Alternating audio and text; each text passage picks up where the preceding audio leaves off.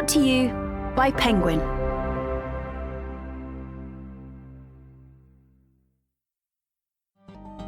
"21st Birthday", written by James Patterson and Maxine Petro. Read by January Lavoie.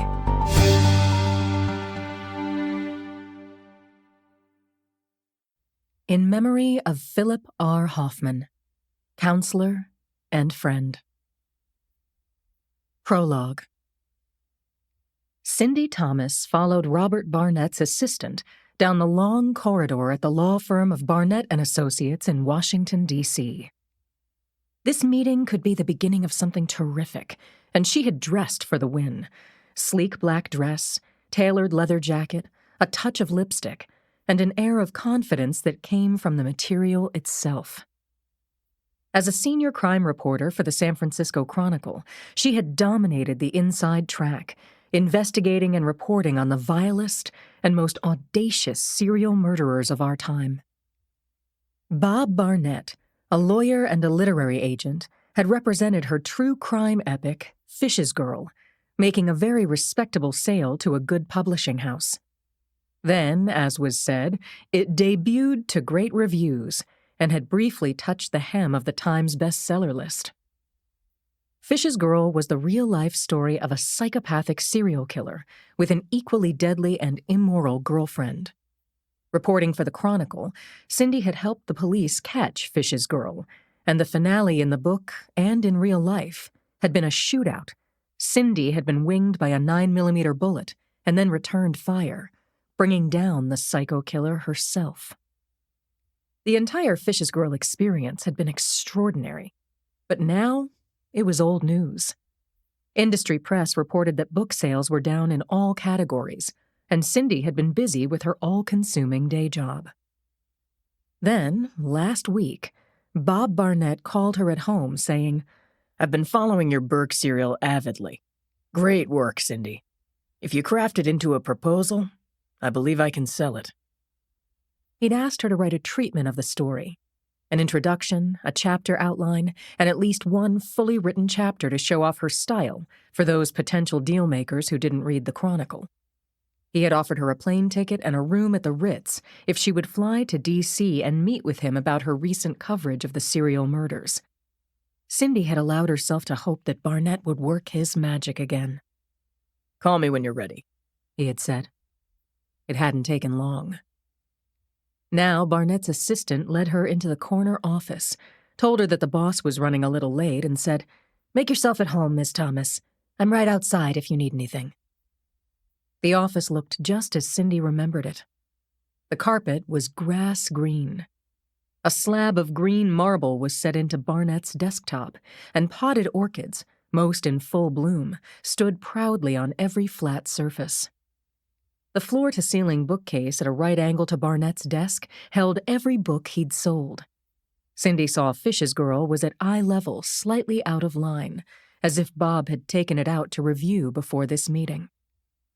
Cindy loved seeing it fitted in between the big author names, and after snapping a selfie with her book to show Richie, she took a seat on the sofa in the meeting area. She was ready for Barnett when he strode into his office, saying, "Cindy, I'm so sorry I kept you waiting." "Not a problem, Bob." He shook her hand with both of his and took the chair at an angle to her seat on the sofa. He was a nice-looking man, designer glasses, natural tan, thick gray hair, and he was easy to talk with. "I've been enjoying the view," Cindy said, "and the orchids." "I'm a genius with orchids," he said, "and not too bad at picking winners either." She smiled appreciatively, and leaning forward, he got to the point. "I read your proposal in one sitting. This story is right up there with Helter Skelter, Black Dahlia, and In Cold Blood. I'm dying to hear the up-to-the-minute conclusion. We get the right people on board, this story could be a monster, Cindy. An absolute monster." Part 1. 5 months earlier. Chapter 1. Cindy Thomas was at work in her office at the San Francisco Chronicle on Monday at 5:30 p.m. when she heard a woman calling her name. More accurately, she was screaming it. Cindy! Cindy lifted her eyes from her laptop, looked through her glass office wall that faced the newsroom, and saw a tall, nimble woman zigzagging through the maze of cubicles. She was taking the corners with the deftness of a polo pony as a security guard with a truck-sized spare tire chased her, and he was falling behind. As a reporter, Cindy had a sharp eye for details.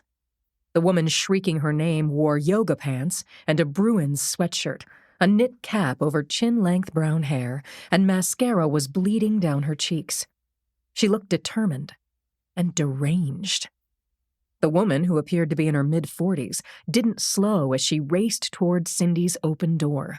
But a moment later, the lanky woman was inside Cindy's office, both hands planted on her desk, black-rimmed red eyes fastened on hers. She shouted at Cindy. "I'm Kathleen Wyatt. K-Y. You remember?" Your screen name. Wyatt said. "I posted on your crime blog this morning. My daughter and her little baby girl are missing, and her husband killed them." Security guard Sean Arsenal pulled up to the doorway, panting. "I'm sorry, Miss Thomas. He said to the woman who was leaning over the desk. "You come with me, now." Cindy said, Kathleen, are you armed? "Be serious." Stand by, Sean. Cindy said. Kathleen, sit down. The guard said that he would be right outside the door and took a position a few feet away. Cindy turned her attention back to the woman now sitting in the chair across from her desk and ignored the inquisitive eyes of the writers in the newsroom, peering through her glass office wall. Cindy said, I remember you now. Kathleen, I had to take down your post from my blog. "He beats her. They're gone." Cindy's publisher and editor-in-chief, Henry Tyler, leaned into her office. "Everything okay, Cindy?" Thanks, Henry. We're fine. He nodded, then tapped the face of his watch. Cindy nodded acknowledgement of the 6 o'clock closing. Her story about a shooting in the Tenderloin was in the polish phase. Henry had a word with Sean and then closed the door. Cindy turned back to Kathleen Wyatt, saying, You accused a man of murder and used his name. The rules are right there on the site. No vulgarity, name-calling, or personal attacks. He could sue you for defamation. He could keep the Chronicle in court until the next ice age. Wyatt said, "You come across as such a nice person, Cindy. But like everyone else, you're all about the money." You're doing it again, Kathleen. I'm going to have to ask you to leave. The woman folded her arms over Cindy's desk, dropped her head, and sobbed. Cindy thought Kathleen Wyatt seemed out of her mind with fear. Cindy said, Kathleen, do you know for a fact that this man murdered your daughter and granddaughter? Kathleen lifted her head and shook it. No. Cindy said, Another question. Have you called the police? This time, when Kathleen Wyatt raised her head, she said, Yes, but have they found the baby? No. Chapter 2. While Kathleen Wyatt dried her eyes with her sweatshirt, Cindy retrieved the post she'd deleted this morning and read it again. Kathleen had written about her son-in-law, Lucas Burke, using all caps to shout that Burke had abused her daughter Tara, and that he'd even been violent with their baby, Lori. Kathleen had written that she was terrified for them both and trusted her gut. Cindy had seen the post a few minutes after Kathleen had submitted it. The screaming capital letters, many misspellings, and the nature of the post unloaded on a newspaper blog made the poster sound crazy, or like a troll. Now that Kathleen had told Cindy the story to her face, her credibility had risen.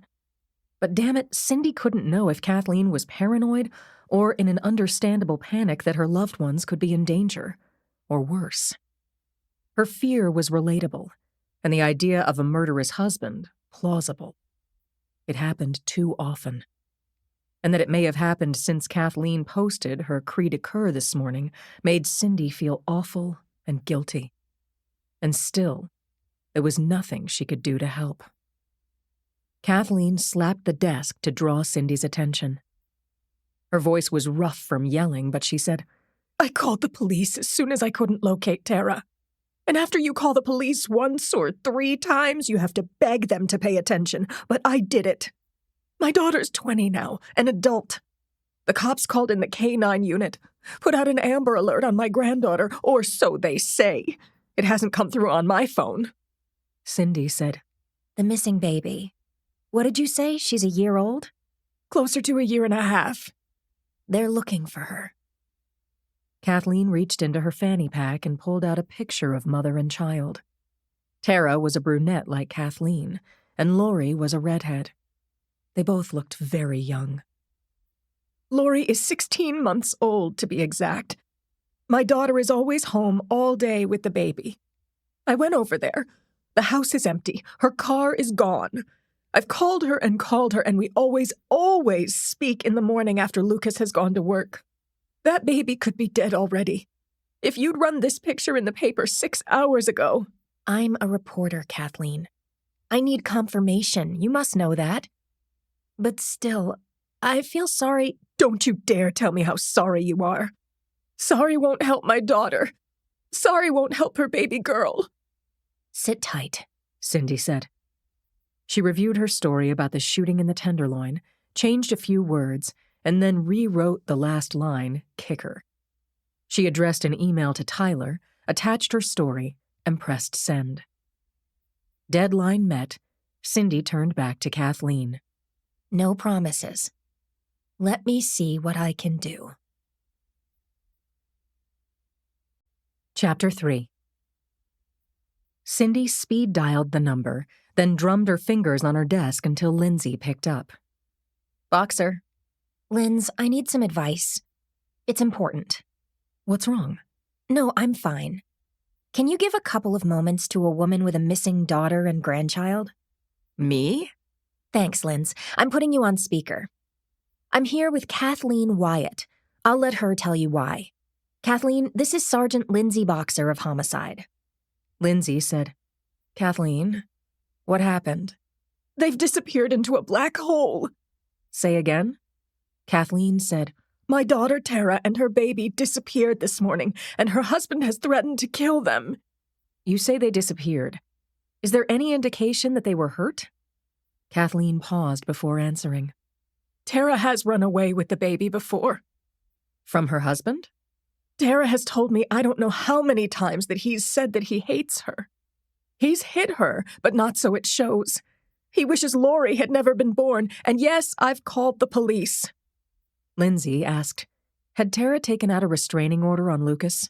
She wouldn't do it. She's only 20. She's too young. Too dumb. Too needy. She doesn't work. She's afraid of him, and also, oh, God help her, she loves him. At 17, she begged me to consent to their marriage, and God help me, I did. Horns honked over the phone line. Lindsay was in her car. She raised her voice over the clamor and asked Kathleen, what was the police response? Today? They say they talked to Lucas, but he had an alibi. A girlfriend, probably. You should see him, smooth as ice. He denies threatening her, them, of course. They have some units searching, and they have dogs now in the vicinity of the house. And drones. And they say Tara will come home. And, Lindsay, if I may, I really think it may be too late. The words too late tailed up into a heart-wrenching howl. Kathleen was crying as if she were sure they were dead. As if she knew. The security guard reached for the door, but Cindy put up her hand and shook her head. Lindsay said finally, who was the officer who took your report? Bernard. Officer Bernard. Okay, Kathleen, Lindsay said. I'll check with Officer Bernard. Give Cindy your number and I'll get back to you. If a baby has been missing since 8 this morning, that's a police matter. Call the SFPD and ask for Tom Murray in major crimes. He's the head of missing persons. Keep your phone charged." "I've met Lieutenant Murray," Kathleen said. "He doesn't take me seriously." "I'll call him too," said Lindsay. "See how the investigation—" She broke off. "Sorry, I've got to go." Cindy said goodbye to Lindsay, watched Kathleen write down her phone number with a shaking hand, muttering, "You should help me, Cindy. Laurie is dead. I feel it in my heart." Cindy said, "It's almost dark. Go home and call the police again. Did you call Tara's friends? What about her neighbors? If you hear anything at all, let me know. Wait, let me see that picture." Kathleen handed the picture of Tara and Laurie to Cindy, who snapped it with her phone. She told Kathleen that she could run it with a request for information as to the pair's whereabouts without mentioning Lucas Burke.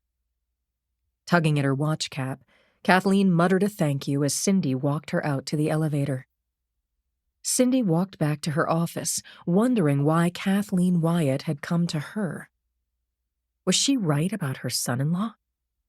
Or was Kathleen Wyatt just paranoid? Chapter 4. I'd been at my desk since 7 Tuesday morning. It was now 8:30. I wanted to get some answers for Kathleen Wyatt before the 9 a.m. all-hands meeting Lieutenant Jackson Brady had called. As the mother of a daughter myself, I felt an extra urgency. My partner, Inspector Richard Conklin, and I sit at facing desks at the front of the dull gray homicide bullpen. He'd just arrived, but when Rich heard me talking to Lieutenant Murray over the phone, he went to the break room to get coffee. Rich knew I was doing a favor for Cindy, his live-in love and my friend. When he got back to his desk, I thanked Murray, hung up, and Conklin pushed a fresh mug of mud over to my desk. It was black, 3 sugars, just how I like it. "Boxer, what did Murray say?" He said that Lucas Burke is a bad dude, but he doesn't think he's a killer. "How bad?" I blew on my coffee, then referred to my notes. Last year, Lucas threatened a female motorist after a fender bender, grabbed her shoulders, called her names, and shook her. He was taken in for assault and battery, but the motorist didn't press charges. A few months later, Lucas took a chainsaw to a neighbor's tree he claimed was on his property. It was not. He got fined $800. End of that. Then Kathleen reported him for domestic abuse of her daughter, but Tara denied it, said her mother was nuts. Kathleen is a little loosely wrapped, Richie, which makes her hard to read. But it's also true that abused women often deny the abuse. Anyway, that's Lucas Burke's record. He's at least combative. I called Cindy and sipped coffee, while Rich walked over to Sergeant Cappy O'Neill's desk, sat on the edge of it, and traded what-ifs with him and Sergeant Paul Chee. I could hear them opining on the upcoming meeting, but there was little controversy. We were all of the same opinion. Brady was going to announce his future plans. But what had he decided to do? The root of the matter was the scandal that had devastated the Southern Station, our station, not long ago. Lieutenant Ted Swanson of Robbery had enlisted 2 teams of bad cops to knock off drug dealers and payday loan joints for cash. 18 people died in several shootouts, and even Swanson took enough lead to kill him 2 or 3 times over. But he survived his injuries and was now serving out the rest of his worthless life at Chino, a maximum security prison. Warren Jacoby, our friend, my former partner and at that time chief of police, had to take the fall. He was retired out, and Jackson Brady, our good lieutenant, picked up the slack for Jacoby, simultaneously running Homicide and the Southern Station. When asked to choose which job he wanted, he'd put off the decision. Maybe he took too long. Lately, rumor had it that the mayor was having talks with Stephen Rowan, a heavyweight organized crime commander from New York. I loved working for Brady. He was smart. He never asked anyone to do anything he wouldn't do. He was brave, and he was loyal to the people who reported to him. What scared me most was that the rumor might be wrong, that Brady was going to step up to become chief of police, and the hard-ass New Yorker would replace him as Homicide CO. Maybe a promotion would be good for Brady, but speaking for myself, it would break my heart. Chapter 5. I looked past Conklin and saw Brady leave his office in the back corner of the squad room. He put on his jacket and headed up the center aisle toward the front of the room. Conklin got up from Cappy's desk as Brady passed and joined me at our desks. Brady took the floor, his blonde-white hair pulled back in a pony, his denim shirt tucked in, his dark jacket unbuttoned. I couldn't read his expression. Brady took center stage at the front of the squad room, facing the dozen homicide cops from the day shift, another dozen cops from the night shift, and more were coming in. Cops from other departments leaned against the walls, sat in empty chairs, or perched on the corners of desks, all quietly waiting for Brady to drop a bomb. When the anticipation had stretched so thin it was starting to thrum, Brady said, I know the wait time has been hard on everyone. I did my best to hold things together with your help. My wife says I look like I've been dragged behind a car. To tell the truth, I feel a little like that, but I was of two minds. Now y'all know I've been running up and down the stairs, changing hats in the landing. I was asked to choose, 4th floor or 5th. But if I could have kept doing both jobs, I would have done it. But in the interest of safety, public good, and welfare, and living to see my 45th birthday, I've decided to hang my hat in Homicide. Big sigh of relief from me, and a spontaneous round of raucous applause and hooting from the squad. I said, loud enough for Brady to hear, "So glad, Brady. That was a sacrifice." No, he said. It was selfish. I just couldn't move into Jacoby's swell office and push paper. I'm a street cop, and I like being part of the action. Laughter came up all around the room, and it was like sunshine breaking through the clouds. Then I realized we hadn't heard the rest of the story. Who was our new police chief? Anticipating the question, Brady said, And that leaves the last shoe. I make it to be size 11, medium wide, currently filled by a former homicide cop from LA and Vegas, who for the last dozen years has been heading up our forensic lab ably with good humor. Not prideful, but we know he's a first-class CSI. It took a minute for the parts to come together, and then I got it. I had just never considered Charlie Clapper as chief of police, but damn, he was an excellent choice. Brady was saying, At this point, I'm supposed to draw back the curtain and say about a former cop and highly respected forensic scientist, round of applause for our own Charlie Clapper, now police chief, SFPD. But I forgot to get a curtain, and Clapper isn't here.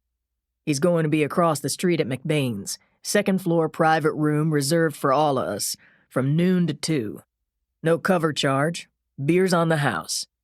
If there are any questions, we'll get you answers all in good time. Conklin got to his feet and said, Brady, if you had anything to do with recommending Clapper for the chief job, I just want to say hot dog. Good choice and all in the family. And I'm glad you're staying with us. Chapter 6. Conklin and I walked across the street at the appointed time, still stunned by the breaking news, but pleased. We both liked Clapper. A lot. He was a solid pro, never a showboat. I remembered so many cases where he'd been the forensic specialist. When hamburgers had become bombs. When we dug up a dozen decapitated heads in a backyard. When he'd gone through the exploded science museum where my husband Joe had been almost killed. He'd taken us through crime scenes and pointed out things he thought we ought to know. The bottom line? Charlie Clapper had never let us down.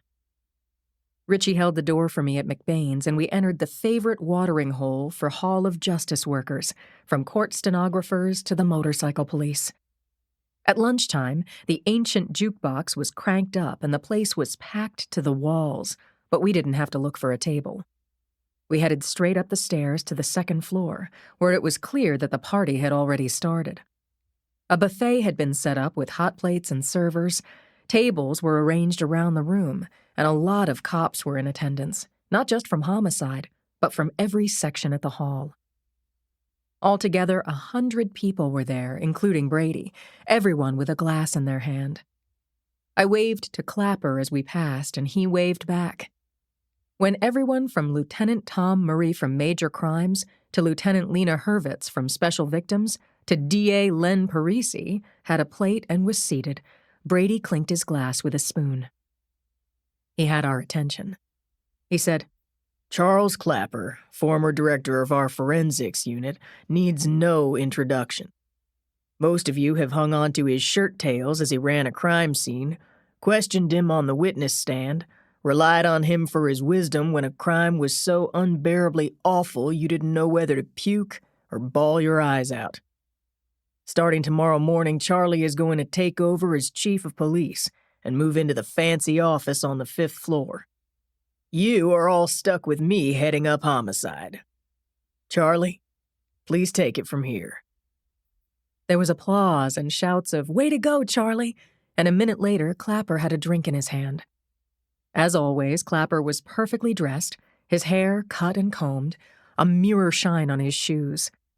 He stood with one hand in his pocket as he said, Thanks, everyone, for that very kind welcome to a job none of you want or would take on pain of death. When the laughter died down, Charlie went on. As Lieutenant Brady said, I've known some of you for more than 15 years, and I'm glad that I had that much time to learn the SFPD and be of help to putting the wicked behind bars. Now I've got a different job, and the number one task the mayor has given me is to rebuild the Southern Station. Most of you have lived through the corruption of our good name. Our robbery and narcotic departments are thin. I have some major recruiting to do. I'm a perfectionist. I do things by the book. That's how I pulled CSU back from the brink and why I was drafted for this job. Here's what it means to you. The by-the-book rules are in effect. Color within the lines. Button every last button. Stay in your own lane. Keep thorough notes, keep your phones and radios on, and keep your eyes and ears open. Stay in touch with dispatch or your CO. I love you all, but effective immediately love's got nothing to do with it. I have to be the enforcer. Chapter 7. As the party was breaking up, I checked in with Lieutenant Tom Murray, head of missing persons. Tom sounded hoarse and worn out as he told me that now that his search had passed the 24-hour mark, he was expanding his canvas. Tara Burke and her kiddo are still missing. We're following every dumbass lead. The hounds alerted on a dead cat, but that was all. We're running plates around the Burke house, and Lucas is cooperating, has offered other places we can look. We'll be at this all night. I commiserated, asked if he wanted any help. Yes. I called Joe to remind him that I was having dinner with the girls tonight. Then I researched Lucas Burke. My search was limited to the internet and our police files, but there was some new background from a bio he'd given in a speech I found online. I learned that Lucas's mother and sister had died when Lucas was in grad school, but his father, Evan Burke, was still alive and had not remarried. Lucas taught at Sunset Park Prep, a private girls' school in the Sunset District. 3 years ago, Burke divorced his wife of 10 years and married Tara Wyatt. Lori was Burke's only child. I highlighted names and places, saved the research into a file, and went to go find Brady. Brady wasn't in his office. It was second nature to head up to the 5th floor. I asked squad assistant Brenda Fregosi to let Rich know I'd be back in a few. I found Clapper in his new office, an office I'd been in so many times I was on first-name terms with the dust bunnies under the sofa. I said, "Got a minute, Chief?" Clapper waved me in. Piles of papers covered his desk. There were cardboard banker's boxes stacked along the window wall, labeled by date in marker pen, lids taped in place. Those would be Clapper's papers, yet to be filed. Charlie looked harried, a change from his usual benign countenance. But I got it. The man was organized. His job in forensics had been a perfect match for his personality type. Brady had been overwhelmed and not organized by nature. It would take Clapper a few days to see the desktop and get his files up to speed. I pulled out a side chair and sat down. I briefed him on my last case in 2 sentences, and we commiserated in 1. Then I said, "Chief, a woman came to Cindy Thomas's office yesterday, claiming that her daughter and 16-month-old grandchild were missing. She believes that her son-in-law is violent and could have killed them." Thomas called you? Yep. I spoke with the complainant and I spoke with the officer in charge, Lieutenant Tom Murray, and he hasn't turned up anything yet. Hounds are out, drones too. Canvass of the neighborhood and school where the husband works. Now over 24 hours have passed. Clapper sat back in the desk chair. He said, "I'm aware, Boxer, and know Lieutenant Murray to be thorough. What are you asking?" "I want to bring in the husband for questioning. See if I detect a falsehood, and maybe I can break him." Clapper cut me short. "Correct me if I'm wrong, but this isn't your case." Murray interviewed the husband? Yes, but he didn't get anything from him." "Boxer, it's Murray's case. He's working it. What did I say earlier today?" "Many things." "I said stay in your lane. If your board is empty, it won't be for long. Don't call me, Boxer. Have Brady call me. That's the chain of command." I was insulted and hurt. I felt my cheeks heat up as I stood from the chair and went to the door. Clapper didn't look up, didn't say goodbye or thanks or see you around. When I got back to the bullpen, Brenda had a message for me. She said softly, "That lady over at your desk is looking for you. Name is—" Without seeing her, I said, "Kathleen Wyatt." "Bingo," said Brenda. She made a little circle with her index finger next to her temple, universal sign for crazy. I clenched my fists and headed toward my desk. Chapter 8. Clearly, Kathleen Wyatt was in yesterday's clothes. My guess was that she'd been driving around the city looking for her daughter and granddaughter since then. She seemed out of it, but I put it down to stress and exhaustion. I took her to the break room, got her coffee and a leftover donut, waited for her outside the ladies' room. Given the Clapper rules, I told her that Lieutenant Murray was working the case full bore. I quoted the record, that at 10 after 11 Monday morning, Lucas called his wife from his cell phone and she answered. Their call lasted just under 3 minutes. Then I moved on to reassurances, that most likely Tara wasn't ready to be found, and she would be in touch. And then I heard myself say that I would drive out to Sunset Park Prep and talk to Lucas personally to assure myself that he hadn't hurt anyone. She gave me a disbelieving look. "Kathleen, either trust me or leave me out of this." "Okay, I trust you." "Good. Go home and get some sleep." I walked Kathleen down to the street, watched as she drove off in her ancient Fiat. Then I went to the day lot across Bryant and got my car out of stir. I'd thought that I had a decision to make, but I'd already made it. Something was drawing me to this case. I can't explain it, but I felt attached, and that maybe I could bring Tara and Lori Burke home safely. It was 2:30. School was still in session. I called dispatch, told them I had to take a half-day lost time, texted Rich that the less he knew the better, and I'd call him later. Then I called Cindy. "This is so off the record it's in a different time zone," I said to her. "What have you got?" "I'm taking a flyer. Gonna talk to the husband. Don't tell Richie. I'm disobeying the new chief." "Love you, Linz."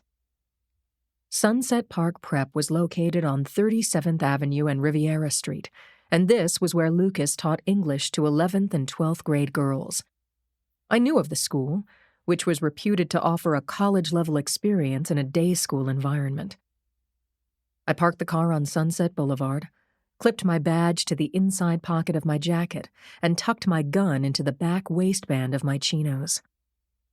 I looked up Lucas Burke's class schedule again, and yes, from 3 to 4 he had an office hour in the academic building. Couldn't have timed it better if I'd tried. I put my phone in my breast pocket and got out of my car. Ready or not, Lucas Burke, here I come. Chapter 9. I was defying a direct order, but I felt justified. In 3 out of 4 cases of familial homicide, the husband was the killer. Dozens of cases came to me. Bludgeoned wives and smothered children, buried in shallow graves or put through wood chippers, entire families shot and tucked into their beds, the husband displaying grief, begging the real killer to come forward, or leaving the country. Often they remarried in under a year. I hadn't given up on Tara and Lori Burke after less than a day and a half. This was still a presumed missing persons case, even if the chance of finding the 2 alive was heading toward 0. I needed to get a take on Lucas Burke, the man at the center of it. I parked in the lot at Sunset Park Prep. The 10-acre campus had grounds like clipped green velvet. The main building was imposing, built of white stone in the early 20th century. Athletic fields and smaller buildings stretched out beyond it. I'd just flashed my badge at the visitors' check-in when the bell rang and students exited classrooms, chattering as they walked the broad corridors to their next class. I stopped a group of young ladies and asked where I could find Mr. Lucas Burke's office. One said, "You just passed it." I reversed course, saw Mr. Burke on a nameplate to the left of an office door. I knocked and heard, "Come in." Burke looked up when I entered his office. He was a good-looking 40-ish man sitting behind a desk heaped with neat stacks of paper. His hair was a thick and wavy auburn, and he wore tortoise-shell glasses, a blazer over a blue shirt, a rep tie, and a wedding band on his ring finger. I showed him the badge clipped to my inside jacket pocket and introduced myself. We shook hands, and he offered me a chair. I took it and started talking. "You know that Kathleen Wyatt filed a report against you," I said in a neutral tone. I didn't want to anger or alarm him. I wanted to come off as a friendly neighborhood cop checking out a complaint. Burke took off his glasses, swiped his face with his hand, and sighed at the same time. "Sergeant, you've met Kathleen?" "Yes. She's distraught. Very." "I've already made a statement to missing persons about this," said Burke. He picked up a business card from his desk and read the name. "Lieutenant Tom Murray. You should check with him, but since you're here, I'll repeat myself. Kathleen Wyatt is, how shall I say this? Eccentric. Paranoid. Off her rocker. She calls me at all hours, and I'm afraid to turn off the phone in case Tara tries to reach me." "She still hasn't called?" "No, we haven't spoken since I called her yesterday morning, but I'm not having a panic attack. Tara, like her mother, is high-strung. We had a fight. I don't even remember what it was about." "Really?" "Okay. If you must know, she ran through our credit line on frivolous purchases. I bought her a Volvo when Lori was born, and that wasn't enough. Underwear and makeup and some stupid gadget to calm her mind. She bought a chair. From England. Never even saw the chair. $4,000 plus shipping. I work my butt off and she gets high on online shopping sprees, so I took her credit card and ran it through my shredder." Burke did look annoyed. Highly. I could see his point. Then again, he was providing motive. He might be innocent, or could be a killer. My instincts weren't making a call. He said, "Sergeant, I can tell you everything I know right now. I last saw Tara yesterday morning at about 7:30 when we had our fight. Shouting and name-calling only. I walked out and was on time for my 8 o'clock class. An hour or so later, Kathleen began calling my cell every 10 minutes. I was looking for tells as I sat across from him. He wasn't sweating or avoiding my gaze. There was a framed photo on his desk. I moved it toward me. Tara and Lori at her first birthday about 4 months ago. Visible on the inside of Tara's wrist was a small heart-shaped tattoo lettered Lulu. He said, Help yourself. Anything else you need to know about my personal life? You're not my concern, Mr. Burke. There's a statewide Amber Alert out for your daughter. Help us out, will you? You must have some thoughts about where Tara and Lori might be. Burke waved away the implied question. He said, You know Tara never even locked the doors on our house, right? And she's done this before. This time she emptied our safe, but she won't get far on a few 20s. The baby's diaper bag is gone. Here's an idea. Why don't I file charges against her? How about kidnapping for starters? Good idea. Come with me to the station, I said. You can make a statement, file your complaint, and we can have a longer talk. Mr. Burke, let's get Tara and Lori home. He scoffed, and then he laughed and said, Tara's just pissed off at me. She's a doting mother. Nothing will happen to Lori. A young woman appeared in the doorway. She had a long blonde braid and blue-painted fingernails that matched her school uniform. Mr. Burke, when should I come back? Give me 10 minutes, Misty. She said okay and left. Another thing, Burke went on. Sergeant, here's something you should know. Tara's doctor prescribed antidepressants. They're still in the medicine chest and the bottle is full. She's gone off her meds? Yes. And in my opinion, that's why she's telling stories to her friends, spending like crazy, running away from home, and do you want to know what worries me? He was ranting, and I wasn't going to stop him. I actually found him believable, but I wished I'd had this on tape. Tell me, I said. What worries me is that Tara is unhinged, Kathleen is unhinged, and if this is genetic, I worry Lori will be too, okay? Give me your card, and I'll call you when I hear from my wife. Chapter 10. 5 minutes later, I was back in my car and still deeply disturbed about the missing wife and child. Kathleen Wyatt had gotten to me, and I believed in my heart that Tara and Lori were in danger.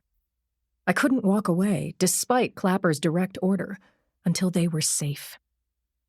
Lucas Burke hadn't raised my hackles. I didn't feel that he had killed Tara and Lori, but he hadn't seemed very worried either. Where were they? Had Tara run off as her husband insisted? Or had something happened to them, as Kathleen feared? I thought about Tara and Lori Burke. I swear I heard them calling out to me. If they weren't home by morning, I wanted to get this damned case from missing persons and work it. Get search warrants. Interview Burke's coworkers, students, neighbors, and friends. My tension turned physical. My neck and shoulders were cramping. It felt like the restraints Clapper had put on me were tightening. I got back to the squad room at just after 5 and found a note from Conklin weighted down by my stapler. I'm with the search team. Call you later. R. I gulped Tylenol dry and called Richie. He picked up. Where are you? He asked. At my desk. How's it going? I've got that feeling like when you've put something down in your house and can't find it. But you know it's there. It's gotta be there. We talked more. I told him about my interview with Burke, warming myself up for an unpleasant meeting with Clapper, and told Rich I'd report back. I took the stairs up to the 5th floor, headed for the corner office facing Bryant. I knocked, and then I wriggled the doorknob.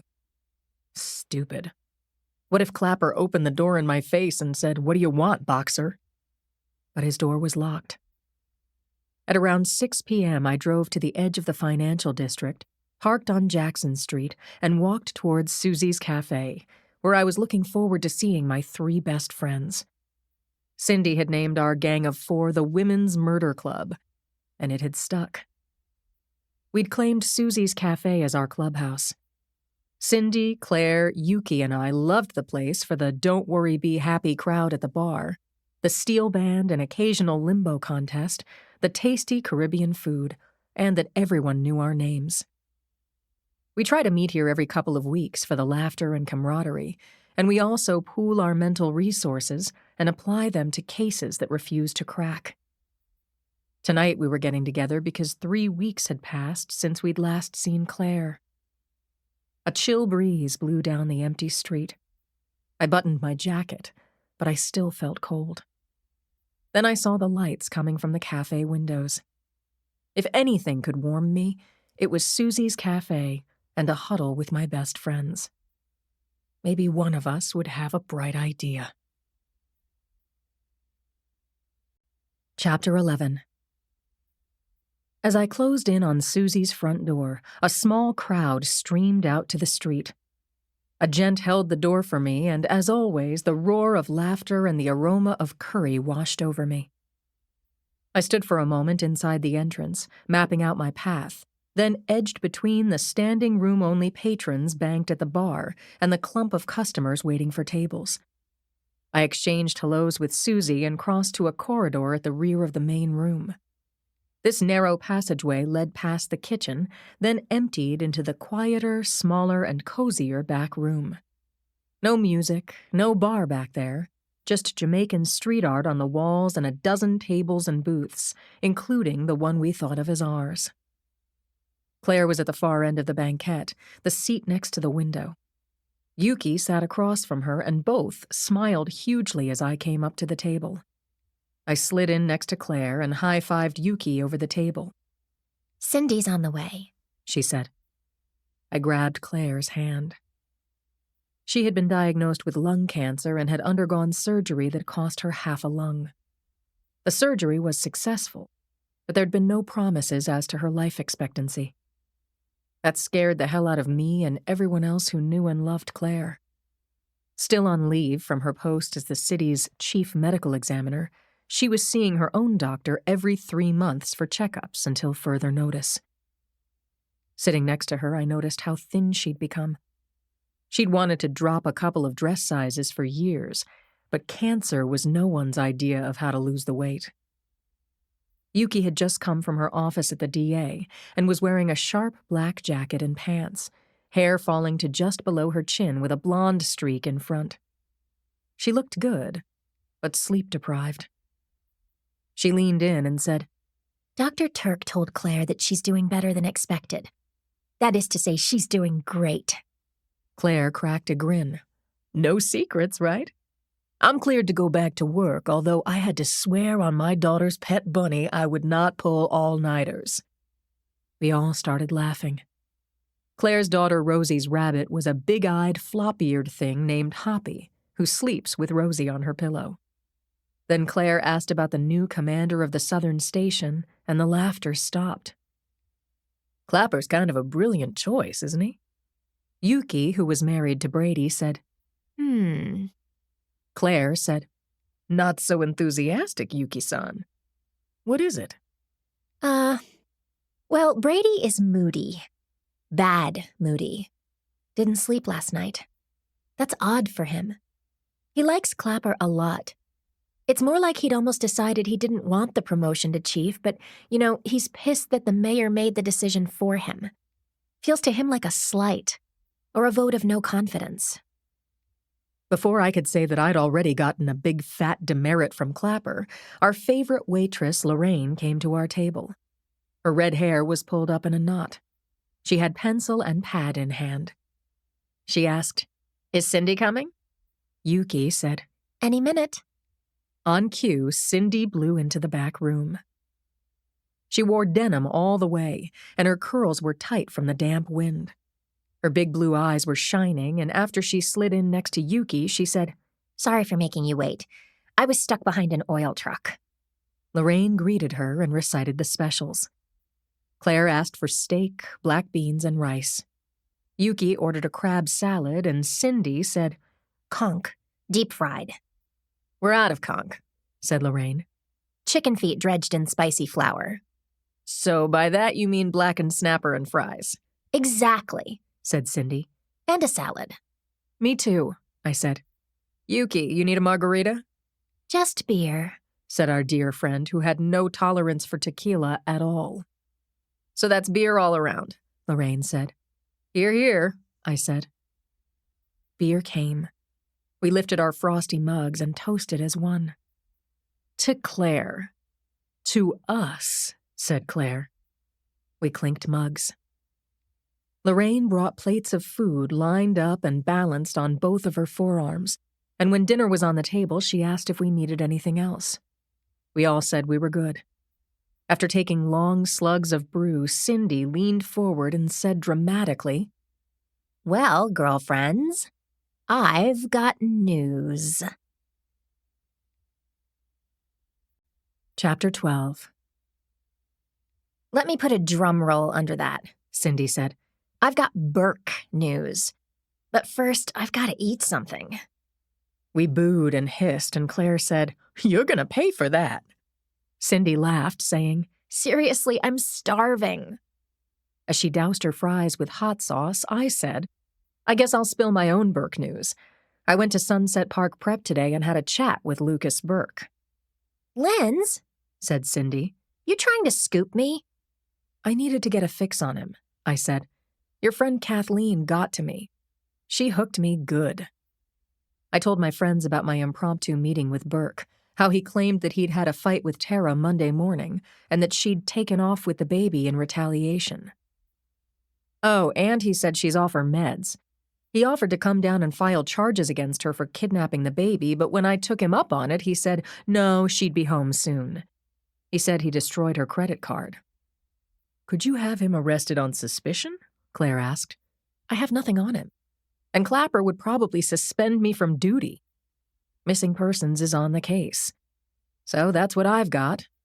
Cindy, you're up. Cindy put down her fork, dabbed her lips with her napkin, and gave us all a little smirk. This is off the record. Hear me? All of us were guilty of swearing Cindy to the same promise, so we laughed, raised our right hands, and agreed. Then, using topic sentences, complete paragraphs, and an occasional subhead, Cindy told us what she knew. Misty Lee Fogarty is a senior at Sunset Park Prep, she said. She's 18, taking English Lit from Lucas Burke and also sleeping with him. He told her that he's leaving his wife for her. Claire said, I guess when you're 18, you've never heard that before. Who told you this leaving the wife story? Yuki asked.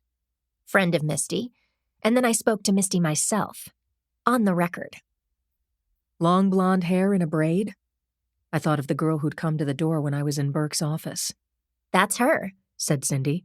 And Misty says, yeah, Lucas put it in writing. I asked, and you believed her? Cindy reached for her bag and pulled out a note hand-printed on a pink index card. She flashed it so we could see the writing and then read it out loud. Dear Misty, I'm in love with you. I promise that I will be free and we will be able to get married by the end of the school year. Love, Luke. I said, Is it dated? Nope. Well, take a picture of that, will you, Cindy, and send it to me? Off the record. I winked. I want to compare it with his signature on his DMV file. She growled playfully, took the picture, and sent it to me. I wondered if she would show it to Rich later, how my partner would react to my cutting him out. Then I asked our so-called girl reporter, So what do you think, Cindy? That Lucas killed his wife to be with Misty? What do you think? She asked me. I think it's lechery, Yuki said with conviction. It's not evidence of anything criminal, but it could be a match to a fuse if Tara got wind of it. Or what if Lucas flat out told her? If he even needed to. Tara is only 20 years old. If I'm Tara, I said, that's grounds to clear out the safe, grab the baby, and just take off. Cindy said, And doesn't tell her mother? I'll tell you what I think. Lucas Burke needs a good cop beating under hot lights. Claire said, Too many old cop movies, Cindy. Yeah, okay, here's my plan. We're running Tara and Lori's photos in the paper and online tonight. Tyler's putting up a $25,000 reward for information leading to finding them. I'm just letting you know, Linz. There may be a lot of phone traffic tomorrow. It's okay, I said. Whatever it takes. Is there anything you can do to turn up the heat? I sighed, shook my head no, thinking again of Clapper telling me to stay out of it. Then I thought of the report I needed to write. Can you send me the photos? Cindy picked up her phone, and then it got so quiet at the table we could hear every conversation in the room. Quarterly meeting in the booth behind us. First date in the booth in front. Drunken laughter at the table to the left. I have a young child at home, and so does Claire, so we asked for the check and broke up dinner early, no excuses required. We all hugged and said goodnight. I thought about the Burke family during the entire drive home. Chapter 13. Joe was in his big chair with Julie in his lap, lying against his chest. Our aging border collie Martha was at his feet. I said, "Don't get up." Sweet Martha got up anyway, and then Julie squirmed to her feet, and I hugged them both on the way to my husband. I leaned down and kissed him, and he pulled me down into his now empty lap. What's wrong? He asked. Nothing. I'll tell you later. Julie held up a greeting card with a hand-drawn rainbow and a dog that looked a little like Martha on the front. Mommy, look at this. Let me see. It's from Franny. Oh, wow, honey, that's so cool. Franny is Francesca, Joe's adult daughter from his first marriage. She lives in Rome, and after her mother died recently, she came here to see Joe and to meet her little half-sister Julie. Big surprise to us all, but a good one. My little girl showed me the envelope with her name and address printed in blue. When I took a closer look at the card, I saw a few Italian words between the bands of the rainbow. Can you read this, Mommy? It says, "Ciao Bella." She said, "Ciao Bella," along with me, and I had to laugh. I said, "It means hello, pretty. Sweet, huh?" She nodded vigorously. They'd had spaghetti and meatballs for dinner, a favorite meal at the Molinari household. Now Daddy needed some computer time, so after I showered and dressed in pajamas, I snuggled up with my little kiddo, a glass of Chardonnay, and a pint of pralines and cream, and we watched a sitcom on TV. I sneaked looks at her, wondering at her innocence and easy laughter, trying to remember if I had been like Julie when I was her age. Nothing came to me. By the first commercial break, her eyelids closed, and I whispered, "Time for bed, Julie Bugs." She yawned and put her arms around my neck, and I carried my nearly 4-year-old to her bed. She wanted water, but by the time I returned, she was asleep, breathing deeply under the stars and moon mobile hanging over her big girl bed. I found Joe in the kitchen with his hands in dishwater. I grabbed a towel. He shot me a concerned look. Start talking, Blondie. Grrr. Must I? You know you want to. Okay. Clapper told me to stay out of the Burke case, but I decided to go interview Lucas Burke by myself. Kept Richie out of it, which, as we all know, shows consciousness of guilt. He handed me a wet dish. How'd it turn out? Nothing to show for it. Burke plausibly denied having anything to do with his missing wife and child. He has an alibi? Said he was on time for class the day she disappeared. That may be true, but doesn't account for the night before. What he says is that in the morning they had a fight about money. He destroyed her credit card. He left for school, and his theory is that Tara looted the safe, took the baby, and drove off to piss him off. He says she'll be home when she runs out of cash. He didn't express concern about the baby? Not so you could tell. According to Cindy, Burke has a girlfriend. Motive enough for some men to off their wives? Yep. And I would like to get into this for real. I'd like to interview the girlfriend. But it's not my case, says Clapper in an uncharacteristically stern tone of voice. What are you going to do? Joe asked. What would you do? I asked first. I sighed as I dried and put away the last of the dishes. Then I said, I'll write up my interview notes, tell Clapper what I did, say sorry, and make a case for him not to treat me like a rookie. I mean, come on. I ran Homicide not too long ago. I've closed more cases than anyone. That I know, Blondie. I hope he's secure enough in his new job to cut you some slack. Cindy's running photos of Tara and Lori Burke online tonight, and in the morning print edition. It's already on the tube, said Joe. I had to change the channel so Big Eyes didn't see it. Huh. Well, maybe Tara Burke will see it and step forward. That would be a happy conclusion, and would get me off the hook with Clapper. Oh man, if only Tara phoned in. Or someone else with a tip leading to her and the baby. Or even a credible sighting. Confirmation that they were still alive. Joe said, Either way, I think you're covered. I wasn't so sure. I emptied the remains of the Chardonnay into my glass and drank it all down. Chapter 14. I was at my desk by 7:30 a.m., the third time this week, and it was only Wednesday. The message light on my phone console was blinking impatiently. Cindy had warned me that her story about the missing Burkes with the headlined reward was going to set our hotline on fire. But I had a hunch that this call was something different. I picked up the receiver and stabbed the red button. As I'd thought, the message was from Charlie Clapper, Chief of Police. Boxer, it's Clapper. Call me when you get this. Sometimes I just hate to be right.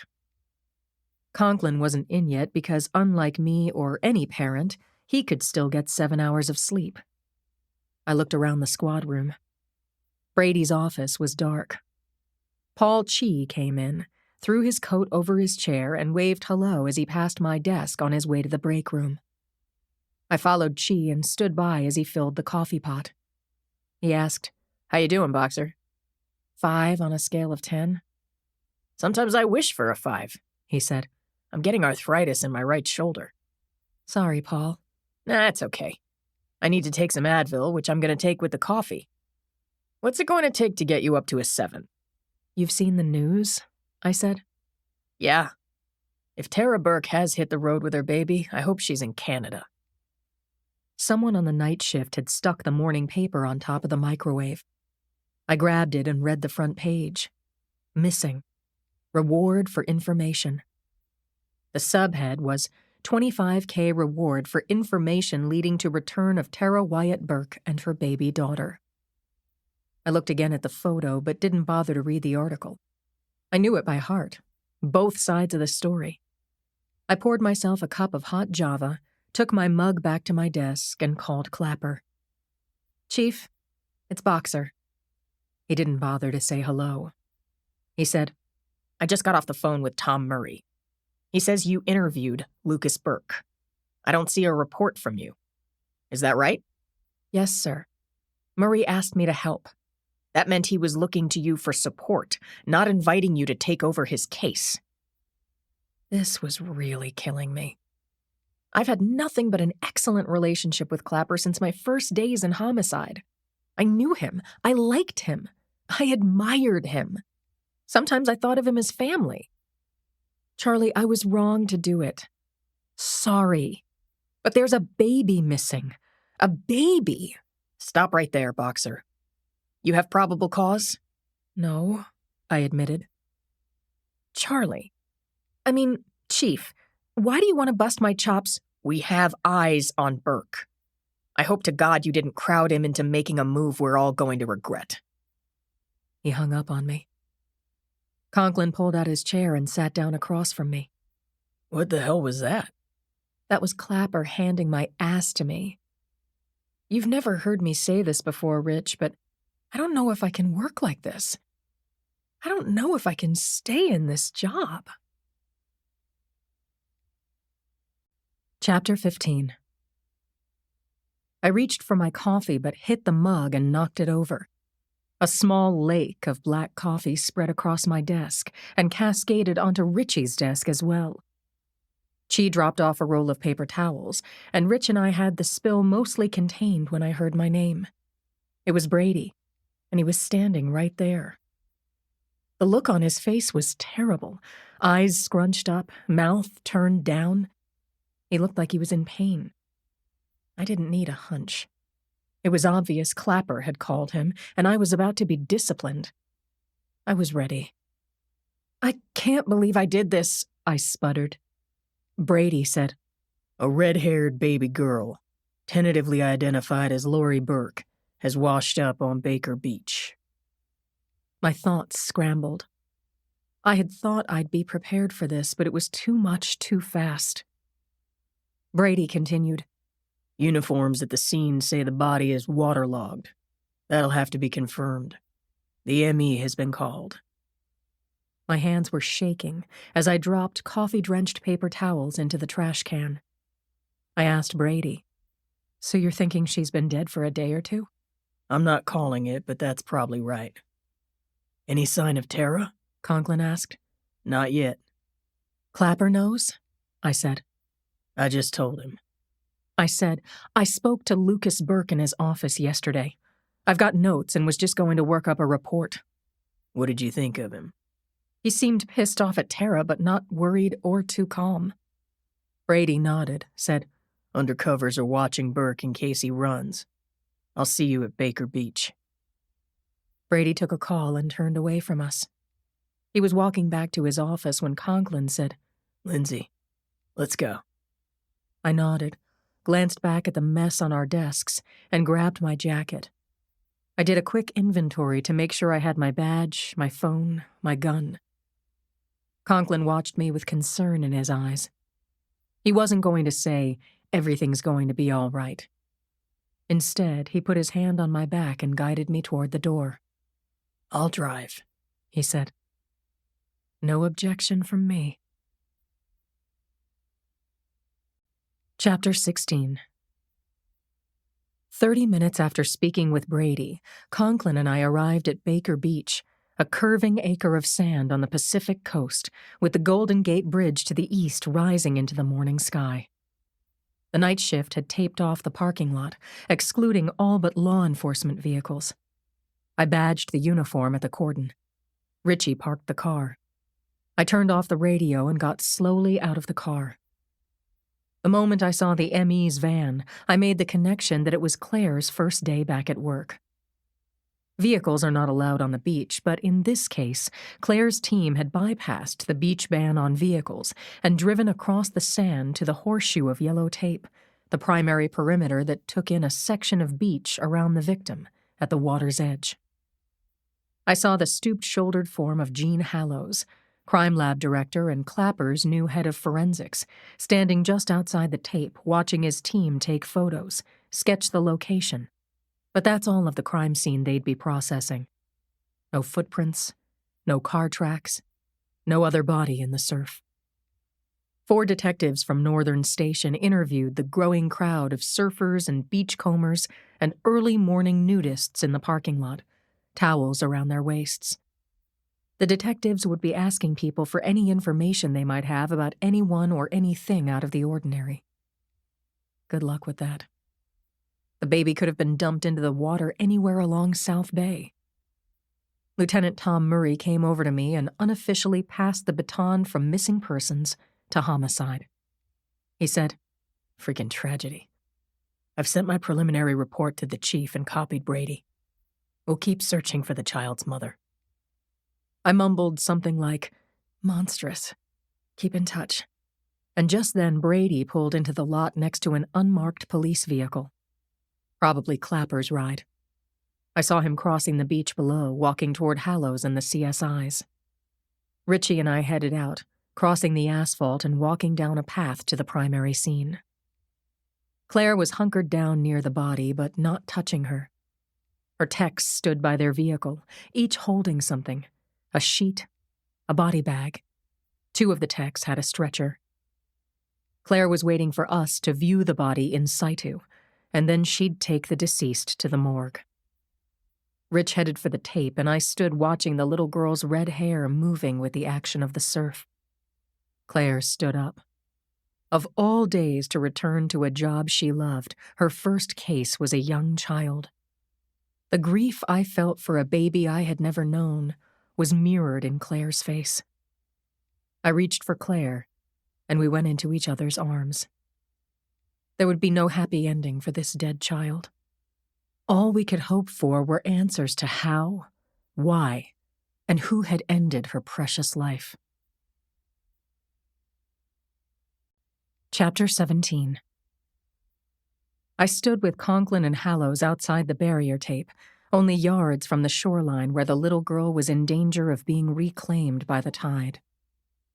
A clean white sheet had been laid out above the waterline, and as I watched the almost living surf bathe the little girl, Clapper broke away from the crowd of CSIs and waded into the water and lifted the child's body out of the ocean. He walked a dozen yards up the sand and gently placed the little girl on the clean white sheet. If there was any doubt in my mind that this was the same Laurie Burke I'd seen in the photo Kathleen Wyatt had shown us, it was gone. Clapper stepped back to let the CSIs take more photos. He glanced at me and said, "Boxer, you've got your case." When I didn't answer, he said, "Brady's here, on his way down."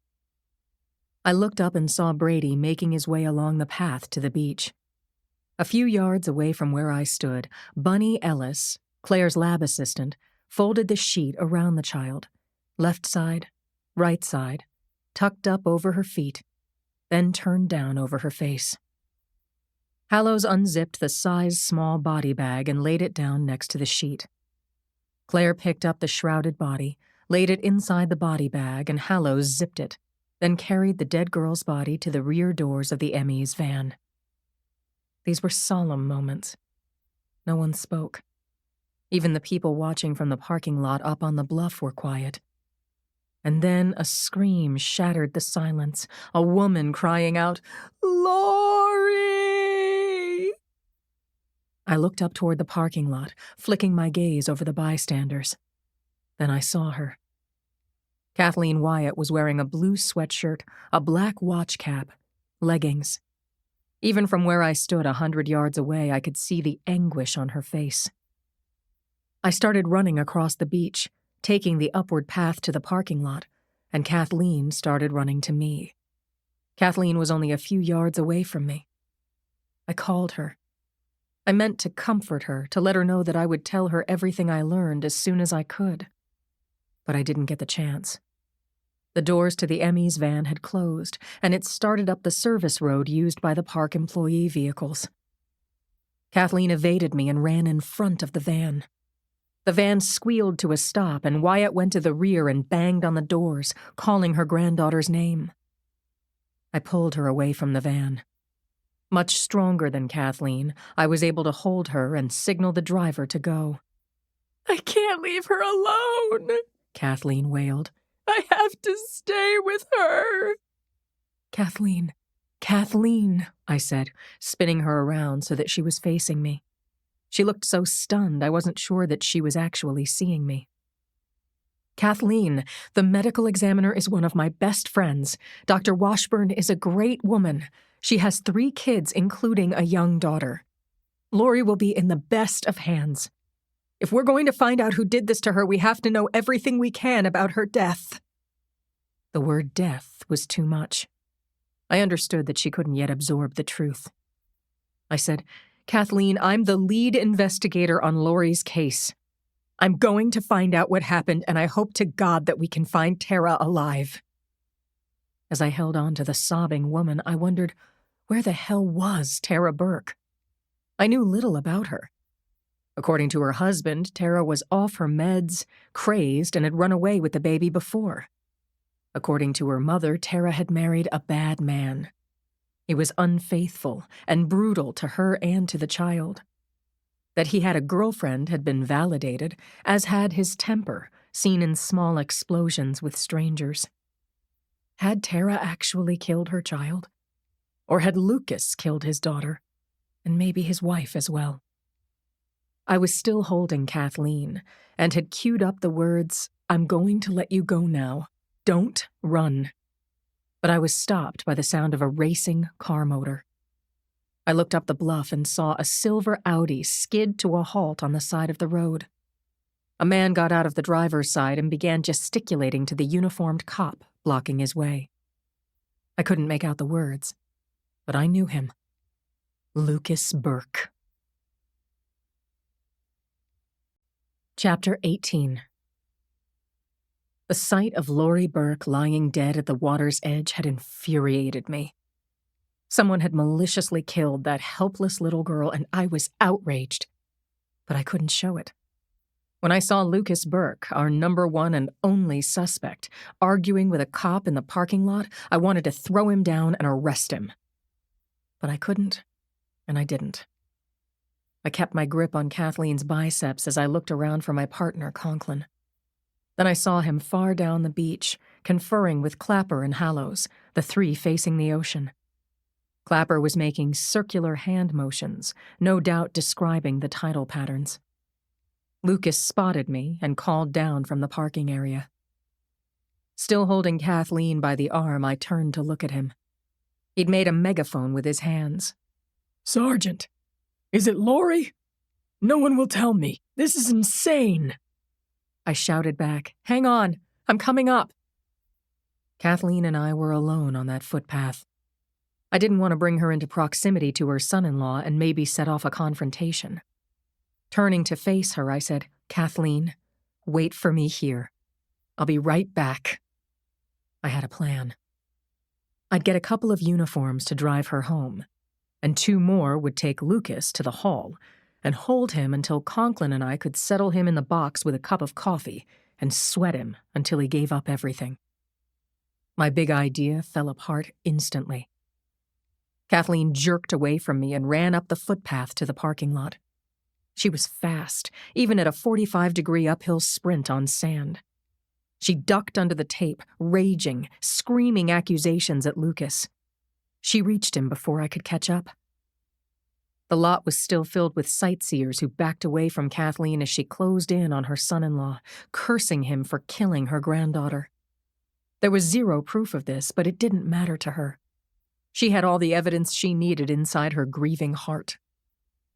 Lucas yelled back, telling her she was crazy, that he had nothing to do with this fucking tragedy, to get the hell away from him or she would be sorry. I was still a car's length away from her when she kneed her son-in-law hard in the groin.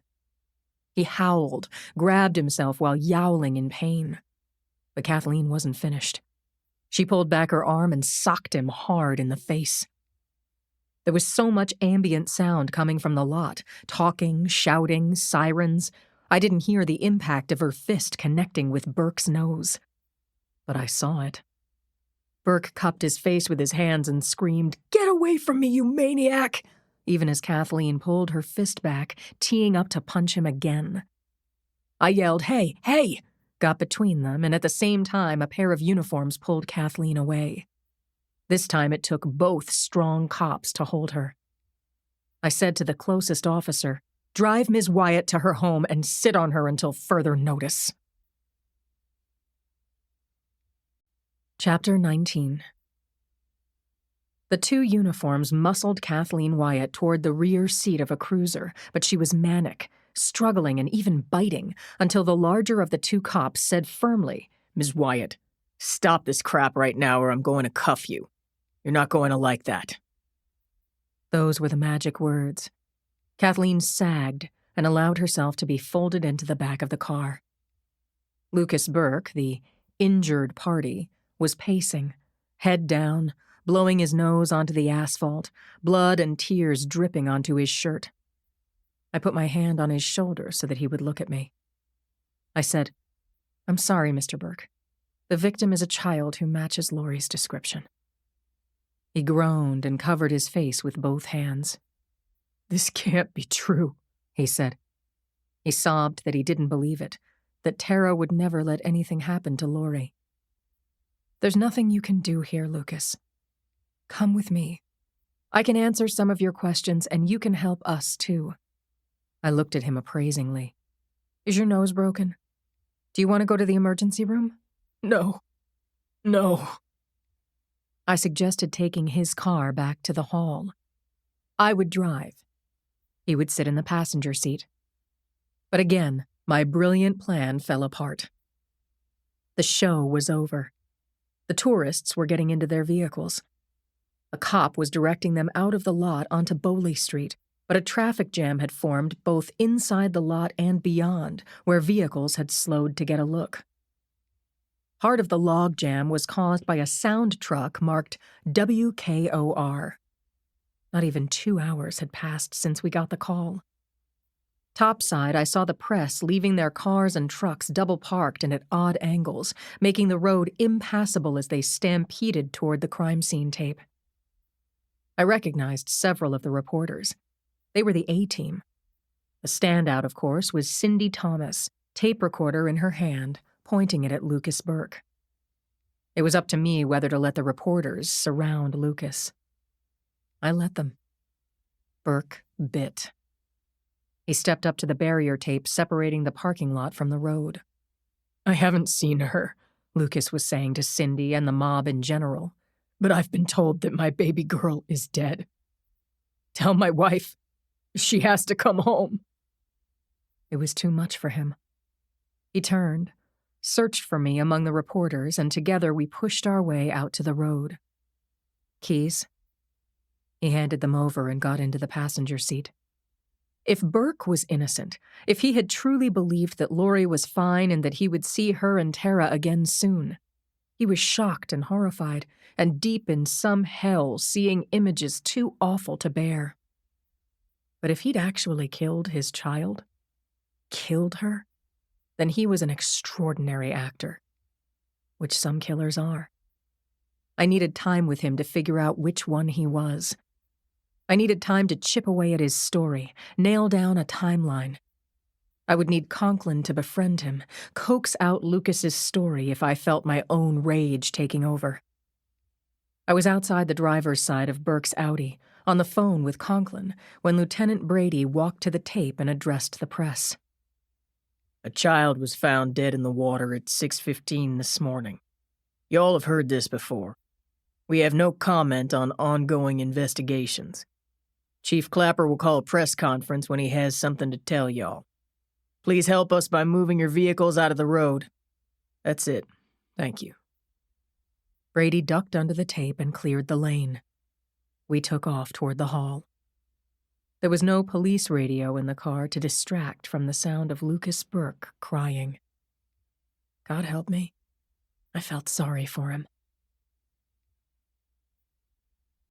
Chapter 20. 2 hours after leaving Baker Beach, Cindy and art director Jonathan Samuels met with publisher and editor-in-chief Henry Tyler in his office. Samuels was a good videographer for a print guy. He had shot and cut the chaotic parking lot melee with Cindy's stand-up Lucas Burke interview into a neat 3-minute spot that could be picked up by the media with credit to the Chronicle. Tyler sat behind his desk facing the laptop. Samuels stood behind him, leaning in to bring up the light, push in on Burke or on Cindy at Tyler's direction. The video would shortly be on the air. Maybe there'd be a miracle. Maybe Tara Burke would see it and step forward. Cindy sat in the side chair across from them, her elbows on Henry's desk, her chin in her hands. She was aggrieved about the baby, but glad that she and Samuels had scooped other media. She didn't need to see the video again. She could picture it, knew it by heart.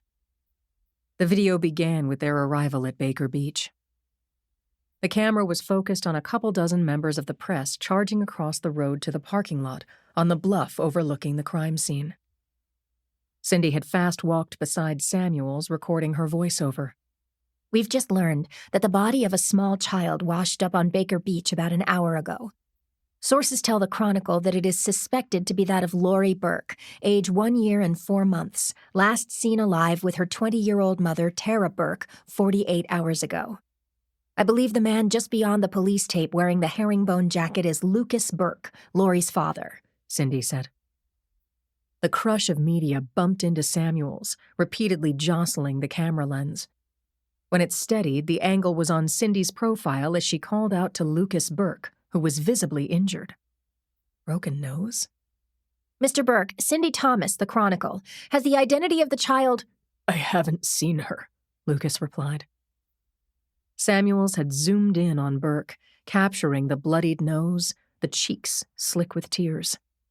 And he got the background sounds.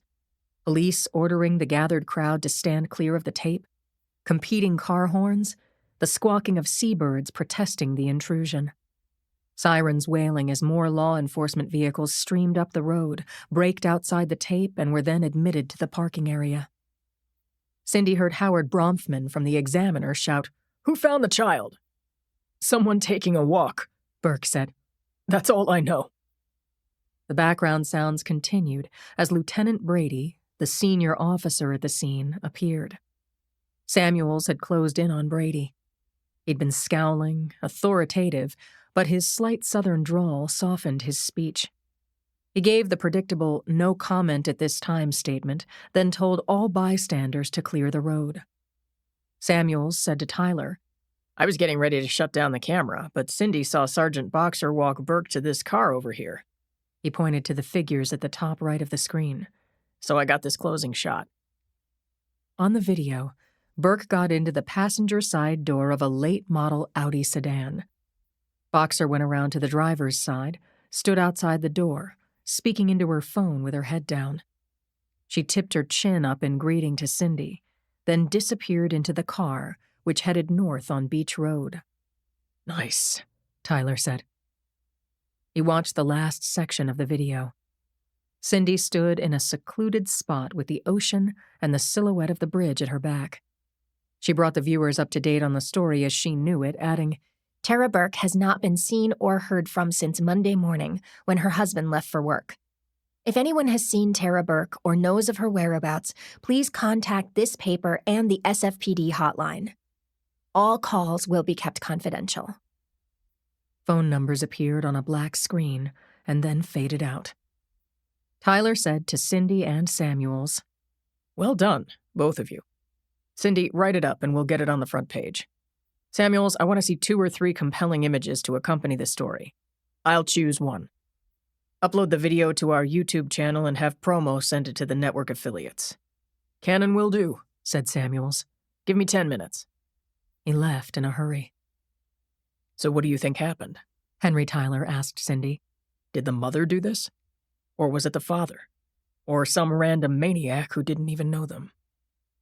Cindy had a strong feeling that the death of Lori Burke was going to be a big story, whoever had killed her. She remembered awful crimes that appeared to be like this one, unjustified killings of small children by one parent who'd snapped.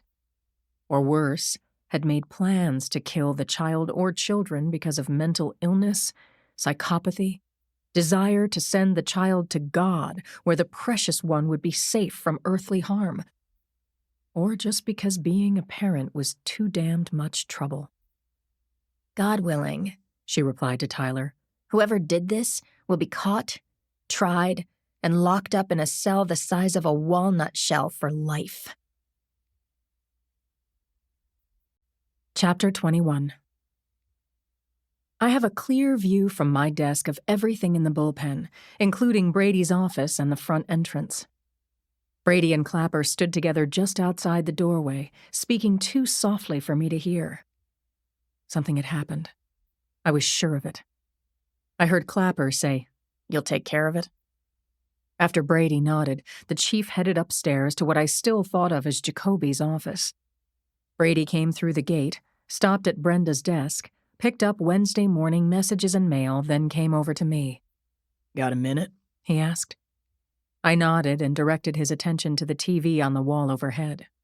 "You're on the tube." Brady sat down in Conklin's chair, swiveled it, and tilted it back so he could see the TV on the wall overhead. He punched up the sound, watched himself telling the media gaggle that he had no information for them at this time. "I look awful," he said. He did. There were sweat stains under his arms, sleep in the corners of his eyes, and his hair was mussed, not throwing off its customary platinum sheen. But mostly he looked depressed. Brady picked up the remote, muted the sound, and asked me where Conklin was. Burke had to clean himself up. Conklin's getting him a clean t-shirt. Brady picked up Conklin's desk phone and called Brenda. "Brenda, when you see Conklin, call me," Brady said. To me, he said, "Come on back to the executive suite." "Sure." I followed Brady along the center aisle of the empty bullpen to the lieutenant's glass-walled bread box of an office at the bullpen's rear corner, with its dingy view of the elevated freeway. This office used to be mine, but I'd been glad to give it up and everything that came with it. I've never regretted that decision. Brady opened a desk drawer and slid a pile of yellow legal pads off the desktop into the drawer. He inserted a flash drive into his computer, no doubt photos of the crime scene, then folded his hands on his desk. What had I done now? We had Burke in custody. Claire was doing her workup on the victim. Parisi was getting warrants so we could search Burke's house and car and grab his computer while we were at it. I'd started writing up our reports, and I'd spoken with Lieutenant Murray, who had expanded his search area and was still looking for Tara Burke, alive or dead. Conklin and I were on track so far. Something wrong, Lou? Cookie? He said. He offered me an open tin of sugar cookies, all different shapes. I picked a squiggly one with a jelly button in the center. Brady picked one with sprinkles. He shoved the whole thing into his mouth and washed it down with cold coffee. After he swallowed, he said, I'm setting up a task force in the interest of finding Tara Burke. You and me, Boxer, we're partners again, at least for a while until we solve this case. Or maybe longer. What? I mean, whatever you say, Brady, but what about Conklin? I like and trust Brady, and we'd been partners for a short while years ago. But at that time, I was the senior partner. Now, Brady outranked me and would have the first and last word. I reported to him, and he wasn't asking for my opinion. But I didn't like the way this new arrangement felt. A dark thought occurred to me. Was this Clapper's idea of keeping me on a leash? Brady said, We're adding a new person to Homicide. Name is Sonia Alvarez, and she's coming here from Las Vegas PD. Clapper knows her, thinks highly of her, introduced her to Conklin by conference call. Let them know they're going to be partners. Yikes. It's too soon to say how it will work out, Brady said. So back to what I was saying. Task force. You and me, Conklin and Alvarez, and missing persons. If Murray's team doesn't turn up Tara Burke and fast, you and I will be point men for every other cop in the department. Any questions? Does Conklin know? I'm going to tell him. You and I will interview Burke. Conklin will observe, and as soon as Alvarez gets here, we'll start breaking her in. It felt like I was supposed to salute. But I kept my wits about me and went back to my desk to wait for Conklin. I had just a few minutes to digest this sour news and get back to work. Tara Burke was still missing, and suspect number 1 was in the house. Chapter 22. Claire placed her hand on the dead child's forehead. Sorry, she said. Sorry that this happened to you, little one. She took another photo of the baby girl's face and tucked the drape around her. Then, Claire shucked her gown, cap, and mask, dropped them into the laundry bin, stripped off her gloves, and disposed of them in the trash. The autopsy suite was kept at 50 degrees, and Claire was cold inside and out. The unnatural and premature deaths of children made her sick. Even after all the decades in med school, followed by work at Metro Hospital, followed by the time and bodies she'd autopsied as chief ME, she still couldn't get used to it. If she were alone right now, she would cry. Bunny Ellis, Claire's morgue tech, was dropping the instruments into the autoclave. Doctor, ready for me to put the patient away? Only if you want 5 gold stars and lunch on me. Stars, yes. Lunch, maybe some other day. Gotcha, said Claire. Thanks, Bunny. I'll be in my office. Claire pushed open the swinging doors, and when she was outside in the corridor, she leaned against the wall for a moment to collect herself, then headed to her office. She sat in her swivel desk chair and called Lindsay's cell. Lindsay picked up. Claire, can I call you back? This is a bad time. I need 30 seconds. Just give me that. Go. Claire said, Lori Annette Burke was a well-nourished Caucasian female, about 1.5 years old, 22 pounds. The manner of death is pending. This part is not for dissemination. Lori Burke's death appears to be consistent with homicide. There's some bruising around the mouth, petechial hemorrhaging in and around the eyes. She was smothered, Lindsay. Looks like with a hand over her mouth and nose. There are fingerprint bruises on her right upper arm as though she was jerked or possibly held down. There was no water in her lungs. She was dead when she went into the ocean, and I can't establish time of death with real accuracy due to the water temperature and bloating of the body. But I'm estimating 30 hours ago, more or less. Enough time in the water for sea predators to nibble at her fingers. Her blood is going out to the lab now. She looks very much like her photo, but you may need to identify her by DNA. How many seconds was that? Just the right number. And you've got me thinking that Lori was alive for about a day after going missing. Thanks, Butterfly. After they ended the call, Claire went to the washroom and splashed water on her face. She was having some just discernible pain in her chest, which was to be expected after her recent surgery. She had been told not to exert herself by her surgeon, her husband, her best friends, and her oldest child, and here she was, worn out before noon. She needed to take a nap. Back at her desk, Claire opened the intake folder and looked at the list. There were 3 patients needing her attention. None of them, thank God, were children. If she did one more post now and called in her backup pathologist, barring complications, she could be home in bed in 4 hours. Yeah, right. Going by past experience, that would never happen. Chapter 23. Brady and I were in interview 1, sitting across the table from Lucas Burke. It's a small room, 10 by 12 with gray-painted cinder block walls, a camera in one corner of the ceiling, 2 chairs on each long side of the gray metal table, and a shelf under the one-way mirror inset into a wall. There's a narrow observation room behind the glass. Richie Conklin was observing. I liked, trusted, and respected Brady, and we had done many interrogations together. But I felt for Conklin. When Brady informed him about the task force and that he would be working with a new partner, he'd said okay, but he couldn't have taken this news as anything but a demotion. I felt Clapper's hand in this shakeup, but right now I had to focus on this critical opportunity to interview Burke while he was vulnerable. Burke would have a hard time lying to us without being called out.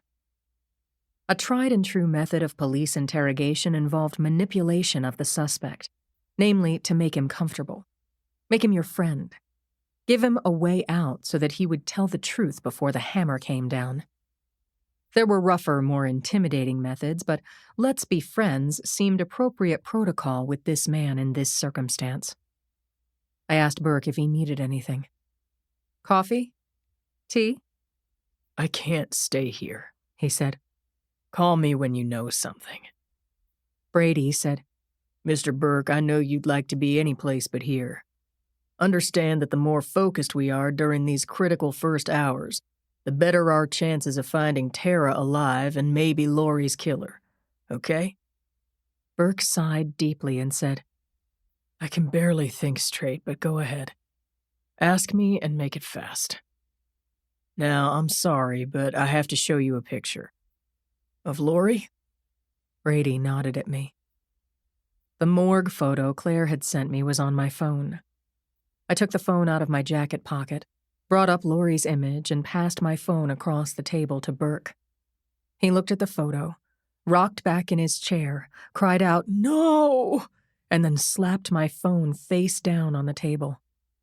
That's her, he said, weeping. I need to go home. Brady said, You're free to go, Mr. Burke. But did you understand what I said?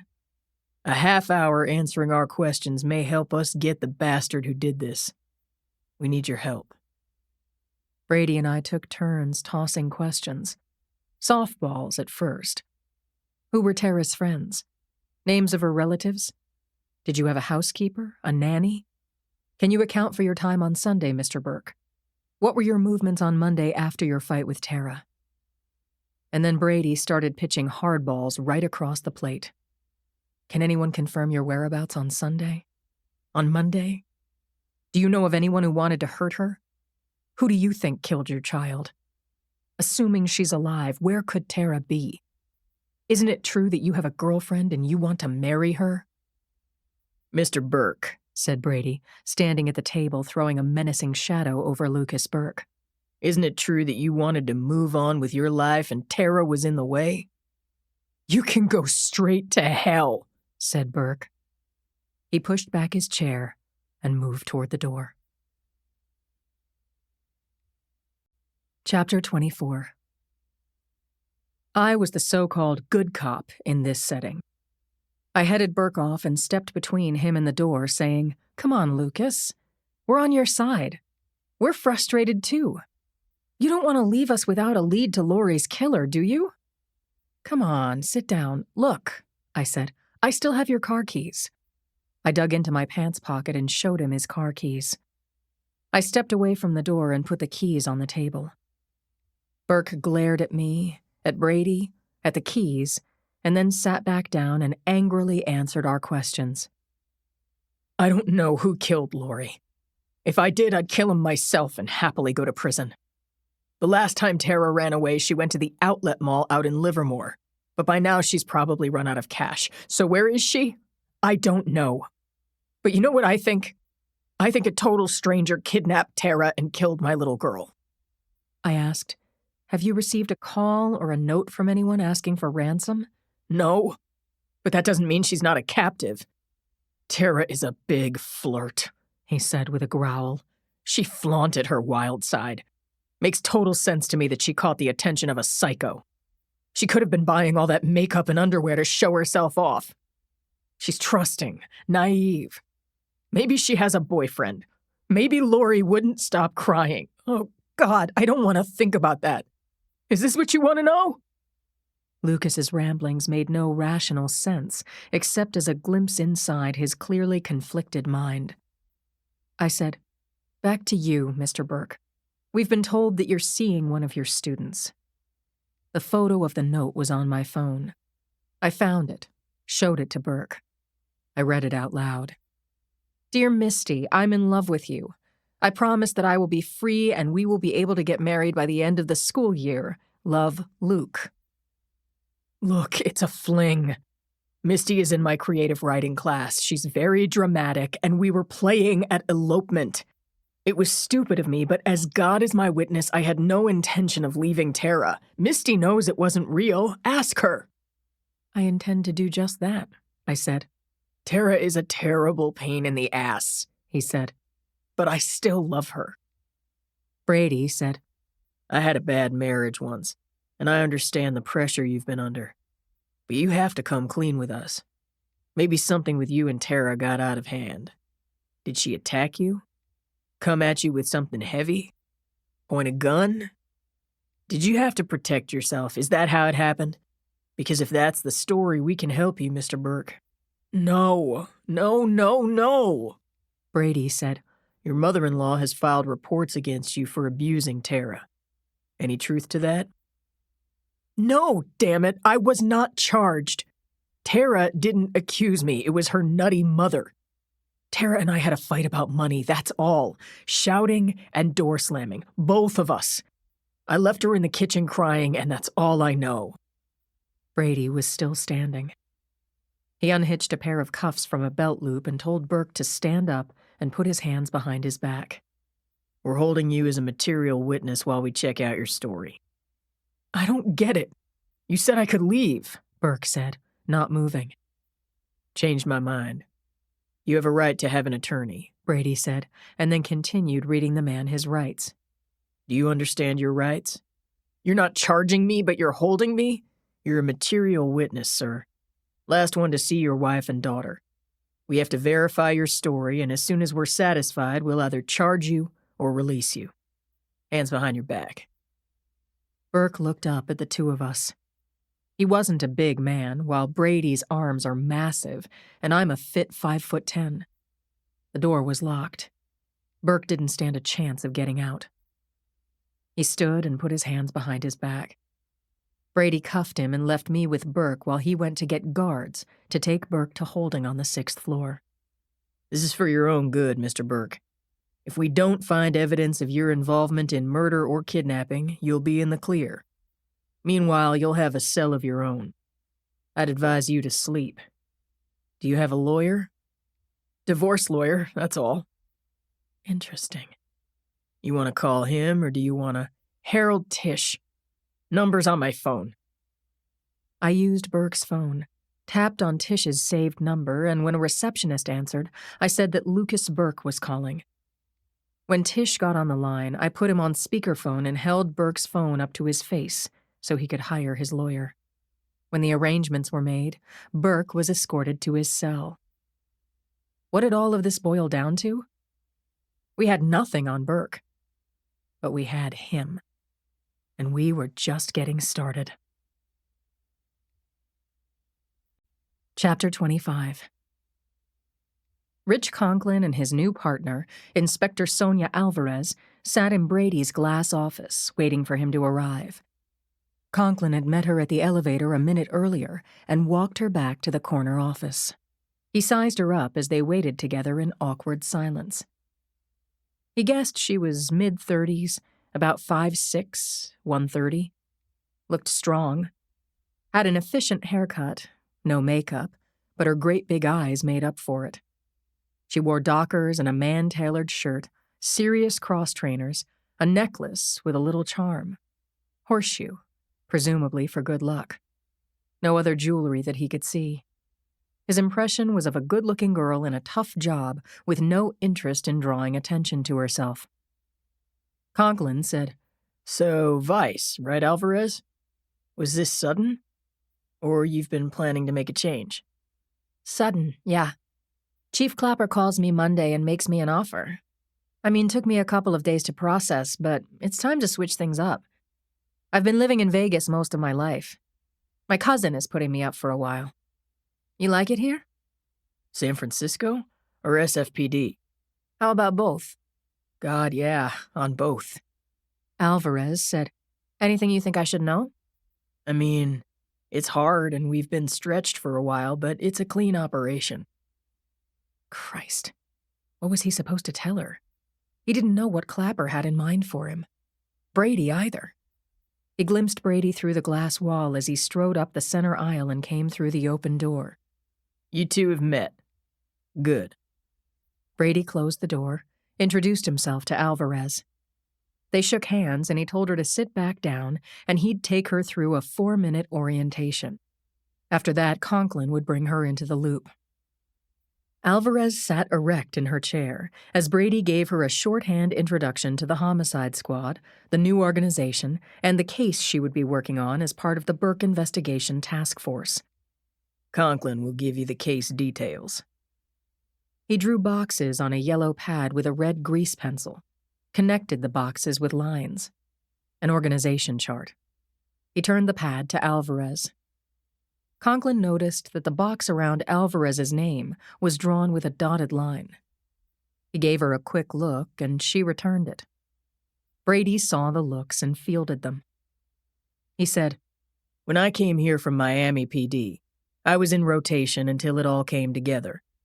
I worked with Conklin, as a matter of fact, worked with his partner, Sergeant Boxer, and also with the lieutenant, Jacoby. So it's a two-way street, Alvarez, up to a point. We'll try to make a good fit, but most important right now is to find Tara Burke, wherever she is. Conklin knew that he and Boxer were ideal partners. They picked up on each other's verbal and visual cues, knew when to step forward, stand back, draw their guns. This was just too sudden. He heard Brady ask him to take Alvarez back to his desk and summarize the case of the missing wife and child, the discovery of Lori Burke, and the interview with Lucas Burke, now on the 6th floor in holding. Alvarez said, Thanks for the opportunity, sir. When his phone rang, Brady took the call. Okay, Brenda. I'll tell them. He hung up and said, Young lady by the name of Johanna Weber is wanting to talk to us. She says she's Tara Burke's bestie. Welcome to Homicide, Alvarez. Chapter 26. Before entering interview 2 with Conklin, Alvarez said, "What do we know about Tara Burke?" Very little, but I'll take the lead and feel our way. Okay, but I reserve the right to jump in any time. She grinned, but she meant it.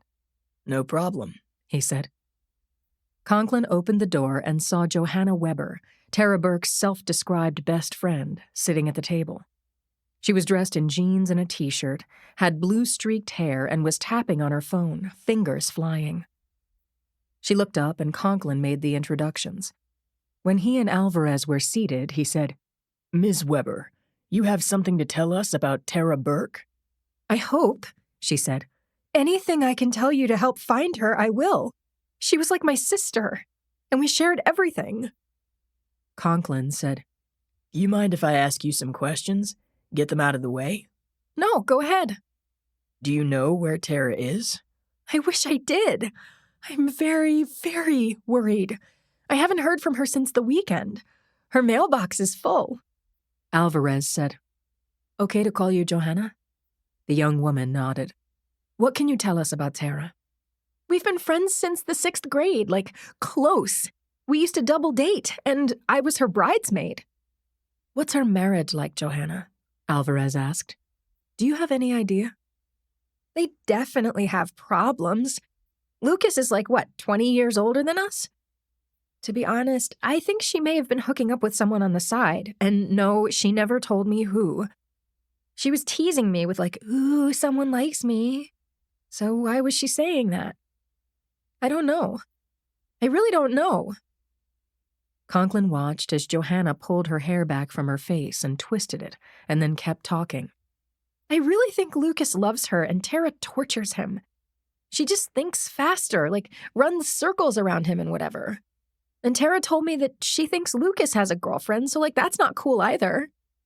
Alvarez said, "I'm new to this case, Johanna, so tell me more about Tara. Why would she have a boyfriend when she's only been married for a short time? 3 years? 3 years and 2 months. She might do it to get Lucas mad. That's the kind of thing she might do. Like the way she never locks the doors on their house. And she showed me a bruise on her wrist once. I don't know if Lucas did it, but I asked her. Listen, she's very cute. You've seen her picture? Then you know. Guys were always hitting on her." Conklin said, "I just want your opinion, Johanna. Do you think Lucas would hurt Tara?" She shook her head no, vigorously. Johanna said, "If anything, he loved her too much." "You know that the baby was found today. Lori's dead." Johanna Weber's eyes filled with tears. Her mouth quavered. Alvarez said, Okay, while Conklin found a package of tissues on the shelf under the mirror. Alvarez said, "In your opinion, could Tara have hurt her baby, say in a fit of anger or even by accident?" "No, not ever. She loves Lulu. If something happened, Tara would take her to the hospital so fast." Johanna dried her eyes and then said to Conklin, "Tara's dead, isn't she? She's been killed." Conklin said, "We're looking for her. Every cop in San Francisco is looking for her." She thanked him, and he thanked her, gave her his card, and told her to call if she thought of anything, heard anything at all. He told her he'd walk her out and said to Alvarez, "I'll be right back." Conklin returned with his laptop and loaded the video of Brady and Lindsay's interview with Burke. He played it for Alvarez. "Let's see the Burke interview. I need to hear him. Watch him." Conklin hit a few keys and the video came up. Brady and Lindsay started by going easy on Burke, then working him over. The video ended with Burke in cuffs on his way up to holding. Conklin said, "So what are you thinking?" Alvarez said, "He's believable. If he's lying, he could be a movie star." Said Conklin, "Academy Award. At least a Golden Globe." Alvarez said, "So what now, partner?" "Let's see what Brady wants us to do." Chapter 27. Brady and I waited in an unmarked Chevy in front of Lucas and Tara Burke's house on Dublin Street. It was a fairy tale house. Small, baby blue with gables, bay windows, and a white picket fence. It didn't look like even mice were killed here. We'd gotten all we could get from Lucas Burke as a material witness, and his attorney had sprung his client from our humble jail in under 24 hours. At that time, Burke had given us his verbal consent to search his house, even turned over his keys. But if we found evidence, Burke's attorney would move to exclude it because we'd had no warrant. I could hear it now. My client's baby had been murdered. The police say, okay, if we go through your house, see if Tara left a note, anything like that, clear up some questions. Mr. Burke should have said, get a warrant, but he was grieving. And he was not under arrest, because he's innocent and the police had no probable cause. Clapper said, we have no choice. Brady, keep eyes on him. Night shift, swing shift. We do what we can do. Meanwhile, 3 days after she'd left home with Lori, Tara was still missing. On that basis, most judges would approve a search. We'd been waiting in our car for hours. If I were a smoker, I'd have gotten out of the car and lit up. But I didn't smoke, and Brady and I both stink at small talk. So we listened to radio calls and stared out at McLaren Park across the street, a rolling 320 acres of grassy heaven. Assuming you didn't know about the bodies buried in that park that once went undiscovered for decades. I thought of the murdered baby and her young, missing mother, and asked myself if, by the end of the day, we would have probable cause to charge Lucas Burke for the murder of one or both. My phone buzzed, and I grabbed it off the dash. I'm 10 minutes out, Yuki said. Good, and thank God. Thank me later, she said with a laugh. I told Brady, and he grunted, looked at his watch. The CSI van appeared, flashed its lights at the reporters blocking the way, and pulled up to the curb bordering the park. Crime Lab Director Hallows and CSI Culver got out of the van as ADA Yuki Castellano's Toyota pulled up behind us. Record time, I said to Brady. Yuki passed papers through the driver's side window to my CO, who was also her husband. Brady unfolded the warrant. Judge Hoffman signed here, here, and here, Yuki said. Then she summarized. We had 24 hours to go through Burke's house. We could open closed closets, cabinets, drawers, and doors. Could confiscate electronic devices and weapons. Without knocking out walls or otherwise damaging property, CSU could test for anything that might indicate evidence of crime.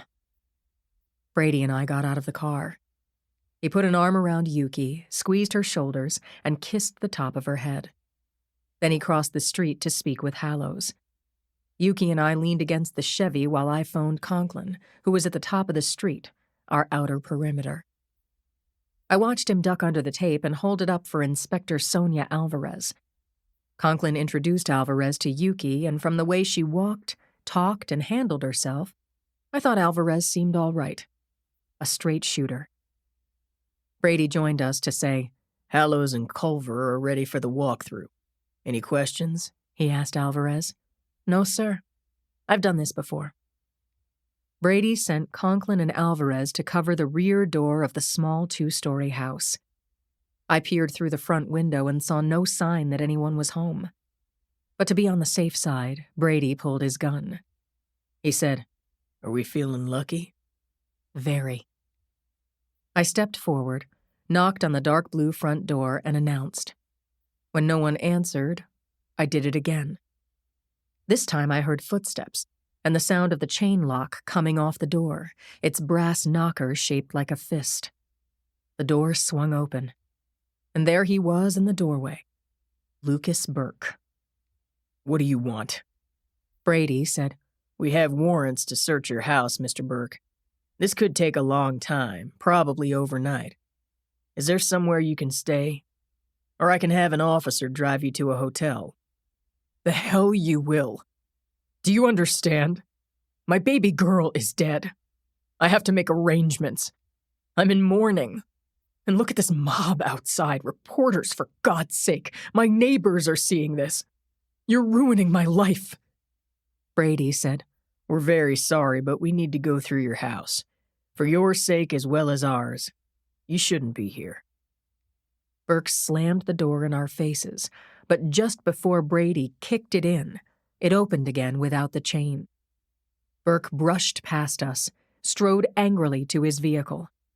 He revved his engine, honked his horn at the press, and when he had an opening, he hit the gas and his car shot up the street like it was a lit fuse. Chapter 28. Brady holstered his gun and deployed us from the entranceway.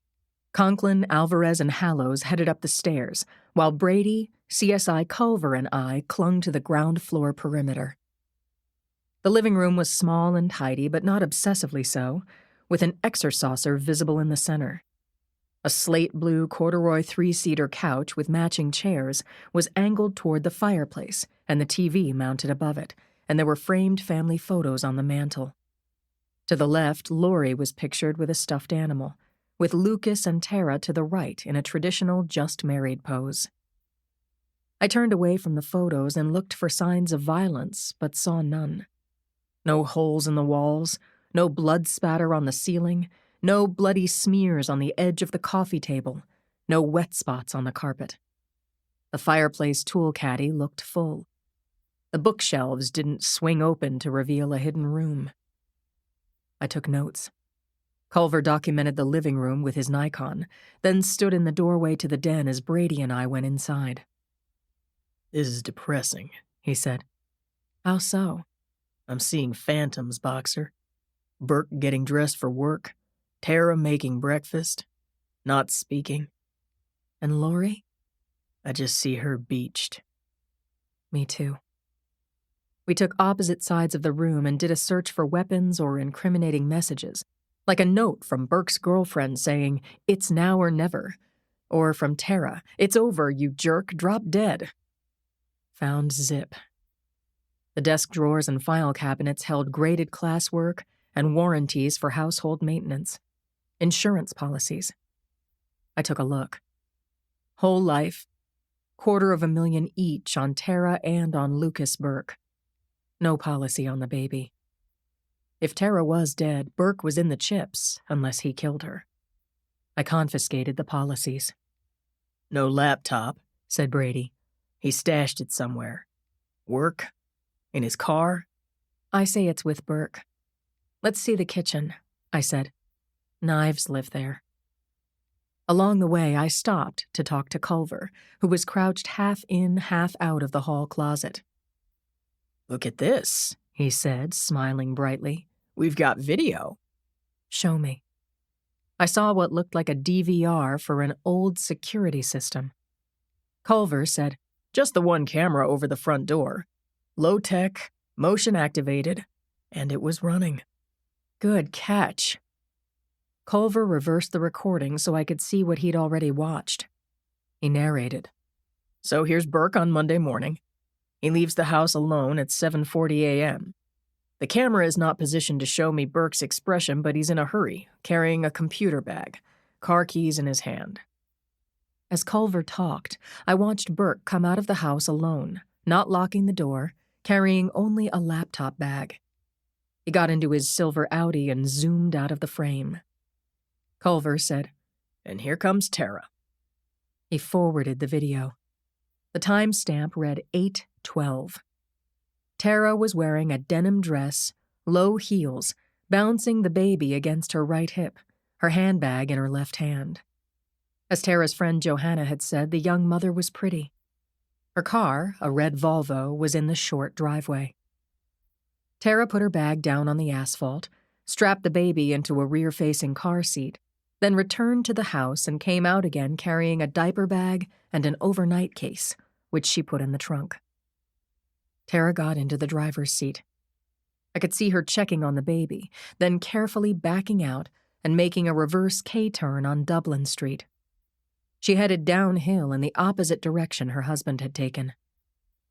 As with Lucas, the camera angle was all wrong for seeing faces, but her actions and body language were clear. She was not distressed or in a panic. And the carry-on showed Tara Burke had planned to be gone for some period of time. Maybe not forever, but surely overnight. Chapter 29. Conklin shouted down to us from the top of the stairs. I need you to see something. I followed Brady up the staircase and found Conklin at the closet across from the bathroom. It was filled with linens and cleaning supplies. Conklin pointed to a crumpled-up blanket on the closet floor. It was crib-sized, pink, and patterned with bunnies. Conklin said, That blanket must have been there since Tara and Lori left the house on Monday. I want to see inside of it. Culver took a few shots of the blanket, and then Rich carefully unfolded it with his gloved hands. A little pile of feces was in the center of the folds, like the fortune inside the cookie.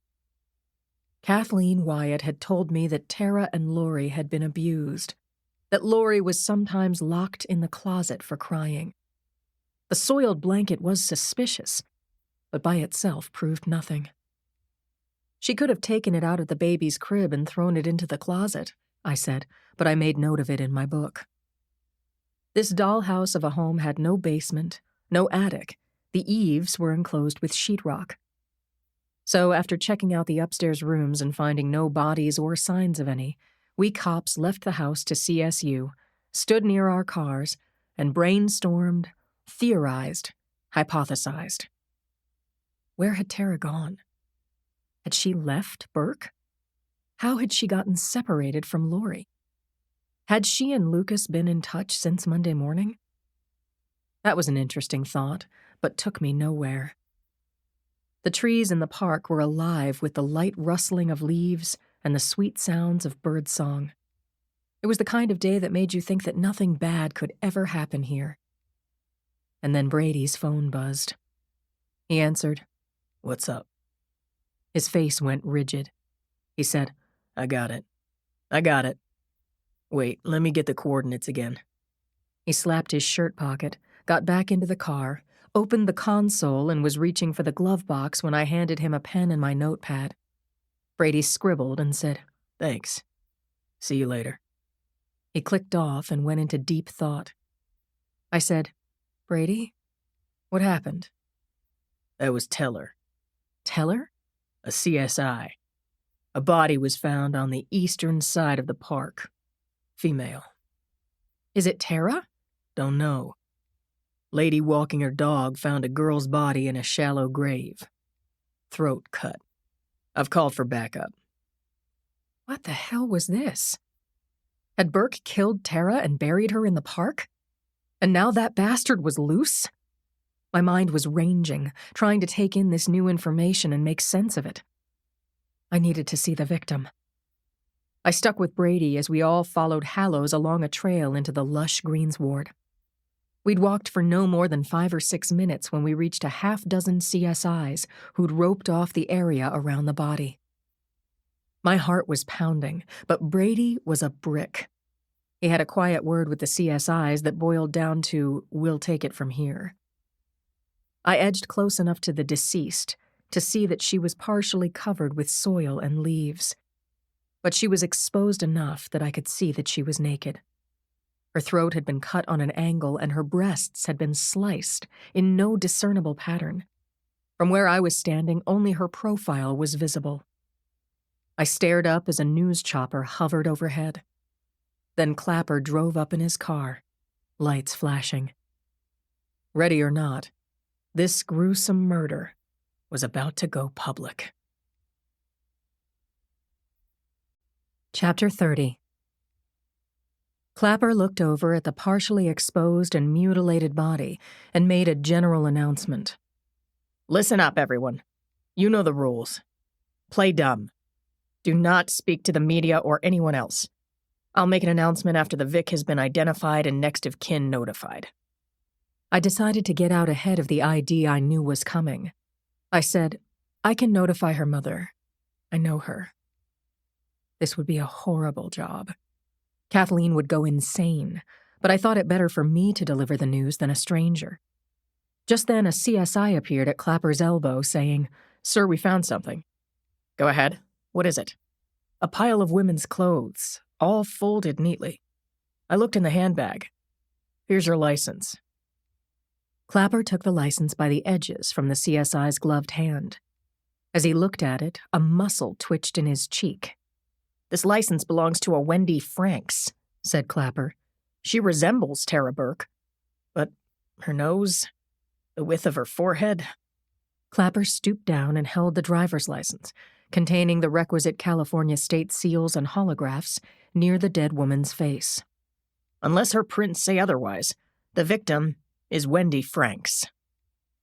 Things went a little crazy about then, everyone talking at once, firing off opinions, comparing the DMV photo to the victim's face. I looked at the license in Clapper's hand and said, "Wendy Franks had brown eyes and was 5'9". From her description, Tara Burke has blue eyes. She's 5'6". Alvarez said, "So is Franks' death a mistaken identity situation? Or was her death totally unrelated?" The CSI said, "I took a shot of the clothes." I peered at his image on his phone, saw a folded green striped dress, sandals, a brown shoulder bag. Not the clothes Tara was wearing on the video from Monday morning. More confirmation. The dead woman wasn't Tara. Period. Claire and several of her techs joined us graveside. She greeted those of us she knew and began shooting pictures of the deceased in situ, while Hallowes' team did the same. I paced away from the body, looked at my watch every 5 minutes. Conklin and Alvarez were talking together under a tree. Brady stood with Clapper and Culver, and so 45 minutes passed. When the scene had been photographed from every angle, Claire and a tech carefully lifted the dead woman from her shallow grave and placed her onto a sheet. I stooped next to Claire as she wrapped the body. "Can you estimate time of death if I don't hold you to it?" "Swear it's between you and me, Lindsay, because I'm not ready to retire." "Promise," I said. "The young lady is out of rigor. I'd say she died 24 hours ago, and you don't need me to tell you cause or manner of death. Once I've got her on my table, I'll do a preliminary workup." Brady joined us. Claire said, "You're going to want a cheek swab from Burke. Maybe she scratched the bastard as he was killing her. Maybe he left a trace behind. Or maybe he didn't do it." Leaving Brady at the scene, I hitched a ride back to the hall with Conklin and Alvarez. I slumped against the back seat, just thinking. Lucas Burke had been released more than 24 hours ago. He'd had time to kill her. Barely. Maybe. But had he done it? And if so, why? Had Franks witnessed something she wasn't supposed to see? Chapter 31. Cindy was at her desk, laser-focused on her work, when a static storm crackled over her police scanner. The signal faded, came back strong, and she could make out a few words. Piecing sentence fragments together, she gathered that a deceased female had turned up in McLaren Park. She listened, hoping for more information. A voice over the radio sputtered the name, Tara Burke. Cindy fell back in her chair. She righted her chair, spun around to where the radio sat on the windowsill, and fiddled with the channel dial in search of clear signal, but didn't get it. She ran out to the newsroom, found Jonathan Samuels at his desk and told him what she'd heard. He opened a file drawer, grabbed his camera, and said, "All set." The two had picked up the portable scanner, left the Chronicle building, and gone directly to the underground parking garage across the street. By the time they were strapped in and heading toward the park, the name Tara Burke had been withdrawn. "Correction. Vic, unidentified." Cindy said, "That's messed up. How'd they get that so wrong?" "Overexcitement," Samuels said, "and bias confirmation. Slow down, will you?" Cindy eased up on the gas. Her urgency had cooled, but who, what, where, when, and why was still news. According to the scanner chatter, this was likely just another homicide who'd been buried in the greens and brambles of McLaren Park. Traffic flowed, and soon the car was closing in on the Burke's gabled house. Samuels said, "Up ahead." She said, "Good catch," and turned down the radio. 2 blocks away, police vehicles were pulling away from the curb near the park, streaming toward them, then passing them. There's our story, she said. We just have to get it. Cindy parked the car on the street opposite 3 marked CSI vehicles, a canine transport vehicle, and some cruisers. Samuels hung his press pass on a cord around his neck. Cindy pinned hers to her jacket, and together they crossed the street toward the law enforcement vehicles. Cindy picked out the youngest of the uniformed officers, who was standing alone, thumbing his phone. Hi there, she said. I'm Cindy Thomas with the San Francisco Chronicle. He said, How can I help you? I'm covering this crime. What can you tell me about what happened here? I'm not authorized to do that. Okay, but if I don't know your name... No. Sorry. Okay, then. Mind if we just take a walk in the park? Not in the crime scene, Cindy. Off limits until CSU is done here. That's when Cindy noticed a woman sitting on her porch across the street, watching all of it. Cindy said, Thanks anyway. And she and Samuels crossed to the wood frame house with a small porch and front garden. Calling up to the woman in the rocking chair, Cindy said, Hi there. We're from the Chronicle. May we talk with you for a minute? The woman answered, Come on up. See the gate latch? There you go. I'm in no rush. Introductions were made.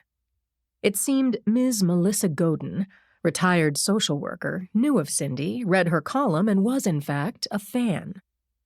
I'm the one who found her, said Ms. Godin. Well, Sparky did. She petted the head of her cocker spaniel lying at her feet. That poor girl. Ms. Godin used her finger to mimic a blade slashing across a neck. Samuels said, That's awful. You didn't by chance learn her name. I was there when they found her driver's license. She's somebody Franks. Candy. No, Wendy. Wendy Franks. After that, it was thanks for being a good citizen, ma'am. Now get out of our crime scene. Cindy said, We're familiar. But thank you from us. You helped us a lot, and maybe we can help find Wendy's killer. You be careful, Cindy. Be very careful, said Ms. Godin. Chapter 32. I was working at a desk outside of Brady's office. We faced each other through his wall, and he could still close his door for privacy. At the opposite end of the squad room, Alvarez sat at my desk, and Conklin was at his. They were engaged in animated conversation. Looking hard for the bright side, at least I still had my own computer. I put 2 photos up on my computer desktop. One of Tara Burke, next to the morgue close-up of Wendy Franks' face. I compared them, scrutinized them, confirming what I already knew. They didn't match. So who was Wendy Franks? I was restless. She was haunting me. Why had she been murdered? Why hastily buried in McLaren Park? The park had a history as a dumping ground for inconvenient corpses, but the coincidence of a fresh body in close proximity to the Burke house bothered the hell out of me. Except for matching her home address to the one on her driver's license, she had moved to Sausalito from Santa Barbara 2 years ago. 3 databases had turned up a big pile of nothing so far. She had no record, not even a parking ticket. She graduated from UCLA. She was single, painted and sold seascapes according to an article in a local paper that had covered her one-woman show. Sausalito is in Marin County, and accordingly, Clapper had tossed the case to Marin PD. He had done the right thing, to be honest. Our task force still had Lori Burke's open murder and her missing or dead young mother, and our homicide squad was still responsible for any homicide investigation in both the southern and northern districts. I heard a booming voice and looked up to see D.A. Leonard Red Dog Parisi striding down the center aisle, the floor vibrating as he marched past me and into Brady's office. He closed the door, but I could hear him bellow, Tell me I got this wrong. Tell me we didn't lose Burke. I didn't dare watch them through the glass walls, but I heard most of the back and forth. Burke hadn't returned after his dramatic flight from his house. We'd kept him for less than a day, and he'd been gone for one. That was enough to alarm the DA.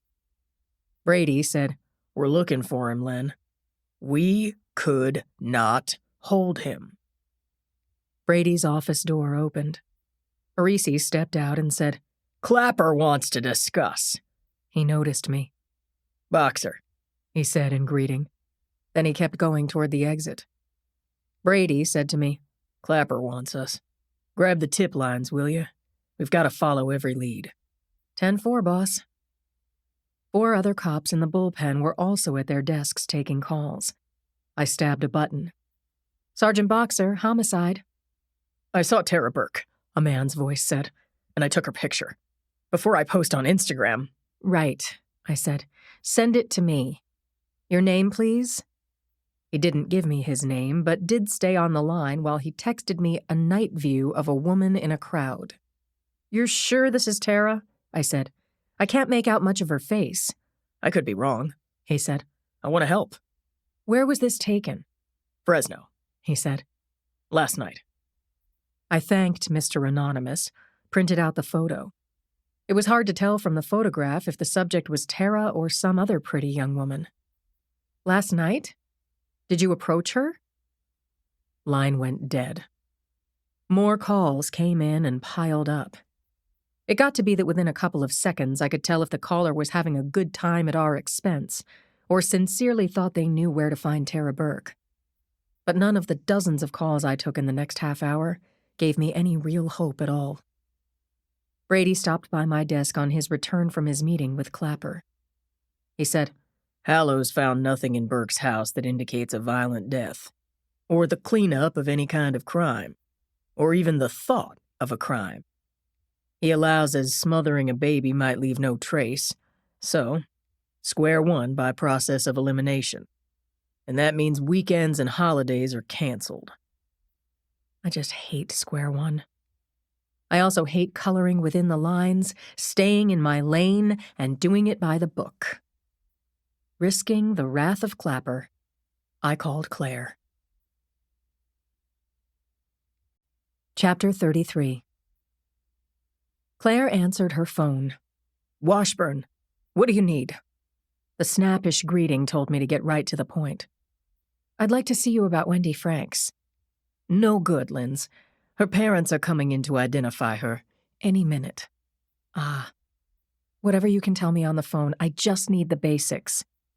Well, first of all, it's a damned shame. Right. More, please. Okay. Unofficially, healthy white female killed by a deep knife slash across her throat by a common hunting knife approximately 24 hours before she was found. So there's your cause, time, and manner of death. It appears that the killer took her from behind and cut left to right. I said, like she was sitting, and the killer puts a hand on her shoulder and draws the blade across with the other hand? Could be. He used considerable force. She'd pretty much bled out before the douchebag who did it dumped her. So you're thinking she was killed somewhere else, then dumped? Possibly the grave was pre-dug, which would make this premeditated. That's for you and the DA to decide. So here's the final flourish. The knife work I call serial killer gibberish. He made those cuts in her breasts while she was still alive, but probably unconscious. No defensive wounds on her arms, no bruising, no blood or tissue under her nails. Wendy never saw it coming. Sick, sick, sick, I said. A fetish thing? Cappy walked by, overheard me, gave me a look, patted my shoulder. I nodded to him, then stared down at my desk. Claire was saying, maybe, but I'm thinking he didn't kill her for sexual pleasure. Because? She wasn't raped. Still, she was naked. I'm swabbing her neck, shoulders, face. See if that wretch left any DNA on her. Her blood's on the way to the lab, Claire said. Where should I send the results and the autopsy report? Send it to Captain Brevoort, Marin County PD. I thanked her and let her go back to her work. It was only 3 p.m. I walked to the washroom, splashed my face with cold water, and stared at my reflection. I looked bad, but I felt worse. I wanted to work this case, find Wendy Franks' killer, and put him where he could never hurt anyone again. There was no proof, but I also felt sure there was a connection between Wendy Franks and Lucas Burke. I knew what I had to do. I wanted to talk with Misty Fogarty, the girl with the long braid and blue-painted fingernails who had come to Burke's office doorway while I was interviewing him on Tuesday afternoon. I called Cindy and sweetly asked for Misty's phone number. Why? She said. If I tell you, you'll have to tell Richie, so just give me the number, girl reporter? If it pans out, if I can tell you... If. I've heard this before. I must really love you. She read out Misty's number and blew me a kiss. After we hung up, I duly dialed it. Misty answered with a cheerful, "This is Misty." Luckily for me, the current headlines had zero impact on her yakety-yak personality, the kind detectives just love. She talked about herself and volunteered to meet me at a diner called the Comfy Corner at 4. An hour from now. I called Joe, and we exchanged brief news bulletins. Then I left a message for Brady, following up on a lead. I threw on my jacket, waved goodbye to all the desk-bound cops and Brenda, and then I left the building. Chapter 34. I found Misty Fogarty waiting for me in a booth at the front of the diner. "Hi, Sergeant Boxer." I slid into the banquette across from the 18-year-old high school student. She was pretty, a natural blonde, wearing the same blue and white school uniform I'd seen her wear 3 days ago. Her phone was on the table, face up. "Misty, nice of you to make time for me. I wonder if you can help me out. I'm trying to find Tara Burke." "Oh, I thought you were going to tell me how Luke is doing. He hasn't been at school for 2 whole days." "We were holding him as a material witness, but..." "What's that?" "It's someone who may have direct knowledge of a crime." "Like a suspect?" No. More like he was the last one to see Tara and Lori, so we were keeping him safe and hoping he would have some ideas for us," I soft-pedaled. "But he's not in jail anymore?" "He was released around lunchtime yesterday." "Oh," said Misty. She was visibly shaken. "He must be disoriented after being in jail, right? He's very sensitive. But I guess you know that." The waiter came by. Misty ordered green tea. I ordered coffee. Gave myself a little reminder. Make her your friend. Let her talk. "You're close to Luke, huh?" I said. She nodded, wiped a tear away with a blue-tipped finger. "He's wonderful. The best." "In what way?" "The way he looks at me, talks to me." She shook her head, and I felt a real meltdown coming. Misty said, "I know he's married. I know that what I'm doing is wrong, but I love him so much. And now he's all alone, and I don't know how to help him." "It's okay, Misty. He's okay." "I'm worried," she said. "Whoever killed Lori and took Tara could have hurt him, too." "When was the last time you and Luke were alone?" "Sunday night, for a couple of hours." "Where'd you go?" "My car." The beverages came. Misty poured her tea. "He should have called me," she said. "Look." Misty turned on her phone, started scrolling through her pictures, found the one she was looking for, and held up the phone for me to see. It was a selfie with cars whizzing past in the background, Misty and Lucas grinning in the foreground. "Can I see?" I said. She handed me the phone, and I looked at the timestamp on the photo. It was dated Sunday at 8:13 p.m. I scrolled through the picture file, saw other pictures of Misty with her friends, and a few where she was with Burke, her face lit with lovelight. I sugared my coffee, took a sip, commiserated with Misty about how much she missed Lucas, and then edged in some questions about Tara, asking Misty how well she knew her, if she had any theories about her disappearance or on Lori's death. Her answers were long, discursive, and thoughtful. I couldn't have been more interested. In some, Tara was only 2 or 3 years older than Misty. They'd even overlapped at Sunset Park Prep for 1 year. She thought Tara was bratty and not very smart, but sexy and attractive to men. I said, I heard that she might have a boyfriend. A boyfriend would be a good suspect. If Tara had a boyfriend, everyone at Sunset Park Prep would know it, Misty scoffed. and Luke would have been justified in getting a divorce. Misty leaned across the table and told me just above a whisper that Luke complained about Tara, said that she was whiny and cold. Misty said she wouldn't be totally surprised if Tara had killed the baby just to hurt Lucas and then taken off, never to be seen again.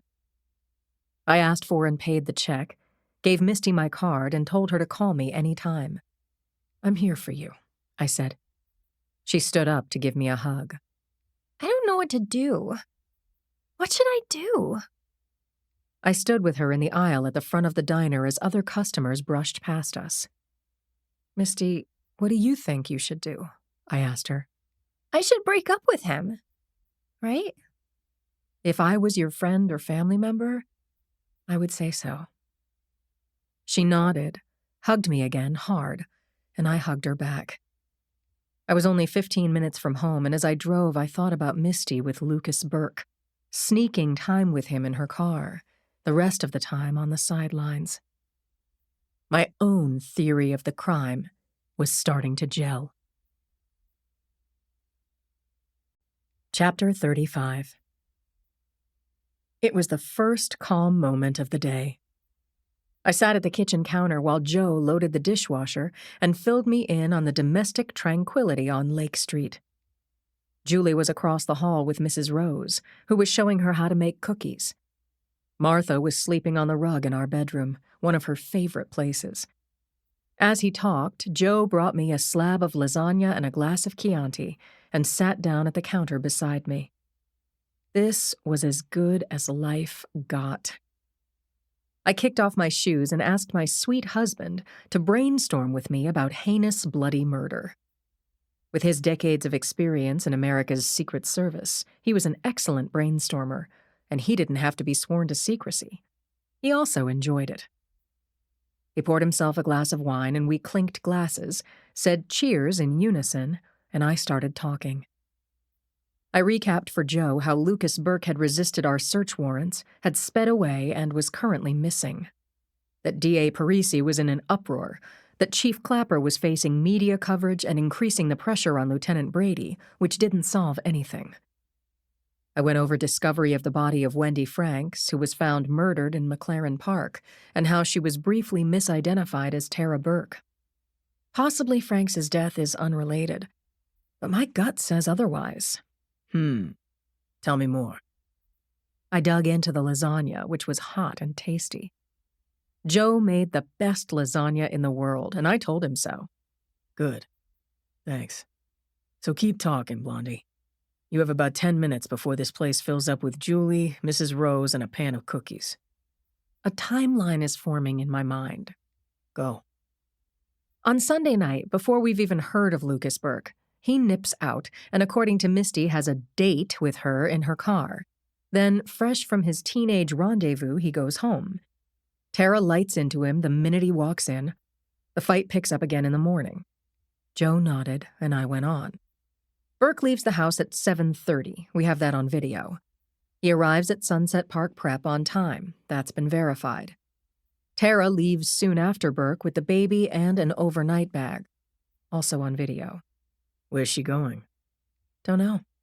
No sign of her car or of her. When she walked out the door, her attitude tells me she's defiant. Either she's getting back at her cheating dog of a husband, you're not the boss of me, or meeting her rumored but not verified boyfriend. Or she's taking the baby and running away from home. Or she's doing all three, giving her husband the finger and running away from home with her boyfriend. Any which way, she hasn't been seen or heard from since. Got it, said Joe. I'm with you so far. Okay, I said. So continuing the timeline. Same day, Tara's mother, Kathleen Wyatt, breaks the glass on the fire alarm. She posts bloody murder on Cindy's blog, calls Lucas Burke a killer, and storms Cindy's office. Cindy gets me involved, and on Tuesday afternoon, I talk to Lucas about his still missing wife. He says she's run away before, I destroyed her credit card, she'll be back when she runs out of gas, there's nothing to see here. Joe said, Then Wednesday morning, his daughter washes up dead on the beach. Correct. I checked my watch to be sure of the date. Yes, that was Wednesday. Claire estimates that the baby had been dead for about 30 hours. Asphyxiation. The story is a media bomb and still no sign of Tara. So who killed Lori? Joe asked. I slugged down some wine, pushed my plate to the side. I feel strongly that Tara is dead, which means she can't have killed Lori and skipped town. My sketchy theory? Lori and Tara are killed together by Tara's unknown rumored boyfriend. Or, track me here, Lucas meets Tara somehow, somewhere after classes on Monday. He tells her all about Misty, and when Tara goes off on him, he kills her and smothers the baby with his hand. He wants nothing to do with this family. Joe was nodding, saying, Yep. So I kept going. Burke tosses the baby into the ocean. Maybe he doesn't expect her to wash up so quickly, to be identified so soon. He takes longer to get rid of Tara.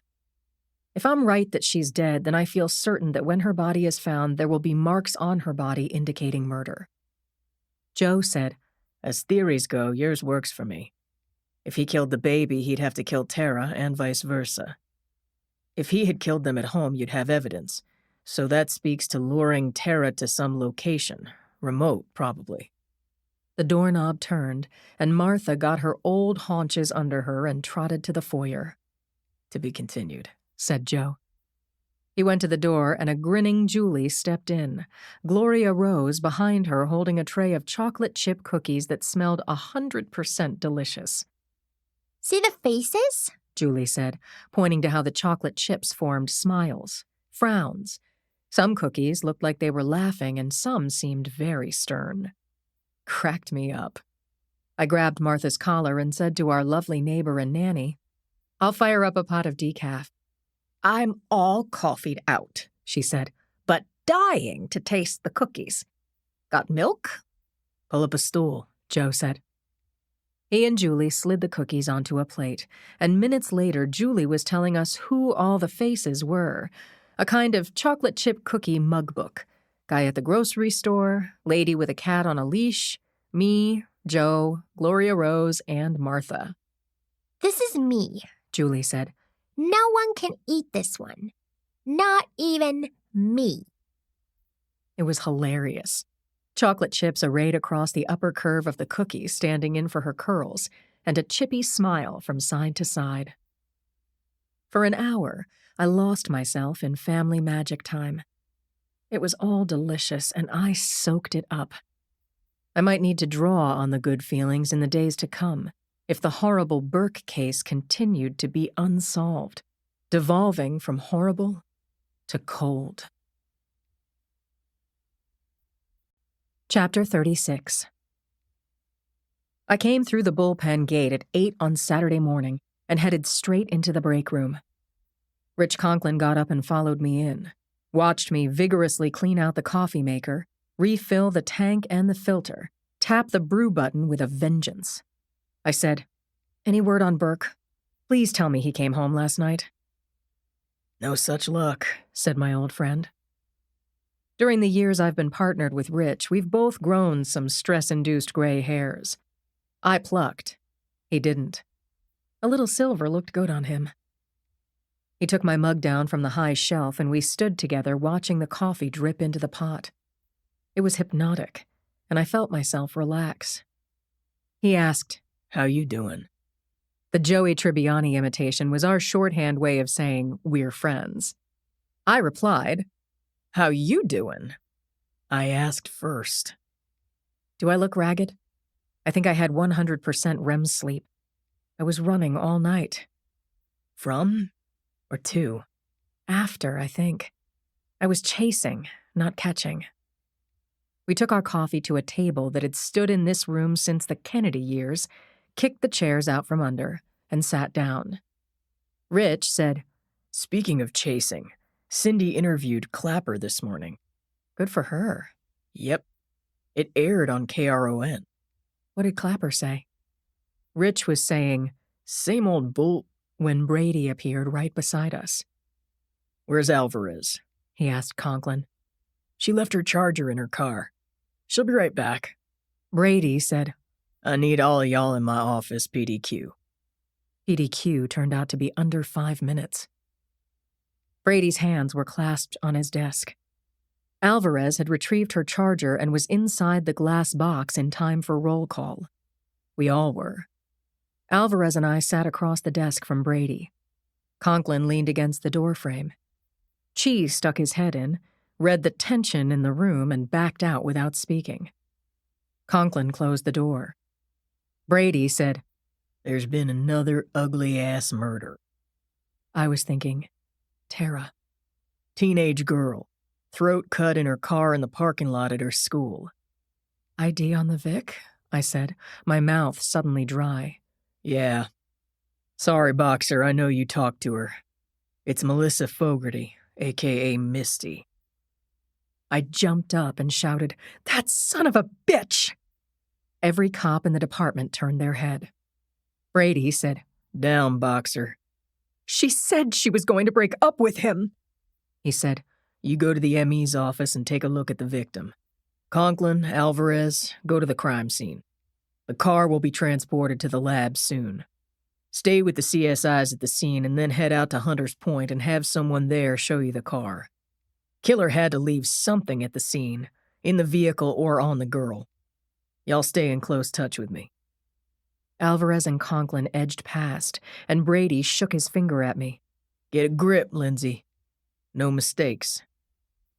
I nodded, left Brady's office, took the stairs at a jog, exited by the lobby's back door to the breezeway that connected the hall to the medical examiner's office. Hitting speed dial, I left a message for Claire saying, I'm on my way. Chapter 37. Johnny Samuels said, He's changed in the space of a week, you notice? Cindy had just wrapped her interview with Chief Charles Clapper outside the Hall of Justice. The building was gray granite and a pretty good backdrop in the morning light. Clapper had said to her and the camera, We're still looking for Tara Burke. The San Francisco Chronicle is running her photo on their website and in the print edition. Our tip lines are open. If you've seen Tara or think you know where she could be, look, this is a 20-year-old woman. She doesn't have much money on her, if any. Her young daughter has been murdered. We need the eyes of the people of this city to help us find her. Miss Thomas will give you the numbers to call. Thank you. Clapper thanked Cindy, and Samuels turned away and walked up the steps to the Hall of Justice. Cindy was going over her notes, figuring out her lead, and Samuels was looking at the raw video he'd shot when Cindy looked up and shouted, Oh my God! 6 or 7 cruisers parked outside the building were suddenly backing out, tires squealing, and heading up Bryant. Sirens blasted. Quick, she said. I saw Richie in one of those cars. We've got to move. Give me the keys, he said. She handed them over. They ran a long block to where they'd parked on Bryant at 6th.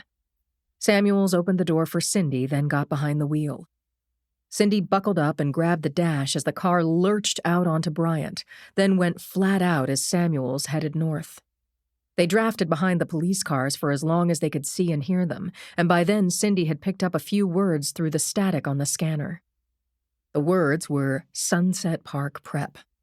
Lucas Burke taught English Lit there. Cindy picked up code 1010 for ME needed, but nothing for shooter at large or ambulance needed or officers in need of assistance.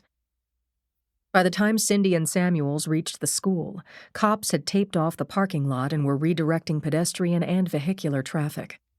Samuels pulled into a metered parking spot outside the school and grabbed his camera. Cindy fed the meter, and the two of them approached the parking lot on foot. A girl in her school uniform walked past where Cindy stood with Samuels. Her head was down as she spoke into her phone, saying, I can't believe it. This can't be true. She was in obvious emotional distress.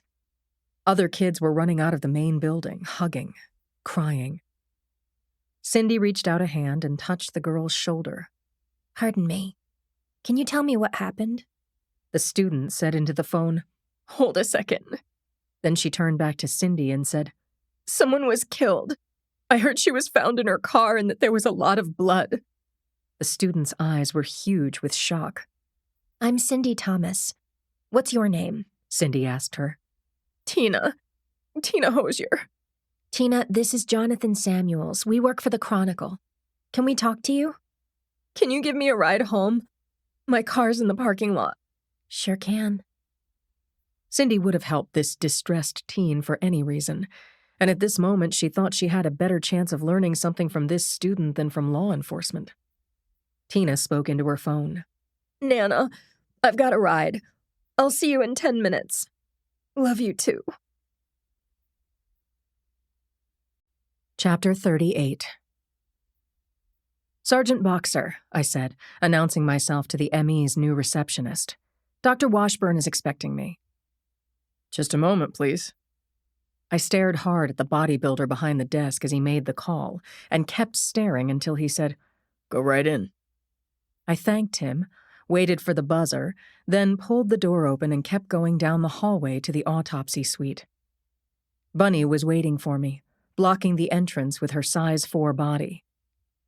Here you go, Sergeant. She held up a green surgical gown. I slid my arms obediently through the sleeves. She went behind me and tied the strings back and front. Next, she handed me matching booties and a cap, and when I was appropriately garbed, Bunny said, Okay, you're good. She held open the swinging door and I stepped into the chilly, tiled autopsy room. Claire stood behind the draped body on the table and said, I haven't started. She just got here. I said, I have to see her. Bunny gently folded down the sheet, exposing the girl's face, neck, and upper chest. Her eyes were half open. Lipstick smeared her lips. I groaned involuntarily. Misty Fogarty, the girl I had met for tea at 4 o'clock yesterday afternoon, had been effervescent and then emotional. It pained me to see her dead. The murder weapon had opened a gaping wound, cutting through the arteries and musculature of her neck. There had been a lot of blood. Whatever hadn't sprayed and pumped out to cover the interior of her car had stained her hair and chest. Claire watched to make sure I was steady. I said, Give it to me, Doctor. She said, Okay, Sergeant. Okay. Based only on first look, unofficially, mic's off, the slime who killed this young lady has the same signature as the one who killed Wendy Franks. First, we have the slashed throat from left to right, same blade or type of blade. And the killer made some slits in her breasts like with Ms. Franks. Serial killer gibberish, or so it appears pending verification. As with the previous victim, that's your cause and manner of death. I estimate she died last night between 8 and 10 p.m. According to the head of school, the car was in the school parking lot overnight, and Misty's body was discovered by security this morning. I said, I was with her yesterday for an hour, from 4 o'clock. She was asking me what to do. About? Lucas Burke. Remember Cindy telling us they were having an affair? I wanted to shake her. I wanted to warn her. I wanted to say, get the hell away from him. Transfer to another school. Destroy your phone, drop out of social media, change your email and your name. Disappear until Lucas Burke is locked up for good. But instead, I had the good sense to ask, what do you think you should do? My voice broke. Bunny Ellis put her arm around my waist, and my best friend looked at me with terrible sadness in her eyes.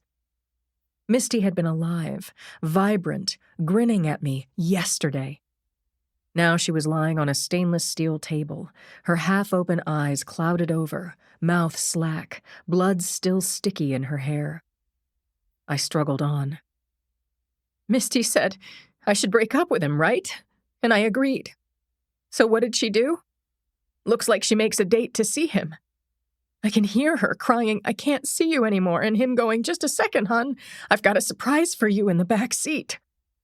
Claire said, speculating. I snuffled, wrapped my arm around my face, then used the tissue Bunny tucked into my hand. After I'd mopped up and put the Kleenex in my pocket, Claire said, "Linz, it's okay." No, it's not. I understand, but she was a potential witness against him. You had to be neutral in that diner. And you didn't get her killed. If you'd said, "Don't see him, get out of town," would she have listened? She didn't have to see him. She could have called him or texted him or just walked away. You're not responsible. I hear you. Anything else? Okay. There are no bruises on her that I can see. We bagged her hands. I'll go over every finger carefully. But I haven't started an external exam, never mind internal. You're about 5 or 6 hours ahead of me, girlfriend. Any questions before I sneak you out through the ambulance bay? I shook my head, whispered, "No. Not now.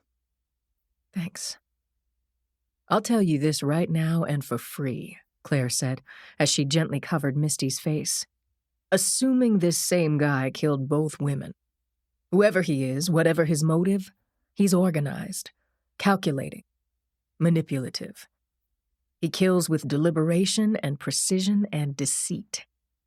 This dude doesn't feel love. He doesn't feel hate. He just likes to kill women." Chapter 39. Leaving Claire's offices behind me, I went for a long walk under the overcast morning sky. I took deep breaths, felt the pavement under my shoes, and used the traffic on Bryant as a backdrop for my thoughts about Misty. I thought about being 18, falling in love with a seductive older man, a psychopath who specialized in English literature and teenage girls. That made me think of Tara, who'd been even younger than Misty when she married Burke. The search for Tara seemed to have stalled, which only made the daily calls from Kathleen that much more fraught. The Hall of Justice is cut on an angle at the corner of Bryant and 7th. I climbed the granite steps to the glass and steel door, pulled it open, and went through security. Put my gun in the tray. My phone followed, and after clearing the metal detector, I treated myself to an elevator ride to the 4th floor. Brenda handed me some messages. "Any bad news?"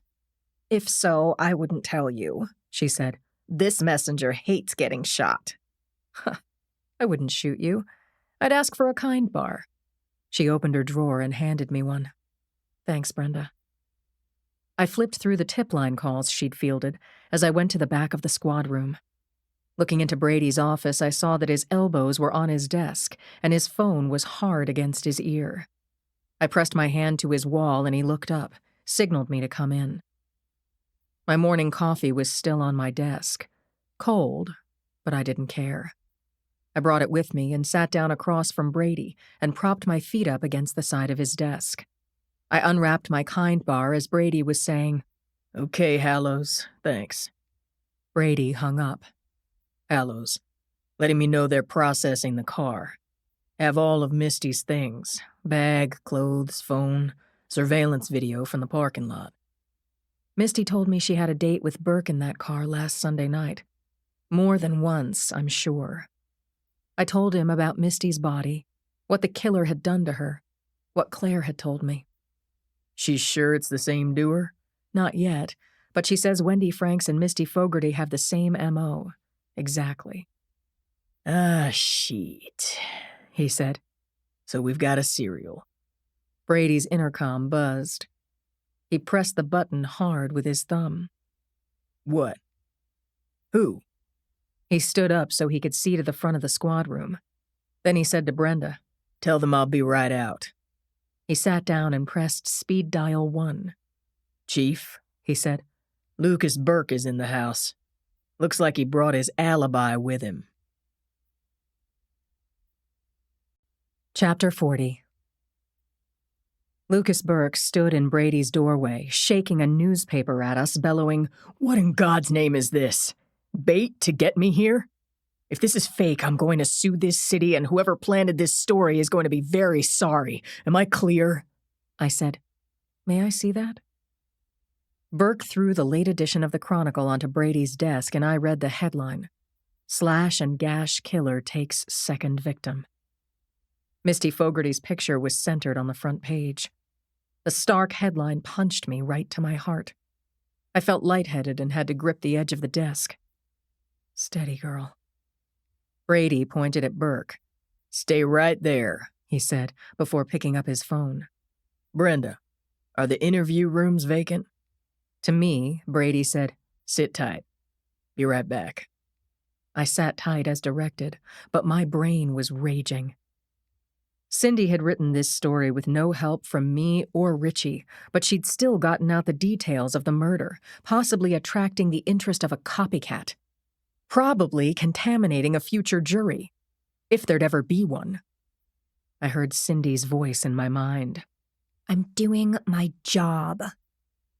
There was a tapping on the glass wall from outside Brady's office, and I came back to the moment. It was the woman who'd accompanied Burke to the hall. "This is my ex-wife, Alexandra Conroy," Burke said. "She called me when she heard that Lori was murdered. Do you have any suspects, Sergeant, besides me?" "I'm very sorry," I said, dodging the question. Brady was halfway down the squad room aisle briefing Chi and Cappy. I collected myself. I stood up and introduced myself to Burke's ex-wife. We shook hands, and I told her to sit at my desk. "We won't be long." I started gathering impressions. Conroy looked to be in her 40s, about Lucas's age. She was well put together in cream-colored knit separates. She had sun-streaked hair, a sun-pinked nose, and she wore no wedding band. My take? She had free time. She didn't get messy. And despite the divorce, apparently she cared for Burke. Burke wore a short-sleeved white shirt and khakis. His face and arms were burned to the point of peeling. Since the last time I saw him, he'd been exposed to the sun without SPF anything. Could be that he and Ms. Conroy had been lounging on a beach. Was it an alibi? I watched Burke clutch the newspaper, shaking it as he reread Cindy's report of Misty's gruesome death. He was muttering, making hurt sounds. Oh, God, why? Why her?" I said, "Lucas, did you know Wendy Franks?" He looked up at me like he'd stumbled out of a dark cave into daylight. "Who? No." I heard Brady ask Cappy and Chi to bring Ms. Conroy to interview 1. "Take notes. I don't want to wait for the transcript." Brady headed back toward his office, shook hands with Conroy, and introduced her to the detectives. Then Brady said to Burke and me, "Let's make ourselves more comfortable." Burke said, "I demand answers." "Same here," said Brady. Chapter 41. Lucas Burke wobbled, bumped into the walls of the corridor leading to interview 2. I put a steadying hand on his back and he shook me off. My mind split again. I suspected Burke of these horrific murders, yet his grief and rage felt absolutely real. But if he killed these women, and his own baby, I would devote myself to nailing Lucas Burke for as long as it took. Right now, I was glad to be partnered with Jackson Brady. He would sort out Burke and get to the truth. Interview 2 was the larger of the 2 interrogation rooms, with a water cooler and a small fridge, as well as a dinged-up metal table and 4 matching chairs. The camera in the corner of the ceiling started rolling once we opened the door. I was sure that Clapper had been notified, and that either Parisi or an ADA was standing with him in the observation room. Brady closed the door behind us, and we took seats at the table facing Burke, who could see his own tortured expression in the mirror. I was ready. We all were. "Who did this to Misty?" Brady said, "Where have you been, Mr. Burke? Let's start with the last time we saw you driving north on Dublin Street 2 days ago at about noon. Don't leave anything out." I took notes, as Burke described speeding away from his house, not hiding his fury that in addition to the blow he'd taken over the death of his child and the insult of being locked up as a material witness, He'd been forced to leave his house so the cops could rummage through his belongings. Find anything incriminating? He shouted across the table. Find any evidence? Where did you go after you left your house? I said calmly. Alex, my ex, called me when she heard about Lori. We're still friends. He told us that Conroy lived in Sacramento, so he drove up there. He spent the night. She suggested they get away from everything, go to a resort in Carmel by the sea. It was a few hours' drive. They stayed in a suite with a balcony overlooking the pool. They drank a lot, slept by the pool, and Burke checked his phone all day and night hoping that Tara would call. I thought she would call, and I would answer the phone and hear her crying, said Burke. I knew I could calm her down and get her to tell me where she was, arrange somehow to get to her. And then I would demand to know what the hell happened to Lori. He covered his face with his hands. Tears fell, but Brady wasn't moved. He pushed, jabbed, prodded, and alternated his questions and demands. Burke, you have very limited options. This girl that was murdered, Fogarty, she was your girlfriend. Isn't that right? Boxer, jump in. It was common knowledge, I said, and she told me all about your relationship, where you met, what you said. We have a note. You promising to marry her. She was expecting to see you the same day we released you. I didn't make a plan to see her. She was disappointed, heartsick, worried about you. She wanted to comfort you. Stop. Please stop. What you're doing is criminal. She died a horrible death, I said. I loved Misty. Someone is killing people I love. Don't you see that? I wish I were dead too. Brady didn't care what Burke said. Just the facts, man. Tara's mother calls Sergeant Boxer a half-dozen times a day. She hasn't heard from Tara. Where is she? You went to Carmel while your baby was dead and your wife was missing? What kind of husband does that? I need your check-in times. Will anyone at the resort remember you? Where did y'all eat? I need all your credit card receipts, all of them. We need a cheek swab. Why? Because you want to get off the suspect list. Yours is the only name on it. Open your wallet and take out any receipts or reservation confirmations, Brady continued. Give me your phone now. Don't give me reasons to arrest you for murder. Burke said, Alex paid for the hotel. I paid for the gas. We split the meals. He laid out his cards, handed his phone to Brady. Brady opened the phone's photo folder and held it so I could see it too. He scrolled, stopping at the pictures of Tara and Lori, both together with Burke. And the folder where you hide photos of Misty? I asked. He showed us that, too. Brady said, I'm keeping all of this for now. He pushed a pad and pen over to Burke. Write down your movements since Thursday afternoon. That's what we call a statement. Burke snorted in disbelief. Don't try to leave the room, Mr. Burke. I have officers outside the door who will take you down and then will arrest you. Boxer, I need you. I got up and followed him out of the room. Chapter 42. Lieutenant Jackson Brady and I entered the small observation room situated between the interview rooms and with windows on each. Clapper, Yuki, and Homicide Inspectors Michaels and Wang had been watching the interrogations of both Burke and Conroy. I edged over to Yuki and asked her, "Thoughts?" Conroy is smooth, she said, unruffled by the interrogation, and she gave similar or identical answers to the questions you and Brady asked Burke, within a normal margin for error. I nodded and stood with her and watched as Conroy responded to Chi's questions in an even tone of voice. The word buttery came to mind. As a detective, Chi is like ground-penetrating radar. He can see things that the rest of us miss, while Cappy has a knack for blending in with his surroundings, like a snow fox or a water snake. His pointed questions sound innocuous and the subjects answer willingly. He has a gift. Chi asked, "What was your room number?" $317. No, $319. Same as what Burke had told us. Who paid? I did. Lucas needed a break. Cappy said, "Not the best of circumstances for a holiday, though, was it?"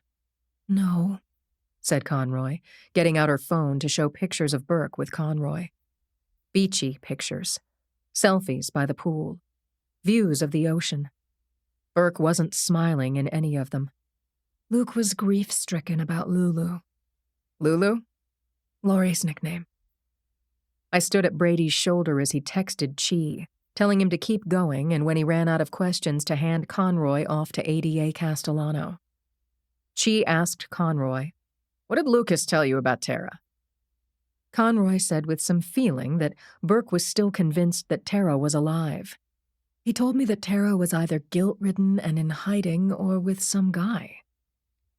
I was no longer convinced we would find Tara Wyatt Burke alive. "I'm going in," I said to Brady. He nodded, and I knocked on the door, then opened it. "Chi, Cappy, Miss Conroy, I have a couple of questions." Chi and Cappy invited me in. I turned to Conroy. "These are a little personal, but they won't go beyond this room," I lied. "Sure. What do you want to know?" "Was Lucas ever abusive during your marriage?" "You mean did he beat me?" "Anything that comes to you when I say abusive." "Huh. Well, to be honest, he had a temper. That's why I divorced him 3 years ago. But I swear, do you have a Bible? Okay, well, on my word, the worst he'd do was he would yell, grab my arm once in a while, twist it. He could say mean things. He scared me. We were both pretty young when we married. I didn't understand it. My father was a gentle soul. Luke was rough. But he never broke a bone or threatened me with a weapon, if that's where you're going. He was from a neighborhood where there was fighting. Now he says please and thank you and never lifts a hand in anger. He's matured." I thought otherwise, but said, "Did you ever meet Tara?" "No, but I sent them a wedding present and a baby present, too. And no, I never met Lulu either." "What did you get for Laurie?" "A bouncer, from their wish list online." "And normally how often are you in contact with your ex-husband?" "I'd say every few weeks. We email when there's big news, good news, disappointments. But apart from these past 2 days, I last saw him in person at the funeral of a mutual friend maybe 2 years ago." I asked if we had her contact info, and she said she'd given it to Sergeant Chi. I said, "Thanks for your time." Cappy followed me out. "Take it for what it's worth," he said. "She said there weren't no dirty dancing on their trip. Burke just talked, drank, cried, passed out." Brady and Yuki were waiting for me in the hallway. The boss asked, "What did y'all think?" "She's an innocent bystander," I said. Yuki said, I'm with Lindsay. I'll get their receipts checked out, but their stories were consistent enough. Then we'll see if we're arresting Burke or kicking him." Belief and doubt were still trading punches in my mind. We needed a confession, a witness, tangible evidence. I stopped to get coffee, and once back at my desk, I saw CSI Director Hallows in Brady's office. The two men were in deep conversation. When Brady saw me, he waved me in. He said, "Hallows has the surveillance footage from Sunset Park Prep's parking lot from Fogarty's murder. He thinks he's got something." Chapter 43. Around mid-afternoon, our task force gathered at the far end of our floor in a vacant corner office that used to belong to Lieutenant Ted Swanson before he went to prison. Brady and I tacked pictures up on the corkboard. Tara and Lucas Burke, plus morgue photos of Laurie Burke, Wendy Franks, and Melissa Fogarty. Hallows set up his laptop on the table. The team assembled around, and Brady stood at the head. Brady said, "I don't know if Lucas Burke is the doer, if he hired a hitter, is deeply unlucky, or if he's so psychotic and freaking smart he leaves no trace. But this much we do know." Brady read from his phone. "From Captain Jeffrey Brevoort, Marin PD. Quote, "We've tossed Wendy Frank's life, such as it was. She was an isolate, a painter, had 2 friends, neither of whom had ever heard of Lucas Burke. According to the friends, Wendy liked girls and was still getting over a breakup. She took her Sea Ray out in the harbor alone and only saw her friends occasionally." I said, "Burke said he never heard of her either." "Okay," said Brady. "Pin a red flag on it anyway. Conklin, you're up." Conklin checked his notes. By the time Alvarez and I got to the scene, Fogarty's body was in the ME van, but we spent hours with her SUV. She bled out in the driver's seat.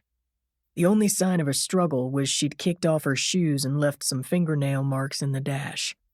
Her handbag was in the passenger side footwell with her wallet intact, and the keys were in the ignition. Alvarez stood up. Misty's phone was far back under the driver's seat. I went through her messages from the last few days and particularly from last night, around 7. Melissa texts to a burner phone, "I have to see you." Gets a return text, "Be there at 8, don't be late." Why was she texting Burke on a burner? To keep their plans a secret? Or was she being tricked by someone, not Burke, who lured her in? Alvarez sat down. I said, "I viewed Fogarty's body pre-autopsy. As Dr. Washburn said, her throat was slashed from behind, ear to ear. What puzzles me are the seemingly random gashes on her upper breasts, same as with Frank's. I don't see a pattern in these non-fatal wounds. It's like he's doodling or drawing out the contact with the victim." I picked up the pointer and aimed it at the morgue shots tacked on the board, running laser circles around the gashes. 10 on Frank's, 7 on Fogarty. Clue, anyone? "He's trying to throw us off with bullshit," said Cappy. "I'll take another run through VICAP." Yuki stood up and said, I got a warrant to go through Burke's financials. This is a 3-day job, but I sucked in some volunteers in my office with free eats. We processed the last 3 months of Burke's credit card statements, including his gas and supermarket cards, and found no red flags. He banks at SunTrust and B of A. No big transfers of money occurred, just car payments and mortgage and day-to-day expenses. He may have another bank or cash on hand, but his personal finances look clean. Chi stood, shot his cuffs, lined up index cards on the table, his talking points. Then he recapped the interview with Alex Conroy. "Conroy's stated whereabouts have been confirmed with receipts and video and selfies and corroboration from 2 hotel desk managers. I sent photos. They verified that Conroy and Burke checked out per their statements. We can't find any holes in her story. I'm not going to lie. If Burke's a killer, he's neat. Too neat. This worries the hell out of me." Clapper walked in and said to Chi, "What in particular worries you? That Burke is either a high-genius psycho or that someone else, a different high-genius psycho, is manipulating this case?" "If you had to pick, A or B," said Clapper. "I'd flip a coin," said Chi. Clapper sighed and leaned up against the wall. Brady said, "Boxer. Flip the coin." I folded my hands on the table and boiled down my impressions of Burke today. His appearance, attitude, fury over Fogarty's death, and his willingness to cooperate. He says he's being framed. If he's acting, he's unbelievable. Outraged, crying and spitting mad. And we don't have one damned fingerprint. He's not in custody, but Red Dog is sitting on him. Yuki laughed, and several people couldn't help but join in. Parisi weighs 300 pounds. But the laughter faded fast under Clapper's cold eyes. I picked up where I'd left off. Say Burke did it. What's his motive? Why kill his own child? How does Wendy Franks fit in? Why bury people in his own backyard? Where's Tara? Is she behind all of this? How? Why? When I flip the coin, it comes up tails. Burke's being framed. Clapper said, "My coin comes up tails, too. As my father used to say, with one arse, you can't be at 2 weddings. If Burke was in Carmel, he didn't kill Fogarty. But I'm betting that Fogarty's killer, that evil shit, is on video. Hallows, over to you." Chapter 44. Brady cut the lights and closed the blinds. Jean Hallows said, "Here we go, pards. This is Sunset Park Prep's parking lot last night before the incident." As expected, the quality of the video was poor. It was grainy, badly lit, and due to the long, dark distance from the camera to the closest of the buildings, unfocused. 2 cars were parked within the grid of painted yellow lines on the asphalt, the license plates barely legible. Chain-link fencing surrounded the lot. The school's field house stood in the middle distance, one large tree just outside the fence on the lot's east side. Hallows said, "I watched 7 hours of this video on fast forward. The camera is mounted on a light pole with a 90-degree angle centered on the footpath that leads from the south end of the lot to the field house. By 4 o'clock, school had let out, and apart from those 2 cars, the lot was deserted. No one got into or out of those cars. I made a clip that runs from just before Misty arrives 4 hours later at 5 to 8 until 10 minutes after. You'll note that when Misty arrives, she had an electronic gizmo that opens the school lot's gate. I did find another camera aimed at the gate, but it's broken and has been for a long time. Now, all registered drivers at Sunset Park Prep have an electronic key to that gate behind the camera. Mostly the key holders are teachers, but also some members of the senior class. Most people park as close as possible to the footpath entrance to the campus. The exception to that is Misty Fogarty. She parks barely within camera range on the east side under this tree." I said, "Misty wanted privacy. She planned to break up with Burke."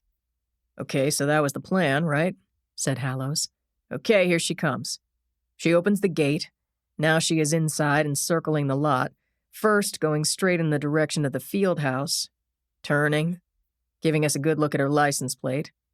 That is her car and her plate. Midnight blue Outback," said Conklin.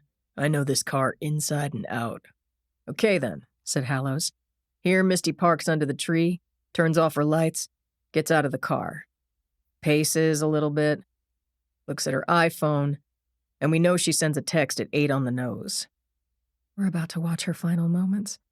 That makes me sick," I said. "Take deep breaths," said Brady. Hallows said, "Hold your horses, friends. It's going to get worse." Here Misty is looking toward the main gate. The person she's waiting for is approaching on foot from that direction. There is no sign of a vehicle. "Silver Audi would be nice," said Cappy. Alvarez said, "Could he have jumped the fence?" Hallows said, "Some of you could get over it, some couldn't." He paused the video and pointed at the screen. "No car," Hallows said, "but here's the psycho killer. Looks to be a male dressed all in black, sports jacket over a black t-shirt and black jeans, black shoes. A knit cap covers his ears. He walks along the fence where we just about can see him, but no matter how I fiddled with the software, I cannot make out his face. He keeps his head down. He knows about the camera. Given the height of the chain-link fence, this guy is approximately 5'11". That's all I can glean." Hallows restarted the video. "The killer and Misty are having a discussion, looks like," Hallows said, "but she doesn't act like she wants anything to do with him." "Know how it looks to me? She was waiting for someone else," said Brady. "She was waiting for Burke." I rapped the table with my knuckles twice in agreement. Hallows said, "I just look at the tape." "Yeah, right," said Conklin. Next to Clapper, Hallows was the best CSI around. We were all eager to hear his take. Hallows said, "There's Misty getting back into her car, turns on her lights, backs up, and turns the car so she's facing the exit. Too bad the light nearly blinds the camera. Looks like she'd just put the car in gear when the back door opens and this character gets in. Just slides into the back seat and closes the door. He's sitting behind her when he attacks. The evidence bears that out." "Few seconds pass," said Hallows. "If I get to make up the script, she's telling him to get out of the car. I see shadowy movement inside that I can't make out. Looks like she's pulling away from him, but she doesn't get the door open." Alvarez looked at me and I looked back at her. We really didn't want to see this. Hallows said, "Now look. Headlights go out. I'm thinking the guy who just slashed her throat has reached over and turned off the engine." "He's good," said Brady. Clapper spoke. For sure, this guy is organized and practiced. Cocky. And he's done this before. Alvarez said, "It's only been a few minutes since he got in the car and now the back door is opening." Allows said, Yeah. There he goes, using the tree shadow for cover, walking out of view. The rest of the video is a snooze. I fast-forwarded and watched until the security guard discovered Misty's body in the early hours of the morning and cops came quick after that. Not to mention the press. And that's all I've got. We stayed in the room for another half hour, theorizing, asking questions across the table. To review, I said, Burke has an out-of-town alibi and looks different from Misty's killer. So he probably isn't Wendy's killer either. Misty and Wendy had similar wounds on their bodies, which means that there is potentially another killer who could have attacked Tara. Michaels said, Wang and I will go interview the head of school, also the guard who found the body. Interview as many students as we can. 2 night shift guys from Northern want to work this with us. Burton and Krebs, okay? Clapper said, Okay, good. Yuki, tell Red Dog we still can't hold Burke. He's been put on leave from his teaching position. We'll keep eyes on him around the clock. You got it, Yuki said. Clapper said, Hallows, I need the best still shot of this killer for distribution. Thanks all for your thoughts and hard work. There will be no holidays or weekends off for this task force until further notice. He looked around the table, turned, and walked out the door. Chapter 45. It was Claire's brilliant idea to meet at Susie's. Since Wednesday morning when Lori Burke washed up on Baker Beach, I'd been torn up and heartsick, and that went for all 4 of us. We needed to be together. We needed to hash it all out. Maybe between us we'd hone in on that little girl's killer. Claire, Yuki, and I got there just after 5, giving us a head start on the after-work crowd. The steel band and the barflies hadn't yet arrived, and Lorraine said we could sit anywhere at all.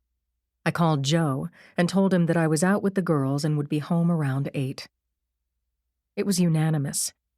We marched along the kitchen pass-through window and into the smaller back room, slid into banquettes flanking the table. Before shutting off my phone, as was our general rule at Susie's, I called Cindy again. On my way, she said. Order for me. Whatever's today's special. Ham hocks over saffron rice? Sounds yum. I'm in the car. Hurry. Safely. Going dark now, I said, and turned off my phone.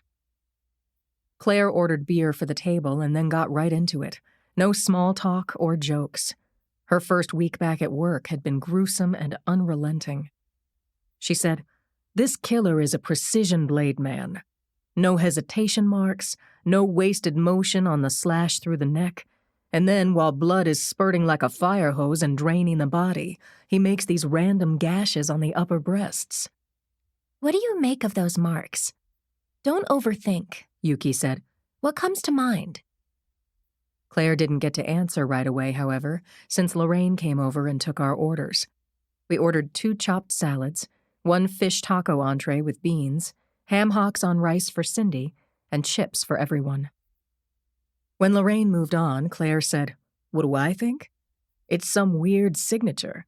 Though if we're trying to connect the cases, there were no such marks on Lori's body, and Wendy Franks was naked while Misty's body was clothed. He's way too good at this. It's not sexual. This is a professional-grade killer who's pleased with himself. He likes to butcher. Cindy came through the passageway and took the empty seat next to me. I wanted to interrogate her. What do you know that I don't know? But I didn't have to. She got comfortable, greeted all of us with blown kisses and fist bumps, then held up her glass for Claire to fill her up. After a couple of gulps, she said, I'm devastated about Misty. I really liked her. My story this morning generated a lot of mail, but no one took credit or coughed up a suspect or called the dead girl a bitch. It was just people saying they're mad and scared. Forward the mail to me? I said. Sure, but curb your expectations, she said.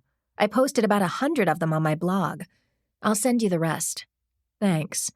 And if you don't know, your story brought Burke into our house. What do you mean? He drove in from Carmel with a death grip on your front page and came directly to the hall. He turned himself in? He confessed? No, Cindy. To accuse us of planting the story. To tell us he didn't kill Misty. He came with his alibi, ironclad. How'd you get the details on Misty's murder? I can't, reveal my sources. Well, the killer's signature is now out there for a sicko to copy. Enough warning to a perp to make him run. It doesn't help the good guys, Cindy. Please don't say I was doing my job. My story was truthful and good. Burke came in. That's a big deal, right? And the public has been warned that a vicious killer is roaming around. That could save a life. People start locking their car doors. Anyway, I was doing what I'm paid to do, what I'm good at, and you know I can never win these arguments with you, Linz, so let's just call it a draw. Okay? I drank down half a stein of beer in one draft. Cindy said, I also dug around a little about Wendy Franks. Lorraine brought our dinners, told Cindy she liked her new haircut, and asked if we wanted anything else. Cindy asked for more bread. Yuki said, Cindy? What? Please don't make us beg. All right, girlfriends. Wendy had a boat, a Sea Ray. Harbor Master says she took it out on Monday night. She had a male passenger, but he didn't see him. Yuki said, I don't like what I'm thinking. I finished my beer. Cindy said, I'll say it. Wendy and an unknown male, possibly Burke, could have dumped Lori Burke into the drink. You're not going to put this out, I said to Cindy. Hell no. It cannot be corroborated. But I like it as a theory. I tried to eat, but kept seeing the last minutes of Misty's life over and over again. It was a cheaply produced horror movie with bad actors and an unsatisfying ending. Lorraine came over with a basket of bread for Cindy and a cordless phone for Yuki. It's your husband, said Lorraine. Yuki thanked her and took the phone. Hi, baby, she said. Oh, no. Yes, she's right here. She passed the phone across the table to me. Brady's gravelly, southern-inflected voice was loud and clear. Brady, I had to shut off my phone while I ate. Boxer. Another body turned up in McLaren, around John F. Shelley Drive. Unidentified. I delivered the news to my friends, leaving out any details that Cindy could exploit. We paid, hugged, and left, splitting up on the street in different directions. It was the shortest, most fraught, and laughter-free women's murder club meeting on record. I called Joe to tell him my schedule had changed, got into my car, and headed out to meet Brady. Chapter 46. Brady was waiting for me in front of the hall, looking impatient, jouncing his keys in his hand. He barely waited for me to set my brakes before opening the passenger side door of his Tacoma for me. I said, Is it Tara? He said, Give me a sec. Strap in. I braced as he stepped on the gas and went code 3 with all lights flashing, sirens wailing. He took us by a now familiar route to McLaren Park and pulled up within a half-mile of Burke's gabled house. When he turned off the engine, he said, A hand sticking out of the ground alerted a couple of joggers. That's all I know. Had to be Tara. She hadn't been in touch with Kathleen, who called me 3 times a day. She hadn't called her best friend. Hadn't asked Lucas for an infusion of cash. Her car hadn't been seen. She hadn't used her phone. Tara had disappeared.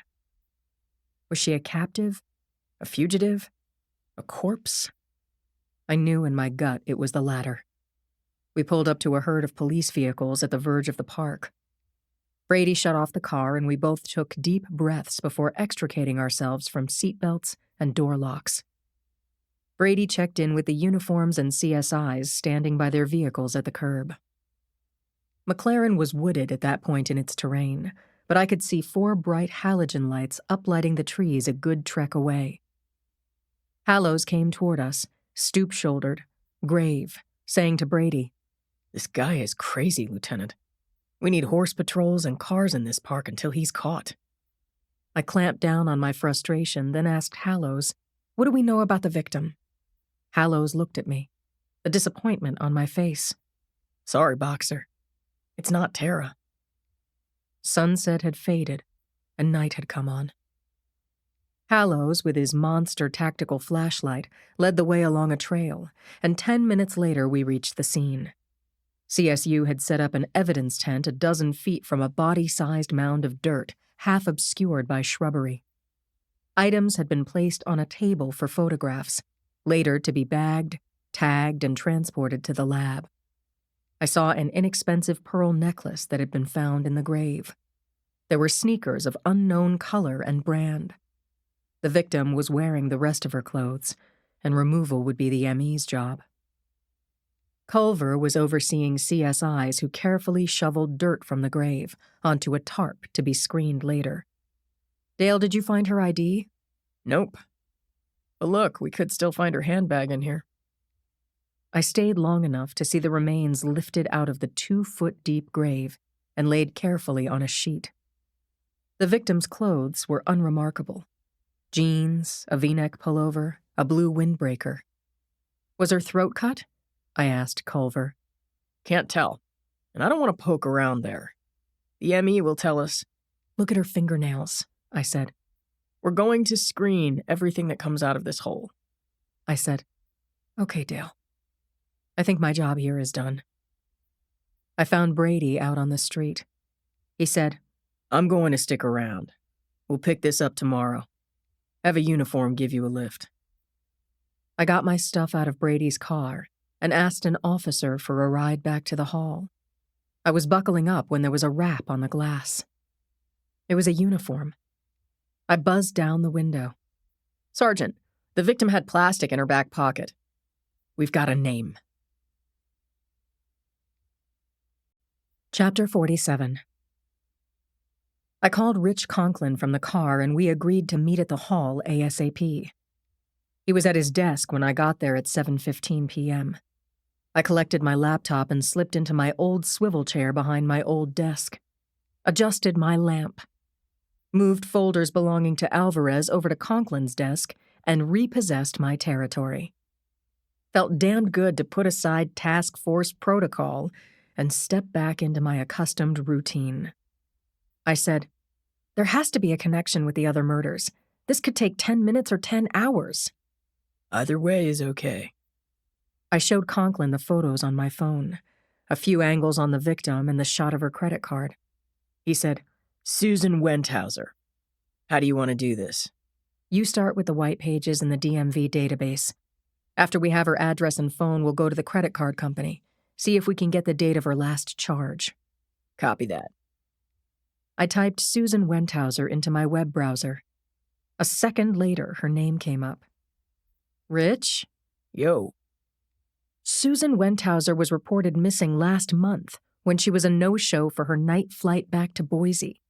She was 22, visiting a cousin who lived here. The case went cold fast. No body, no one saw her. Filed under missing persons. Conklin was also typing her name. Here's a story from a Boise paper, he said, and began to read out loud. Thelma Wenthauser, mother of missing 22-year-old Susan, tells this reporter, Susie is such a good girl. She's never been out of Boise before. She's been waitressing, you know, and making plans to get married. She wanted to visit her cousin in San Francisco. She's not a runaway. Something has happened to her. Please say if anyone has any information that will help us bring Susan home, call the newspaper or the police. Conklin said, No one called. Susan's picture was in the article, her arm around her mother's waist. Cute picture. And then I found an article quoting Boise PD quoting the cousin, saying she and Susan had had their visit, said goodbye, Susan called a cab, but never made her flight. A political firestorm had blotted out news of the missing young woman, and nothing further was written in San Francisco about Susan Wenthauser. I picked up the phone and hit number 2 on my speed dial. Brady, the victim. Susan Wenthauser? She was visiting from Boise. Last seen 3 blocks from the Burke house waiting for a cab to the airport.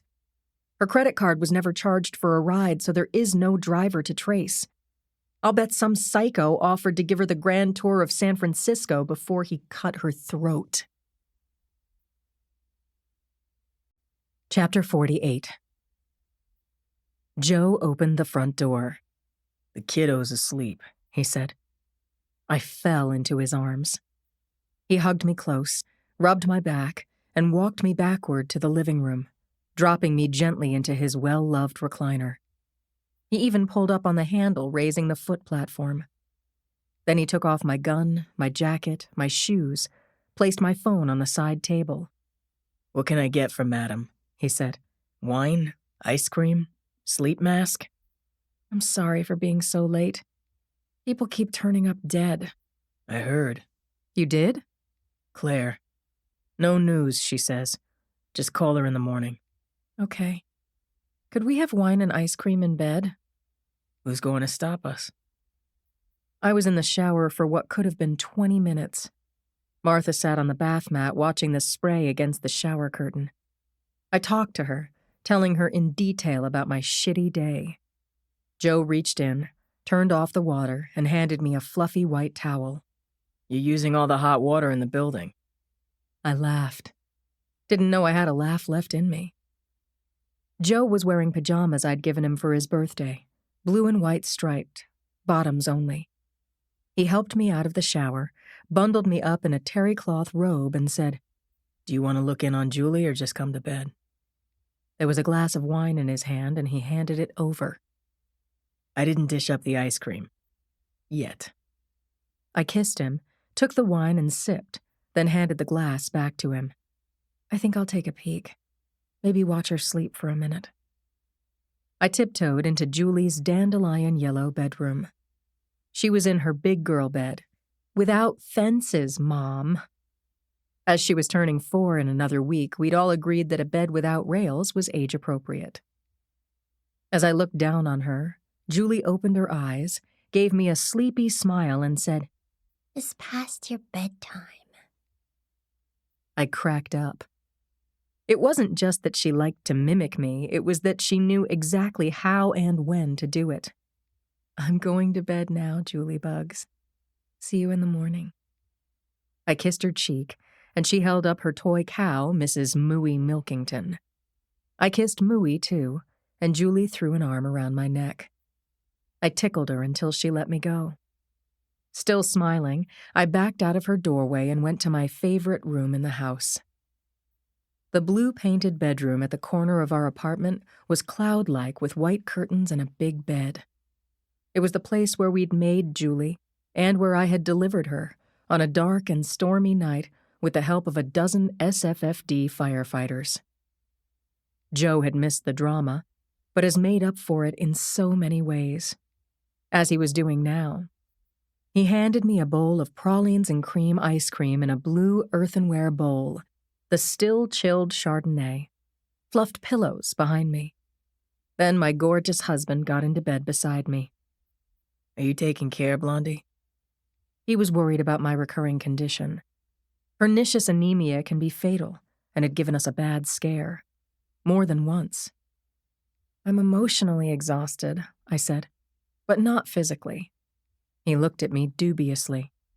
How are you? I asked him. "All paperworked out," he said. Aww. Tell me all about it before I fall asleep with a spoon in my hand. My cell phone rang out from the living room. I knew it was on the table next to Joe's chair. I tried to sit up. Joe said, "Nope, no way. You're off duty." I'm working tomorrow. "Tomorrow is still a day away." Right he was. I rolled over and wrapped myself around my husband. He shifted me until my robe was on the floor. I put my arms around his neck and I looked up at his face, taking my time. He kissed me, taking his time. His hands moved over me, stirring me up. I said, He took that as a yes. I sighed happily and let him have his way with me. Chapter 49. My eyes opened Sunday morning to the sound of my phone ringing in the living room. The bedside clock read just after 5 a.m. This time I had to pick up the call. I slipped out of bed, careful not to wake Joe, and found my phone in the dark. I looked at the caller ID. Brady. He said, "Sorry to wake you, Boxer, but I think you'd want to know." "What? What's happening?" "A red car, looks like a Volvo, was spotted 100 yards out in the low tide off China Beach." I knew the place. A large public parking area, 5 minutes off the Tony Seacliff neighborhood and just south of Baker Beach. A curved tree-lined road led to the beach. The waters here could be brutal. When the storms whip up the surf, this was one of the most dangerous beaches in California. The tide gave no warning, no second chances as water poured in under the bridge, shifting dramatically with unpredictable undercurrents and deadly riptides. Daredevil swimmers had died at China Beach, a half-dozen this year alone. I said, "Brady, you're thinking it's Tara's car?" "Could be. I can just make out the roof. I'm on the lot overlooking the beach right now. Coast Guard's brought in a couple of small track cranes and tow trucks. Motorboats.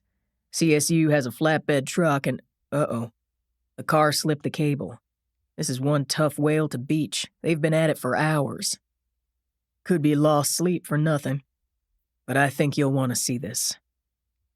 I shook Joe awake very gently and told him I had to go, that I would call him later. "What time is it?" "Just past 5. "Be careful." "I will be." I kissed his face all over, picked up my shoes from under the chair, and tripped over Martha as I dashed for the door. "Sorry, Boo. Good girl."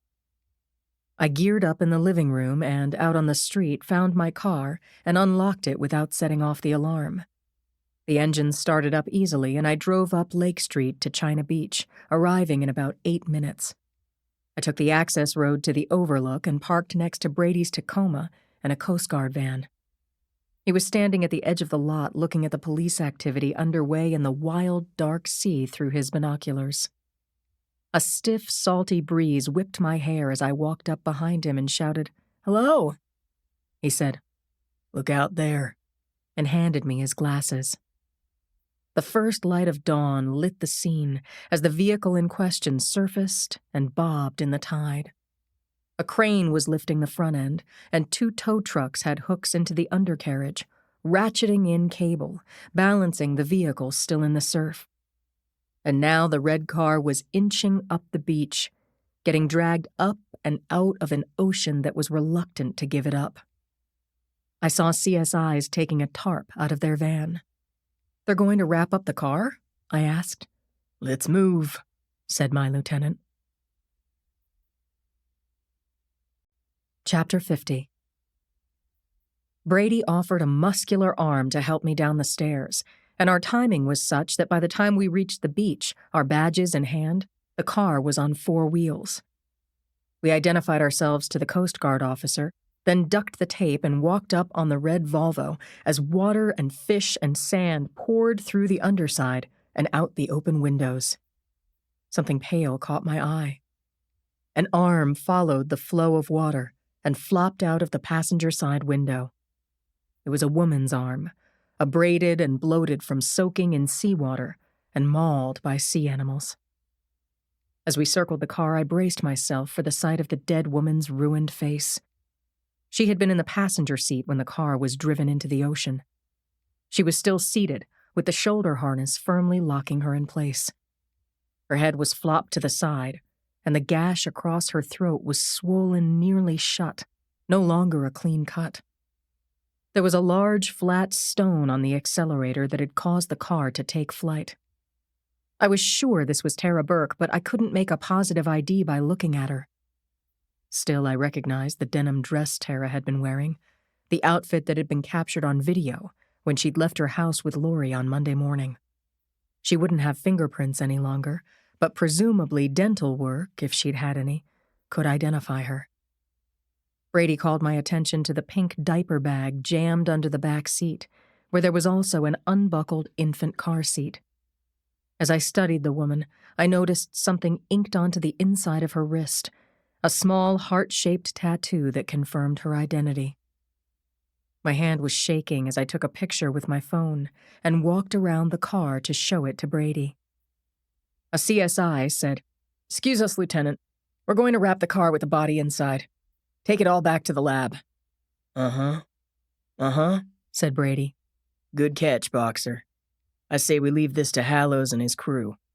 We'll go wake up Burke and take him in. Time and tide wait for no man.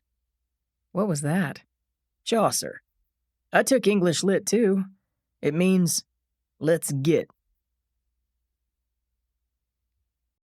Chapter 51. I trotted behind Brady up the stairs to his vehicle in the parking area. He opened the door, grabbed the mic, and requested backup to Burke's address. 3 patrol cars. Code 2, he said. Urgent. No lights or sirens. Within minutes, we'd parked on Persia Avenue, 300 yards from Burke's front door. The house was dark. The silver Audi was in the driveway, and Reg Covington, SWAT commander, had blocked the driveway with his armored car. 2 unmarked cars were parked at the curb, and cops wearing Kevlar jackets quietly disembarked and crept toward the house. Brady and I exited the Tacoma, and with our Bearcat backup only yards away and 2 teams surrounding the house, we moved in on 79 Dublin Street. Covington's team of 6 used the hood, roof, and doors of the Bearcat as shields and gun rests. We were covered. Brady unlatched Lucas Burke's picket gate, and we approached the dark blue front door with its fist-shaped brass knocker. I stood to the side. Brady stepped in, knocked and announced, then I got out of his way as he lifted his leg and kicked in the door. No alarms or lights came on, either inside or outside the house.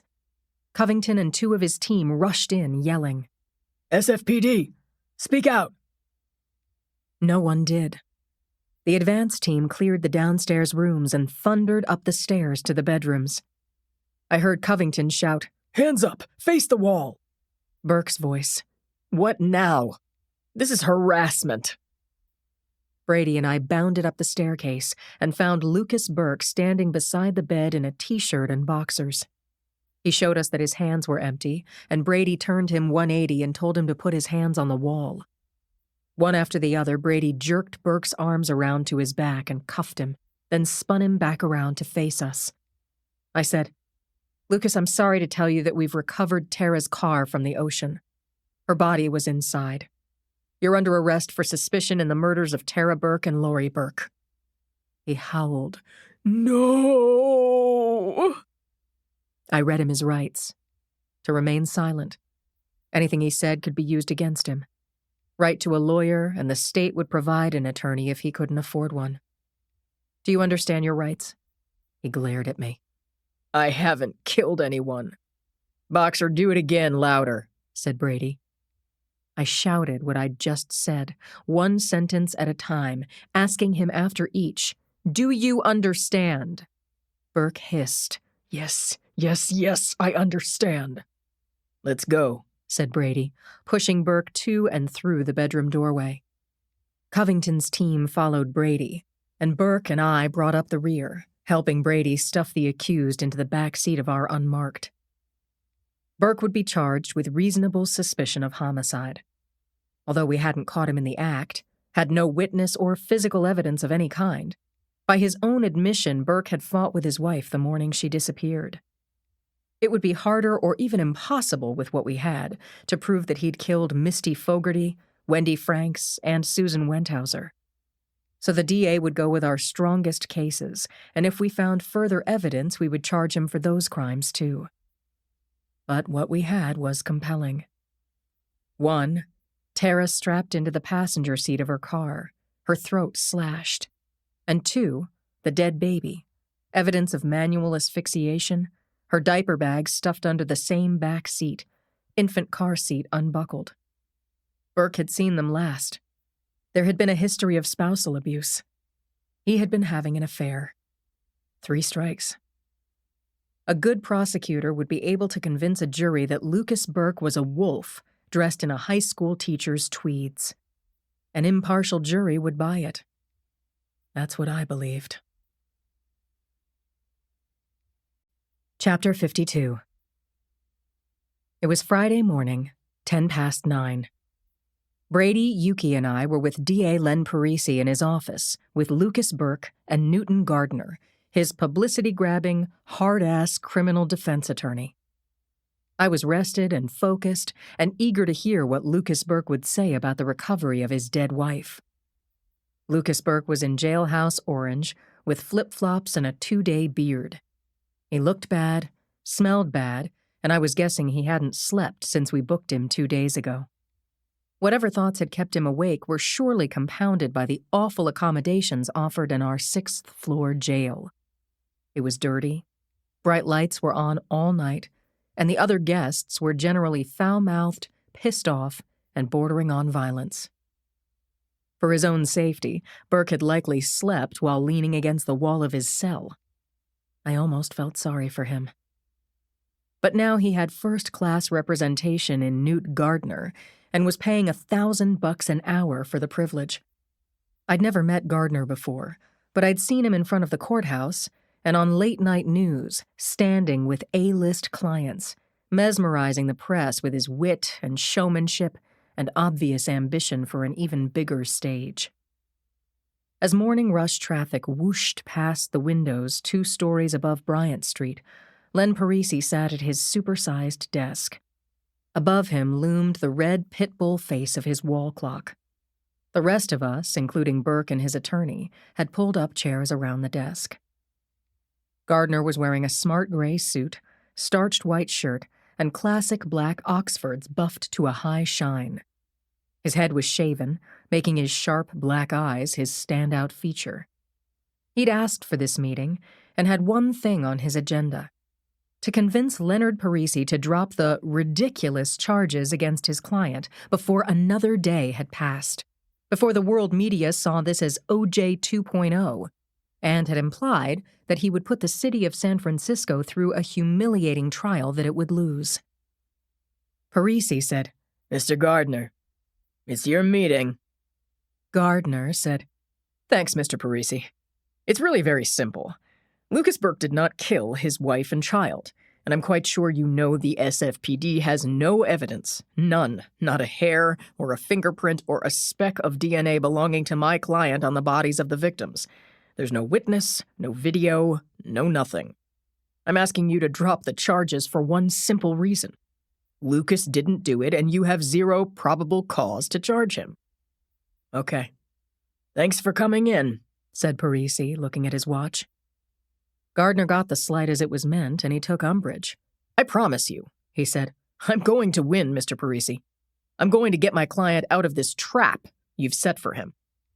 "Do your worst, Mr. Gardner. That much I expect," Parisi said, unmoved and unafraid. He knew our case cold. Gardner wasn't done. He fixed his bullet eyes on Parisi. "About now, I should get up and say to my client, 'Don't lose any sleep over this, Luke. They have nothing. I'll see you in a couple of days.' But I want you to know that along with dismantling your circumstantial case, I'm going to introduce a few dozen character witnesses, educators and neighbors, and even a man of the cloth. In short, Len, you have no case, not a prayer of one. Do you really want to go through the wood chipper? Or would it be better for all concerned if your cops took a little more time and found the real killer?" Parisi crossed his hands over his large belly and smiled ever so slightly. I had a good idea that he was just fine with Newton Gardner laying out his case. "And here's the bonus round," Gardner continued. "Drop the charges and release my client now, and we won't sue the city for police harassment, and I won't get on a soapbox and mock the SFPD for their incompetence. How does that sound?" Parisi said, "Mr. Gardner, I'll leave you to froth and wiggle alone. I'm not a stupid man. We're charging your client with 2 counts of murder, and that's a gift. We can prove that he killed his wife and daughter with malice aforethought, and that's what we'll be telling the judge at Mr. Burke's arraignment. The charges stand, and now I have to prepare for a meeting." I wanted to cheer, but exhilaration was premature. Said Gardner, I hate to tell you, my friend, but you can't convict a man because you need to clear a nasty case. Parisi said, That's enough, counselor. You've said more than enough. Gardner didn't turn to his client and say, let's go. Instead, he said, We have something to offer that will unsnarl this whole big ball of nothing. You've got 3 minutes, sir. I have other business to attend to, said Red Dog Parisi. What came next was almost beyond my comprehension. Chapter 53. Newt Gardner leaned against the arm of his chair and whispered into his client's ear. Burke nodded and said, Yes, okay. Then he looked up and spoke into an unfocused middle distance between Brady, Parisi, and me. I've been holding something back. Burke had all of our attention. Even Red Dog, who sat in his chair like a stone Buddha, leaned forward. What the hell was this? I tried to imagine what Burke could have kept from us, but nothing lit up. Not an idea in the world, but I was sure it was going to be bull. Burke said, I know full well that what I'm going to tell you is going to sound like I made it up to mislead you. It's not.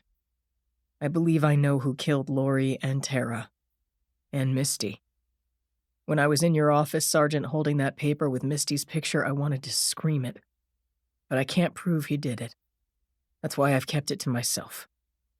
Brady said, I'm going to record this. Any objection?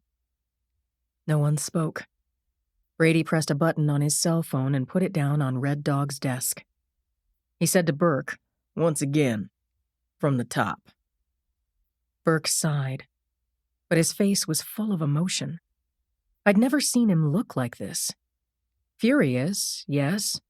Crushed by events, definitely. But this was different. He looked afraid. He spoke toward the phone, saying, I'm Lucas Burke, and I didn't kill my wife and daughter or Misty Fogarty or the other women whose bodies you've found. But I think I know who did. I'll cooperate fully and help you catch the killer if I can, and I'm willing to testify against him. Talk, said Parisi. We ran out of patience a week ago. 15 years ago, my mother Corinne and my sister Jody disappeared. Maybe you remember the case. If not, look it up. Their bodies were never found. No one was ever arrested. I was already in my mid-20s when they disappeared, and I wasn't living at home. But while I've done everything a human being could do to convince myself that it isn't true, I have reason to believe that my father, Evan Burke, killed them. I know my father. And you see, first my mother and sister, then my wife and daughter and a woman I loved. I can't ignore what I know. My father is a true psychopathic serial killer, the real deal. Yuki scoffed. But my attention was on Lucas Burke and Brady's phone recording this frankly fantastic story. Burke asked for a tissue, for water, and Parisi asked his assistant, Katie Branch, to come in. After a short intermission, Burke went on. I had 12 years of therapy working to convince myself that my father couldn't be a killer. But there's one connection I can't shake. My father has always been drawn to the water. He always had boats. I've done research, and now it seems obvious. Women disappeared in Catalina, where we lived. Women disappeared in Isla Vista, near the campus of UC Santa Barbara. Women's bodies have been found in coastal areas. I can't say that he killed them all, but many of those murders were never solved, and often the bodies weren't found. My father is smooth and charming and sly, and he likes to kill women. And maybe because he wants me to both suffer and bear witness. That's why he made sure that Tara and Lori died in the water. Lucas Burke seemed parched and worn out from his speech, but Parisi was unmoved. Same for Brady. Parisi said, Mr. Gardner, Mr. Burke, this is your defense? The other dude did it? And he's my father? Gardner said, My client can provide the names of possible victims, approximate dates when they disappeared. With fresh information and good police work, I'm confident proof exists that Evan Burke, not Lucas, killed Tara and Lori Burke. I adjusted my chair so that I was right in Burke's face and questioned him. What is your father's full name? Evan William Burke. When did you speak with him last? When Tara and I got married, 3 years ago. But before that, maybe 3 times after my mother and sister disappeared.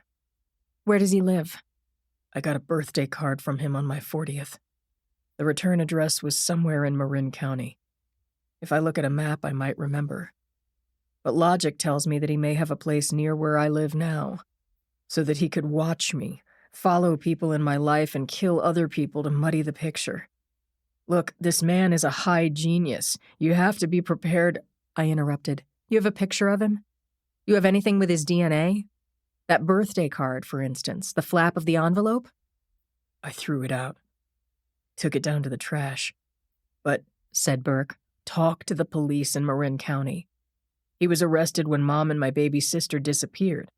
They'll have a mugshot, won't they? This was Lucas's recollection. Police records might well show otherwise. Katie knocked on the office door, opened it, and said, Mr. Parisi, you have a meeting with the mayor in 5 minutes. After you see him, you have a meeting with the victims' families. Thanks, Katie. Yuki, you want to add anything? I do, said Yuki. If Mr. Burke didn't kill his wife and child, he and Mr. Gardner can tell the judge at arraignment. Okay, then, said Parisi. Mr. Burke, we'll investigate your claim as far-fetched as it is. I suggest you and Mr. Gardner prepare for court. Sergeant Boxer, if you will be so kind, take Mr. Burke back to his cell. Chapter 54.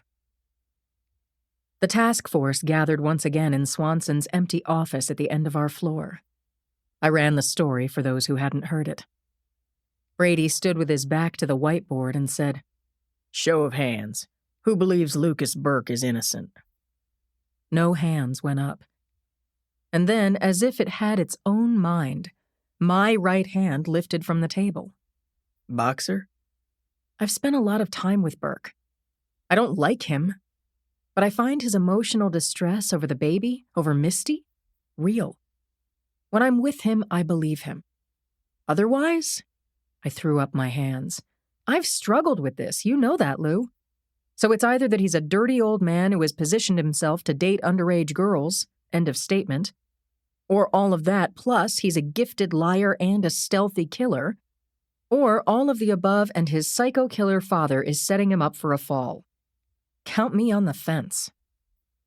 Brady held me in his ice blue stare a beat too long, and then said, I'm going to meet with the mayor. Boxer, you're in charge, but this is how I see it. What Gardner said is true. We have only circumstantial evidence. So if Lucas Burke is telling the truth, we need to find Evan Burke, bring him in, and question the hell out of him. We do impeccable police work. Determine whether Burke Sr. has a California residence. Check out his movements over the last week down to the minute. What we don't want to do is send the DA into court to arraign the wrong man. Brady left the room, and I took the floor. I divvied up the manpower, 6 teams and me, and assigned them to NCIC, VICAP, and other databases we had at hand. Until we found Evan Burke, we would scrutinize every unsolved murder of every female going back 15 years. The state of California had produced a lot of data. We hit the keys. A simple search for Evan Burke turned up 60 men with that name in California alone. We halved the list to men in their 60s, but that wasn't enough. I reached out to Captain Jeffrey Brevoort, Marin County PD. Although Brevoort quickly confirmed Corinne and Jody Burke's disappearance, Lucas's memory of his father's arrest didn't match the records. Brevoort had nothing on Evan Burke, no mugshots, no prints, or DNA. He'd been questioned, yes, but his alibis had held up, and the man not only cooperated, he was an emotional wreck. While I was on the phone with Brevoort, Conklin found a dozen Evan Burkes in the DMV, so now we had addresses, birth dates, and best of all, photos of several dozen Evan Burkes in California. None of them resembled Lucas. And then Alvarez found a California boating license for an E.R. Burke in Sausalito, 6 nautical miles off the coast of San Francisco. There was no photo attached to the files, no prints, but it was a place to start. I called Brevoort again and plugged into the detectives working on the Wendy Franks case, told them what we knew. I reached the harbor master in Sausalito, the one who had seen Wendy Franks taking her Sea Ray out with an unknown male passenger. I sent him a clip of the man in black who was captured on video in the Sunset Park Prep parking lot. Not good enough for facial recognition or any recognition, but hell, maybe the dim and grainy photo would come up as a maybe. It didn't. I texted him the info Alvarez had turned up, name and numbers of the certification and vessel ID. The harbor master had no such vessel at his marina. He offered to check around, and I thanked him. We broke for pizza and then put our eyes back on our screens. The day moved so slowly that when Brady arrived back in the task force HQ, I was surprised that it was still light outside. 5:15 to be exact. I gave Brady the rundown. We've made some progress. No man called Evan Burke has a record. One did live in Sausalito, and his wife and child did disappear, and it is a cold case. 10 years ago, that same Evan had a Century Boats 30 Express and a license to operate it. He sold it. The current owner lives in the Caribbean. We do not have a current address for that Evan Burke, but it's still more than we had. Good work, Boxer. Time to quit for the day. Really? Yeah. And everyone try to go to bed early tonight. Chapter 55. Our task force of 8 put place marks between pages, saved files, made notes for the next day, and we did it quick. Then we filed down the hallway to our bullpen. I phoned Joe from my desk, and he said Julie had just had her dinner. Want to meet us at the park? He said. This was a question that made Martha act like a pup, and I was having a similar reaction. Park, grass, lake, daughter, husband, and dog all together. You don't have to ask twice, I said. I'll be home in 15 minutes, traffic permitting. Traffic permitted. My family was waiting on the front steps of the apartment building when I cruised to a stop at the curb. Joe opened my car door, and while Julie hung on to our old doggie's leash, Joe gave me a big smooch. I locked the car, then picked Julie up and carried her for a full block, glad to stretch my legs and hear my daughter's breathy voice in my ear. We had chicken wings. Oh, good. Dad saved you some pie. What kind? Dad, what kind? Peach, right? Good, I love peach pie. Put me down now, Mommy. The park was full of dogs and families when we got there, and Julie found her friend Chrissy. While they counted, named, and fed the ducks, Joe and I took a bench with a view of the children at Lake's Edge and the surrounding park.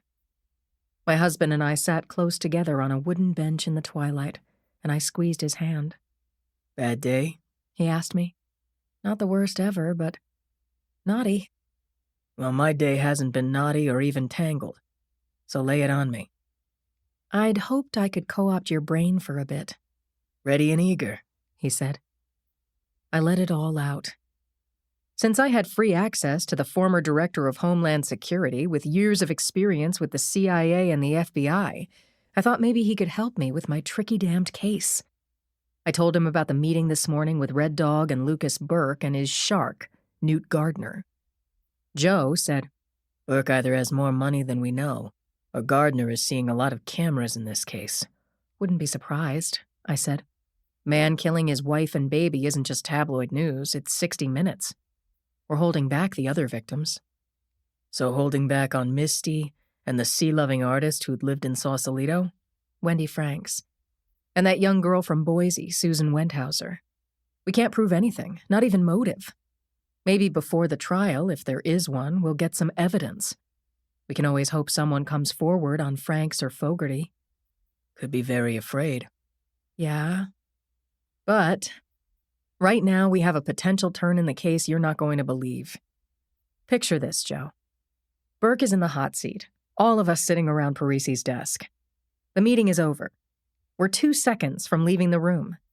Then Gardner whispers to Burke, and then Burke said this, Joe. I had to pause to get up and grab Julie before she waded into the lake. She and I had a very agreeable chat about the ducks. I said hello to Chrissy's mom, then went back to Joe, who was smiling fondly as he watched this little scene. You cliffhung me, he said. Sorry, where was I? Lucas Burke said something. Right. Then he says, with his lawyer's encouragement, I think my father killed my mom and sister and maybe others. I think my father is a serial killer, and I think he killed Lori and Tara. His father? Said Joe. Burke says his father killed his wife and daughter? That's what he said. His own wife and daughter and Burke's, yes. I let him in on the day's work. Evan Burke had an old boat license and no known address. I had a verified police report that Evan Burke's wife and daughter had in fact disappeared and been investigated as a homicide. It's a cold case now. Joe said, So I'd look for patterns of several women disappearing in various places. See if Evan Burke lived in the vicinity. Yeah, sure. Might be able to find something like that if we had a computer whiz on staff, or 3 of them who could just hunt for that. We were both silent for several minutes, watching the kids, having thoughts of serial murder. Then Joe said, I have a thought. Did I ever mention a guy named Bernie? Don't think so. Who is he? He was with the FBI, D.C. office back in the day. We used to think of him as a magician of the dark side. He had contacts, informants, a network here and overseas, and a special kind of mind for detail. I think I still have his number. Joe pulled his phone out of his jacket, swiped a few buttons, and a few seconds later, his call was answered. The two did some catching up. Where are you? What are you doing? How long has it been? Then Joe said, Bernie, here's why I called. You remember my wife, Lindsay, an SFPD homicide sergeant? She's working on a case that resembles a black hole. I didn't have my ear to the phone, but from what Joe said, I got the impression that Bernie's network remained intact. He knew of the Burke-related killings. He also knew that Lucas Burke was on the hook for them. Joe said, Could you run a check on the father? Name's Evan Burke. And before you ask, I don't have a location beyond our general vicinity. Joe listened. Bernie was doing the talking, punctuated by Joe saying, Okay, I understand. Got it. And finally, Well, thanks. I'll tell her. You too. Joe disconnected the line. Bernie knows who they are. He said words to the effect that this is a dangerous situation. For you. I can't swear, but I think Burke and Son might be an active case with the FBI. Or maybe Bernie has been aware of them for a while on an earlier crime. Lucas Burke's mother and sister, say. Either way, Lindsay, be very careful when you're around Lucas, and if you find Evan, that goes for him too. Bernie will call me if he gets anything solid. That's it? That's a lot. With her usual impeccable timing, Julie ran toward us and climbed over Martha and into my lap. Home now, she said. Home now, please. She laughed at me. So did Joe. Fine. We gathered our belongings, including Martha's leash, and making a family chain with our held hands, walked slowly home. Part 2. Chapter 56. When Yuki's eyes opened Monday morning, the sky was black outside her window. She checked her sleep tracker, and by that slight green glow, she learned that it was just after 4. No, too early. Her head was swimming with thoughts and images, and the sound of Lucas Burke's pathetic voice. She thought about the autopsy pictures Claire had shown her of Tara Burke, and before that, the heartbreaking images of Lori. She pictured Newton Gardner, Burke's showboat attorney. Yuki knew that if anyone could get Burke off, it was Gardner. She fluffed up her pillow and closed her eyes, tried counting backwards by 7s, but it was hopeless. 93, 86, and then she was flashing on Gardner's TV appearances and recalling a time she'd watched him in court. She'd both despised and learned from his attack dog methods and his ability to captivate juries. They loved him. During recesses, he'd go out to the hallway outside the courtroom and manage the press. They loved him too. Gardner would turn this Burke case into a billboard for himself. Yuki lay quietly under the bed covers, thinking, dozing off, thinking some more, listening to her husband breathing beside her, dozing again. Next thing she knew, Brady was standing next to the bed, towel around his waist, saying, "Your turn, darling." Okay. Can you make the coffee? She got out of bed, showered, washed her hair, blew it out, twisted the blonde streak around her finger.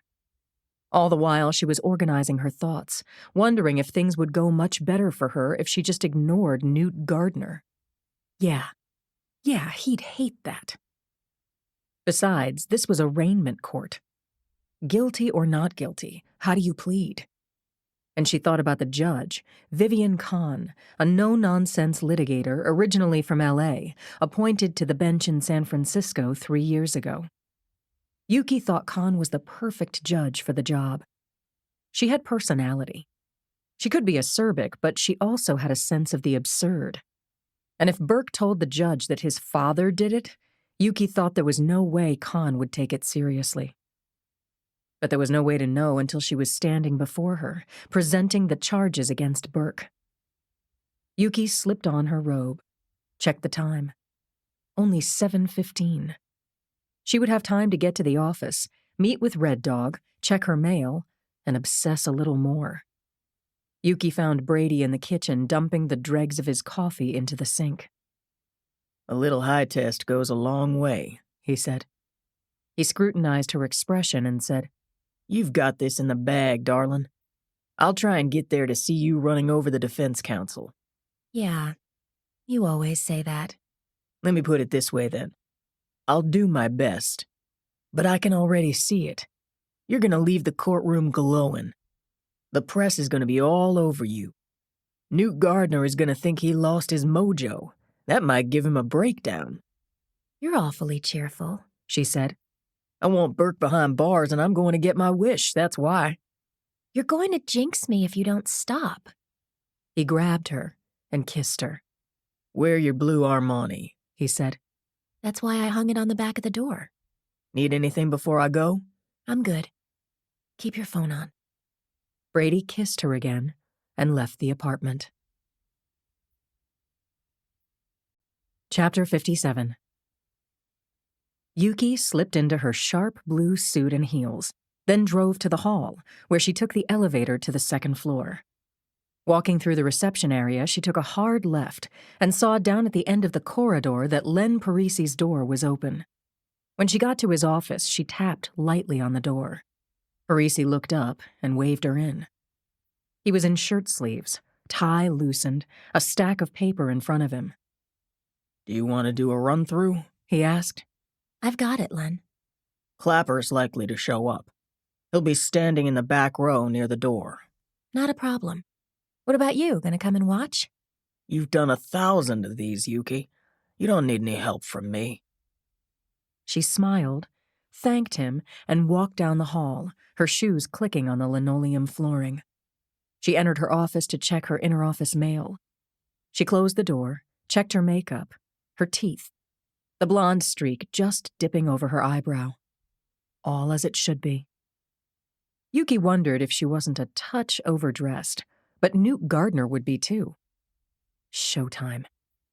They might have to wait hours for the case to be called, but when it was, the entire process might take 5 minutes. But in those 5 minutes, she wanted to run right the hell over the defendant and get him remanded. No bail. Yuki opened her door again and exchanged greetings with her intern assistant, Deirdre Glass. Deirdre was also wearing a suit, had put on some pearls with matching earrings. She told Yuki that the charge file was in order and looked eager and ready to go. You want your briefcase or a folder? Briefcase. Let's get this bastard arraigned, she said. Arraignment court was on the same floor as the DA's office. Deirdre carried the briefcase with the charge document, and the two walked to the courtroom. A guard opened the door for them, and Yuki and Deirdre took 2 seats behind the bar in the large and teeming courtroom. Yuki saw Gardner across the aisle with Burke. The attorney was doing the talking, and Burke looked utterly confident.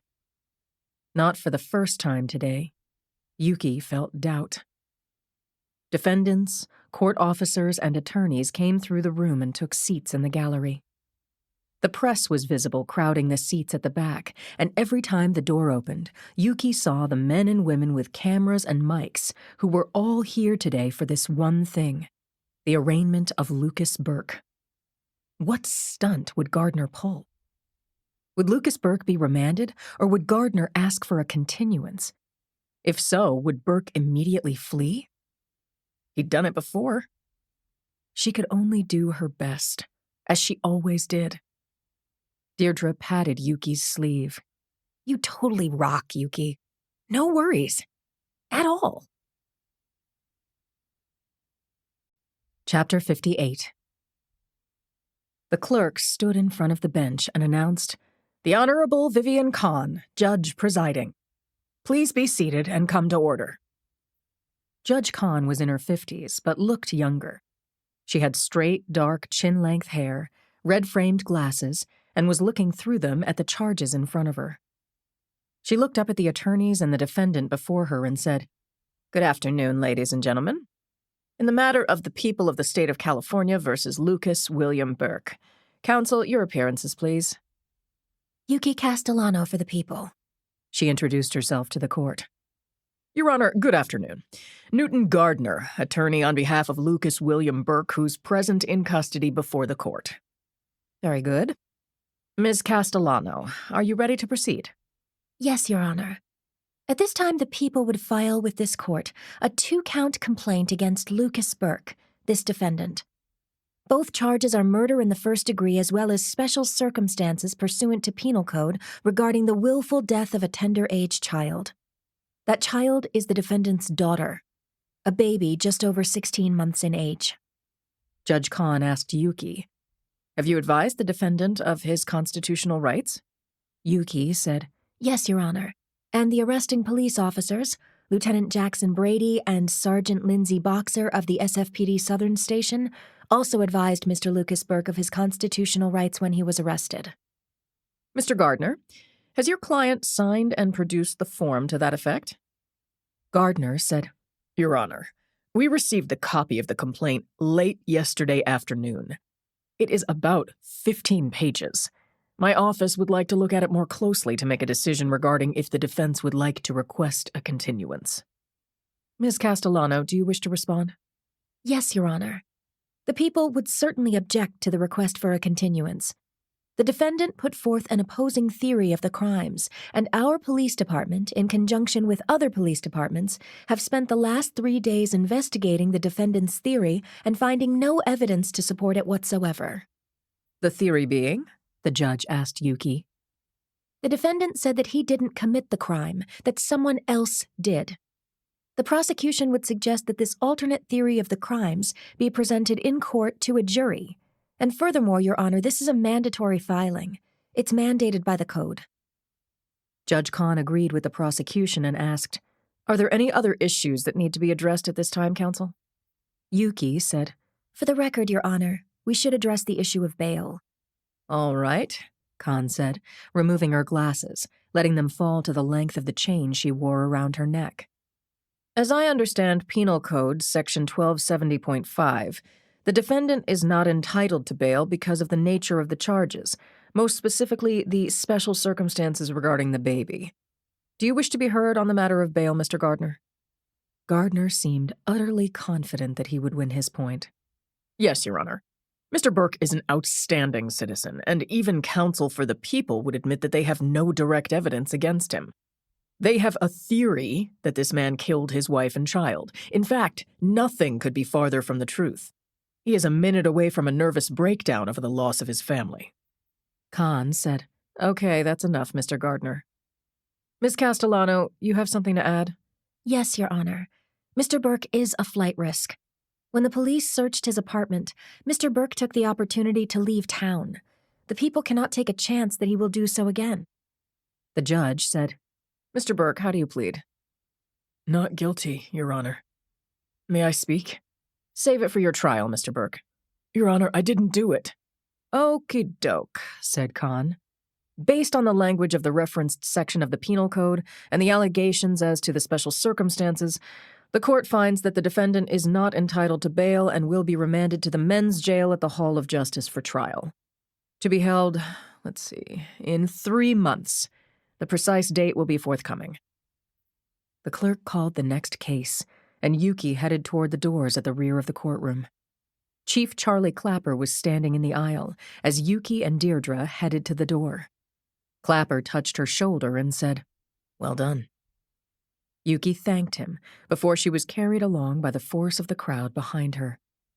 As her husband and her intern had predicted, Yuki rocked. And she glowed.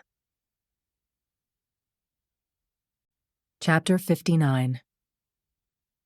Cindy had been standing in the narrow space behind the last row of seats in courtroom 2C, with a view over the heads of the spectators in the gallery. As soon as Judge Khan denied bail for Burke, Cindy left the courtroom and stationed herself in the corridor so that she faced the double door. Her pal and cameraman, Jonathan Samuels, stood right behind her and was already shooting video to capture the flow of people in the corridor. Cindy fluffed her hair, straightened her collar, pressed her lips together. In seconds, Yuki would be there. In Cindy's opinion, Yuki had handled her part like the pro she was. In the process, she had steamrolled Newt Gardner and had walked away with the win. Now the courtroom doors opened and the fresh tide of people coming out blocked Cindy's view. She looked up at Samuels, who was a head taller than she. "Johnny." Shove your way in. I got you. Cindy cut through the crowd, spotted Yuki, and called her name. Yuki turned to Cindy and grinned. They put up their right hands and slapped them together. Samuels held up his fingers, folding them in one at a time. 5, 4, 3. Then Cindy said, "We have with us Assistant District Attorney Yuki Castellano, who has just presented charges against Lucas Burke, English teacher at Sunset Park Prep, and accused murderer of his wife and child.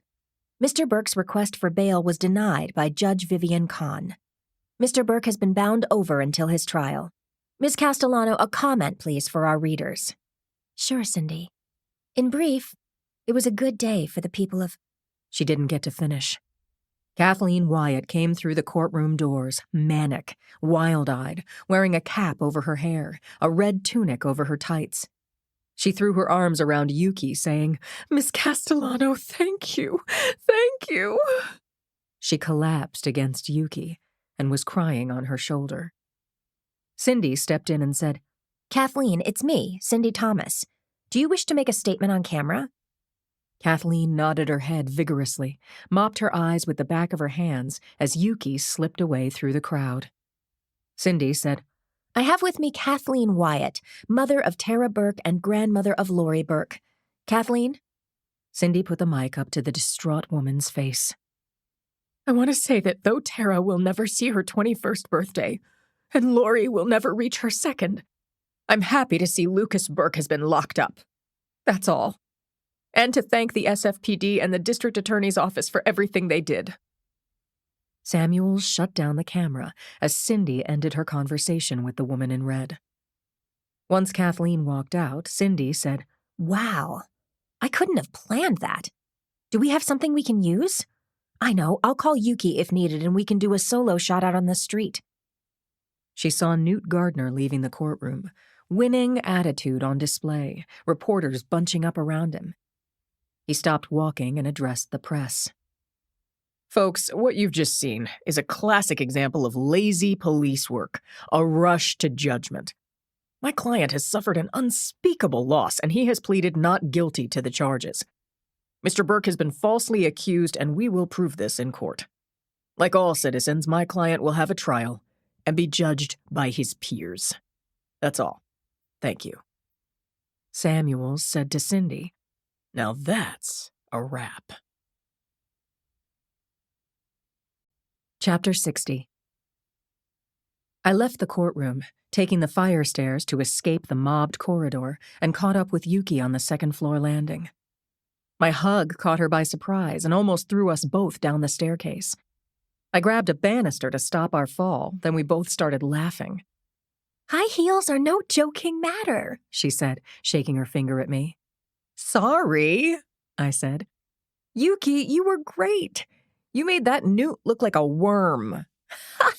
Well, either way, he didn't get Burke bonded out. Did you see Brady in the gallery? She asked. I didn't, but let's go see him now. Yuki looked at her watch. Sure, okay. She took off her shoes and, holding them in one hand, other hand on the banister, we climbed to the 4th floor.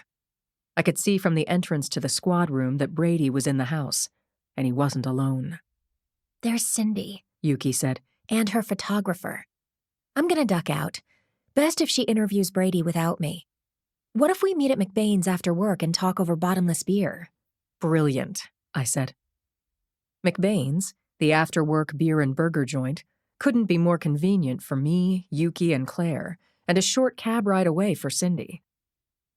By 6, Claire, Yuki, and I had taken the table against the wall between the front window and the old-timey jukebox. Claire had pulled up Cindy's front-page story on her phone and was reading it aloud for Yuki's enjoyment. I remarked that Cindy was late as always, which was her cue to blow in through the front door. She swung her eyes around 90 degrees before spotting us waving to her. She was loaded down with bags, purse, laptop, police scanner, and a video camera. Took her a couple minutes to settle down. Sidney McBain brought Cindy a Sam Adams and refilled the bowl of chips. Yuki, said Sid. I just heard. Congrats. Thanks. It's just step 1, but at least Burke's locked up. We toasted Yuki. Then my friends toasted me. We drank long and deep, and after putting down my mug, I said, "Remember when life was normal?" I put air quotes around normal, but I was feeling it. Weekends off. Actual time to read a book, take a run, play the guitar. The girls looked at me like I was out of my mind. What did I say? Claire said, "When was the last time you played the guitar, sweetie?" Well, I may be rusty, but I still know how. The girls laughed, but Claire laughed the loudest because she knows how long. Years and years. I think Yuki was laugh-coughing into her beer when a shadow fell across the table. I looked up and did a double take. It was my husband, Joe. He never comes to McBain's, and yet here he was. "Is Julie okay?" I said, immediately concerned. She's fine. She's in the car with Mrs. Rose, he said. He greeted my friends, then said, "Hun, I've been trying to reach you." "Joe, our phone's off rule." He seemed amused, but there was something else in his expression I couldn't quite read. Like he had something big by the tail. He said, "Got a second? I need to talk to you. Outside." "Uh-oh. Okay." I looked around the table and said, "I guess I'll be going." I put $10 on the table and followed Joe out. He held the door open, and when we were on the sidewalk, said, "I just heard from Bernie." Chapter 61. Joe had parked his car at the far corner of the block. He unlocked the doors with his remote, and I saw Julie and Mrs. Rose in the back seat. Mrs. Mooey Milkington was lying across Julie's knees, and she was wearing headphones, her attention fixed on her tablet and a game in progress. She looked up when I opened the door and reached for her.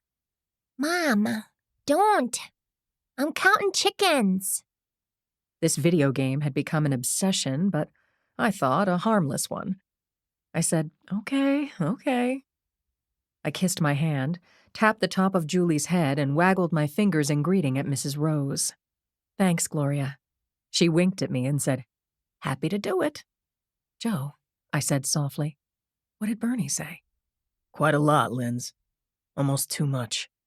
"I'm braced. Now talk." "Don't rush me. I'm speaking from memory." "Sorry."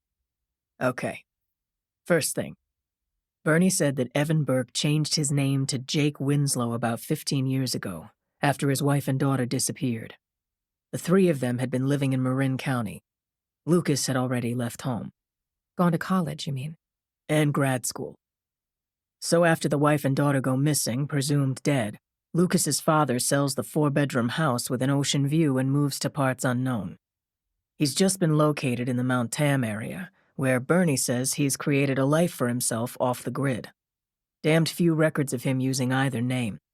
He's a cash-only kind of guy. I thought if Burke didn't want to be found, living off the grid was the way to go. Mill Valley is upscale, but if you keep driving north, you reach the smaller communities in the woods surrounding Mount Tamalpais.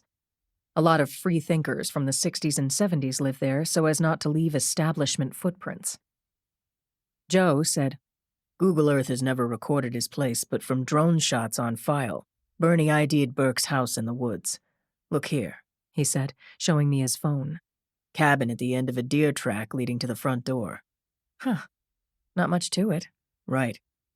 There are several of these hunting-type cabins in the area. No addresses. If Burke gets mail, it goes to the Mill Valley P.O. And get this, the former Evan Burke had some work done on his face.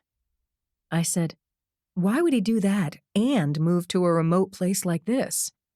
Sure sounds like he's on the run to me. There a picture of Evan Burke's new face?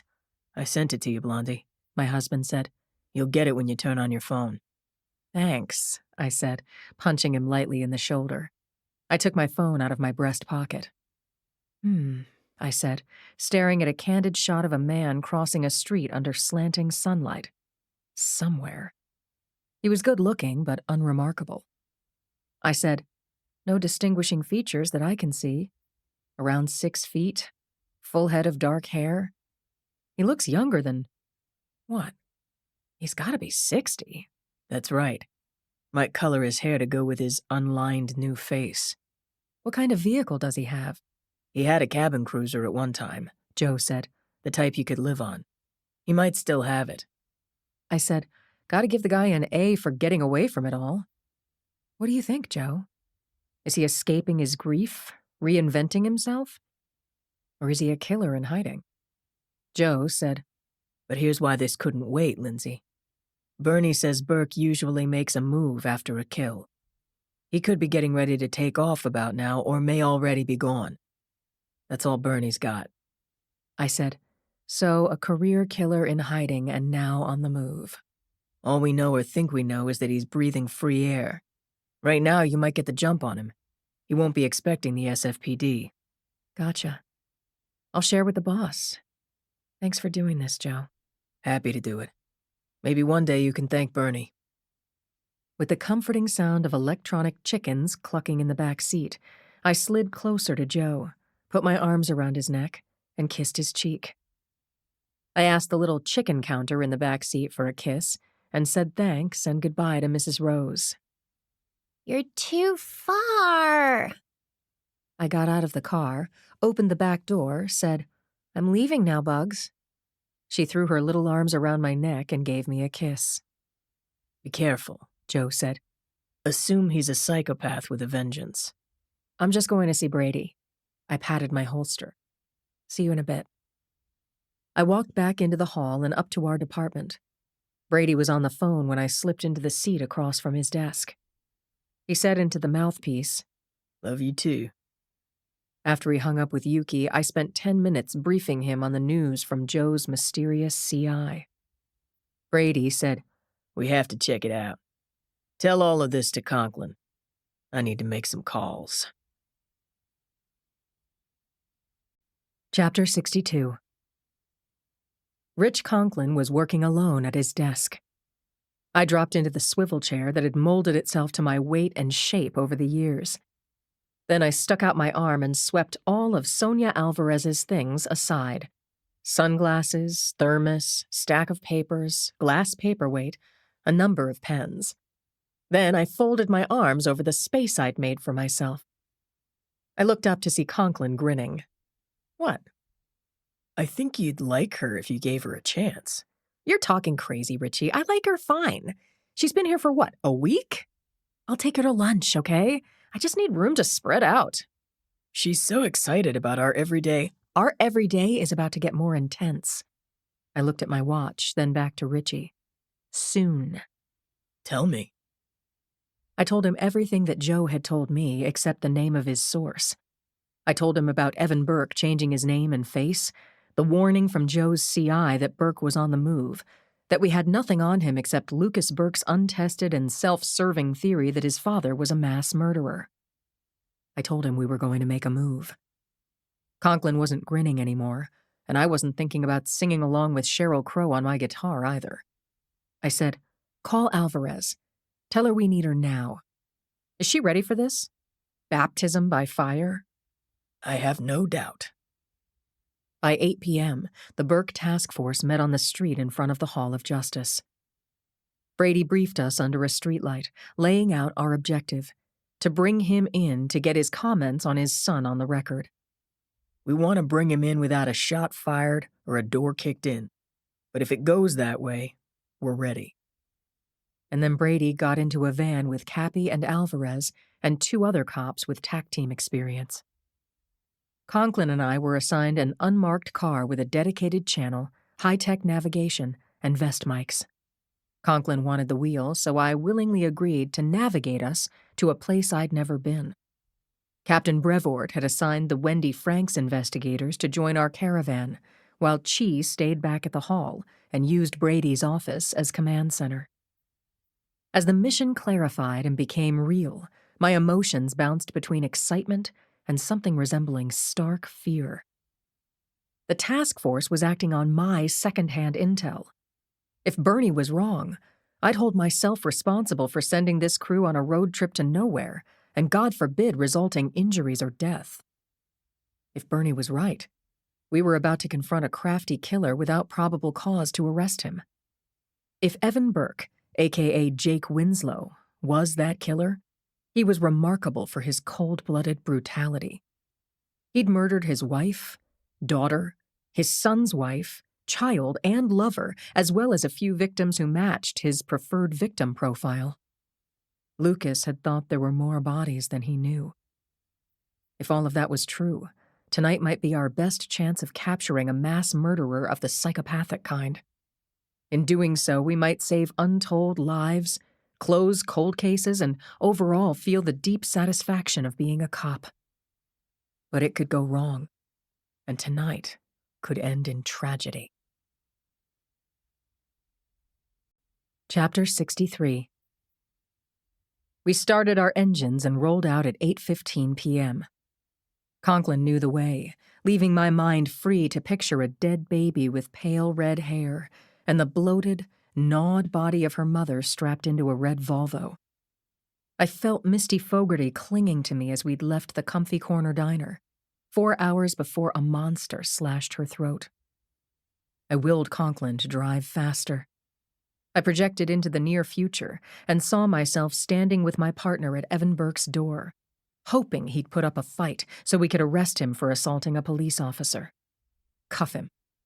Throw him into the back of the car and then treat him to a marathon interrogation in the box. Linz? Conklin said. I asked if you wanted to stop for coffee. No thanks, Rich. Let's just get there. I needed to find out for myself whether Lucas Burke, the man awaiting trial on the 6th floor of the Hall of Justice, had been framed by his name-changing, face-changing father who lived in a cabin too remote for even Google Earth to have recorded. It only took our caravan 15 minutes to cross the Golden Gate Bridge into Sausalito. Once within the Marin County lines, Brady patched us into his call to Captain Jeffrey Brevoort to let him know that we were in his territory. Captain, we have to question a suspect on other homicides. As soon as we have him, we'll bring you into the loop. We exited the highway at 445B, passing the Commodore Dock and a small marina on our right-hand side. About a dozen houseboats were tied up to finger slips, and a couple of seaplanes bobbing gently on the water. I didn't see a cabin cruiser, but I made a mental note. Maybe he's on it. For the next several miles, we drove through the pretty upscale towns of Mill Valley. Our wheels hugged the road as it curved upward, taking us away from genteel civilization toward the deep woods of Mount Tamalpais. At one point, I called Brady and we pulled up on the verge of the paved road, the police van sliding in behind us. We climbed out and leaned against our cars, examined the maps on our phones, and reviewed again the unlit twisting roads and trails that curled around rocky outcroppings and doubled back under the shadow of Mount Tam. Brady had a collection of drone shots of a cabin presumed to belong to Burke/Winslow. It sat alone, in a clearing the size of my fingertip, and in the darkness we would have good cover. There were no other cabins within a quarter-mile of Burke's. We surely would surprise him, and he would agree to come back with us to the hall. Please, God, without bloodshed. And since I was reaching out to God, I put in another request. That Evan Burke would say, "You got me. I did it all." Brady asked us to run mic checks again. Afterward, we all tightened our vest straps and got back into our vehicles, the van right behind us. As the road climbed, it narrowed, changing from macadam to rutted clay. Tree roots encroached on the dirt roads. It quickly became clear that the van would be unable to negotiate the tree-bound trails. Brady found a better road for the van, but it was a good 5 minutes from the Burke cabin. It was the best we could do. Conklin took a narrow trail on our right, keeping only the parking lights on. Unmarked vehicles were not meant for off-road travel, but surprisingly, our tires made good contact with the ruts we were riding. There was one moment of unplanned confusion when our downlights showed our trail diverging into two. I grabbed the mic and talked to Brady, and we decided that Conklin and I would take the right fork.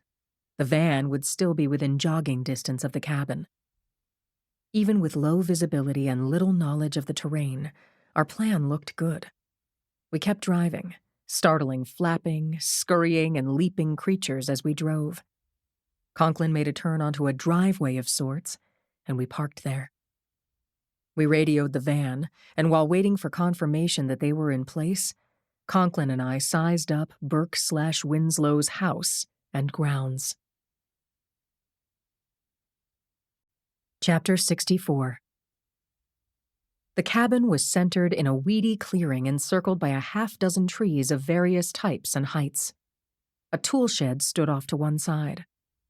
Small, approximately 400 square feet, the cabin was too makeshift to be a prefab tiny house, but could have been built from scratch in a few days by a reasonably handy worker or two.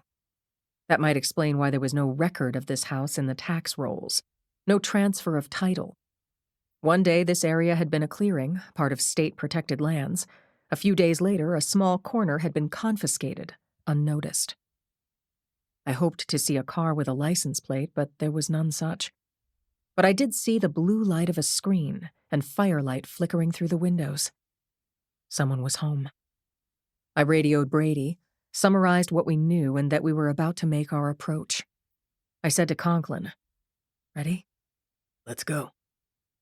We drew our guns and proceeded toward the front door, but when we were 20 feet from the porch, floodlights snapped on and blazed from under the eaves. The light was blinding. I could no longer see the cabin. A man's voice rang out. "Drop your weapons. Now." He stepped out onto his porch, a silhouette, but I saw the AK in his hands. A light pull on the trigger and he could cut me and Conklin down. This was on me. All of it was on me. My idea. I was the senior officer on scene. I had no time flat to figure out how to get us out. The voice called out again. "Trespassers, toss your guns toward me." "Can't do that," I said. "We're SFPD. I'm holstering my weapon and backing away." The speaker said, "Police? Why didn't you say so? Show me your hands." "Believe me," said the man standing behind the floodlights. "I'm not kidding around." Chapter 65. I holstered my gun. I showed the SOB on the porch my hands, and Conklin did the same. In the process, I thumbed my mic into the open position so that Brady could hear us. "We're not going to shoot," I called out to the man with the assault rifle. "You're in no danger. We came here to talk. How about you cut the lights so we can do that?" He stepped inside his cabin and pulled a plug or threw a switch. All but one of the security lights went out. We were 20 yards away from the porch, close enough to recognize the man from the photo Bernie had passed on to Joe. His gun was still aimed at us. "Talk fast," he said. I identified myself and asked him to do the same. "Winslow," he said. "Jake. You're here about my son?" "Right," I said. My heart pounded right about where Burke was aiming his weapon. He said, "Then this is what you need to know. You won't prove a thing against Lucas. He's a strategic genius with a gift for the dramatic. He has no conscience, none at all. But I'll tell you this. He did it. He killed his mother and sister. Now he's gone and killed his wife and baby girl." "You have any proof he did any of these murders?" I called out. "A witness? A letter? A taped conversation?" "Do you?" he shouted back. "Take my word for it or don't. Lucas has been a killer since he was a kid. Animals, of course. But my wife and daughter were his first human kills that I know about." His voice broke. He coughed. Then he spoke again. "I do not know what he did with their bodies. Maybe he'll tell you if you make him a deal. He wouldn't tell me. Lucas is a sick human being. And he's a liar. He's the one who sent you here, isn't he?" "Your name came up," Conklin said. Burke snorted. "We'd like your comments about your son for the record," Conklin continued. "We can give you a lift to our station, get this on tape, and drive you back. Door-to-door service, and that will be the end of it. Check off did my civic duty. That's not happening. You've got your man, and I'm done with you two and him. Now get off my property and stay off it. You know the drill. All trespassers will be shot on sight." Chapter 66. Brady was standing on the road when our headlights hit him. Conklin pulled in next to the van and Brady opened my door. "Tell me every detail," Brady said. "Start with when the guy called you out." I told him about the floodlights, the AK, the man who looked like the picture we'd seen of Evan Burke. His features were smooth and ordinary, I said, what we could see of him. He said his son Lucas has killed a lot of people, starting with his own mother and sister and including Tara and Lori Burke. But he, Evan, doesn't have any evidence whatsoever. Brady said, "He was too far from you for me to hear what he said about Lucas." Conklin said, "He said that his son is a psychopath and a genius, and that we'll never catch him in the act of anything. But sure as shootin', Luke did it." "Starting to sound like both of them are psycho," said Brady. "Suggest we keep our vehicles so we can see the roads leading to Burke's place tonight. Maybe he'll bolt, and we can follow him." Cappy and Alvarez got out of the van, stretched their legs, and Brady brought out a cooler from the back. There were enough waters and sandwiches to take the edge off our hunger, but I still felt the sting of being run off by Burke. We returned to our vehicles and prepared for an all-night stakeout.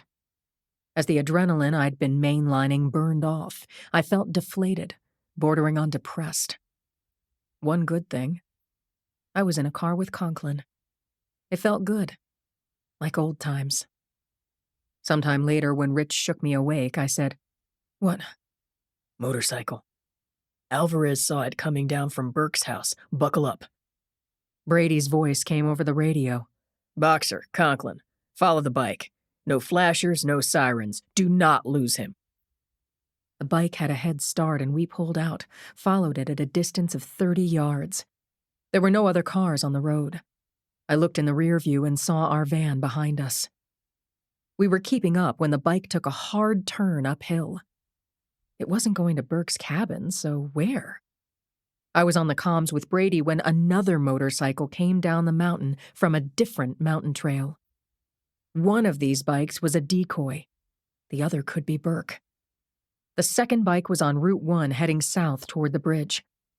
Conklin sped up and passed the bike, and as we passed him, the biker made the motion of pulling the chain that blows a trucker's horn. His helmet and goggles covered most of his face, but not his mouth, and I saw that he was grinning. When the bike took Morton Road, I knew that, in fact, our chain had been yanked. Brady made a U-turn back to where we'd come from. He must have used the force of his will to get that van up the mountain, or maybe they pulled over and ran. Brady's voice came over the receiver. House is empty. I threw a rock through the window to see what would happen, but nothing did. No lights, horns, or explosives. I pushed in the door and had a look around. No one was home. The bastard's playing with us. Didn't surprise me at all. Brady went on. Where are you at? Coming up on the marina this side of the bridge, I told Brady. We're going to stop there and look around. The harbor master was in his small, multi-windowed office on the pier. He was a wind-blown, but upbeat and talkative man in his 60s who introduced himself as Monty McAllister. Sure, he said, he knew Jake Winslow. Said he did keep a boat at the marina, but no, he hadn't seen him in weeks. No motorcycles came in tonight. Nope, not a one. Conklin asked to see Winslow's boat. McAllister said, Follow me. The boat, in good repair, was a Century Boats 30 Express named Lucky Strike. Definitely not occupied. We went back to our car and reported in. Brady said, Stay there. He could show up at any time. Any time came and went. The sun was rising in the east, lighting the upper architecture of the famous bridge. McAllister brought us mugs of coffee, and we sat in the car until 8 in the morning. Brady called to ask, Anything? No, boss. Me neither. Burke didn't go back to his house either. Fucking guy is just fucking gone. Chapter 67. Cindy Thomas was driving over the Golden Gate Bridge while Johnny Samuels dozed in the seat beside her. They were on a field trip to Mount Tam with one objective: to interview Evan Burke or people who knew him, get a verifiable story, an unshakable quote, and, if feasible, a good photo of Burke talking with her. Cindy felt lucky to be the one reporter with an actual smoking hot lead. She had reliable sources at the Hall, 4 of whom had told and then confirmed that Lucas Burke claimed that his father, Evan, had killed Tara and Lori Burke. Lucas implied that there was a strong likelihood that Evan had also killed Wendy Franks, Misty Fogarty, and Susan Wenthauser, and even Evan's own wife and child. Lucas was telling everyone in the 6th floor jail that his father was a serial killer out to frame his son. That was his story, Lucas Burke's defense, but as far as Cindy had been told, he had no evidence to prove it. That said, if true, this story of familial murder was stunning, a bombshell with staying power and ripe for movie interest. If true. Lucas Burke's claim had leaked like fuel from a broken gas line and caught fire. Cindy's crime blog had been flooded with questions and accusations against Evan and against Luke. People had taken sides. Cindy had published a few logical and well-written posts from readers, and with the disclaimer that posts from the readers did not represent the opinion of the Chronicle. Cindy had done her own after-hours research, phoning friends who did administrative grunt work throughout the Hall, and she had learned something that she could possibly verify: that Evan Burke might be living in Sausalito, in the foothills of Mount Tamalpais. She hadn't been able to confirm this location with anyone who would actually know. For instance, her lover, Rich Conklin, or close friends, Lindsay Boxer, Yuki Castellano, and Jackson Brady, but at least she had a lead. And she'd been working that lead all morning, driving from hill to dale around and up Mount Tam, knocking on doors, asking whomever answered if he, she, or they happened to know Evan Burke. She had worn a dress. Yes, a dress. A somber print that hung below her knees, and a navy blue blazer. In her opinion, she looked fetching, not slick. But she'd gotten the door-to-door salesman treatment. Once she said she worked for the San Francisco Chronicle, the door was slammed in her face. This had been going on all day. It was a terrible feeling. She knew that the old-timers around Mount Tam hated the fake press more than almost any other institution. This was disturbing, and at the same time motivating. She was sure she could get someone to talk to her, and she had good company in Samuels, who would back her up, physically, if needed. Samuels was 6'2" and 220 with a black belt in karate. He was an intimidating force for sure. But for now, Cindy let Samuels sleep. She'd studied the map while at home, and as soon as she'd brought it to Richie, he'd started shaking his head no, saying, "You know I can't help you with your story. But you are so nosy. Inquisitive. And I know to lock my phone, which I forgot to do." He went on to say, "If any of this Evan Burke story is true, you could be poking a serial killer, and if so, Cindy, you're inviting very big trouble. You look like the kind of victim this killer likes best. What kind is that? Cute, female, small, with a nice-looking neck. Don't quote me." And what's your type? "Same. Come here so I can bite you." Cindy was glad for Richie's warning, and she wasn't careless or stupid. If she could locate Evan Burke, she was sure he would talk to her. Cindy was driving while casing the area. From the density of the woodland and the narrow bike trail to her right, she felt as if she was finally homing in on the location that she'd gathered from her quick peek at Richie's phone. She signaled for a turn, pulled onto the verge off Morton Road, and took in her surroundings. Cindy looked up the trail on her right, a wider rut than most of them. She put her Acura into third gear and let the car do the work, the tires wobbling and righting themselves as the trail climbed. At one point, the road forked. Left or right? Eeny, meeny, miny, mo. She took the right-hand road. Samuels woke up. "Where are we?" Damned if I know. This trail is unmarked. A half-mile up, the road came to a clearing, and in the center was a small, odd, asymmetrical house, without a window curtain or flower pot or even a clothesline. Her take? A man lived here alone. Cindy braked, said to Samuels, Please stay here, but keep your eyes on me. I'm not going in, but just in case. "I got you," said Samuels. He rubbed his hands together, buzzed down the window. Cindy got out of the car and crossed the dirt and gravel car park, then climbed the 2 narrow steps to the porch. She heard nothing. No dog, no music, no car or bike in the drive or around the house. She was pretty sure no one was home. Still, she knocked and waited. She knocked again and called out, Hello? Anyone home? When her tapping went unanswered, she slipped her business card into the crack between the door and door frame and hoped that whoever lived there would call her. Back in her car, she drove down the rutted trail, taking the left-hand turn this time, and a few minutes later arrived at a very different kind of woodland house. Also hemmed in by forest trees, this house was cedar-shingled and had a proper flower garden in front, a wheelbarrow planter, and a shiny late-model SUV in the driveway. These homeowners were a definite possibility for an interview. They might want to help her. Cindy heard jazz coming from inside the house. A red tabby cat sat on the back of a sofa watching her through the living room window. A neat-looking woman with silver blonde hair came to the door and opened it. She smiled. Hello. May I help you? Hi, I'm Cindy Thomas from the Chronicle. I'm writing a story about the killings in San Francisco, and a resident of this community was one of the victims.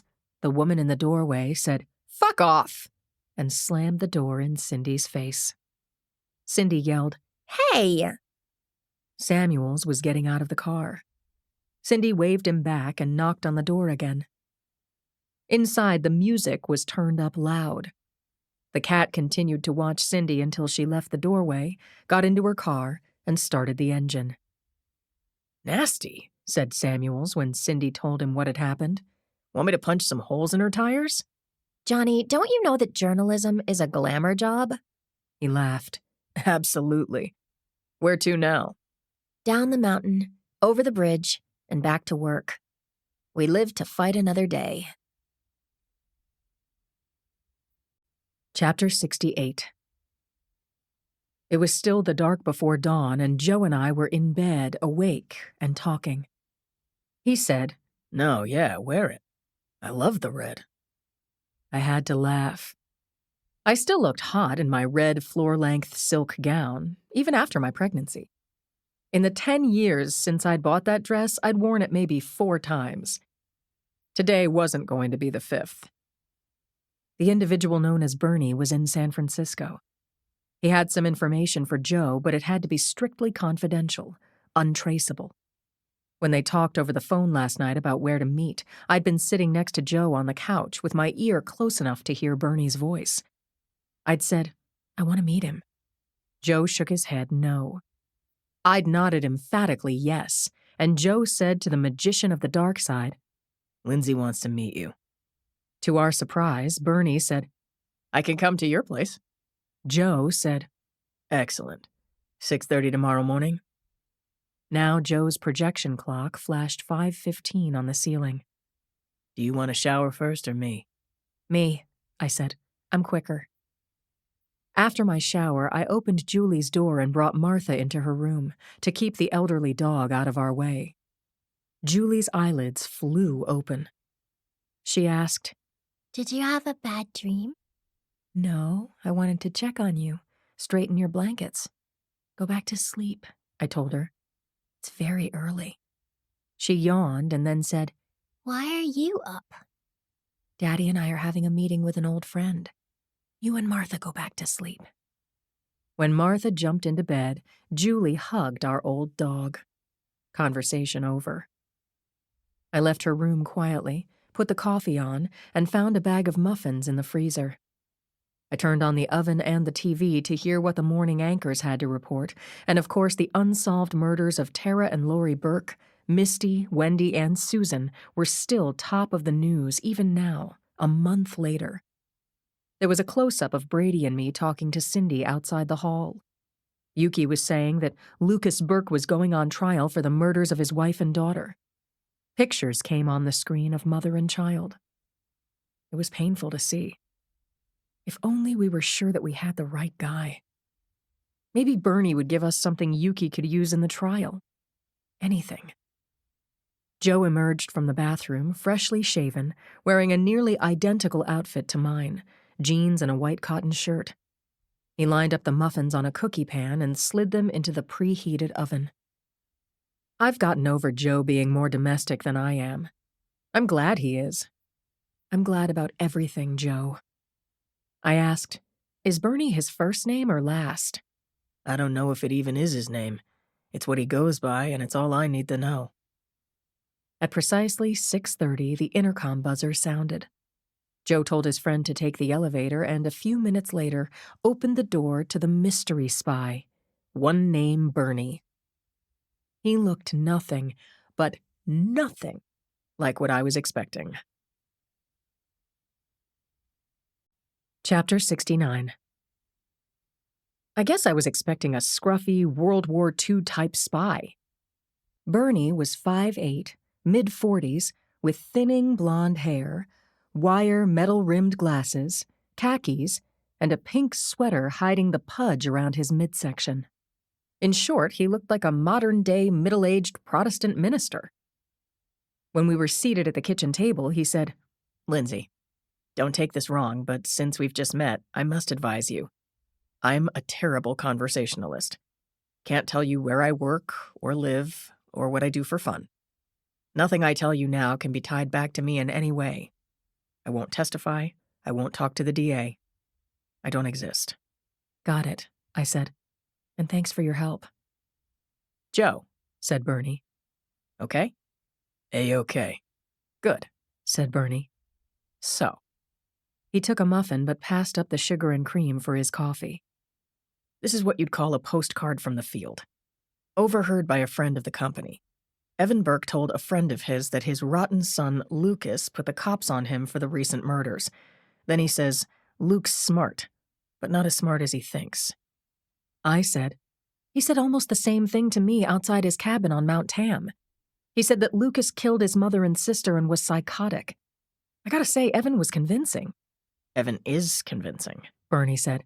It's one of the secrets of his success. And he was trained in special forces. I looked across the table at Joe. Special forces was big news. We've been watching him for decades, Bernie continued. We call him the Ghost of Catalina, or Quicksilver, because he never slips up and he never gets caught.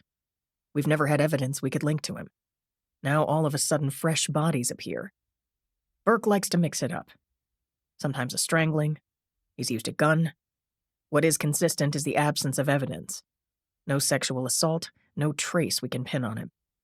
I nodded, thinking about the morgue photos of Misty Fogarty. On those bodies you attribute to Evan, were there ever any non-fatal wounds on the upper chest? Little gashes about the size of pocket change? Nope. That's new. He might have had a new idea. Seems possible. He has the blade in his hand. I thought back to what Claire had said after performing the autopsies on Wendy Franks and Misty Fogarty, terming this kind of knife work serial killer gibberish. What's your theory on Lucas? Bernie shrugged. I know more about Evan than I want to, and I still don't have anything to go on. I'm not watching Lucas. But the reason I'm here is because I brought you something, Lindsay.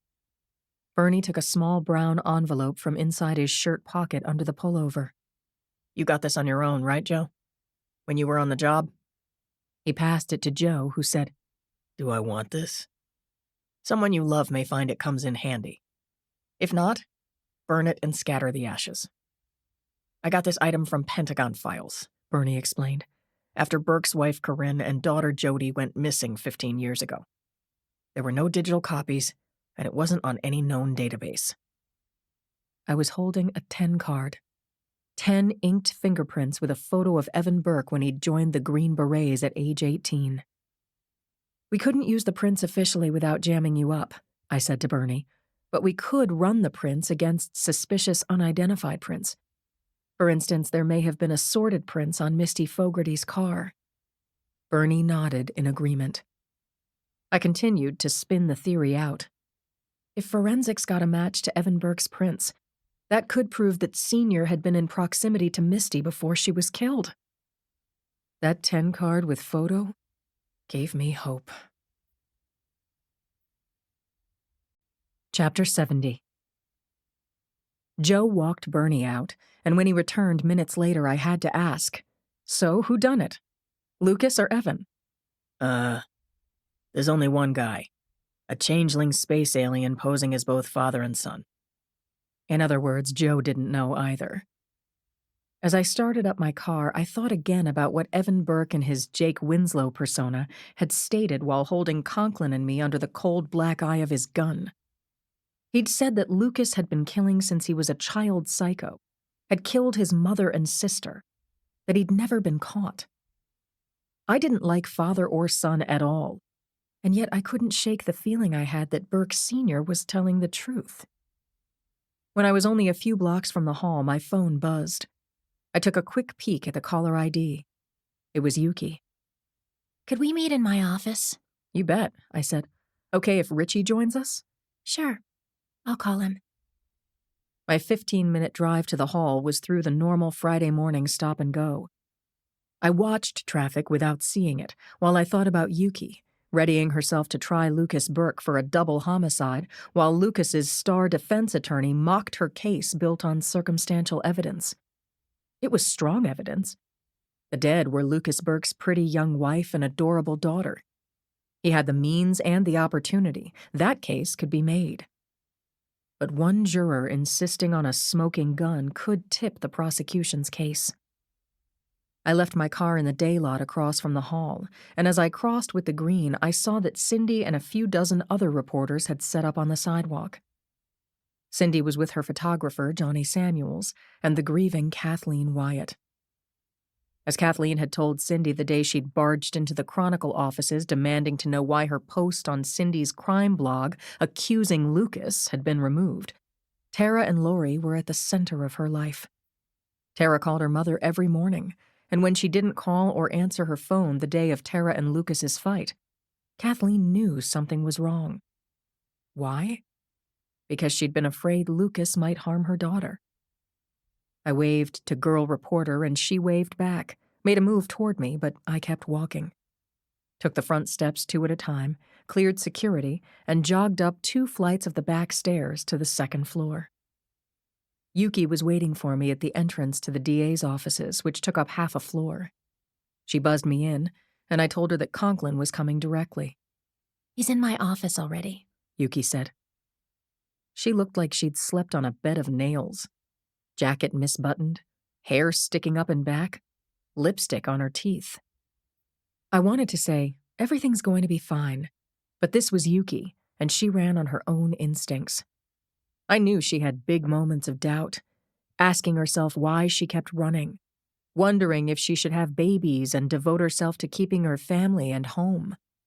Sometimes she'd blame herself for the pothole that had suddenly opened just before the finish line. And sometimes she'd be the first through the tape, and the crowd went wild. I always told her she was living her passion. How many people get to do that? I followed her into her hard-won office, and there he was, my good-looking, good-doing partner of many years, the brother I never had, and a friend I entrusted with my life as he entrusted his with me. He was lounging on the 2-seat sofa, his long legs stretched out in front of him, brown hair falling over his eyes. Today Conklin looked calm, like it was a day at the beach, which it was not. Yuki did not look calm. She didn't sit. Rather, she paced her small office, speaking in her trademark rapid-fire delivery. Her ability to tell a story with confidence, and in so doing engage her juries, was one of her strengths. She summed up her situation for her audience of 2. Today was Friday. The trial started on Monday. She knew the material cold. Her opening statement was killer. But the weakness in her argument was that all she had against Lucas Burke was his association with the victims, and that he had no documented alibi. If she did her job well, that would be enough to convict him. Yuki cited several major cases of this size and interest that had been won with circumstantial evidence. Scott Peterson came immediately to my mind. On the other hand, O.J. Simpson had been famously acquitted. Look at this, Yuki said. She held up the front section of the Bay Area Herald, a quality paper that ran straight up mainstream news. She turned it this way and that way so that Rich and I could both read the headline, see the picture of her leaving the building last night with her computer bag, her blonde streak of hair falling over her eye, looking up the street for her car. The headline read, "Parisi subs out Burke trial to an ADA with spotty track record." Yuki's voice quavered as she read the lead. Accused of double homicide, defendant Lucas Burke's chances of acquittal just improved by facing off against prosecutor Yuki Castellano, an ADA with an iffy conviction track record in criminal court. Conklin said, "Don't let that a-hole throw you, Yuki." and I said something much the same. I believed it. Yuki was terrific. Through no fault of hers, she'd had some stinkers tossed her way. She'd lost a couple of big cases, not because she was unprepared or overmatched, but because of circumstances such as key witnesses changing their stories or dying during trial. Even so, Yuki had won more cases than she'd lost, and she was an attractive woman now married to a top cop. The camera liked her, and sometimes reporters found her an easy target. Yuki said, The jury is going to love Burke's showboat defense counsel. Newt Gardner has a made-for-TV personality and believable charm. He can spin arguments seamlessly, and the jurors buy it. I've seen him do it. He even makes me think, Jesus, do I have the wrong guy? I had nothing for her. Certainly not the thing she wanted most. Bulletproof, direct evidence that Lucas Burke had killed his wife and baby. Yuki said, I know you all have been working nonstop, but I can tell you that Newton Gardner's opening and closing statements are going to be one and the same. Lucas didn't do it. The prosecution can't and didn't prove that he did. And then all of us, you, me, Brady, Red Dog, Clapper, and the whole of the SFPD, are going to take hard, indelible hits to our careers, and the psycho is going to go free. Chapter 71. An hour had passed since the meeting with Yuki. Rich Conklin was at his desk, facing Inspector Sonia Alvarez in Lindsay's old seat at the front of the bullpen. They had coffee containers at hand, while their computers continued their daily searches for pattern murders of young females across the country over the previous 30 years.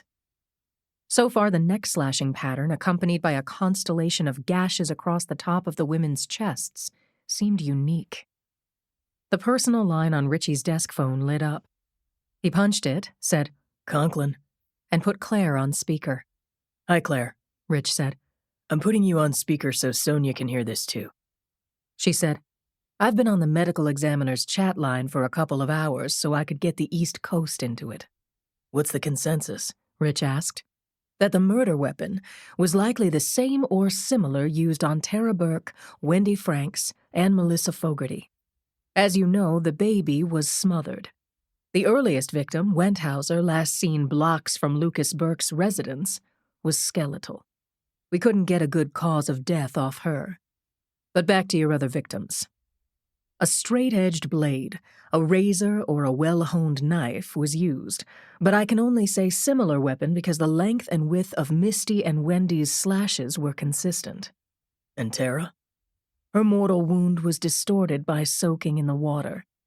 As for the chest gashes, 6 of the MEs and I agree.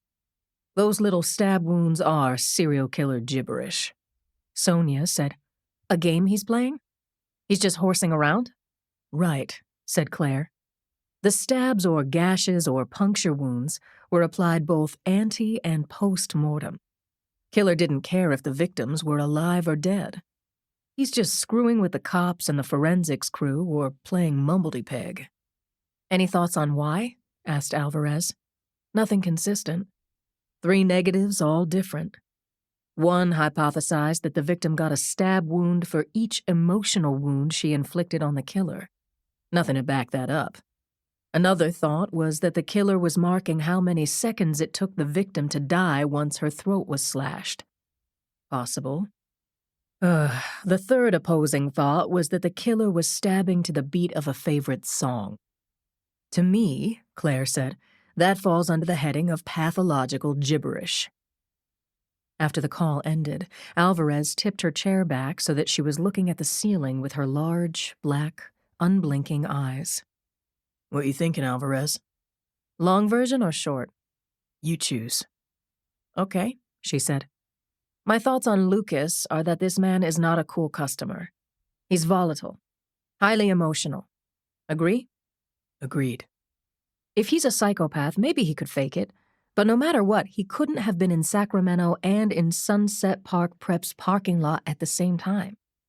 His alibi and corroboration by his ex-wife that he left his house and drove to Sacramento, arriving by 9, are why we didn't charge him with Fogarty. Alvarez said, "Maybe the ex stretched the time of his arrival, but still, I don't think Lucas killed Misty. He loves this girl, and he's carving on her chest? I've seen sicker stuff that I will never, ever unsee. But mutilating Misty's chest does not compute." "Gotcha.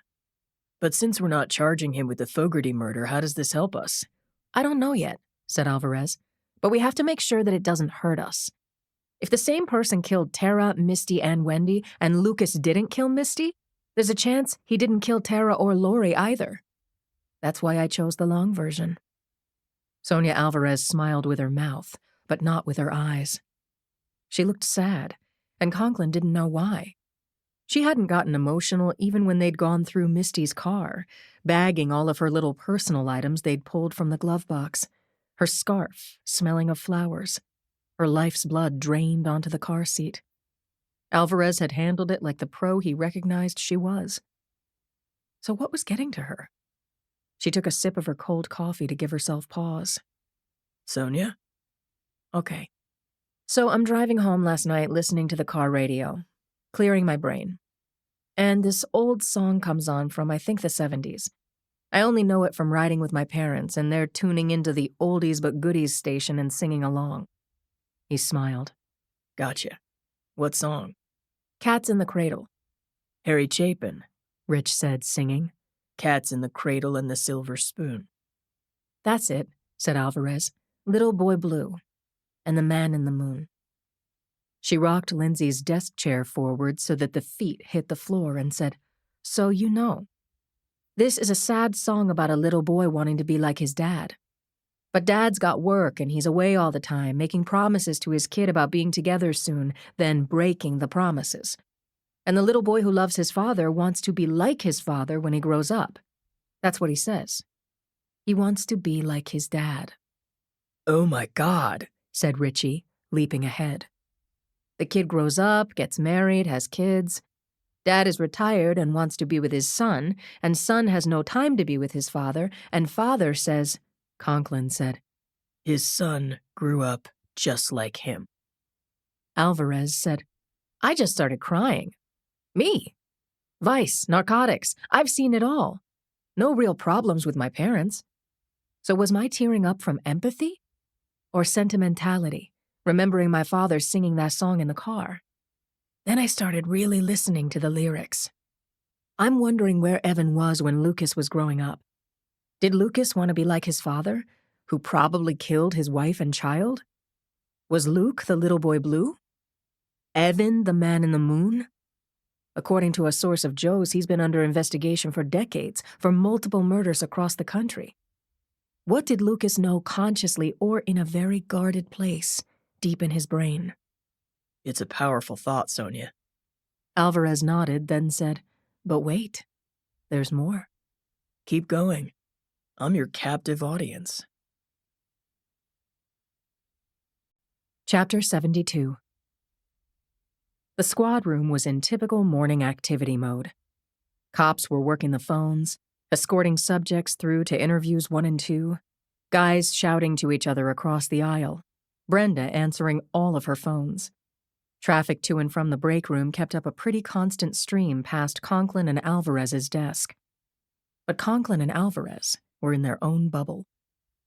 Alvarez said, I turned the car around and came back here. Huh? Night shift didn't know me, but I said I was working with you. Then I sat down and pulled up the video. Which one? This one.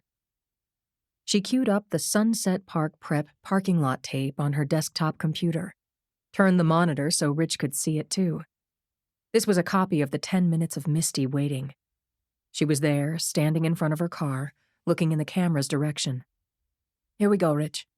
A guy shows up all in black who may have been Lucas or may have been stranger danger. The two watched the image of the man in black stick to the side of the lot where it was darkest. A chain-link fence divided the parking lot from the rough-mown field behind a gas station on the other side of the fence. A tree with its roots in the field lowered its many branches over the fence, throwing moon shadow into the parking lot at about 8 o'clock that night. Alvarez said, I still believe what I did when Director Hallows showed us this footage. As the suspect comes closer, we see in Misty's body language that she knows it isn't Lucas. So then, she gets in the car and turns on the headlights, said Conklin. She's ready to pull out of the lot when this psycho gets into the back seat, reaches over, and slaughters her like a pig. Yup, said Alvarez. Now watch this. It's dark, but the headlights and floodlight affixed over the camera are on, and that's both good and bad for us.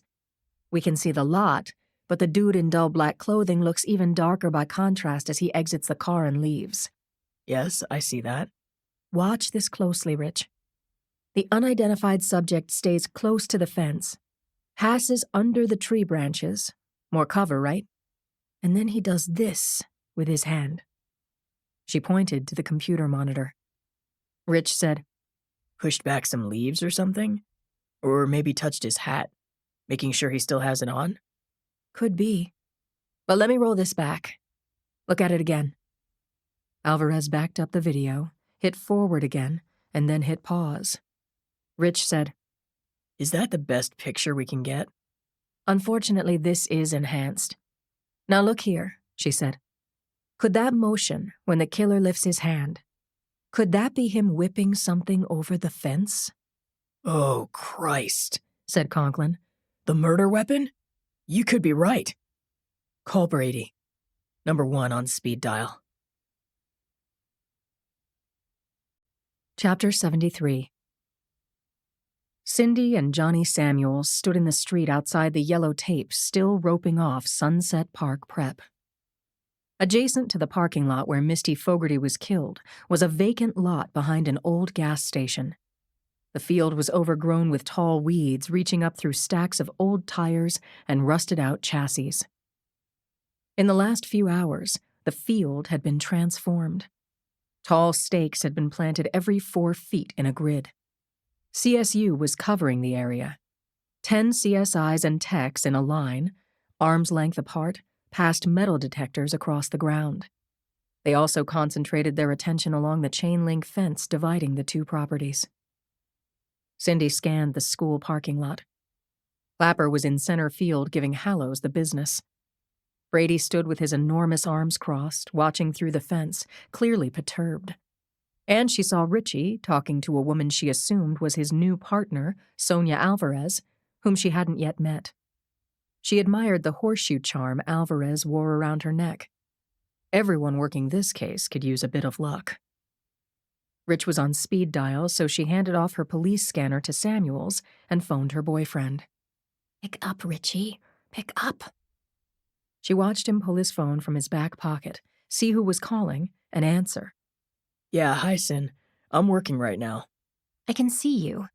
Where are you? Turn your face 60 degrees and look for the tall guy out on the street. I'm standing next to him. Oh, okay. I see you. Rich, I got the bulletin off the scanner. So I'm here, but you didn't tip me off. Okay to interview you? Just tell me what's going on? Wait, let's do it this way. What way? I'm going to make a guess. If I'm right, say, love you too. If I'm wrong, say something else and I'll take another guess. I love you too. Wait, damn it, let me guess. She heard Rich say to Alvarez, Cindy. Cindy said, CSU is doing a search for the murder weapon. Rich was looking toward the fence, seeing the grid breaking up, techs in hazmat suits converging on a perimeter about 20 feet in circumference around an old oak tree. One of the searchers was holding up something that seemed to have a little shine on it, calling out, Got it! Cindy disengaged the call before Rich could say, I love you too. But she knew she was right. She heard Brady call Rich and Alvarez over, and Samuels aimed his long lens toward the CSU. Cindy asked Samuels, Did you get it? Samuels showed her the small viewfinder at the back of his camera and enlarged the image. She saw it. A gloved hand was holding what looked to be a closed, straight-edge razor. It looked like every straight razor Cindy had ever seen. The blade was 4 inches long. The hand holding it in the air provided scale. You like? Samuels said to Cindy. Do I? Oh my God. Pulitzer, she said. Send the photo to Tyler. I'll start writing in the car. Chapter 74. Yuki Castellano and Newt Gardner sat in the waiting area outside Judge John Passarelli's chambers. Gardner said, Your nerves getting to you? My nerves are fine, said Yuki. But you're sweating, Newt. She swiped her index finger under her nose. He pulled out a handkerchief and dabbed at his face. She'd gotten to him. He said, Really? So, calling a meeting with the judge a half hour before the trial starts means no problemo, huh? I can't wait to hear what you've pulled out of your, hat. Gardner shot his right cuff and looked at his watch. This is nuts even for you. Jurors are assembled. I'm ready. Why aren't you? Because we're going to charge Burke with an additional count of murder 1. Give me a break. You have nothing on Burke but guesswork. Pin the tail on the donkey. This case should have been thrown out and you know it. Parisi's having a fit about bad press. Okay with me. This is what I call a dream case. Yuki smiled. Dream on, counselor. Gardner scoffed, and the door to Passarelli's chambers opened. Judge Passarelli invited the 2 attorneys into his office, and they grouped around the table near the window. Greetings were exchanged. Yuki put her briefcase on the floor next to her chair, extracted a folder, and placed it in front of her. Judge Passarelli said, "Miss Castellano, it's your meeting." Your Honor, Mr. Gardner. Evidence came to light on Friday afternoon that appears to be the murder weapon used in the killing of Melissa Fogarty, Lucas Burke's girlfriend. This item, a straight razor, was processed at our crime lab immediately. Last night at 9, I received this report. Yuki passed copies of the report to Judge Passarelli and Gardner. Gardner said, "Judge, this is all news to me." Yuki said, The report goes into this in depth. But the bottom line is that a straight razor was found with Melissa Fogarty's blood on the blade and Lucas Burke's fingerprints on the handle. It was found in the weeds 50 feet and over a chain-link fence from the crime scene. Your Honor, we didn't charge Mr. Burke with Miss Fogarty's murder earlier because we had no evidence until now. Wait, said Gardner. the evidence just showed up on Friday? Prints and blood? A little convenient, isn't it, Ms. Castellano? By chance, could this razor have been planted by the police? Under close re-examination of the video shot by the parking lot surveillance camera, Yuki said, the killer was seen disposing of this evidence. Judge Passarelli said, You're adding Fogarty's murder to the charges? That's right, Your Honor. I'm asking for a continuance so that Mr. Gardner and I can gather our witnesses and recast our cases, taking the new evidence into consideration. Mr. Gardner, said the judge. My client continues to be held without bail, Your Honor. I'm not opposed to a continuance, but I ask you to consider bail at this time. Your Honor, we're going to charge Lucas Burke with another charge of capital murder. The people maintain that Burke's a danger to the public and a flight risk now more than ever. Agreed. As for the continuance, will 2 months from now work for the both of you? Yes, Judge, Yuki said. Gardner said, I want to meet with Ms. Castellano to view the video she cited. You available this afternoon, Yuki? I have time between 2 and 4.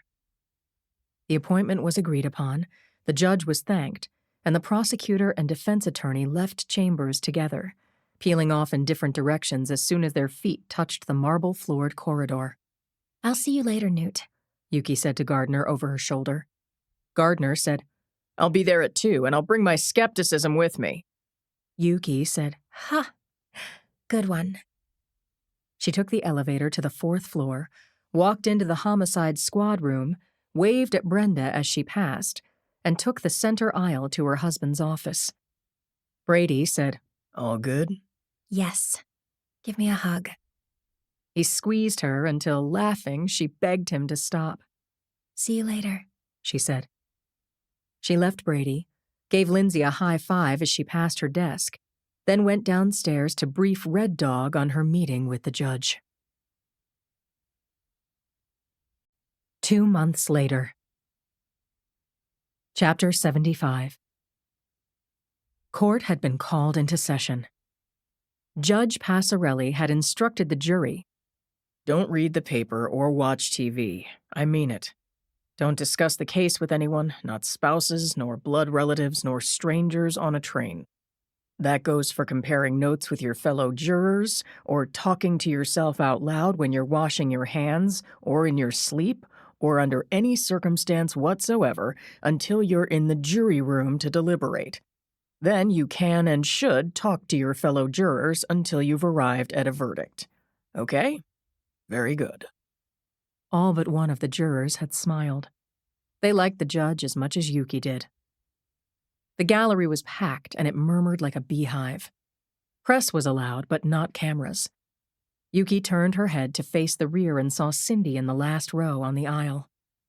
Since Cindy had rung the bell on this case, since before baby Lori Burke had even been found on the beach, Yuki hoped her friend would get the story she'd earned. A guard opened the door, and Brady slipped inside the courtroom and stood next to Cindy. He gave Yuki a thumbs up. She nodded and turned back to the courtroom and her co-counsel, Nick Gaines, sitting to her left. Gaines was Yuki's second chair. He had just returned to the DA after several years in a startup law firm. He was a great number two. Organized, supportive, and funny, and Yuki was very happy to have him back. It worked both ways. Nick liked being on the prosecution side and was excited to have accidentally timed his return with a chance to work with his former mentor on the case of the decade. The high and low points of this trial would be reported not only in the United States. The Lucas Burke case had also attracted the avid attention of the international press. The outcome of this trial would stick to the San Francisco DA for years, win or lose. Adrenaline shockwaves were coming more frequently as the business of the court was concluded and the moment was coming when the judge would say, "Ms. Castellano, you're up." Yuki turned her head 45 degrees to the right to check out the defense table. At that precise moment, Newt Gardner turned his face to hers. He was ready for his close-up. Head freshly shaven, shirt as stiff as marble, and his suit was fine and smart. Handmade, a classic navy blue. Gardner smiled and tipped his head in greeting. Yuki nodded back. There was no point in taking anything Gardner said or did personally. Yuki's phrase for the day was, "Steady, girl. You've got this." Nikki Gaines wrote on his tablet, "What a creep." She nodded, added to the note, "Yeah, and he's not even the killer." That said, Lucas Burke, the accused, looked the part of the villain. He had shaved badly, like he wasn't used to plastic razors after the sharp steel he formerly used. He was allowed a suit, shirt, and tie, rather than the orange jumpsuit that could unfairly prejudice the jurors. Still, his rumpled tweed jacket and dingy dress shirt didn't support a look of innocence. Yuki also observed that he had aged since the murders.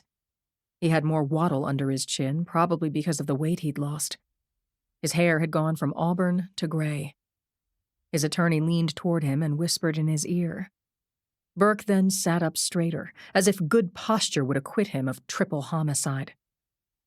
Yuki took some deep breaths, released them silently, and with eyes closed visualized this blonde wood-paneled courtroom as Baker Beach. She'd seen photos of the baby at the shoreline, and that was the image that she would implant in the jurors' minds. Nick nudged her with a knee under the table.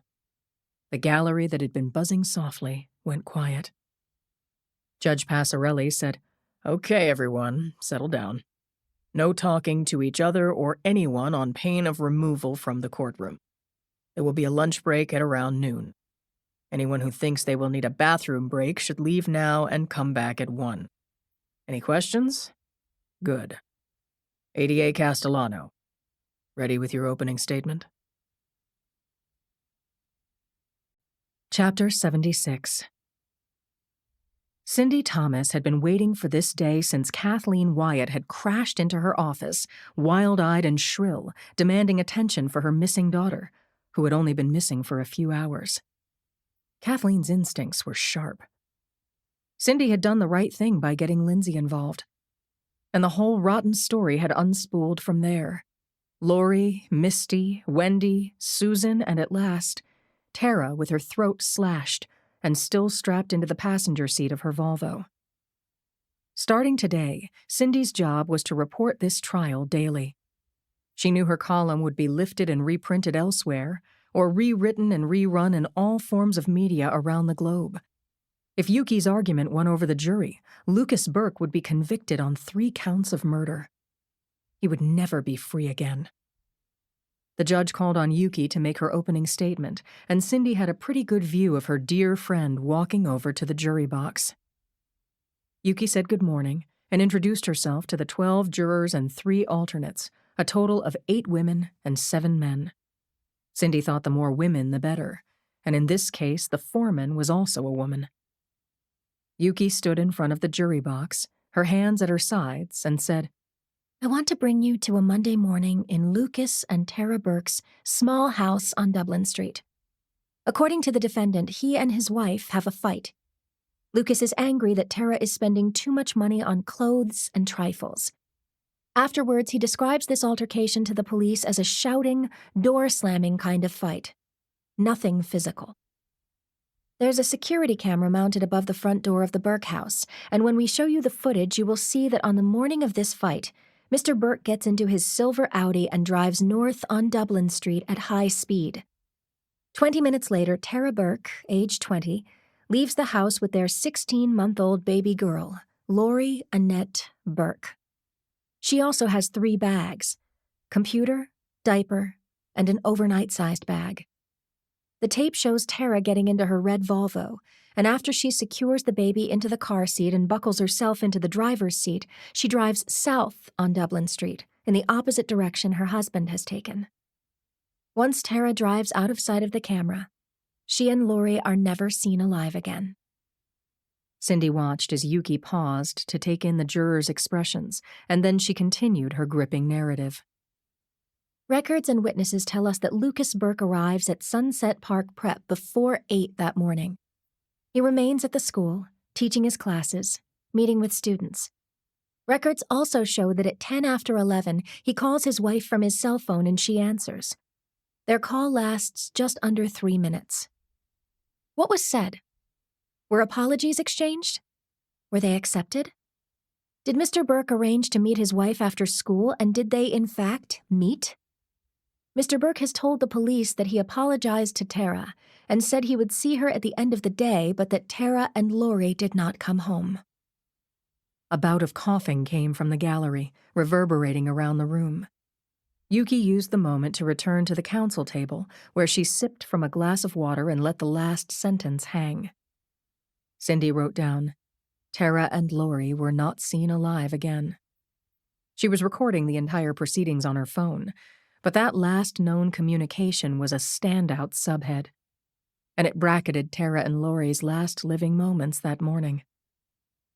The coughing had stopped, and Yuki again addressed the jury.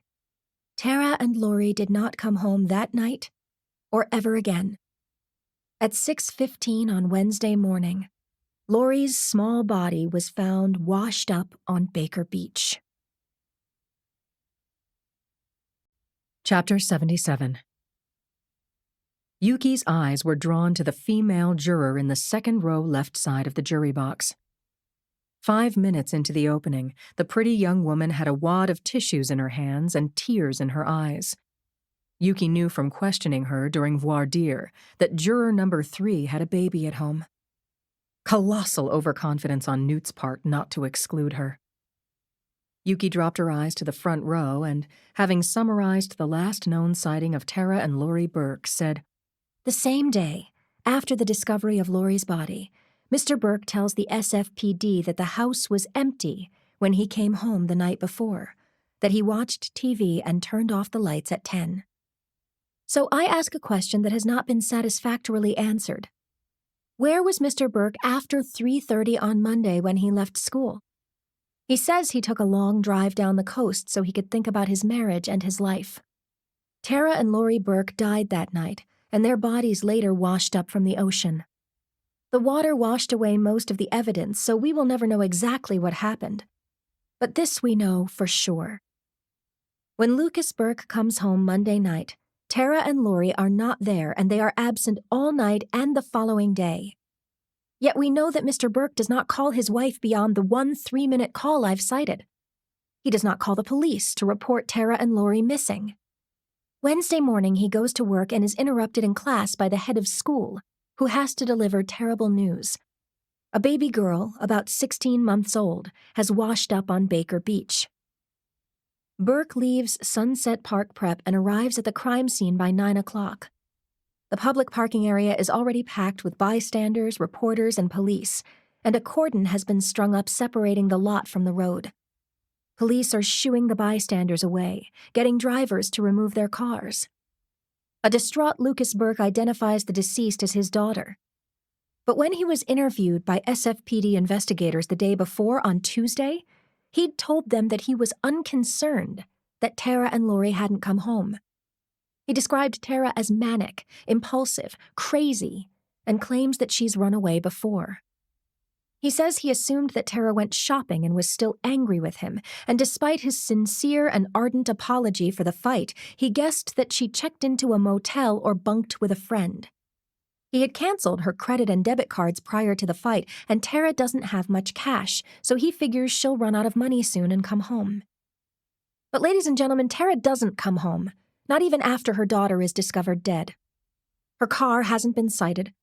She hasn't called her mother or any of her friends, and she hasn't called her husband. So Mr. Burke is held as a material witness and questioned. He is enraged during questioning. He is sure that his wife has done something crazy, that the police should keep looking for her. 24 hours later, after Mr. Burke is released, a warrant has been signed to search his house for evidence of foul play. While his house is being searched by police and the forensics team, Mr. Burke takes off in his car and is not seen or heard from for the next 2 days. Where does he go? He drives to Sacramento, where his ex-wife, Alexandra Conroy, lives, and the two of them go to a resort in Carmel by the Sea. According to Mr. Burke, what brings him back to San Francisco is a newspaper with a headline reporting the murder of his teenage student and mistress, Melissa Fogarty, known as Misty. How can the people charge Mr. Burke with Ms. Fogarty's murder when he was out of town? Because although he cannot be in 2 places at once, we believe his alibi was either intentionally or unintentionally falsified. We believe that Mr. Burke's ex-wife is incorrect about Mr. Burke being with her the whole time they were in Carmel, and that he returned to San Francisco to kill Ms. Fogarty on Friday evening. We will show video of Ms. Fogarty waiting for Mr. Burke in the parking lot of Sunset Park Prep at about 8 that Friday night. Misty attends this school. It is where Mr. Burke teaches, and where they met and began their affair. That night, as she waits for him, you will see Mr. Burke get into the back seat of Ms. Fogarty's car. You will see the movement of his arm as he draws the blade across this teenager's throat. It was quick, done from behind, from left to right. Moments later, as Ms. Fogarty bleeds out, Mr. Burke leaves the car. He disposes of the murder weapon by tossing it over the fence that separates the school parking lot from a field of unmown weeds and car parts.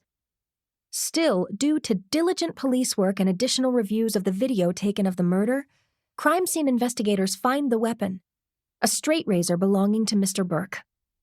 The forensics lab has determined that Lucas Burke's fingerprints and Ms. Fogarty's blood are both on the razor that was used to slash her throat. Circumstantial evidence combined with the physical evidence all points to one person only: the defendant, Lucas Burke. Chapter 78. Yuki waited out the crying in the gallery. Misty's parents and friends were sobbing uncontrollably. The gavel came down hard, and several people got up from their seats in the gallery and, without being asked, left the courtroom. Some spectators used the opportunity to move from the rear of the room to the front. At the defense table, Newt Gardner was whispering to his client, who looked as though his brain was in park. No wheels appeared to be turning at all. Judge Passarelli asked Yuki to continue. Yuki said, "That Sunday, 4 days after Laurie's body washes up on the beach, and 2 days after Misty Fogarty is murdered, Tara's red Volvo surfaces at low tide off China Beach. Her body is strapped into the passenger seat. Her throat has been slashed. A rock the size of a loaf of bread, weighing 8.5 pounds, has been placed on the car's accelerator to keep pressure on the gas. The baby's diaper bag is wedged under the driver's seat, and Tara is wearing the same clothes she was wearing the morning she left her house for the last time. No sign of her computer, her handbag, or her overnight bag. So what has happened?" Mr. Burke denies any knowledge. According to San Francisco's chief medical examiner, Dr. Claire Washburn, Laurie was smothered, but Tara's cause of death was a clean cut by a sharp blade across her throat, and Dr. Washburn will also testify that Melissa was killed the same way. We will show you the murder weapon, Mr. Burke's razor with his fingerprints on the handle, and Melissa Fogarty's blood on the blade. It's direct evidence, ladies and gentlemen, and the murders of these 3 completely innocent victims will be proven to you beyond reasonable doubt. Thank you for your attention and your service. Yuki returned to her seat. The gallery began to buzz. She glanced at Cindy and saw that Brady had vacated his spot. Nick Gaines's tablet was in front of her with a note. "Great damned job, Yuki. Flawless." She She thought so too. The defense was called to make its opening statement, and Yuki's sense of a job well done was about to come undone. Chapter 79. Cindy struggled with her phone charger, trying to insert it into the electric socket on the baseboard behind her seat, eventually completing the task. The judge had asked if defense counsel was ready with his opening statement, and he said he was. This would be a bad time for her phone to run out of juice. Cindy watched as the battery icon showed the phone charging. She picked her notebook off the floor and, along with all 140 people in the courtroom, focused her gaze on Newt Gardner. He was known for his showmanship, and although Cindy was with Yuki all the way, she was a working reporter, and where there was Newt Gardner, there was news.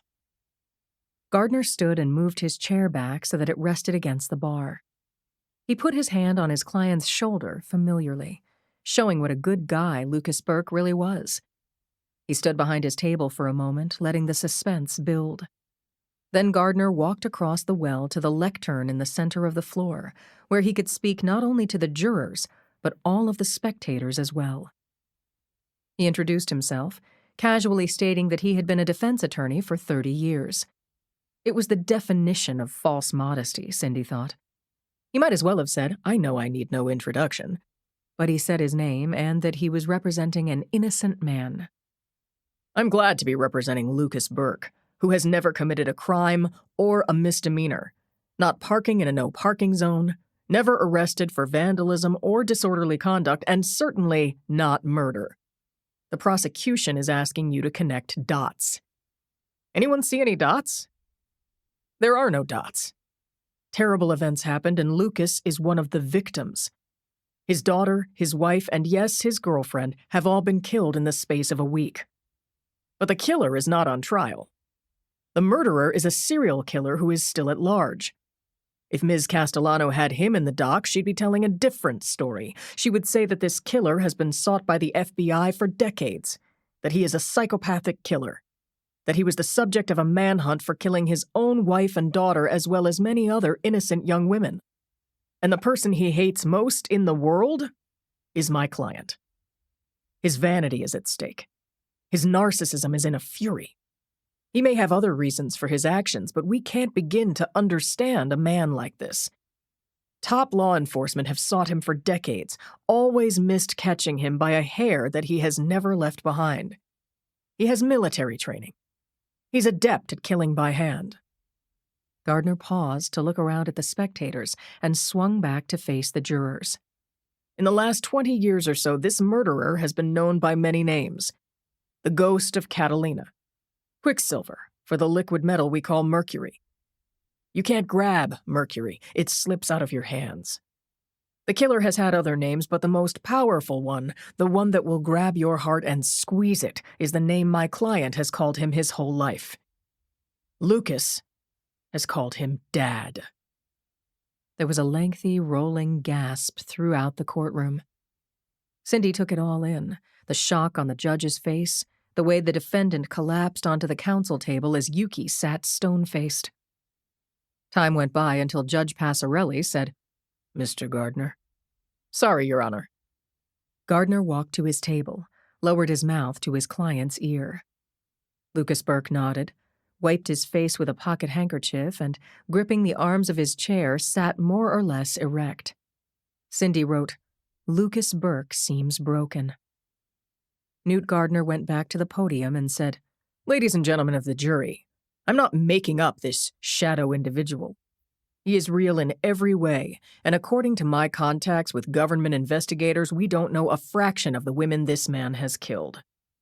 But for the purposes of this trial, we are concerned with 3 individuals: Tara Burke, Lori Burke, and Melissa Fogarty, an 18-year-old high school girl who loved Lucas, who loved her too. I swear to you, Lucas didn't kill any of them. He'd rather have killed himself." Chapter 80. Yuki was both shocked and awed by Gardner's presentation. He made sure when he looked around the small courtroom to look directly at her, to unnerve her, to loosen her grip. He was asking the jury to believe that Evan Burke, who did not even appear on the witness list because he was in the wind, was guilty of murdering 3 actual people. Yuki knew where Gardner was going with his theory, but she was counting on the jurors to see through the flash of smoke and mirrors to the real flesh-and-blood killer sitting only yards from them and to find him guilty, guilty, guilty. Tara, Lori, Melissa. Means, motive, opportunity, and a murder weapon with his prints on the handle. Gardner went on. The prosecution has, of course, provided the defense with the same videos they will show you. First, you'll see the images of Lucas leaving his house one Monday morning after a fight with his wife. 32 minutes later, his wife, Tara, leaves with the baby. As ADA Castellano told you, she is carrying some belongings and likely plans to spend the night away from home. Later, past dark on that same day, the camera will record Lucas coming home around 8:30 and leaving again the next morning at 7. Tara's car is not in the driveway. On Tuesday, he is questioned by SFPD in his office and cooperates fully. The next morning, he gets the horrifying news that his baby daughter is lying dead in the surf of Baker Beach. A police sergeant drives him to this very building where he is questioned and held as a material witness, released the next day. He goes home, and several hours later, police cars pull up. Several inspectors come to the front door and hand Lucas a search warrant. He is asked to stay outside while they search his premises, and Lucas, nearly deranged with grief, gets into his car and drives clear to Sacramento. After the police and CSI enter Dublin Street, there is no more video from the Burke House surveillance camera. CSI disconnects the receiver and takes it back to the lab. But the most important piece of information in this case is on the video. We see Tara Burke leaving the house, and she does not lock the door. My client has told me that his wife never locked the doors, front, back, or side. And so if you were planning to kill her, you would be aware of this, and you would have had access to the Burke house from the rear, where there was no camera. This fact will come up again. Tara never locked the doors. The prosecution will show you video of Ms. Melissa Fogarty, known as Misty, Lucas Burke's girlfriend. The video was taken on Friday, 2 days after Lori Burke's body was found at Baker Beach. This video was taken at 8 p.m. in the parking lot of the school where Luke taught English and Misty was in the senior class. These two often met at this time in the empty parking lot, but on this night, Lucas Burke was not coming to meet Misty.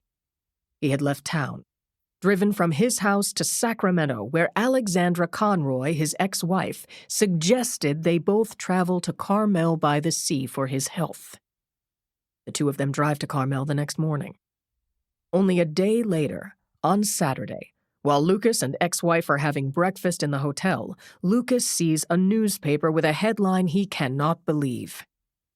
Gardner said, "This is the paper." He held up the Chronicle Yuki had seen enough times to memorize the headline. Slash and gash killer takes second victim. Misty's sweet face filled the rest of the front page. Gardner went on. Ms. Conroy will testify that she and Lucas were together from the time he arrived in Sacramento until a day and a half later when they returned to San Francisco. So how can the prosecution have a video of my client killing Melissa Fogarty, flinging the murder weapon into the weeds, and voila, it has Melissa's blood on the blade and Lucas Burke's fingerprints on the handle? I call bull on the prosecution's theory. It is a theory full of holes because Lucas wasn't there. They have a possible murder weapon, and it may have belonged to Lucas. But they don't have proof it was in his hand when Melissa Fogarty was killed. I will prove to you that someone else committed these unspeakable murders. He had access to my client's house. He had access to his razor blade. As for Tara's body, by the time that poor woman's car floated up near China Beach, she had been in the ocean for nearly a week. She was bloated, and ocean animals, fish, crabs, seals, whatever, had been rough on her. But it was still clear that she had been killed with a straight-edge razor sliced across her throat from left to right. When she was dead or dying, her killer weighed down the accelerator and sent her car into the ocean with mother and baby daughter inside. My client, Lucas Burke, didn't do this. And the prosecution can say what they want, but they have no witness, no trace evidence, no clear video of the person who killed Tara Burke. My client didn't do it. Lucas killed none of these people. He's never killed anyone in his life. But as his attorney, I don't have to prove his innocence. The prosecution has to prove his guilt beyond reasonable doubt. Yuki watched Gardner thank the jury and return to his seat. He put his arm around Burke's shoulders, and his client put his head down on the table and sobbed loudly and authentically. The judge called Yuki and Gardner to the bench and said, I feel strongly we should recess now and pick up again after lunch. Gardner said, Yes, for the love of God, yes. Yuki said, I agree, Your Honor. Court was adjourned until 1 o'clock. Chapter 81. I was in Brady's office when he got the call. After a moment, he said, Hold on, hun. I need you to tell Lindsay, too. Brady stabbed a button on his console, and I went out to my desk and said, Yuki, what's wrong? Her voice was strained. Linz, I asked Brady if you can take another stab at finding Evan Burke. I want to talk to him. We've kept a camera on his house on Mount Tam. He hasn't been back. His cabin cruiser is still in its slip at Richardson Bay Marina. So you're saying this is a dead end? It was 10:30 Monday morning. Yuki asking us to take another run at Evan Burke meant she was having doubts about her case, and if she was feeling that way, jurors would surely feel the same. I asked, What happened this morning? I was on fire, but Gardner brought a bomb to the firefight. Say a few more words, please. She sighed. Okay. Gardner made a strong case that Evan did it, killed them all. Lucas broke down. Judge called the game on account of crying, reconvening after a long lunch break. I'll call you later, I said. Buy you a drink. Or two, she said. Chin up, girlfriend, I said. I hung up, left my desk, tapped Cappy and she, Alvarez and Conklin, and we went down the hall to our task force office in the corner. We'd gone on to other homicides once the Lucas Burke trial had been scheduled. As the 5 of us dragged chairs up to the table, I told the team we had to go over everything again with fresh eyes. Look for one unturned stone. Don't worry if it's not the Holy Grail. We need a lead. Evan Burke's ID photo from his military days was centered on the whiteboard. He'd been a kid when the photo was taken, and while Lucas resembled him, Evan was better looking. If he was the killer, I could see how he could put a spell on young females and kill them before they had a hint of the danger. We had piles of data in both hard copies and digits, and since Paul Chi was super organized, he knew all of it. He took charge now, calling up files, slapping maps on the whiteboard. There were now cold cases across the West Coast that had fallen into geographical patterns of 5 to 7 victims, centering on but not exclusive to California, Oregon. Nevada had a few clusters as well. The victimology was vague and at the same time told a lot about the killer. Bodies had turned up both fresh killed and long buried. They were all women under 30, and they'd all been killed by a sharp blade across the throat. Chi said, He sticks to the coastline and interior waterways when he can. If you draw lines from the victim locations, you can see that the nexus is San Francisco. We looked at the compiled data on the possible victims and found only one case of a woman who had stab marks on her chest, like those we'd found on Misty and Wendy Franks. Possibly the killer was only now trying on a style. Alvarez had told us her theory that Luke had been attached to his father when he was young, but that his father was never there, which caused him to have a longing for his father and to hate him at the same time. Where was Daddy? On a killing spree out of town before he brought it back home to murder his own wife and daughter. Alvarez said, I did some research on this sick on-and-off parental disconnect, she said. In France and Switzerland in particular, they refer to hardly home dads as eclipse fathers. If that was true of Evan, then Lucas longed for his attention, and then his mother and sister disappeared. Their bodies were never found. Maybe Luke knew. Maybe he had a bad feeling he didn't bring out into the sunshine. Or maybe he did the killings to get his father's love. I asked if anyone else had a theory. No one did. If dozens of homicide divisions hadn't landed him, how could we do it in this dreary room with the clock ticking toward the afternoon court session? I went outside to the noise of Bryant Street and called Joe. "Can you reach out to Bernie? Please? Couldn't be a more important time than now." Chapter 82. Joe phoned me back before I reached the squad room. "I reached Bernie," he said. "He's tracking Evan Burke toward Nevada. Burke's haunted Vegas in the past." And then Joe said, Bernie added the kicker. "Tell Lindsay to meet me at the Bellagio Hotel this evening." "That's all he said?" "He's a man of few words, sometimes no words. Linz, I suggest you bring backup." I was pretty sure the bosses were going to spike this request, but hell, I had to try. Clapper was making a rare visit to the squad room and was meeting with Brady. I rapped on the glass and barged in. Both men looked up at me, said nothing until I finished my short, sharp presentation. Yuki needs to depose Evan Burke. A confidential contact of Joe's is tailing Burke and has advised me to go to Vegas ASAP. If you agree, I want to bring Alvarez. She knows Vegas, knows cops and security at the casinos. I'm going to need clearance from LVPD. Brady said, "Fine with me, Chief." Clapper said, "Good choice of Alvarez." He snatched up Brady's phone and called LVPD's Chief Alexander Belinky, saying that Alvarez and I were dogging a witness and that we had a subpoena. "We do?" I said after he hung up. "You will." An hour and a half later, Alvarez and I were at SFO in Terminal 3.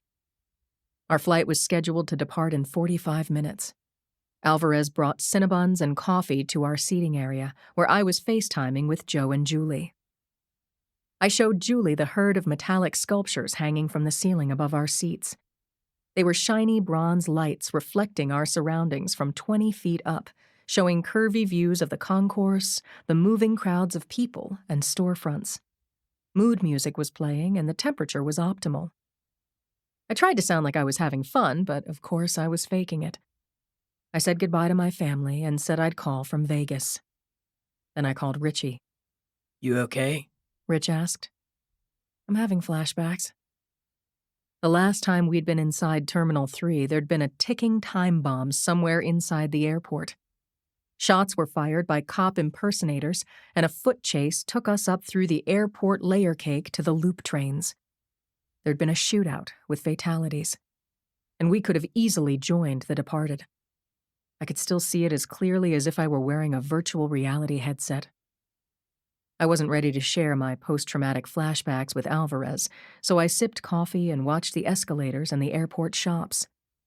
Even with one leg in the past, I was anxious about the immediate future. We were going after Evan Burke, and our spirit guide was the mysterious spook called Bernie. Joe admitted that Bernie had been vague. "It's how he is," Joe had said. "I trust him." I had no basis to trust or mistrust the man. I had no doubt that Joe had great experience with Bernie, but to me he was a question mark, and Evan Burke was, in my own experience, armed and very dangerous. Alvarez brought me into the present. "Boxer," she said. Our flight's been called." We headed to the gate, with no information about our mission beyond, "Tell Lindsay to meet me at the Bellagio." Chapter 83. The flight to Vegas was short and smooth, and our Uber was waiting outside McCarran's main terminal when we exited the airport at 2 o'clock. We quickly reached the Bellagio. We passed the design wonder of the Bellagio's fountain, which was synced to over 30 different songs. Alvarez and I checked into the hotel, and the desk clerk handed me 2 envelopes. One was white, marked Business Center. My name had been typed on a label. The other was a Bellagio hotel envelope, my name printed in blue ballpoint ink. I waited until Alvarez and I were ensconced in our 2-bedroom suite, thanks to Clapper's decision to put us up at the same location as Joe's CI. We had a dazzling panoramic view of the neon city. But this was a business trip. I tore open the end of the larger envelope and slid out the contents. There were 2 stiff papers, each folded in thirds. Document 1 was a faxed subpoena for Evan Burke's appearance, signed by the trial judge and DA Leonard Parisi. Document 2 was an extradition order to be forwarded to the Nevada Supreme Court if needed. Alvarez said, "Clapper is tremendous, isn't he?" I agreed and peeled open the flap of the smaller envelope. Inside was a page torn from a notepad. It said, "Meet me at Lago at 8. B." I showed it to my roommate. "Lago is here in the hotel." I said, "Sonia, can I go to dinner like this?" I was wearing my usual: slacks, man-tailored shirt, blue blazer, holstered Glock, flat-soled shoes. She nodded, shrugged, then said, "You're fine, but I'm going down to the lobby boutiques to get a dress from the sale rack. Otherwise, we're going to look like a couple of cops." "You're a size 10? 10 to 12, I said. "Let me see what I can do. I'm good at costuming. Maybe I'll take a quick nap. Keep your phone on." "Copy that." I put my phone on the nightstand in the closest bedroom and dropped onto the bed. When my head hit the pillow, I was already asleep. I dreamed about Bernie. In this fantasy, I was interrogating him in the box. "What's your name? Your real name? What's your interest in Evan Burke? Am I bait? Or free labor so you can nab Burke and take him back to Washington?" In my dream, the spy who looked like a preacher man just smiled, but didn't answer. I was awoken by the sound of crinkling paper. Alvarez was back from her shopping excursion to the lobby, and she had a couple of shiny bags with her. "What'd you get?" Sonia opened one bag and took out something black and slinky with sprays of sequins from shoulder to hip. "Try this on," she said. "Me? I've got a backup for you in case." I stripped off my shirt and trousers and stepped into the sparkly black cocktail dress. Alvarez said, "So far, excellent. Shoe size 9? She took a pair of black shoes with a short heel out of a bag and handed them over. I wiggled them on. They looked good. While I was admiring my legs, Alvarez had put on a cream-colored pantsuit. We were transformed. "Cagney and Lacey," I said. "Rizzoli and Isles." I told Alvarez we could always try to expense the undercover outfits. We laughed. Then Alvarez said, "We're not done yet." Chapter 84. Nick Gaines had positioned the whiteboard so that the judge, jurors, and witnesses could see the photos of Lori and Tara Burke and Melissa Fogarty, along with their names and dates of birth and death. Yuki felt good.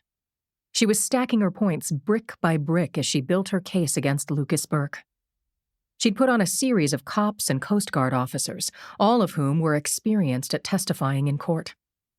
Patrolman Jay Whitcomb had been first on the scene when the body of a red-haired female child was found on Baker Beach. Coast Guard Lieutenant Samuel Waverly directed the recovery of Tara Burke's vehicle. School security guard Mike Cassidy was the unsuspecting soul who'd found Misty Fogarty sitting in her own blood in her car, parked in the Sunset Park Prep student lot.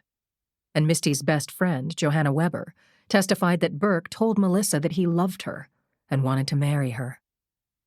Yuki also had a copy of the note from Lucas to Misty saying so. It was entered into evidence and shown to the jury. It was about 3:30 when Yuki called Dr. Claire Washburn to the stand. Claire was both authoritative and accessible, and her testimony was in spoken English, not medical jargon. She explained that the baby had been asphyxiated and, judging from the bruises on her face, most probably smothered by hand. And she described to the jury what she could tell from the autopsy of the baby's mother. Tara Burke's body was bloated and, no other way to say this, chewed on by sea life. Her eyes, fingers, Parts of her cheeks were gone, and the fatal injury was also swollen and disturbed. That said, only a sharp blade across the throat could have made that mortal wound. Force had been used, and Mrs. Burke was nearly decapitated.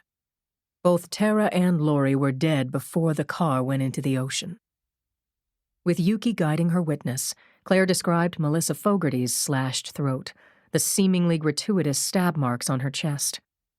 Yuki walked to the whiteboard and indicated Fogarty's photo. Is this Melissa Fogarty? Yuki asked her witness. Yes. The jurors turned to look at the picture of Misty. From her expression, she had good feelings toward the person behind the lens. Her eyes smiled. Her grin was verging on laughter. She had been a beautiful 18-year-old. At Yuki's questioning, Claire described the slash across the girl's throat, detailing the serial killer gibberish of the gashes in her upper chest. Yuki entered the morgue photos with close-ups of the injuries into evidence and then passed them to the jurors. Yuki thanked the witness and turned her over to defense counsel. Newt Gardner had had no questions for the law enforcement witnesses, but he wanted to cross-examine Claire. Gardner stood, and this time he spoke from his position at the counsel table. Dr. Washburn, is it your professional conclusion that all 3 of these victims were killed by the same person? I see a pattern in the manner of death of the 2 adult women. Please just answer the question, Doctor. Can you tell us if the victims were all killed by the same person? Not definitively, but the evidence points to one killer. How so? Tara and Melissa both died from similar slashes across their throats. So if I understand you correctly, you have no evidence leading to Lori Burke's killer? No scientific evidence. So that's a no. During your post-mortem examinations of Tara Burke and Melissa Fogarty, did you obtain evidence that they were killed by my client? As I said, Mr. Gardner, Mrs. Burke's throat was slashed. She was in the ocean for days. What we could tell from that waterlogged fatal wound was that it was inflicted with a sharp blade. Same type of wound Melissa Fogarty suffered. Same or similar? Due to the condition of Mrs. Burke's body, I can only say similar. So you can't even be sure that the throats were slashed by the same weapon or the same individual, can you? When Claire didn't answer, Gardner said, You found nothing in or on any of the deceased that would lead you to believe that my client killed them. Isn't that right? Claire didn't speak. Yes or no, Dr. Washburn? I have no direct evidence that your client killed those people. Correct. I have no further questions for the witness. Yuki stood and said, Redirect, Your Honor. She walked over to Claire. The shallow gashes on Melissa Fogarty's chest that you called serial killer gibberish could be the killer's signature, his way of marking the victim, is that right? Yes. Were there any similar gashes on Tara Burke's body? The condition of the soft tissue indicated random, blade-induced injuries of the chest with force. So I see a pattern there, the killer's signature on both women. Thank you, Dr. Washburn. You may stand down. Chapter 85. Yuki had prepared Kathleen Wyatt for what would be an ordeal for anyone, and grueling for Kathleen. Together they had talked across Kathleen's kitchen table. Yuki had played the role of defense counsel and questioned Kathleen, gotten a little rough to show her what Gardner could do. As Kathleen teared up, Yuki had gripped her hand and said, He may try to discredit you, but he has to be careful not to make the jury see him as a villain. Just tell the jury what you know. Answer Gardner's questions and don't go off script or call Lucas names. It's okay to be mad or sad, just don't go crazy. Because? Because if I go off, it'll hurt my credibility. Exactly right. I'll object if he leads or badgers you or misstates what you say. If you feel overwhelmed, tell the judge you need to take a break. They'd had that conversation 2 days ago. Now, Yuki called her witness. A security guard opened one of the courtroom's rear doors, and Kathleen came through and headed up the aisle. She was wearing a slim gray pantsuit and had put some gel in her unruly hair. Nick held the gate open for her, and she approached the witness box. It seemed to Yuki that Kathleen was moving very steadily, and she wondered if she had taken something to calm her nerves. It would be good if she wasn't manic, but things could go wrong if she came across as sedated. The 46-year-old woman reached the base of the witness stand, put her hand on the Bible, and swore to tell the whole truth. Yuki approached her and said, "Good morning, Ms. Wyatt. Was Tara your only child?" "Yes. And a very good girl she was. "Are you married?" My husband died of cancer about 5 years ago." "Very sorry, Kathleen. Are you employed?" "I teach yoga 3 days a week at a gym on Hyde, and I do mailings for the SPCA." "Thank you. And now I want to take you through the recent events as regards your late daughter and granddaughter." Kathleen said, "Okay. Yes." "Good. Now, thinking back over the last year of Tara's life, did you have occasion to call the police?" "Yes, several times. 3 or 4. "Why did you call them?" Once because Tara called me, screaming that Lucas was trying to kill her. Another time I was washing my hands when she got out of the shower. I saw bruising on her shoulder and thigh. This big, she said, putting out her hands, holding them 5 or 6 inches apart. Another time I saw bruises on Lori's arm. Looked like fingerprints." Yuki pivoted toward the bar so that she could see Lucas, who, as before, was hunched over the table, looking like a balled-up paper bag. His eyes appeared to be focused between his folded hands. "Did the police come when you called them?" "Yes. But each time Tara said I was overreacting and made up some story. Luke hadn't been trying to kill her. He'd caught her as she was stumbling down the stairs. Another time she fell off her bike. And about the baby, that was, let me remember. Oh, Tara told the police that Lori had put her arm through the bars of her crib and struggled." "Did you have any private talks with Tara about abuse?" She denied it. Sometimes her eyes were bloodshot from crying, but still she denied it. She said Lucas was a good husband and showed me the new red Volvo he had bought her after Lori was born. "Kathleen, did you tell anyone else about your suspicion that Tara was being abused?" "Yes. I told friends, and the second Tara went missing, I posted a message on Cindy Thomas's crime blog at the Chronicle. "And how did that work out?" The paper deleted my post, telling me that it was an unproven accusation and using real names was libel. "When you wrote to the paper, what result were you hoping for?" I hoped that the police would arrest Lucas and find Tara and Lori." "After your post was taken down, did you go to the San Francisco Chronicle to see Cindy Thomas?" "Yes. I couldn't reach Tara, even though we always checked in on each other for about 10 minutes. I called her every 15 minutes, and she still didn't pick up or call me."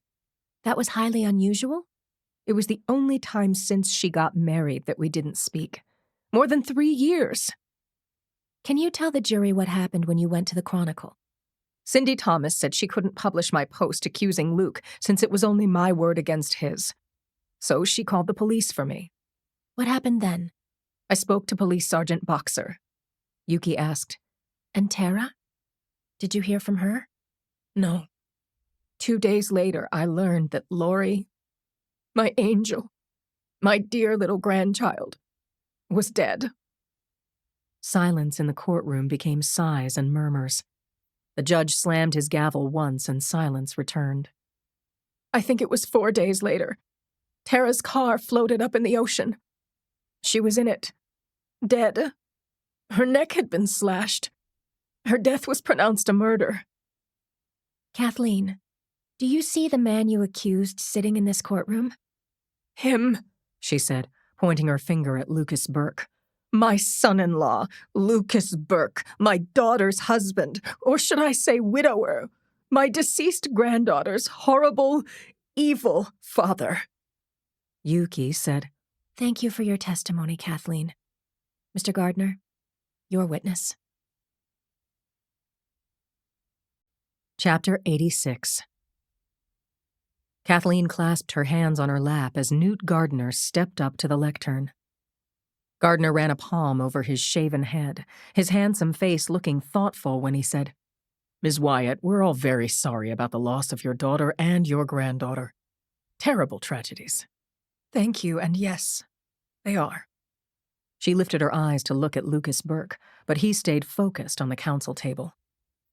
Gardner said, You said just now that you contacted the police 3 or 4 times to report that Mr. Burke had abused your daughter.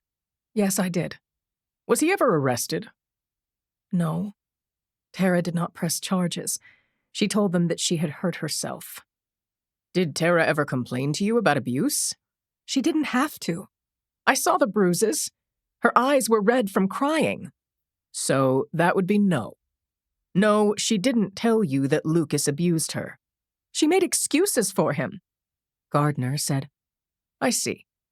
Some people take pictures of their injuries from spousal abuse and they tell their friends. Yuki said, Objection, Your Honor. Leading the witness. Let me rephrase, said Gardner. Is there any proof of this abuse? Is her murder proof, Mr. Gardner? What about Laurie's death? Is that proof? It's proof they were murdered, Ms. Wyatt. Not that Lucas Burke murdered them. Thank you. I have nothing further. Again, sorry for your loss. Kathleen shouted after Gardner. A mother knows things. I know he put the baby in the closet if she was crying. Gardner said, I'm done with this witness, Your Honor. Lucas, look at me, you. Kathleen shouted across the room to Burke. You killed them. Tell me why. Why did you do it? The judge signaled to the court officers who were already on their way to the witness box. I don't need an escort, Your Honor, Kathleen said to the judge. She was on her feet, walking past Burke when the guards each took one of her elbows and steered her toward the doors. You're not getting away with this, Kathleen shouted over her shoulder as she was marched to the door. Yuki couldn't tell how the jury felt about Kathleen's outburst. Would they see her as a maniac? Or as a woman inside the same room with the man who had chopped out her heart and left her bleeding at the side of the road? Chapter 87. I wore a nylon stocking cap to flatten my hair, and Sonia Alvarez pulled a brown, chin-length wig over my scalp. Ow, I said. Take it easy. Sorry. Now we're done. What do you think? Who is that girl in the mirror there? That's the idea, right? The doorbell on the suite rang. I went to the door and looked through the peephole. I was thinking maybe it was Bernie, but it was Joe. I opened the door, saying, My God, Joe, what's wrong? He said, Hell of a greeting, Blondie. Is everything okay? What are you doing here? I searched his face as I led him into the suite. I didn't see tragedy in his eyes. Didn't see that something had happened to Julie. He smiled. Figured I'd have dinner with you and Bernie. I'm flying home later. Alvarez said, Hello, Joe? I'm Sonia Alvarez. I've been partnering with Conklin, she said. Vegas is my native land. Joe shook her hand, both saying nice to meet you. And to me, he said, I brought you a change of clothes, and Julie sent you a toy and a book. I didn't know whether to laugh or cry. Nothing was wrong. Joe was wonderful, and my kiddo had sent me a toy. Your friend is meeting us at 8, Alvarez said. My friend's not expecting you, Joe said to her. I'll give him a heads up. We've got time to kill. Anyone feel like having a late lunch? I recommend Lago here in the hotel. Soon we were seated at a table at Lago, an elegant, small-plate restaurant with a cinematic view of the lake beyond the iconic Bellagio fountain. Someone in accounting was going to have a stroke when they saw our expenses. Joe and Sonia were getting along like college friends at their 25th reunion, only it was more that they'd both worked undercover. I divided my attention between watching my phone for a text from Bernie and munching bread, which was delicious. Joe was the foodie at the table, and he was going over the menu as our proxy when the chair next to me was pulled out and Joe introduced Alvarez to my old friend who goes by the name Bernie. Bernie reached across the table, shook hands with Alvarez. The waiter came over and Bernie ordered scotch on the rocks. He looked cheerful. The eagle has landed, he said. Evan Burke? Alvarez asked. I meant me. Just kidding. Burke is close by and I am tracking him via GPS. Bernie took his cell phone out of his jacket pocket and waggled it. I can feed information to you, but you cannot mention me or the agency. That's the deal. If you burn me, I can't help you now or ever. My career will be over." Alvarez and I crossed our hearts, exchanged numbers with Bernie, and then chose Joe's recommendations: a yummy hot seafood salad for me, a mini margarita pizza for Alvarez. Joe went for the shrimp-stuffed squid, and Bernie was all in for grilled lamb chops. Joe and I shared a few bites, and when the plates were cleared, I ordered a platter of mixed sweets for the table. And coffee, of course. Bernie said, "So here's how it goes. I'm the cheese in the trap, and the spring is set. After you're done with him, we're going to take him off your hands." Until that moment, I'd been stuck between fear of Evan Burke and excitement. It would be tremendous to bring him in. Quicksilver, the ghost of Catalina, an unexposed criminal who'd aimed his AK at Conklin and me from his narrow front porch, and then vanished. The fear had burned off, leaving only the thrill of cuffing the bastard and interrogating him back at the hall. I had a subpoena in my pocket and many questions to ask the man in the moon. Chapter 88. Cindy was in her seat in the back row of the courtroom, flipping to a clean page in her notebook, when Kathleen Wyatt freaked out. Guards had half dragged, half pulled her out of the courtroom. It was awful. Cindy was about to go after her, comfort her, get her a ride home, but at that moment Yuki called her next witness, Inspector Richard Conklin. Cindy sat back down. Richie put his hand on her shoulder as he entered the room. She touched his fingers. He winked at her and proceeded up the aisle to the witness stand. After he'd been sworn in and seated, Yuki asked preliminary questions meant to establish his role both within the SFPD and the task force assigned to this series of murders. Rich testified that he had been a witness to every step of the investigation.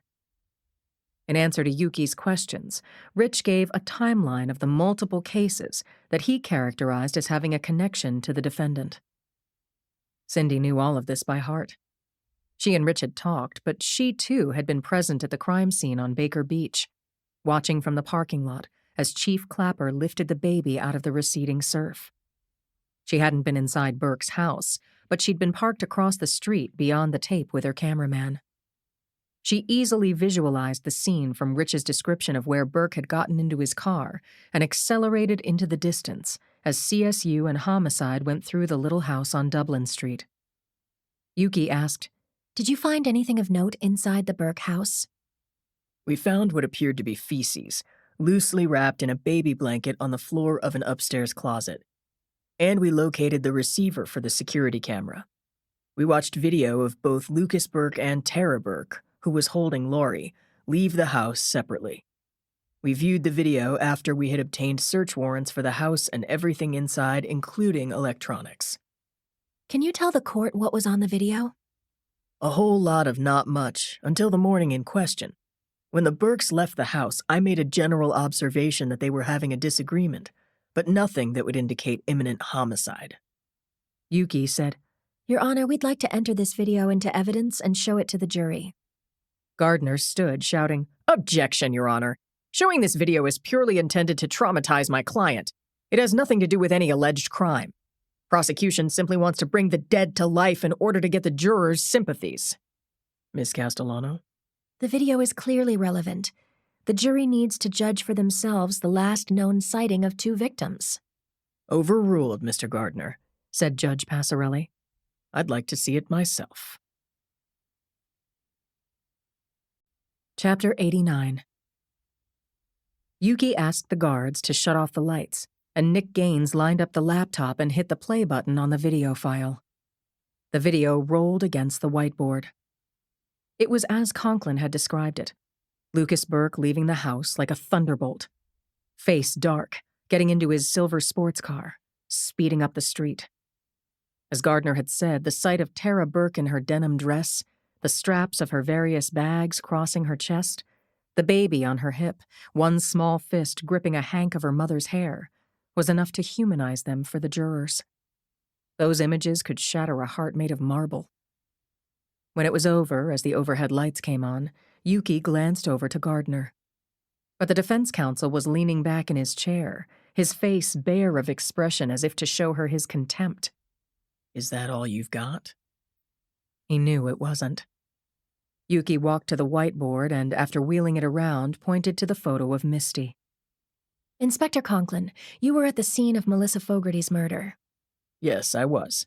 Correct. Can you tell us about that? Conklin removed a couple of sheets of stapled and folded pages from his inside jacket pocket, flattened them, skimmed them, and said, This is my report for the task force and our lieutenant, 3 days after Lori Burke's body surfaced at Baker Beach. Tara Burke was still missing, and Ms. Fogarty's body had just been found in her car that morning by school security. Yuki said. Please go on. Well, Ms. Fogarty was killed on Friday night, discovered on Saturday morning. Like I said, we searched the Burke house the next day. Because of this rash of murders, our squad was working round the clock. On Saturday, Mr. Burke and his ex-wife, Alexander Conroy, showed up in our squad room. He was in a rage, waving a newspaper with the picture of Ms. Fogarty on the front page. Richie rested his arms on the railings surrounding the witness chair and spoke directly to Yuki. He said, Okay, so we know Melissa Fogarty was Lucas Burke's girlfriend. Sergeant Lindsay Boxer and I separated Mr. Burke and Ms. Conroy so we could interview them individually. Burke tells us that he and Ms. Conroy had been in Carmel until early that morning. Now they've returned back to confront the police and to find out the truth about Ms. Fogarty's murder, instead of getting it off a tabloid. Were you able to confirm Mr. Burke's whereabouts at the time of Fogarty's murder? Much of it, Conklin said. The drive to Carmel by the Sea is confirmed. That the two shared a room in the resort is also confirmed. The missing piece is a big one. We cannot confirm whether Mr. Burke left Carmel and returned to San Francisco on Friday evening. These are critical hours. Ms. Fogarty was murdered at 8 o'clock. Mr. Burke and Ms. Conroy state that this is when Ms. Conroy was occupied at the spa. Yuki said, Inspector, at the time Mr. Burke and Ms. Conroy came to the homicide squad, did you have reason to doubt Mr. Burke's timeline? Well, that Ms. Conroy was otherwise occupied at the precise time Ms. Fogarty was killed is a little pat as an alibi. This was a conflict we could not resolve. We checked out all the information we had, and I couldn't prove Mr. Burke's whereabouts when Ms. Fogarty was killed.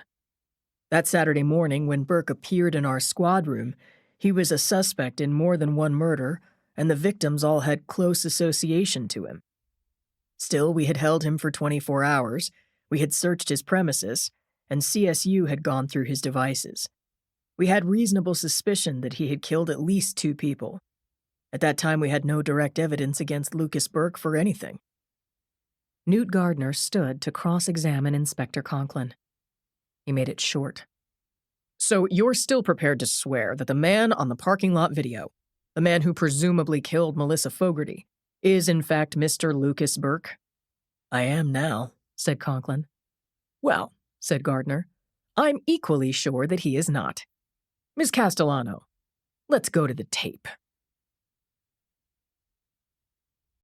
Chapter 90. Yuki turned the whiteboard around so that it was again a plain white screen. Behind her, Nick Gaines pulled up the parking lot video on the laptop.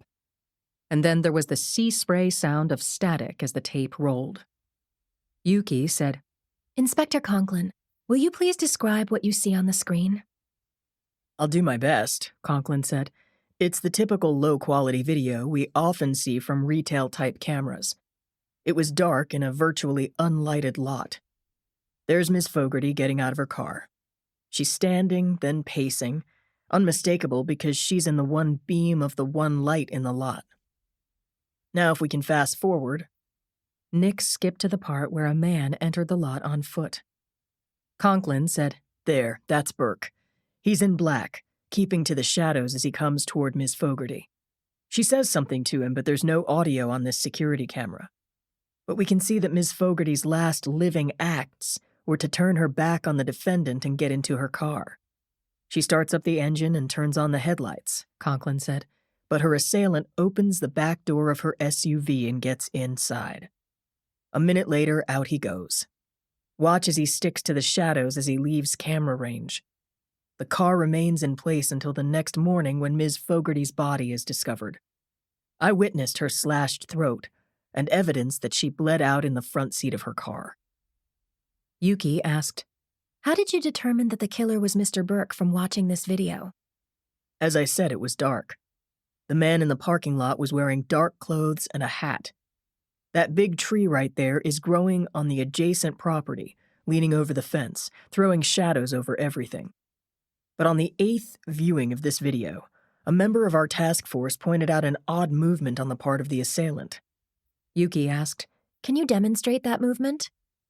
Like this, Conklin said, brushing at his forelock of hair, moving it a little off his forehead. He said, I couldn't quite make out if he was touching his hat or brushing leaves away. But when it was suggested that this individual may have been flicking something over the fence and that it was perhaps the murder weapon, we asked for those particular frames to be enlarged. Our facial rec couldn't match the man in the lot to Mr. Burke because the video quality sucked. Sorry. So CSU brought in a forensic photographic analyst to examine and compare this enlargement with Mr. Burke's photo. It was a 90% match, even with the crappy quality of the video. Yuki said, Mr. Gaines, could you back up the video to the point where the man in the frame makes a motion with his hand? Nick did it, and Yuki said, Pause it right there. Thanks. Conklin said, See, the fence divides the school parking lot and an overgrown, largely vacant lot behind an old gas station. Weeds are 4 feet tall, and old car parts hidden by weeds are a hazard. Well, it isn't school property. We didn't have a warrant for that field of weeds. We searched every inch of the school parking lot, took the Subaru down to the tires at the crime lab, but it didn't occur to anyone to search the lot earlier. And why was that? Because we had a new body. Yuki said, Please tell the court about that. Sure, Conklin said. It was a Sunday, and at Chief Clapper's request, we were working through the weekend. Tara Burke's car and body rose up in the ocean around China Beach, and we were all over that. Was the weedy vacant lot eventually searched? Yes. Not until a couple of months later, but the murder weapon was waiting for us, 4 feet deep in weeds about an arm's length from the base of the tree. Yuki showed him an array of photos taken during the search of the field. 10 men in white hazmat suits, and last, the photo of a gloved hand holding up a razor. Yuki asked, Is this the murder weapon? Yes, 100%. Yuki looked at the faces of the jury. She had every bit of their attention. The picture of the razor was entered into evidence and then shown to the jury. Yuki also entered Rich Conklin's report on the meetings with Lucas Burke and his ex-wife. She thanked Rich and told Gardner that the witness was his. Yuki would bet her IRA that Gardner wasn't going to ask Conklin how the razor could be linked to his client. Lucas Burke was innocent until proven guilty. Yuki had every intention of doing just that. Chapter 91. Our meal at Lago was wrapping up. The dessert plates had been cleared, and our waiter brought Bernie the check. I said, Let us expense this, Bernie. He declined the offer and read the tab carefully, almost as if he was decoding a message. For all I knew, he may have been. His plan, as I understood it, was to leave Burke's capture to Alvarez and me. He'd help us transport the SOB to San Francisco for questioning. After thanking us for our assistance, he'd fly Burke to Quantico, all softened up and ready to admit to innumerable crimes he was suspected of committing. Alvarez looked very comfortable on her old turf. I was uneasy. The plan was mostly, make it up as you go. Alvarez and I didn't have much history together, and Bernie and I had none. I wished he'd said there were a few dozen undercover FBI agents disguised as porters and housekeepers, ready to grab the presumed killer, chopper him back to the hall, and leave him with us for a few night interrogations that would result either in a bulletproof confession or believable deniability. Bernie glanced at his phone while reaching for his wallet. The mild, satisfied look on his face was gone. Joe asked what was wrong, and Bernie said, My signal from Burke's GPS is down. So Bernie was in the dark with the rest of us. Was Burke's signal down temporarily? Or had he deliberately pulled off the road, turned off the engine, and let his GPS signal go dark? He could be right here. Right now. Bernie said, "You all have my number. Emergency calls only. Thanks." He put a stack of bills on top of the check, and as quickly as he'd arrived, he was gone. Joe said, "I should be going. Got a message for the Bugster?" A Neil Diamond classic was playing, Cracklin' Rosie. I walked Joe to the escalator and asked him to bring Julie a few bars of the song if he could sing it. "I can sing it, Blondie, but I'm not sure how to explain Cracklin' Rose, you're a store-bought woman." I laughed. "Can you hum it?" "Maybe." "How do you feel?" "Mixed. I want to get Burke badly. Bernie has said be very careful, but I'm not really getting the plan." "You've got this, Linz. You backed Burke down on Mount Tam, and Bernie respects that. Alvarez is a great asset. Bernie will have eyes on you. And bringing down bad guys is what you do. Get Burke in your sights, throw him down. Call Bernie to help you get Burke to Clapper. That's the plan." Huh. I didn't love it. Joe asked, "Where's your piece?" I patted my handbag. He kissed me, told me he loved me and to call him when I could. He waved as he went down the escalator. I think he was singing along with Neil Diamond. Chapter 92. Alvarez and I were in our fancy duds and had loaded guns in our handbags. It was still early in the evening, so Alvarez took me for a tour of the Bellagio's cavernous main room. We started with a peek in at the baccarat table in an alcove off the casino. It was quieter by far than the dinging, ringing of the slots and the 10-decibel excitement of the players popping the lids off their everyday lives to sounds of Sinatra's greatest hits. Alvarez explained to me how baccarat was played as we strolled through the marble-floored playground with its convex glass ceiling over the huge ground floor, the conservatory, the lobby with 40 tons of Cholula's glass flowers clustered at the ceiling dome. We window-shopped the high-end boutiques, Dior, Prada, Chanel, where Alvarez was connected enough to get big discounts on last season's evening clothes. That was very cool. But I never stopped thinking about Evan Burke. At 9, we stood around the baccarat table with our backs to the wall and watched Bernie clean up. Either he was in his wheelhouse or the dealer was in his pocket because all eyes were on Bernie. The other players were in jackets, but Bernie was wearing his pink sweater. If Burke was looking for Bernie, he really couldn't miss him.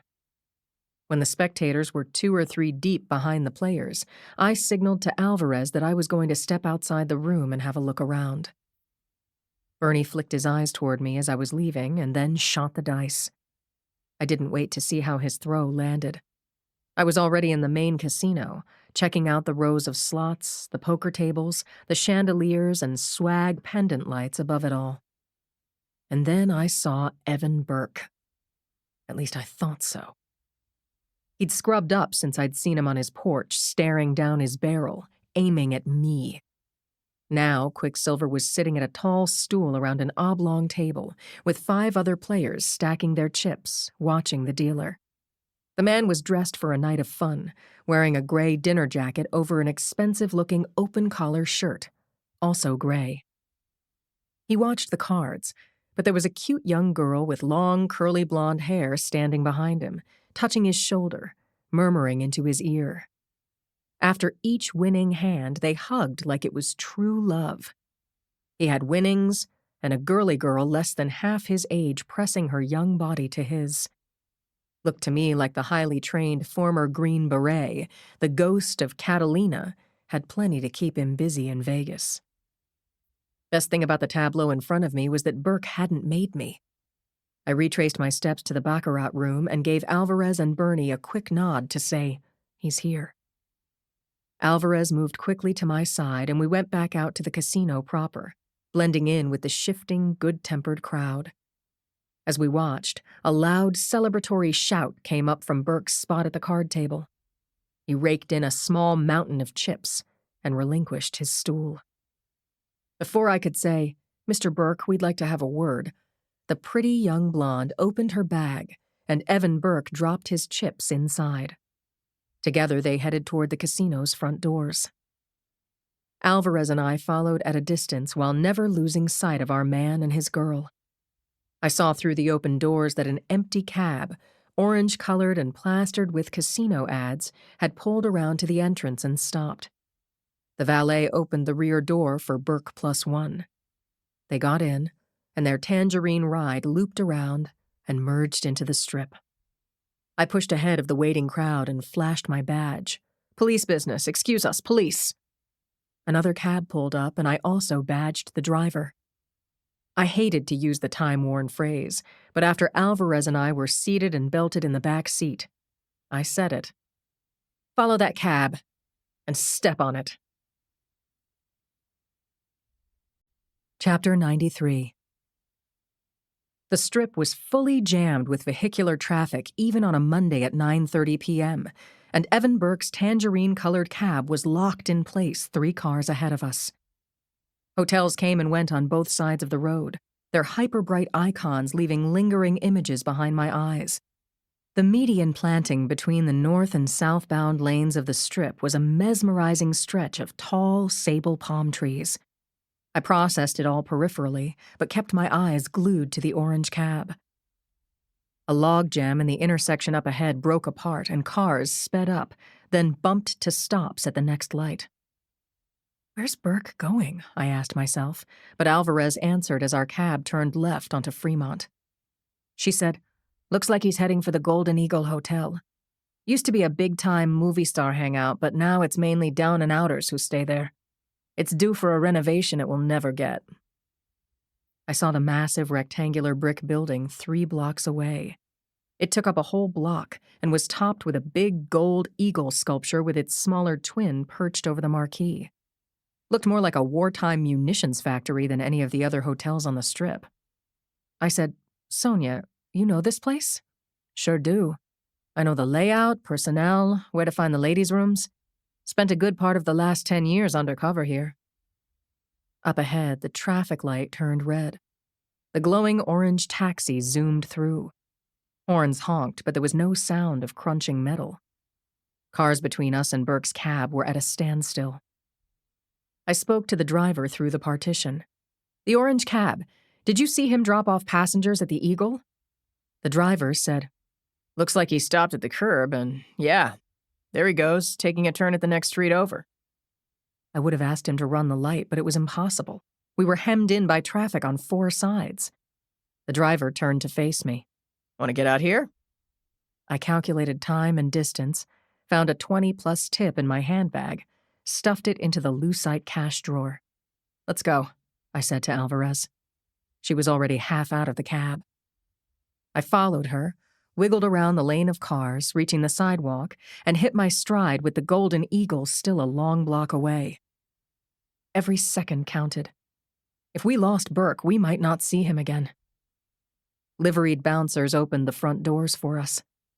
Sonia had Burke's 40-year-old Army enlistment photo now updated with facial aging software. She showed it to the bouncer, whose name tag read Reynolds, and asked him, "Jamie, is he here?" "He had a girl with him." Jamie Reynolds made a twirling motion with a finger near his head, indicating curls, or crazy. "Bet they'll be in the casino." We entered the air-cooled darkness and into a lobby straight out of the 1940s. There was an eagle motif in the mile of carpet and gold-striped wallpaper throughout. The casino was to the right, the front desk just ahead. I swept both spaces with my own eagle eyes, but did not see the young woman with golden ringlets. And I didn't see Evan Burke. I said, "I'll check out the casino." Alvarez approached the front desk, where an elderly woman was counting out cash, filing the large bills under the drawer. I kept my eyes hidden with my fake hair and my phone as I traversed the rows of slots, looking for the man in gray, the girl with the curls. I heard my name and turned. Alvarez said, "He checked in under the name William Marsh, identifying his companion as his wife." "Room number?" "I'll go you one better, boxer. I've got the key." Chapter 94. The key was Christopher Johns, one of the desk managers at the Golden Eagle. Johns was in his 30s and had worked with Alvarez as an unofficial CI for the fun of it and a little cash. Detective, don't get me fired over this. For doing what? She said. He's in room B16. She tucked a bill into his hand. As we peeled off, Alvarez said, B16 is basement level, probably costing Burke about $29 a night. As we headed down a long alley of slots, Alvarez dug her phone out of her bag and made a call. Chief Belinkie, she said. Sergeant Boxer and I need 2 squad cars at the Golden Eagle. Code 2. God willing, we'll need transportation to the station house for our person of interest. Yes, that's the one. Thanks, Chief. Picturing Bernie still at the Bellagio's Baccarat table, I pulled up his contact on my phone and used a Maps app to share our location. I hung up and said to Alvarez, let's go wreck Burke's party. We continued down the slot machine alley, alive with flash and din, whoops and curses, bells ringing and coins clattering into the trays. There was more whoop-de-doo on the margins. To our right, a darkly lit bar. Left, a brightly lit, deep-fried, all-night buffet, and down a little farther, a party room spilling over with wedding guests, dozens of youngsters dancing to something like music that I'd never heard before. The open service elevator at the very end of the lobby was the size of a boxcar. Adrenaline gave me a small jolt to the heart as I pressed B, and the car took us down 1 floor to the basement. What were we walking into? Would we sleep in our beds tonight? I stood for a second, getting my bearings. Opposite the elevator doors was the hotel's laundry room, dryers churning with full loads. There were 16 guest rooms on this level, 8 on each side of the corridor. An emergency exit was at the far end. Between the last of the guest rooms and the emergency exit was a vending machine alcove to the left and the subterranean kitchen to the right, workers calling out orders and sending food up to the buffet. Dance music vibrated against the ceiling and walls. Alvarez whispered, "You think that girl would really come here with him willingly?" He dumped a lot of chips into her bag. The room marked B16 was adjacent to the exit. We sidestepped a room service cart and approached Burke's door. I trusted Alvarez, and we knew the drill. She took a position to the left. I knocked and stepped to the opposite side. I called out, "Front desk, Mr. Marsh. Smoke was reported in the room next door. Need to check on yours real quick." I was expecting him to either ignore me or shout out, "Get lost." Instead, a girl's high-pitched scream raised goosebumps along the backs of my arms. "Help!" she screamed. "Help me!" Chapter 95. I took a breath and kicked the door open. It only took 1 kick, and along with the door, half the door frame separated from the wall. The only light in the room came from the hallway. I felt along the wall and found the bathroom on our right, just inside the wrecked entrance. I touched the light switch and flipped on the 1 dull 40-watt bulb over the sink. Gunshots cracked, and a bullet ripped into the open door. Alvarez hit the floor, and I used the bathroom wall as a shield. I called out, "Evan Burke, this is the SFPD. Toss your gun toward me. Do it now, or SWAT is going to take you out on my command." Alvarez was on her phone. "The Eagle, basement level, shots fired at police officers. Be advised, 2 female plainclothes detectives on the scene." The girl was crying out, "Help me, please! He's crazy! Help me!" And then her voice was muffled. He'd put a hand over her mouth. I wanted to help her, but the darkness cloaked everything, and the weak bathroom and hallway light backlit me. The girl's situation was putting the good guys in the line of fire. Alvarez and I weren't wearing vests. My options were limited, and more shooting was imminent. Burke yelled in pain, "Damn you, bitch!" I figured the girl had bitten him and had gotten free of Burke's hand over her mouth. But he still had her in his grip. She screamed loud and long. Burke shouted, "Shut up, shut up, shut up!" He sounded like he was reaching the end of the line. "Burke, let her go. Toss the gun toward me and stand up, hands in the air. Do that and we all walk out of here. You will not live through or else. That you, Sergeant Boxer? I almost didn't recognize you. Where in this gloomy hole was he? The room was a bear trap, and I couldn't shut out the distracting sounds, the screaming, the washers and dryers and clanking from the kitchen. Any minute now, hotel workers would venture innocently into harm's way. Finally, as my eyes began to adjust to the darkness, I saw him. Burke was across the room, sitting on the floor, his back braced against the back wall, his knees folded up against the side of the mattress. The girl appeared to be topless, sitting between his legs. He said, Sergeant, you two ladies drop your guns or I'll kill her. We've done this before, Burke. You know I'm not going to put down my weapon. I heard chatter in the hallway and shouts in Spanish. As I'd feared, the hallway was filling with hotel workers. Alvarez shouted to them, Vámonos! Get away from the door! The tableau froze. And then it all happened too fast. The girl let loose with a long, whooping scream of pure, wordless fear. Gunshots cracked, and the girl's voice stopped in mid-breath. I couldn't see blood spray, but the air smelled of it. The dim light put a glint on Burke's gun that was aimed at me. We're trained to shoot to kill. A double tap to center mass. But I couldn't get a bead on Burke's chest, so my double tap hit the shoulder of his shooting arm. Damn it. At the same time, the hallway was filling with civilians, screaming, running, until the first runner hit the exit door lock bar, setting off an alarm. I could just make out Burke trying to grip his gun with both hands, but he couldn't aim. Alvarez and I moved in. She disarmed Burke while I pulled the girl off the floor and got her onto the bed. She was bleeding profusely from the back of her head.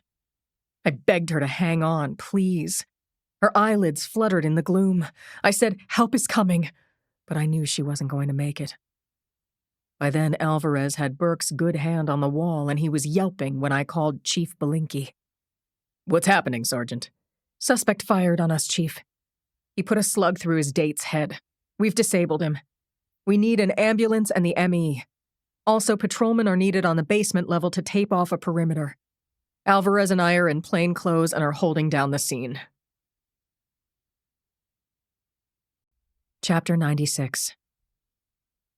Evan Burke yowled as Inspector Sonia Alvarez wrenched his arms behind his back and cuffed him.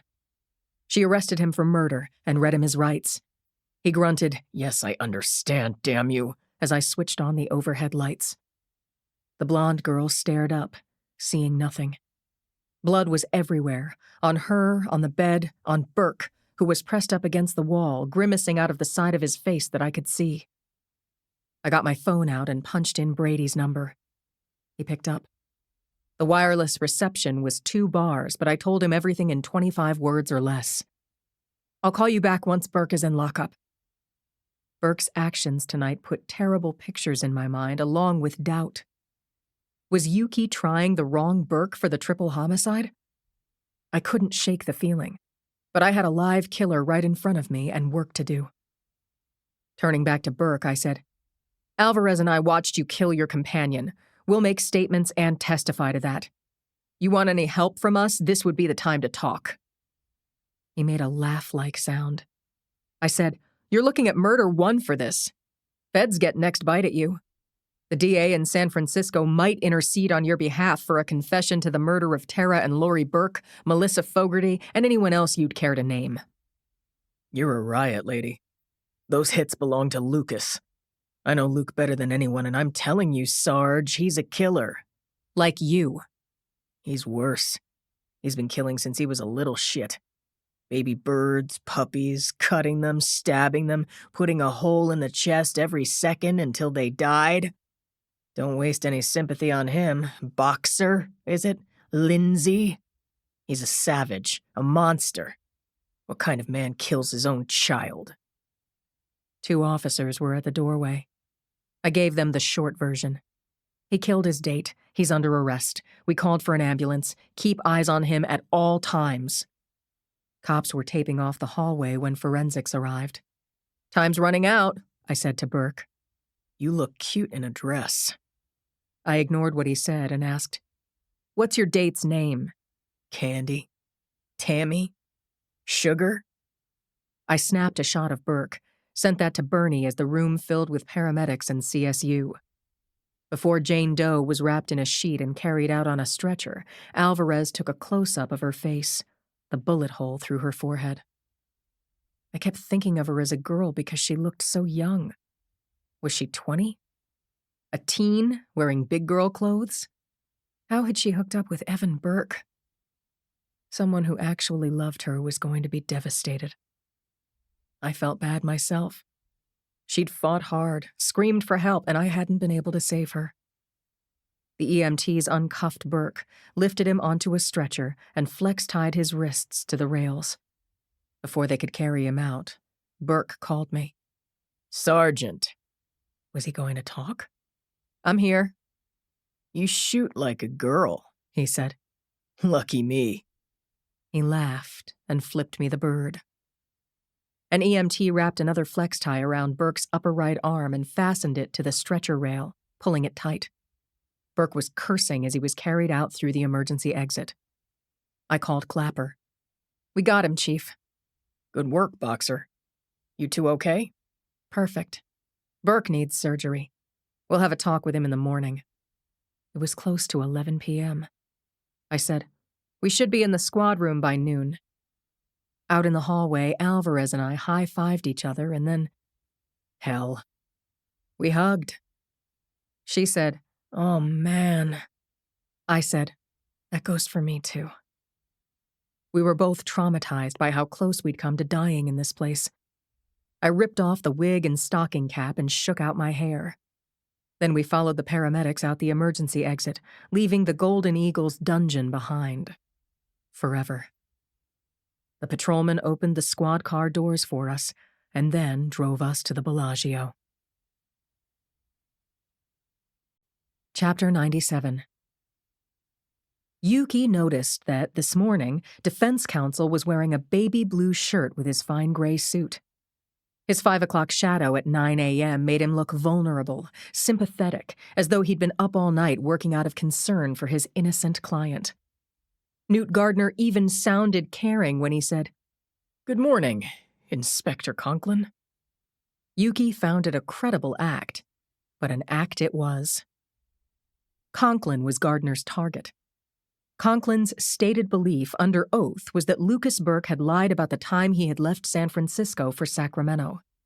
Conklin had also testified that Lucas Burke was the shadow figure who'd slit Melissa Fogarty's throat in the school parking lot. Gardner couldn't let Conklin's testimony stand, and that worried Yuki. Conklin was strong, but he was facing Newt Gardner, who was determined to win. "Inspector, Mr. Burke told you that he was at a resort with his ex-wife and Carmel at about 8 o'clock on Friday, isn't that right?" "Yes." "Did Ms. Conroy corroborate that time?" "Yes. We have his word and her corroboration. But I no longer believe that the timeline—" "Thanks, you answered the question." Conklin said, "As I was saying, I no longer believe Mr. Burke's stated timeline because the murder weapon puts Melissa Fogarty's killing squarely on Mr. Burke." A juror gasped, then clapped her hand over her mouth. The judge gave the juror a hard, gray-eyed stare, then said, "Mr. Gardner, please continue."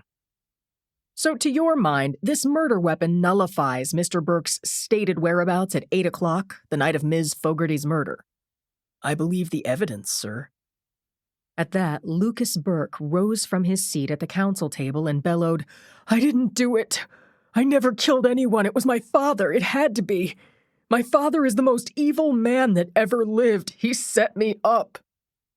The judge pounded his gavel until the emotions in the room abated. Yuki calculated that took at least 3 minutes. She held her breath as the judge asked Gardner if he had anything else for the witness. Gardner said, "I reserve the right to question Inspector Conklin again after the prosecution introduces their so-called evidence." Yuki shot to her feet. Objection to defense counsel's characterization of the evidence. Move to strike. Judge John Passarelli sighed deeply. "Sustained." "Mrs. Clemens," he said to the court reporter, Strike so-called. Jurors will ignore that characterization, and now let's move on. Yes, Mr. Gardner, you may recall this witness at a later time. Yuki understood that Gardner was both baiting her and attempting to raise reasonable doubt in the jurors' minds. Had it worked? Had Burke's plaintive bleating moved someone in the box? Yuki herself had felt moved, but she also had evidence. And God willing, the evidence would convict Lucas Burke.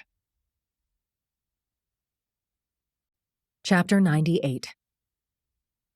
Yuki said, "The people call Crime Lab Director Dr. Eugene Hallows." The doors swung open, and Gene Hallows entered the courtroom.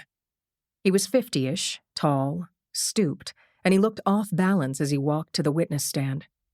Still only 6 months into the top job as head of the crime lab, the pressure was on him to step into Clapper's shoes both in the lab and in court.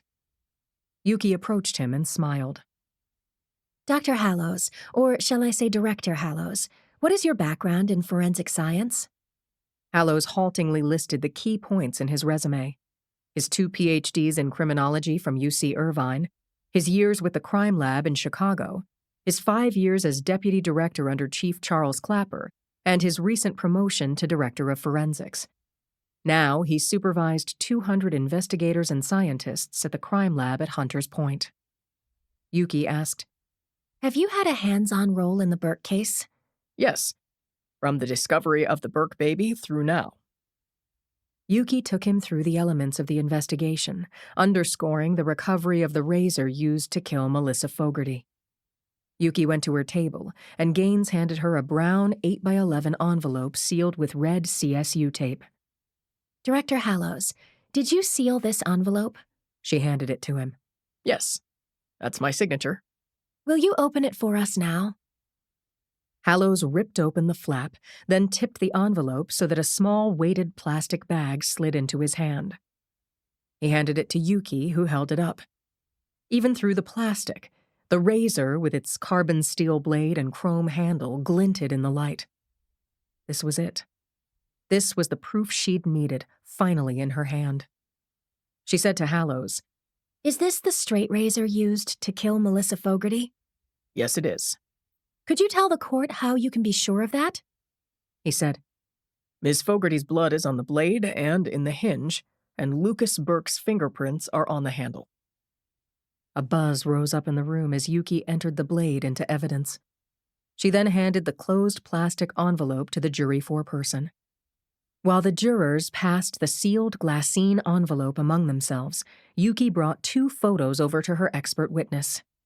"Director Hallows, let me show you 2 photographs. Can you describe them?" Photo 1 is an enlargement from the video of Melissa Fogarty's murder. It's the face of the assailant in the school parking lot. Number 2 is the photo of the defendant, Lucas Burke, taken when he was arrested 5 months ago. Because the facial details of number 1 are hard to discern without a trained eye, even with facial recognition software, we contacted a highly respected forensic photographic analyst, Dr. Werner Stutz. We asked Dr. Stutz to compare photo 1 with photo 2.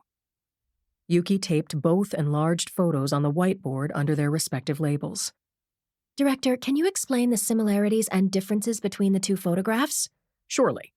What we're looking at is the result of a process of measuring and comparing facial features that's been in use for over 2,000 years. However, Dr. Stutz's digital instruments are more precise than those used in antiquity. Hallows continued. You'll note his measurements written on the photos. Here and here, the distance between the corners of the eyes. Here, the distance from center of the eyes to tip of nose. Here, length of the bridge of the nose, point-to-point measurement between the cheekbones, and here, cheekbones to ear tips and lobes.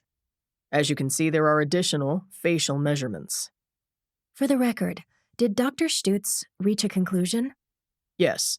With 95% certainty, his expert judgment is that the 2 photos are of the same man. Not 100%? Yuki asked.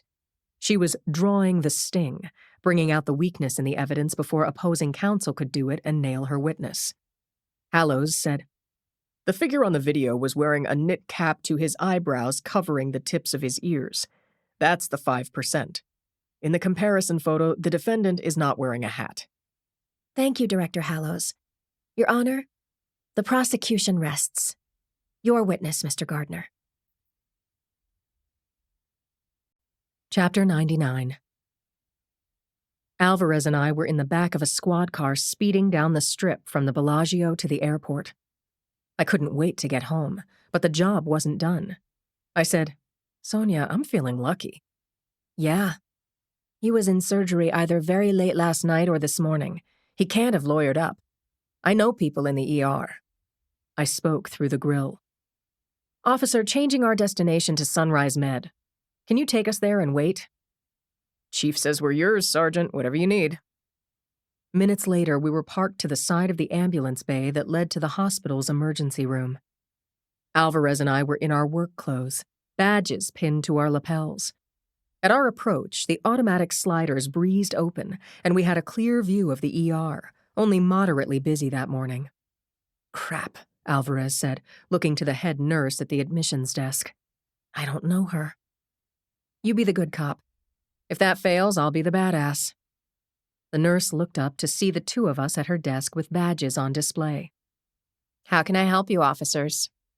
Alvarez said, My partner and I are San Francisco police working a case with LVPD. We need to speak with a patient who came in around midnight with a shoulder wound. Name? Last known as William Marsh. She ran her finger down the list, found him. Stay here. Let me get the attending.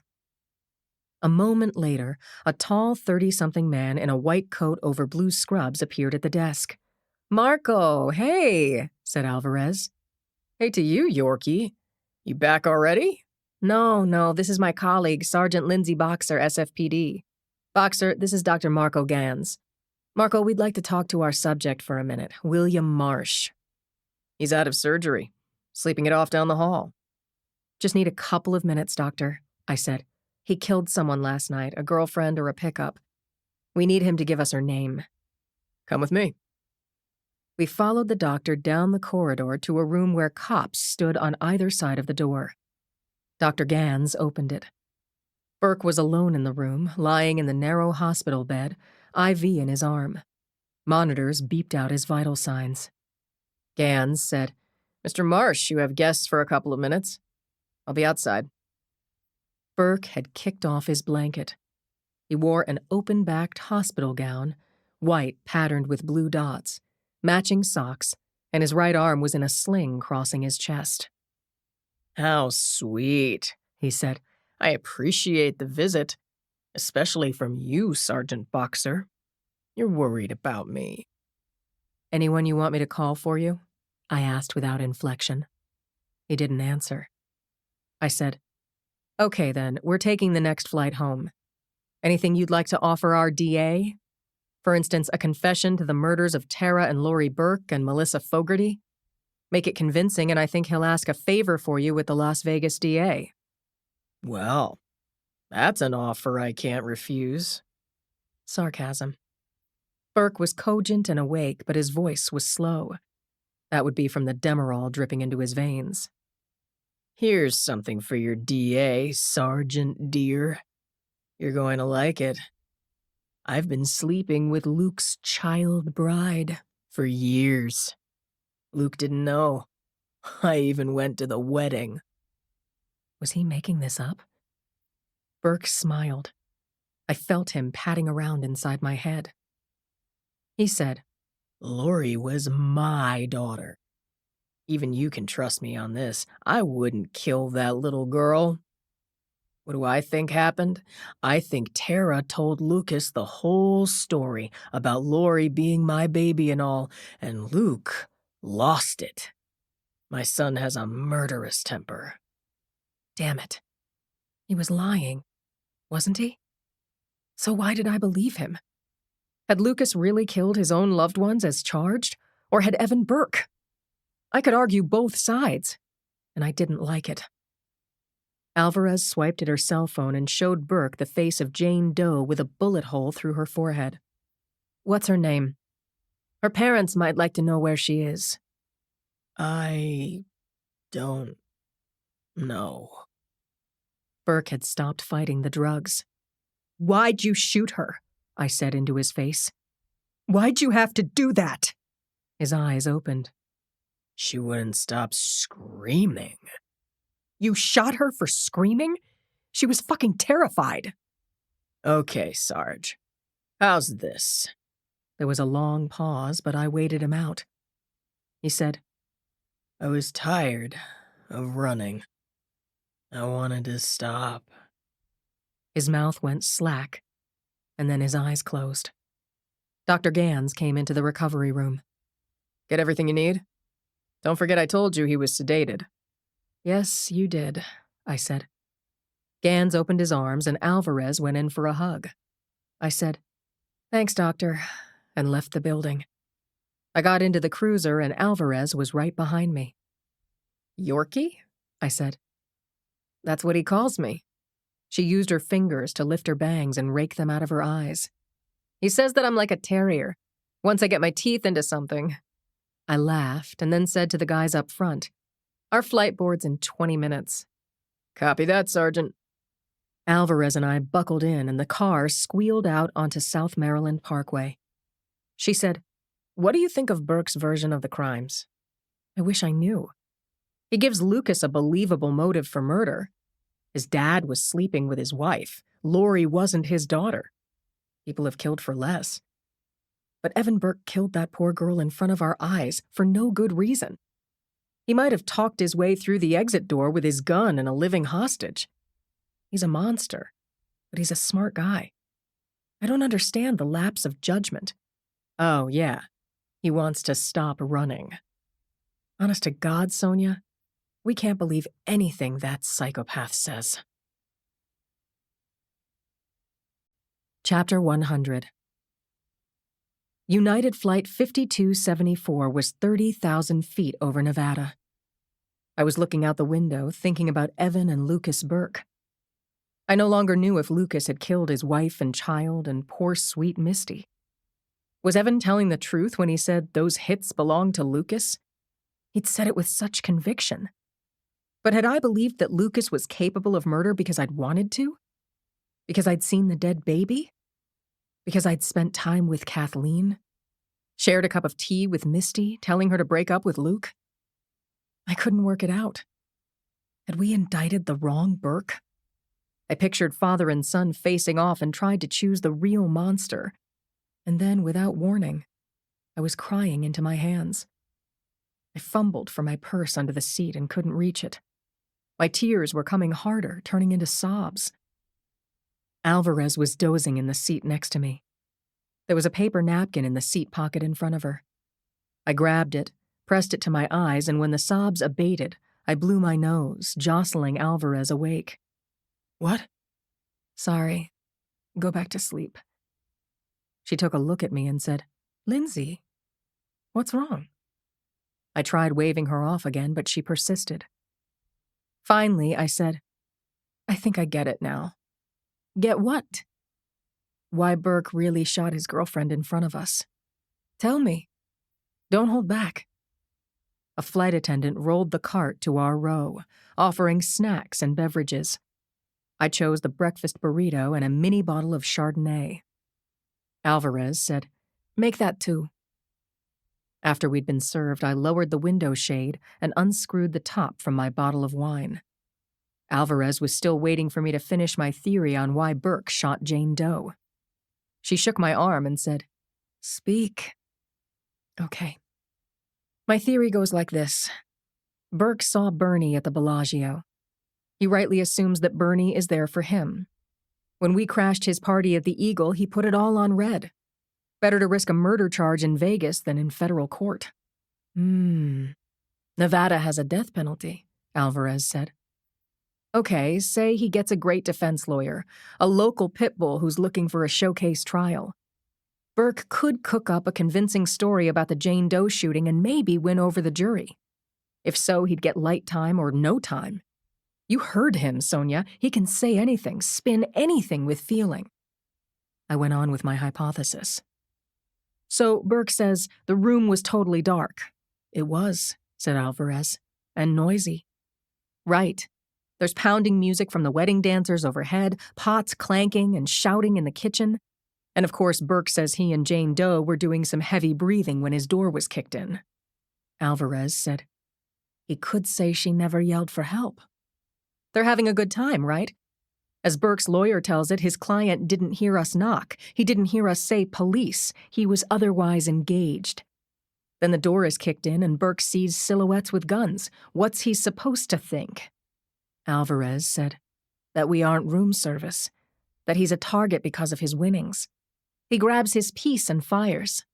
Right, and now the girl in his lap is screaming. He tries to push her head down as he aims around her towards the door frame, but she pulls away or otherwise moves her head. Oh no. You got it, I said. She catches a round with her skull. Now it's an accident. Manslaughter, not murder, and we cannot prove otherwise. Alvarez says his lawyer calls it bad freaking luck. Burke's a gambler, I said. Win some, lose some. This could be the best bet of his life. Chapter 101. Newt Gardner moved with the confidence and deliberation of a jungle cat as he approached the stand to cross-examine Yuki's star witness. Gardner said, "Director Hallows, I just have a few questions for you. Regarding the razor that you say was used to kill Ms. Fogarty. Assuming the blood on the blade was Ms. Fogarty's." It was. "And you assert that the fingerprints on the handle belonged to Mr. Lucas Burke. Did I get that right?" Yes, that's correct. How long can fingerprints remain on an item like that? As long as the surface isn't handled, could be for quite a long time. So if someone picked up the razor with gloved hands and didn't wipe the handle, the fingerprints would be preserved? If the person who picked up the razor wanted to preserve them, yes. Now, you saw the video of Lucas Burke leaving his house, and some 20 minutes later, Tara Burke left the same house with the baby? Yes, I saw that video many times. Frame by frame. Did you see Tara lock the front door? No. Her hands were full. So could Luke's razor have been taken from the unlocked house by a person wearing gloves who had an interest in preserving the fingerprints that were on it? It's possible. So, said Gardner, turning away from the witness, keeping the spectators and the jury waiting for him to finish his point, then spinning back around to give Hallows his $1,500 an hour stare. We agree. If someone wearing gloves took Mr. Burke's razor from the house, and the handle had Mr. Burke's prints on it, that someone could have killed Ms. Fogarty with it. And if that razor remained concealed by weeds for months, it would still have the victim's blood and the defendant's prints on it. Correct? Yuki listened to Gardner lay out his case on Hallows's back. Hallows was a very good criminologist, but Clapper had blamed him for not searching the vacant lot sooner. Hallows said, "I'm a scientist, sir. You're asking me to give definitive answers to a number of compounding possibilities, all untested. That isn't how I work." I'm asking you as an expert, Director, is this scenario possible? It's possible. Okay. Now, the prosecution uses your photographic analyst's work to substantiate their case. Is this type of photographic analysis a science? Facial analysis by measurement of features is not all that technical or theoretical. All right. For sake of argument, let's say that the method Dr. Werner Stutz is using is what's called the golden ratio. Its purpose is to establish perfect facial proportions for the standards of beauty. My eyesight is 20/20 and I can barely see the features of the unknown subject taken in the school parking lot now called photo. Dr. Stutz uses high-powered digital microscopes and calipers. Even so, you say this isn't a 100% dead cert match because the man in the parking lot was wearing a cap? Yes, the knit cap covered 5% of his features. Okay, I follow, said Gardner. So here's the question. If my client closely resembles his father, and it's dark of night, and the camera is a big box store item of C- quality— Objection, leading like crazy, Your Honor. Sustained. Save it for your closer, Counselor. Sorry, Your Honor. The question is, if Dr. Stutz is using a flawed photo 1 to make his match, by definition, this match is flawed. And that photo might be the defendant's father, Evan Burke. Yuki stood. Argumentative, Your Honor. Defense counsel is leading and argumentative and taking liberties with the court. Gardner said, Your Honor, the witness is trying to establish questionable methods as science. Hallows wasn't having it. If an experiment is repeated innumerable times with the same precise result, it's scientifically proven. Judge Passarelli said, That's enough, everyone. Prosecution's objection is sustained. Mrs. Clemens, please strike defense counsel's statements from "Okay, I follow." Mr. Gardner, do you have anything else for this witness? No, Your Honor, said Gardner. That's all.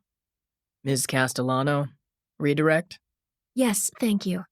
Director Hallows, now regarding the razor blade, you'd stake your reputation on the validity of the blood test and fingerprint analysis? Yes, 100%. Yuki thanked Hallows and returned to her seat at the counsel table.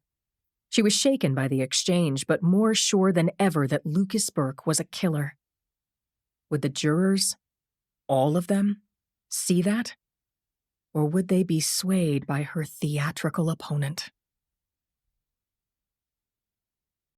Chapter 102. Yuki watched as Newton Gardner, top-tier criminal defense attorney, showboat, media candy, and amateur wrestler, opened his case by calling his first witness, his client's ex-wife, Alexandra Conroy. Gardner was gracious to the attractive woman and gave her the expected softball questions, establishing that Lucas Burke could not have killed Misty because at the time of the teenager's death, Lucas Burke was in Ms. Conroy's arms, sobbing over the loss of his child and his privacy. The questions were neat and short. What time did Mr. Burke call you? Come to your house? What was his mood? When did you arrive at Carmel? When did Mr. Burke see the murder headlines? What did you do after that? Questions were asked and answered in about 5 minutes. Then Gardner turned the witness over to Yuki. Conroy was the key witness for the defense, and Yuki covered the same ground Gardner had done. But Yuki was coming from the opposite direction. She asked, Ms. Conroy, after so many months and the very emotional circumstances, how can you know for sure that Lucas was in your hotel room at 8 o'clock that night? Ms. Conroy said, I checked the time before my evening spa appointment because I was going to put in a room service order. Yuki asked, Did you place the order at 8 p.m.? No. I wanted to talk to Luke first. At what time did you place the order? Later. Maybe 9 or so. Yuki went to her table and returned with a computer printout. She asked the witness, Is this a copy of your phoned-in order? I don't know. Can you read your name at the top of the page along with the time you made it? The former Mrs. Burke said, I'm not wearing my glasses. Yuki couldn't help feeling a flash of killer instinct as she homed in on Conroy, preparing to pin her with the truth. She pointed out a line on the reservation sheet and said, You placed your order at 35 minutes past midnight. Oh. Well. Yuki continued. That's time enough for Luke to kill Misty at 8 and drive back to Carmel by 10. Take a shower, have a snack, maybe a drink, watch, say, Jimmy Kimmel. Objection. Sustained. Watch it, Ms. Castellano. Yuki said, Sorry, Your Honor. Ms. Conroy, do you in fact know whether Lucas stayed in your hotel room? Conroy said, I'm not sure. Luke was very upset that weekend. I wanted to comfort him. That's what I did. I wasn't watching the clock. Yuki said, Thank you. That's all I have for this witness. Judge Passarelli told Conroy she could step down, and Gardner called his next and only other witness. I call Lucas Burke. Gardner helped Lucas around the counsel table without knocking over his chair, then released his client's arm and watched him take the 20-yard walk to the witness stand on his own. Yuki wondered what the hell Gardner could ask Lucas that could redeem him from Yuki's crushing witness interrogations. Would he break down again? Or did Gardner have a get-out-of-jail-free card up his sleeve? Whatever was about to happen, he was holding the 140-odd people in courtroom 2C in absolute suspense. The bailiff stood behind Burke, ready to assist him as he climbed the 2 steps to the witness box. Chapter 103. Watching him, Cindy was still shocked at how much Lucas Burke, a fairly fit 40-ish man, had declined after 5 months in jail. Gardner walked up to his client and said, I have a few questions for you, Mr. Burke. I hope they will give you a chance to answer to the situation in which you find yourself. Ready and willing, said the witness. Fine. Did you, possibly with good reason, kill anyone? Your wife and daughter, your mistress, anyone else? Absolutely not. It's true that my wife, Tara, and I were fighting. She was only 20. She'd never worked for a living. She wanted a lot of clothing and accessories that we couldn't afford on my teacher's salary. We had fights, but not physical ones. We called each other names, and once, after her mother got her going, Tara threw a pot at me, but she missed. As for my little daughter... Burke's voice broke, and he covered his face with his arm. His shoulders shook. Gardner said, Take your time, Luke. Burke put down his arm, cleared his throat, took a couple of sips of water from a plastic bottle, then said with a quavering voice, I loved Lori more than anyone in the world. My little sister and my mother both disappeared more than 15 years ago, and I'll never get over the loss of them. Lori reminded me of my sister Jody when she was a baby. My heart is broken. I pray that Lori didn't know what was happening to her, that she didn't suffer. I'm so sorry about all of that, Luke. I must ask you about Melissa. You called her Misty. Misty was the sweetest young woman, but our relationship was doomed. She was 18. She should have gone to college. There was no way to make sense of our relationship except that we loved each other. Did you make a date to see Misty the night she was killed? No, and if I had, she would be alive. We did often meet in the parking lot, but I didn't even know what day it was, or even think about Misty. I had just been released from jail. The police were ransacking my house. I got into my car and just drove fast. Alexandra Conroy, my ex-wife, had called me when she heard about Lori. She lives only a couple of hours away. I wanted to be with her, just to talk. Although our marriage had died a long time ago, Alex always understood me. I called her. She said, come. I drove straight to her house. It was dark when I got there. And then what, Luke? We talked. I cried for hours. Alex made a reservation for us, a weekend's stay at a resort in Carmel. We woke up early and drove to the resort. We spent Friday night and late Saturday morning in the breakfast room. I saw the paper with Misty's picture under a headline saying that she'd been murdered.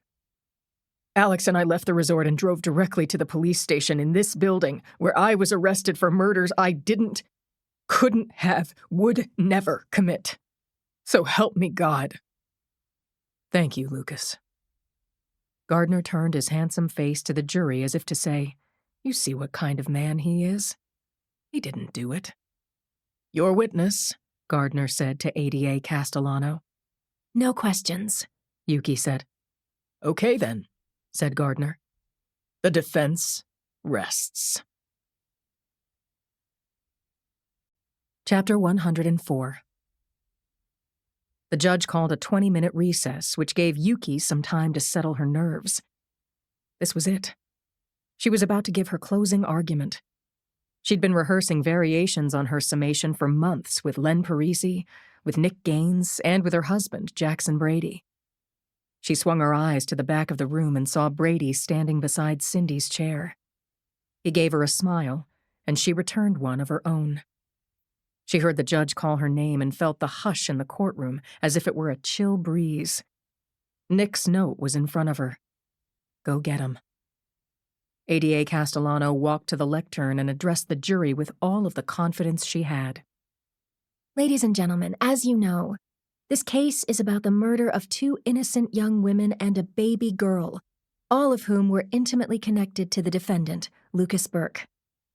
Mr. Burke claims to have loved them all and denies his guilt, but the evidence shows that he decided, with malice aforethought, to kill all 3. How do we know he did it?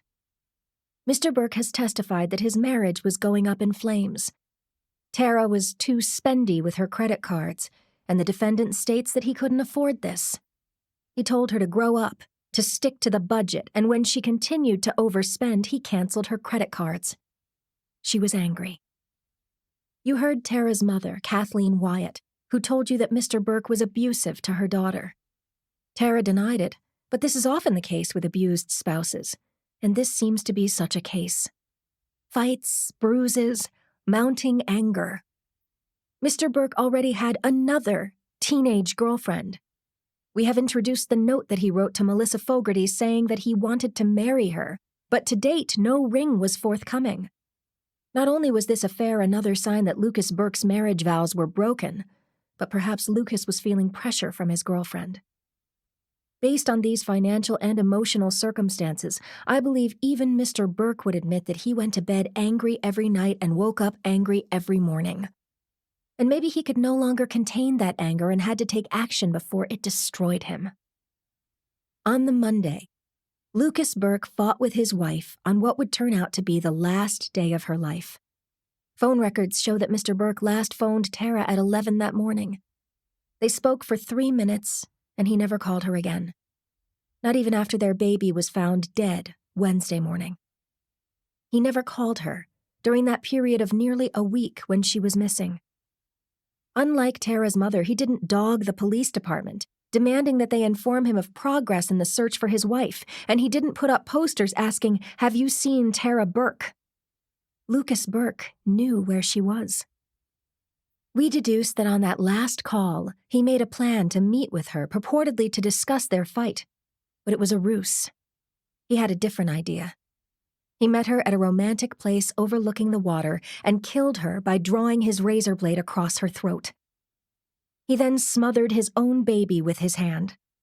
He tucked them both into Tara's car, put a stone on the accelerator, and, after getting safely out of the car, he rolled it into the ocean, where it stayed until Saturday. According to our medical examiner, both Tara and Lori were dead before they hit the water.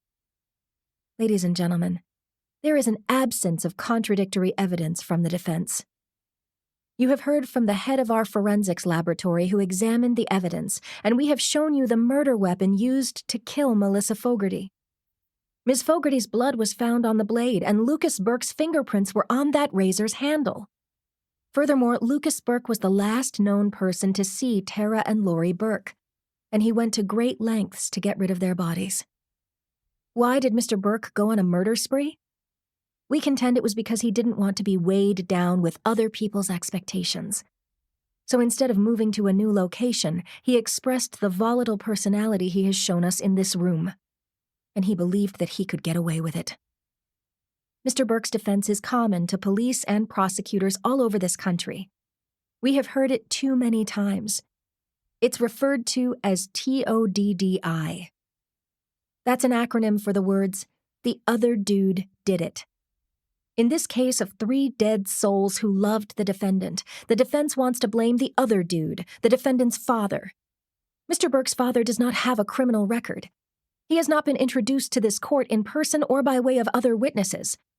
In fact, the defense has not produced a single witness to support this theory of the other dude. They can't. Only one person known to the prosecution had a motive to murder Tara and Lori Burke and Melissa Fogarty in the space of 1 single week. He's sitting right over there with his head down on the table. For reasons only the defendant truly understands, Lucas Burke did it.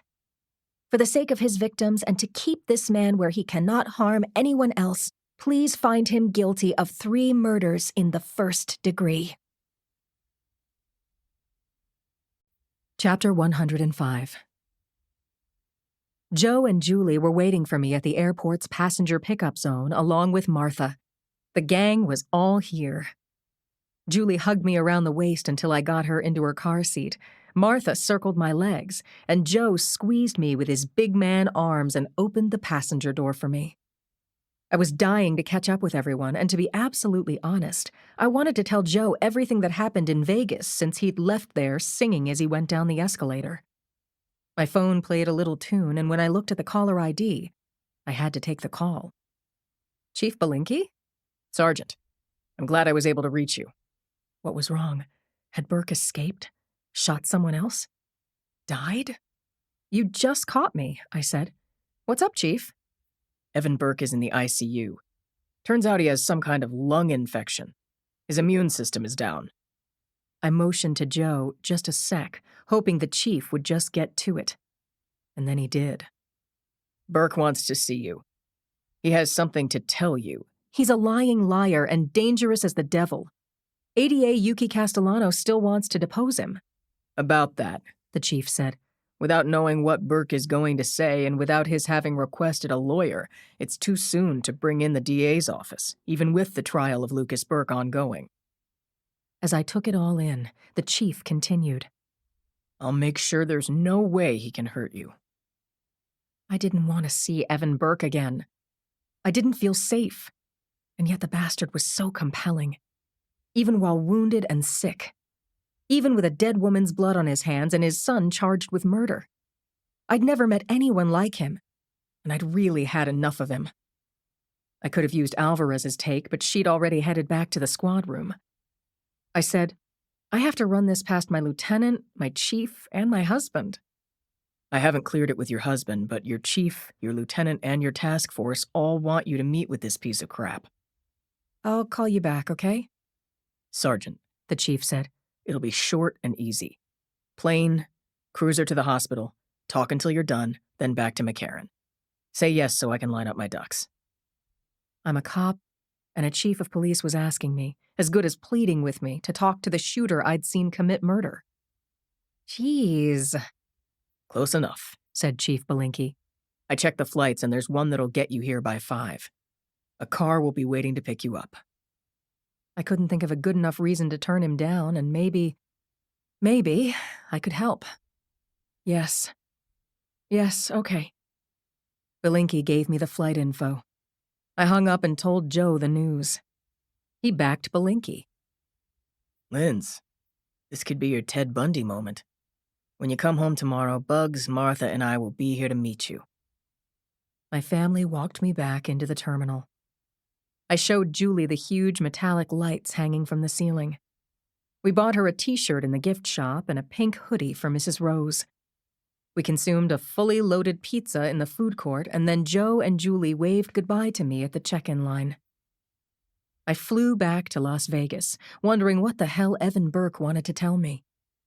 He was a magnetic character, but I didn't trust him at all. Chapter 106. Chief Belinkie was waiting inside the entrance to Sunrise Medical Center. He was in his 50s, wearing a blue suit, red tie, about 5'11" with salt and pepper hair. He came toward me and shook my hand with both of his. Thanks for coming, Sergeant. I think you'll be glad you did. I doubted that. Belinkie said, Burke is cuffed to a bed in the ICU. He's doped up on antibiotics. Apparently his lungs are full of goop, but I still don't trust him. He went on. I promised to protect you, and we've taken the following precautions. The stall has a glass wall. We can see everything, and there's a camera overhead. Here's your mic. That'll record whatever he tells you. Excellent. I clipped it to my lapel. We took an elevator up a couple of flights and followed the arrows to the intensive care unit. Belinkie continued to brief me. Officers are stationed outside the door. Keep it ajar when you go in. His good arm and ankles are cuffed.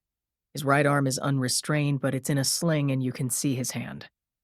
I've promised everyone with a shield in the state of California that you're walking out of that room unharmed. Thanks, Chief. Now, this guy has not lawyered up, and I would say he has no expectation of privacy, right? Right. People are coming in and out of his room. It's a hospital. Good, we agree. We were in the ICU ward, and Burke's stall was visible, because of the two beefy cops standing on either side of the doorway. "Ready or not," I said. I said hello to the two officers and took a moment to observe Burke through the glass. He was lying flat in the bed with his eyes closed, blanket up to his chin, his bandaged wing cradled against his body. I entered the stall, leaving the door open a crack. Pulling a chair up to his bed, I called, "Burke," and he opened his eyes. "Oh, is that you, Sergeant? I asked for you." And here I sit. He pressed a gadget within reach of his cuffed hand, and the back of his bed rose. "Could you?" he asked, tipping his chin to the table near the bed. There was a glass of water with a straw. I moved the glass toward him so he could reach it and sip, and then he returned the glass. "Thanks. They don't know what I've got, but it's pneumonia and something else that I couldn't fight off, and it's supposedly not contagious." I said, "How's your arm?" "It's been better."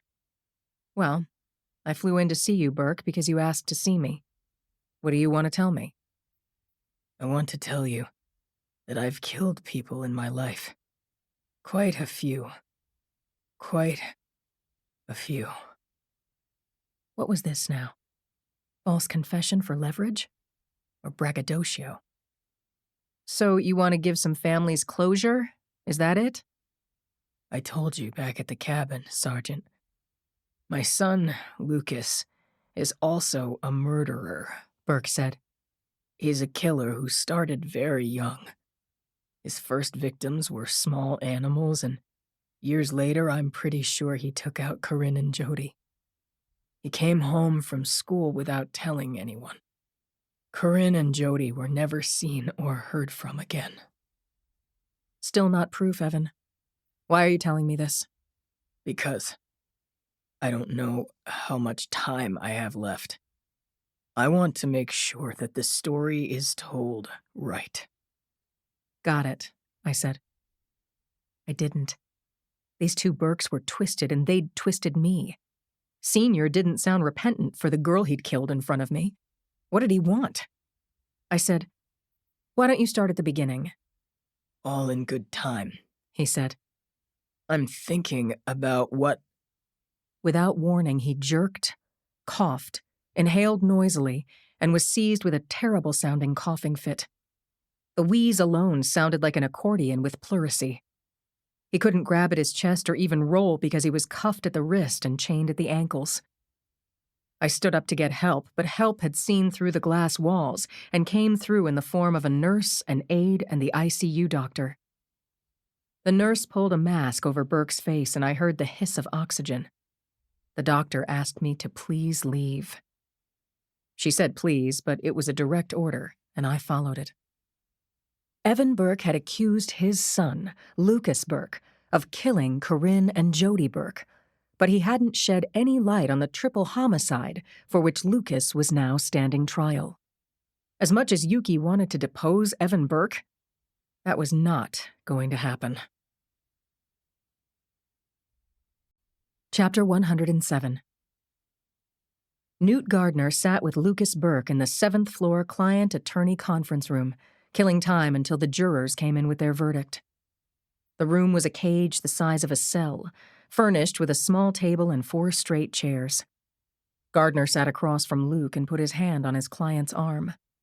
Luke was depressed, down and deep in the darkest part of himself, and Gardner hadn't been able to help him out of the hole. He told Luke that he'd been right to testify. He'd said that his delivery had been very moving. "Tell me I'm wrong, but I thought my closer was almost as good as yours," Gardner joked. Luke couldn't crack a smile. Gardner placed a shopping bag on the table. "This is for you. Open it," he said. Luke did so with no enthusiasm and took out a new shirt and a silk tie in reds and yellows, which Gardner thought would warm up his client's sallow complexion. "Thanks.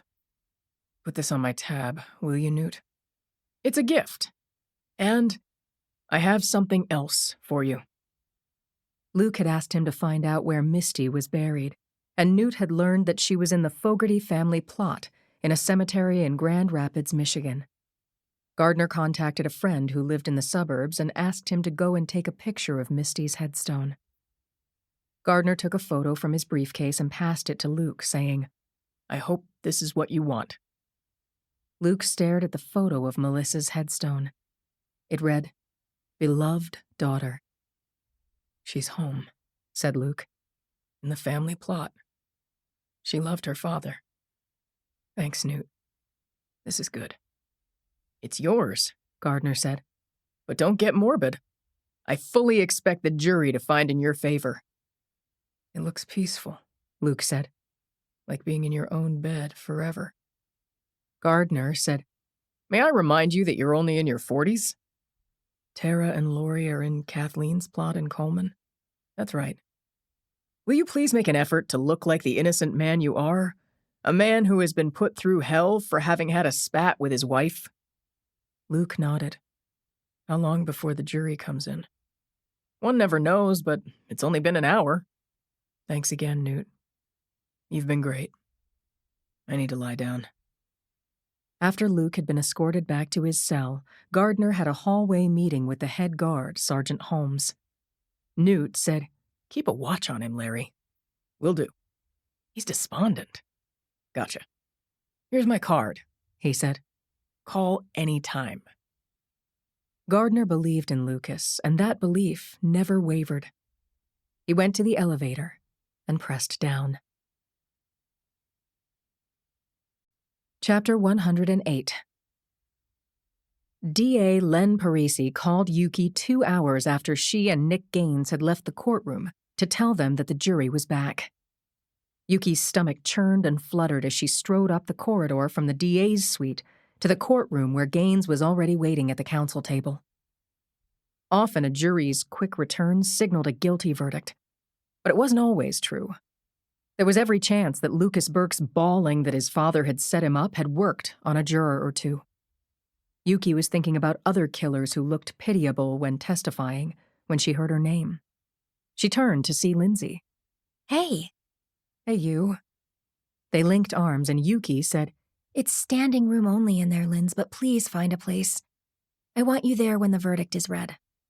Lindsay said, "Of course. I came looking for you. Dinner tonight, okay?" "Okay. Either way."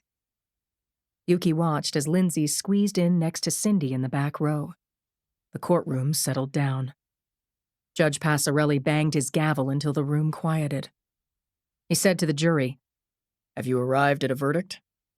The forewoman stood, said, "We have, Your Honor." She handed a slip of paper to the bailiff, a bored-looking man who lumbered over to the forewoman, then back to the judge. The judge took the slip, turned it around and read it without expression, then handed it back to the bailiff, who walked it back to the foreperson. The judge said, "Madam Foreperson, will you please read the verdict?" Nick pushed his tablet over to Yuki. He'd drawn a question mark with rays coming off it. Yuki scanned the faces of the jurors. How had they decided? She couldn't read a one of them. Chapter 109. Claire, Cindy, and I had picked up Yuki in the lobby of the hall and bundled her into Cindy's Hyundai sedan for a chauffeured ride to the Women's Murder Club HQ. Yuki sat in the front seat beside Cindy, turning to face me and Claire, lavishing us with her rapid-paced, hardly stopping to breathe chatter that was both joyful and contagious. I was elated for Yuki. Hey, I was proud of the whole task force, especially Alvarez, still amazed we'd come back from the Las Vegas shootout without a scratch. Yuki was saying that Red Dog had told her to relax while waiting for the verdict, but it had been impossible. "Every time I thought of floating on the calm sea, I pictured sharks swimming toward me and I just panicked. So thanks so much, all of you guys, for, well, everything." At 5 o'clock, we were comfortable in our cozy red banquette in Susie's back room. Lorraine came over, her auburn hair in a pony, ballpoint pen tucked over her ear. She went straight to Yuki and asked, "Did you win?" Yuki nodded.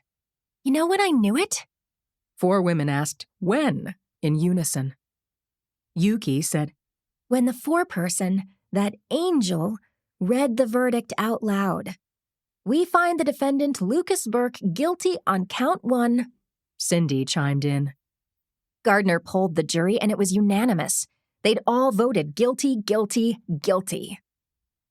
I couldn't remember Lorraine having ever touched any of us, but now she swept Yuki up from her seat and squished her in a hug, then said, "A pitcher of margaritas on me, Yuki. Coming right up." Thank you, Lorraine. You know I need my tequila infusion. "Beer for me," I shouted after her. "And chips. And menus," called Claire. She looked rested, smiling and wearing pink, fully recovered from the surgery that had kept her out of work for months. Cindy had her laptop out on the table and had filed her story in the interlude between ordering and the arrival of food and drink. Hours had passed since I'd shared a pizza with Joe and Julie at the airport. I was starving. Margaritas, hot sauce, chips, and menus arrived along with a pitcher of beer alongside a frosted mug. I filled my mug, lifted it, saying, "To Yuki, ace prosecutor." To you, Lindsay, she said, and your task force for nailing Luke, that black-hearted killer. And to you, Claire, for standing your ground against Newt Gardner. And to you, Cindy, for sending Kathleen Wyatt to Lindsay in the first place, and for covering the investigation and the trial of Lucas Burke, and for being on the record with all of it. Of course, we laughed. And we ordered too much food, and that balanced out the margaritas so that Yuki didn't sing and dance. When we were on the key lime pie course, I called Brady to come over and drive Yuki home. Took him about 10 minutes before he came through the door of the Caribbean Cafe. I said, "Brady, sit. Have a drink." He said to Lorraine, Dr. Pepper and the check for all of this, please. Minutes later, Brady lifted his glass and said, A more formidable murder club doesn't exist anywhere. He drank the soda down, and when he was done, he said, I'm going to take this little sweetie home now. Love all y'all. The Women's Murder Club answered in unison, "Night, you guys." Good night. Chapter 110.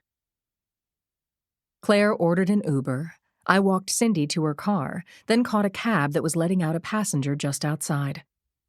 When my cab dropped me off on Lake Street, I felt buzzed, satisfied, and happy to be alive. My husband, little girl, and best dog were all waiting for me when I blew through the front door. I was home, and even a hotel with a 200-foot fountain playing show tunes and slot machines that could pay out $1 million in quarters couldn't touch it. Joe said no one had called, not Chief Belinkie, nor Alvarez, nor any of the brass at the SFPD. A miracle. I read to my little bugster until she told me, You read like you're singing, Mom. "Do I?" Uh-huh. I like it. "I'll keep reading," I said. But Julie Bugs had fallen asleep in my lap. I tucked her into bed, took a leisurely hot shower, changed into fresh PJs, and threw myself into bed. It was past 10 when I realized that I'd never turned my cell phone back on after leaving Susie's. I got out of bed, grabbed my phone out of my bag, and that fast Joe took it out of my hand. I protested that I had to check my calls, but he said, You need to chill, Linz, and I'm the enforcer. I knew he was right. But when my eyes flew open at 4 a.m., that nagging feeling was right there with me as if lit with neon lights. What had Evan Burke wanted to tell me about his murders? What did that son of a bitch want me to know? I sneaked out of bed, found my phone plugged into the charger in the foyer, and checked my messages. Belinkie had called me while I'd been with the gang at Susie's. I played his message. Sergeant, Chief Belinkie, Burke lawyered up. Call me. Chapter 111. It was almost noon when I reached Chief Alex Belinkie from my desk in the bullpen. I lowered my head so no one would interrupt me and gave my full attention to the LVPD chief as he said, Sergeant, the rules of engagement regarding Evan Burke have changed. His lawyer is criminal defense attorney Randall Lanning. I tapped Lanning's name into my laptop with one finger.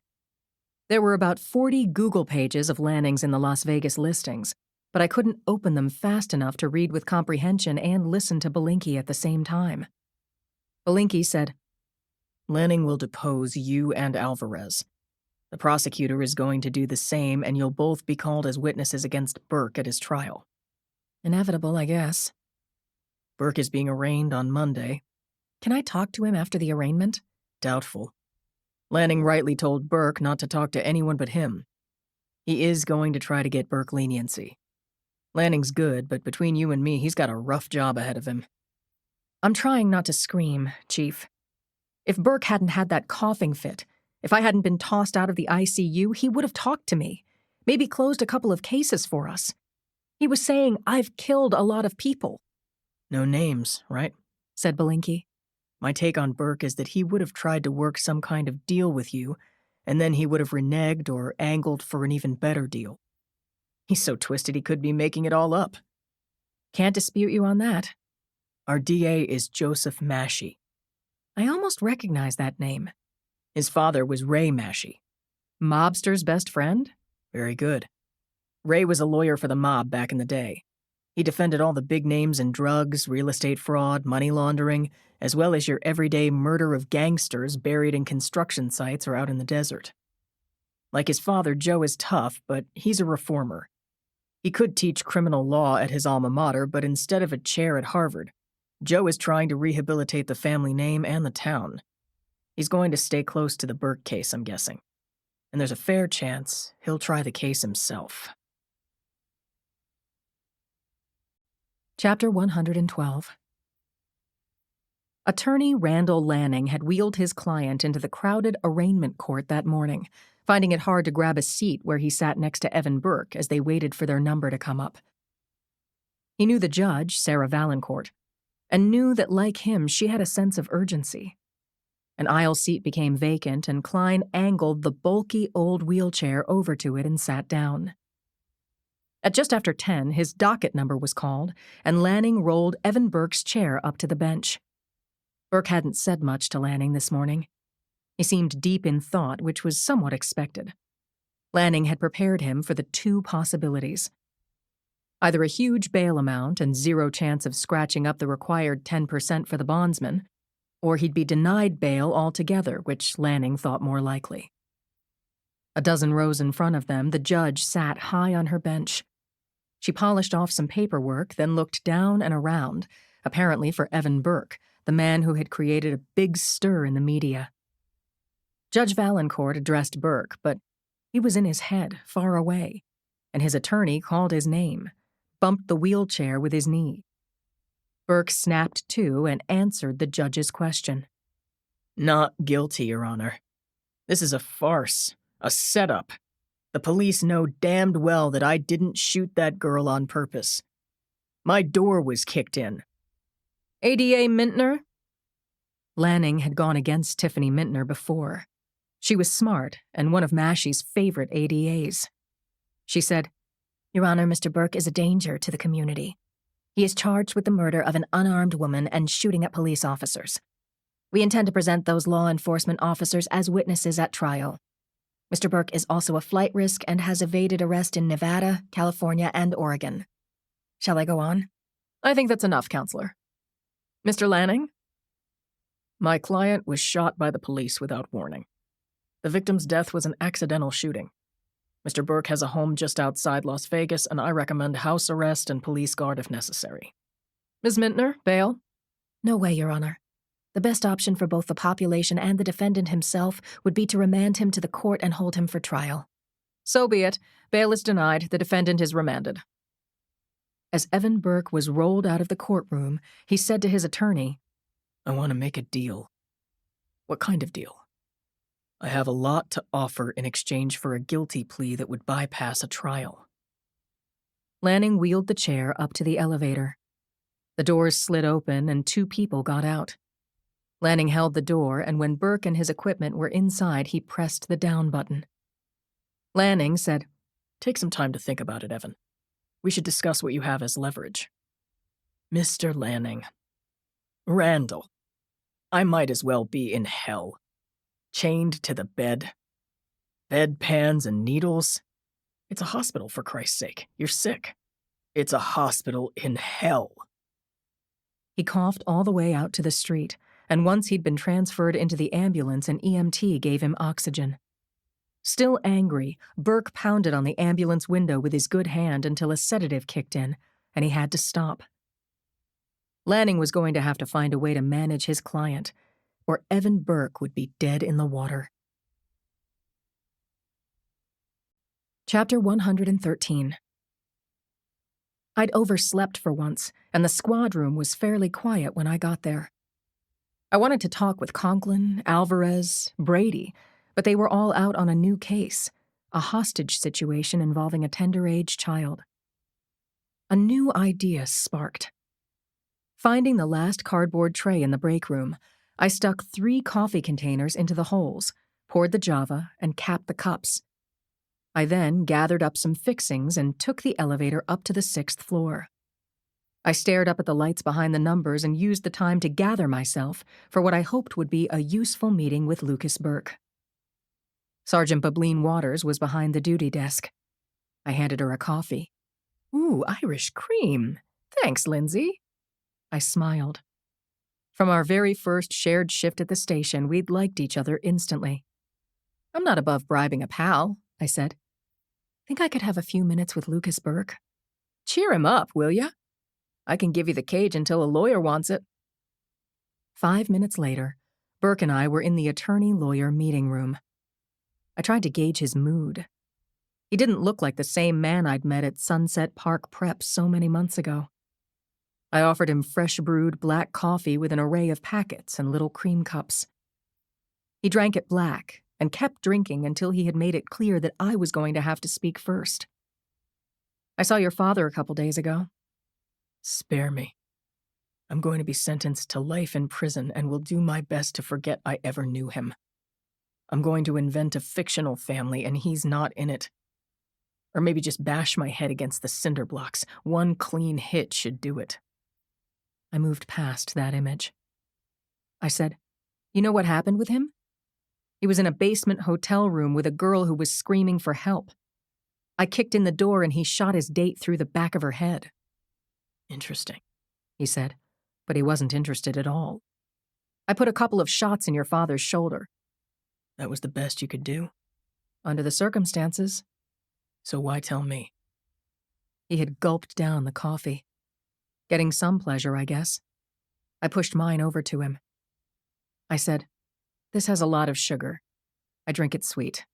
"Fine. I'll take it." "Did he tell you why he killed my wife, child, and girlfriend?" "Nope. He's still saying that you did it." Lucas got up and grabbed the bars of the cage with his cuffed hands. "Guard! Guard!" Still holding the bars, he turned to me and said, "It wasn't me. I don't care what you believe. I was found guilty.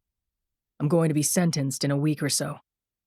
I'll be put in protective housing for the next 50 years. At this point, I don't care what happens to me. I didn't kill anyone." The guard arrived. "Take me back to my cell." Lucas Burke didn't say goodbye. He just walked out of the cage between the guards, the shackles around his ankles clanking as he rounded the bend. I cleaned up the coffee remnants and tried to get a grip on my own feelings. I hadn't liked Lucas Burke, and I'd believed I had good reason not to. But I'd been haunted by questions since I'd come into contact with his father. I'd had low expectations that he would confess to killing his wife and child, the girl he said he loved. But after meeting with him alone, hearing his voice, feeling his depression at losing everyone, I was surer than ever that he hadn't done it. True to Bernie's word, the FBI had made known its claim on the Evan Burke case. D.A. Massey was fully up to speed on the names of his family members, both alive and dead, and that Burke had been on the agency's most wanted list. Which was why Burke had changed his name, his address, and his face. But he couldn't change the charges now stacked against him. Chapter 114. Randall Lanning had called Joseph Massey and told him that his client, Evan Burke, wanted to meet with him. Lanning had expected a flat, "I'll see him in court," but instead Massey said, "What does he want?" "I have a half-hour free at 3 to hear from your client who claims to be an unindicted serial psycho. He says he has something you're going to like, and you know, Joe, he wants to make a deal." Lanning had conveyed the meeting time back to his client, who was still in the hospital. He added, "See if someone will give you a shave and a haircut. You ask them. I'm lucky to get a bedpan." Lanning continued, "I repeat, Evan, negotiating with Joseph Massey is not a good idea. He's like a copperhead snake. He's venomous, and he's quick. If you insist on trying your luck, don't pop off. Think, then speak." At 3, Joe Massey was in his office when Randall Lanning trundled Evan Burke in. Massey's assistant made everyone comfortable and asked the boss, "Hold your calls?" "I'll take emergency calls, but you decide, George. We won't be long." Massey wasn't big, but he was muscular. He shook Evan Burke's left hand, gave it a good squeeze. "I have 10 minutes, he said, "and they're all yours. How can I help you?" Burke said, "Thanks for your time. I don't know what you know about me, Mr. Massey. I'm a great man, an important man, and there's never been a killer on my scale. I kid you not. Hypothetically, I'm willing to do something that pains me. To admit that I killed Lucas's wife and child and that schoolgirl." D.A. Massey was fully up to speed on Evan Burke's claim that he was an unindicted serial psycho. Massey knew the names of Burke's family members, both alive and dead, and that he had been on the FBI's most wanted list, which was why Burke had changed his name, his address, and his face. It was because of Evan Burke that Massey had spent that morning on the phone with a highly placed FBI special agent, J. Edward Bernstein, a.k.a. Bernie, who said he'd be happy to take Evan Burke off the DA's hands. "And why exactly would you implicate yourself in a triple homicide?" Massey asked Burke now. "I'd do it to save my son, my innocent son, Lucas, whom I hate." Lanning started scribbling frantically on his legal pad as Burke continued to speak. This was the first he was hearing of his client's conflicting objectives. "And that's barely the beginning. I'd confess to killing the girl at the Eagle as well as over 100 murders in 3 states, including Nevada, with proof of death. I'd ask for a few comforts in exchange. Hypothetically, what comforts? The death penalty is off the table. I get a private cell with TV and access to books and videos. Visitation rights for select people. Conjugal rights and a cell phone for good behavior. Chocolates on your pillow?" Burke grinned. "Nah, but thanks for the offer. Anything else?" "A time of day when the bathroom and shower are all mine." Massey leaned back in his chair and gazed over Burke's head. "And you would provide written proof of your kills?" "Of course."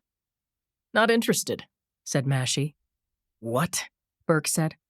"I said 100 bodies plus the 3 in San Francisco. I'll give you those 3 now to show good faith."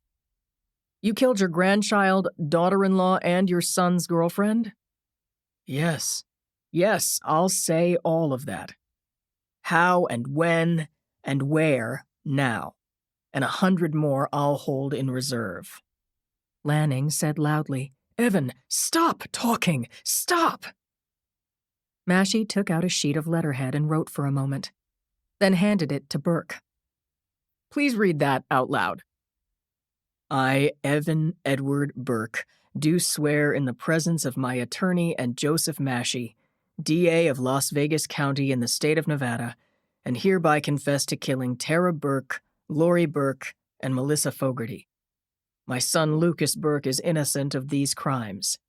And at the bottom, signed and witnessed. Massey pressed a button on his desk and his assistant came in. Randall Lanning squeezed and shook Burke's bad shoulder to make sure he was getting his attention. "Yow!" Lanning turned his back to Massey and said, "Evan, no, I said do not do this." Evan shook off his lawyer and said in a whisper, "I know what I'm doing." Randall Lanning said, not whispering, You don't want to sign that without a guarantee that you will not get the death penalty. I can draw it up right on that paper. Burke said, I said in good faith. I'm trusting D.A. Mashy, and I'll give up the info about recent San Francisco murders. Mashy said, George, please bring this over to Mr. Burke and witness his signature. Then have the tape of this meeting transcribed. Thank you. When the signed document was back in his hand, Mashy said, Mr. Burke, I'll turn your confession over to the San Francisco DA, and maybe he'll give your son a break. As I said a moment ago, I'm not interested in making any kind of deal with you. I like our case against you. Keep your secrets. We can only kill you once. Thanks for coming. He stood, walked toward the open door, said, Randall, I'll see you in court. I can hardly wait. And then Joe Mashy left the building. As Randall Lanning wheeled his client out of the room, Burke said, I think he's going to talk to Parisi. You heard him. But I have insurance in the form of a letter in my hospital room. It's for you to give to Cindy Thomas. Is that so? Yes, head crime reporter, and she's up to speed on the whole deal. This is urgent, Randy. Do not open it. Send it by courier to Cindy Thomas so she gets it before I leave the hospital. Lanning agreed, then added, That's the last thing I'm doing for you, Evan. Find yourself another lawyer. Chapter 115. Rich Conklin and I went to McBain's to have a quick lunch, and as luck would have it, we found a spot 2 tables away from the jukebox. There was just enough background doo-wop to camouflage what we were saying, but we could still hear each other. Conklin told me that the little boy hostage had been saved, turned over to Child Protective Services, and that his father had been arrested. Dirtbags starved the little kid, beat him, said that when he learned to behave, he was going to send him to summer camp. When a neighbor called the cops, he put a .38 to little Dwayne's head. Did you get in a punch? If only. Brady came through the doorway, looked around, saw me and Conklin. He came over and pulled up a stool. Hi, boss, said Conklin. The kid is okay. Good work. Burke is dead. I said, What? Which one? Ours. Lucas. Brady, that can't be true. I had coffee with him 2 hours ago. That'll mess with your mind for a while, Boxer. Tell me about that. Brady lifted his hand to call Sidney over to the table. I don't know what to order. I'm not even hungry. Sid, I need something to fill my belly when it's upset. Milkshake, suggested Conklin. I'm lactose intolerant. What kind of soup do you have? While Sid and Brady talked about soup, I put my bacon and cheese sandwich aside. A few minutes ago, I'd been dreaming of it. Conklin was still working on his fries, but it was half-hearted, and he gave it up. When Sid asked if we were finished, we said yes, and she took the plates, left the beer. I said, Brady, what the hell happened to Burke? His attorney. Newt Gardner killed him? Sorry, I'm still trying to get my arms around it. Gardner bought him a jacket and tie for court. According to Sergeant Waters, he was fine after you left, and they took their eyes off him for a half second. He'd hid the tie under his jumpsuit. Made a slip knot. This is us putting it together after the fact. He gets into the top tier of his bed, closes his eyes, right? When no one is around, he knots the free end of the tie to the bed frame and drops the fuck over. I said, I can't. He broke his neck? Brady nodded. Body's with Claire by now. She'll let us know for sure if it was suicide. I was shaking my head, going over my conversation with Burke. Brady said, What made you go up to see him? Boss, I was looking for resolution. What did he say? Rich asked. He said he didn't do it. He wasn't trying to convince me. He was dead inside. Brady said, Boxer, the guy was depressed and for very good reason, none of it having anything to do with you. He asked why I'd only shot Evan in the arm. Rich, Brady said, reaching into his jacket. Why I'm here. This just came for Cindy with a rush on it. Sid came back with a bowl of chicken noodle soup for Brady, and he handed Conklin the envelope marked Rush, Urgent. Conklin looked at the envelope, picked up his phone, tapped a contact. Sin? It's me. This will take 2 seconds. Can you meet us at McBain's? Me, Brady, Lindsay. Yeah. Love you too. He disconnected the line. She's 10 minutes out. On the way. I said, I'll bet she makes it in 8. Conklin said, I don't like this. What does Evan Burke want with Cindy?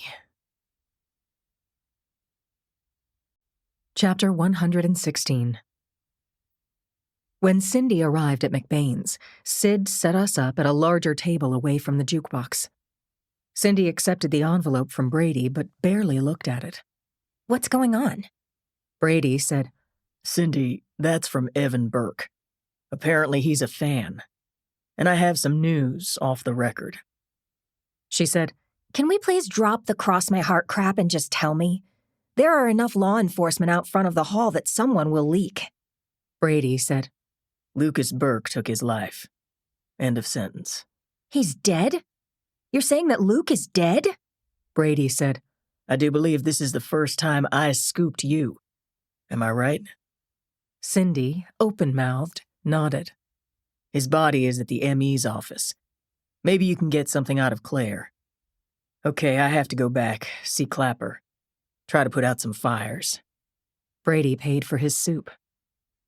Cindy, according to Burke's lawyer, Evan wants to meet with you. He's at Sunrise Med in Vegas, maybe still in the ICU. Boxer and Conklin can go with you. As your friend, I do not want you to see this dude alone. And then Brady was gone. Cindy said, I can't believe Lucas is dead. I mean, I've been watching him for months. I hoped to interview him. I turn my back and he kills himself? I said, I saw him this morning, Cindy. He was depressed, but he's been depressed since the day I met him. I gotta write the end of his story. Cindy stuffed the unopened letter into her bag. I'll be at the ME's office. Hang on, Cindy, Rich said. Read the letter. I'm gonna have a panic attack. Hun, read the letter with your buddy and your lover right here. Then go see Claire. Fine. Cindy picked up a bread knife and opened the envelope. She read, Attention, Cindy Thomas. She looked up and said, This was written on copy paper with a felt-tip pen, dated today. She skimmed the letter, sipped some water, said, What the hell is this? I've never met Evan Burke. I said, Is that a key taped beneath his signature? Yes. So here's what he says, and I quote, I'm a master killer, and in over 20 years, this is the first time I've been caught. That was half due to frustration and half due to I'm tired of doing all this work and getting 0 credit. That, Cindy, is where you come in. Then he says, keep this key. If you want a story with headlines from here to eternity, pay me a visit at Sunrise Medical Center, Las Vegas. ICU. You look good in baby blue. Rich said, Cindy, he's a subhuman liar. I'll call him up, she said. Take it from there. She kissed me on the cheek, Conklin on the mouth, grabbed her bags, and split. The boss is right that we should go with her, I said. I signaled to Cindy. You know, Rich, Evan claimed to me that he'd been sleeping with Tara for years. That Lori was his child. What? That's crazy. Is that true? Did you believe him? I didn't believe a damned thing he said, but he got to me. What if some of that is true? Now I'm having a sick feeling that he is going to confess to killing Lori, Tara, and Misty. And that would mean, oh my God. If true, that means Luke was wrongly convicted. That he killed himself because his father trapped him, and there was no way out. Chapter 117. The ICU doctor's name tag read R. Warren, M.D. He was grizzled, harried, and gruff, telling Cindy that his patient was adamant about seeing her, and he was going to permit this because he didn't want Evan Burke to stroke out. Dr. Warren went on. You're not a relative. You're not even a friend. But this patient is restricted in unusual ways, and if spending 5 minutes with you makes him feel better, I just have to allow it. Cindy said, 5 minutes? I just flew here from San Francisco. I might be talked into 6, but that's it. Okay. Okay, doctor. Thank you. She could see Evan Burke in the hospital bed, cuffed to the rails, IV dripping fluids into his arm, a nurse changing his bandages. The nurse tapped his hand and Burke opened his eyes and turned his head. Cindy felt a shock, like she'd been struck by lightning. She mouthed, "Cindy," and pointed to herself. Burke held up a finger to indicate 1 minute. When the fresh bandage was in place and the nurse had refastened his robe, she stepped outside and said, "He's been waiting for you for 2 days. Are those handcuffs secure?" "Yes, and those 2 policemen over there will be watching you. Don't sit close enough to him for him to... I'm not sure. Grab me, I guess. Just be careful, dear. I'll tap on the glass when your time is up." The nurse exited and Cindy went in, took the chair, and sat back out of reach. "Mr. Burke, how are you feeling?" We don't have time for chit-chat. She said, "Would you mind if I record our conversation? That will save time." Go right ahead. Cindy took out her phone, tapped the mic app, and held it in her lap. There's a lot to say, so I'm going to talk fast. Cindy nodded. I've followed your coverage of this recent activity in San Francisco. Kathleen's hysteria, Luke's running away, Tara's car, all of it, and without going overboard. You're going to be famous one day. Thank you. And I'm going to help you. Or else I'm just messing with you. I'm capable of both. Cindy wondered if he was for real or completely insane. Was he just mouthing off? Or was he giving her the story of her dreams? Could this even work? Whatever kind of spotlight Burke wanted, the Chronicle wasn't going to go for it. But before she made the decision for Tyler and the board, she could play along. "What is it you want to tell me?" I'm one of the greatest serial killers of this century, and no one knows it. Determined to keep him talking, Cindy tried not to show any emotion, not to move her chair back, not to even comment.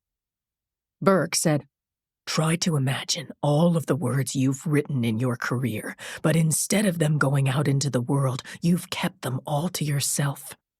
Where's the fun in that? "And so now you want..." The spotlight, of course. I want to see my name in your paper. I want an agent. I want Al Pacino to play me in the movie. I want it all. I have a place in Lonelyville, out near Red Rock Canyon. I gave the nurse a map and permission for you to go into my place and take out my personal stuff. You only have 24 hours to do this. The shack is sold, said Burke. I need to pay my lame lawyer. The new owners are taking possession in the morning. So if you want this story, you'd better get ready to load up your car.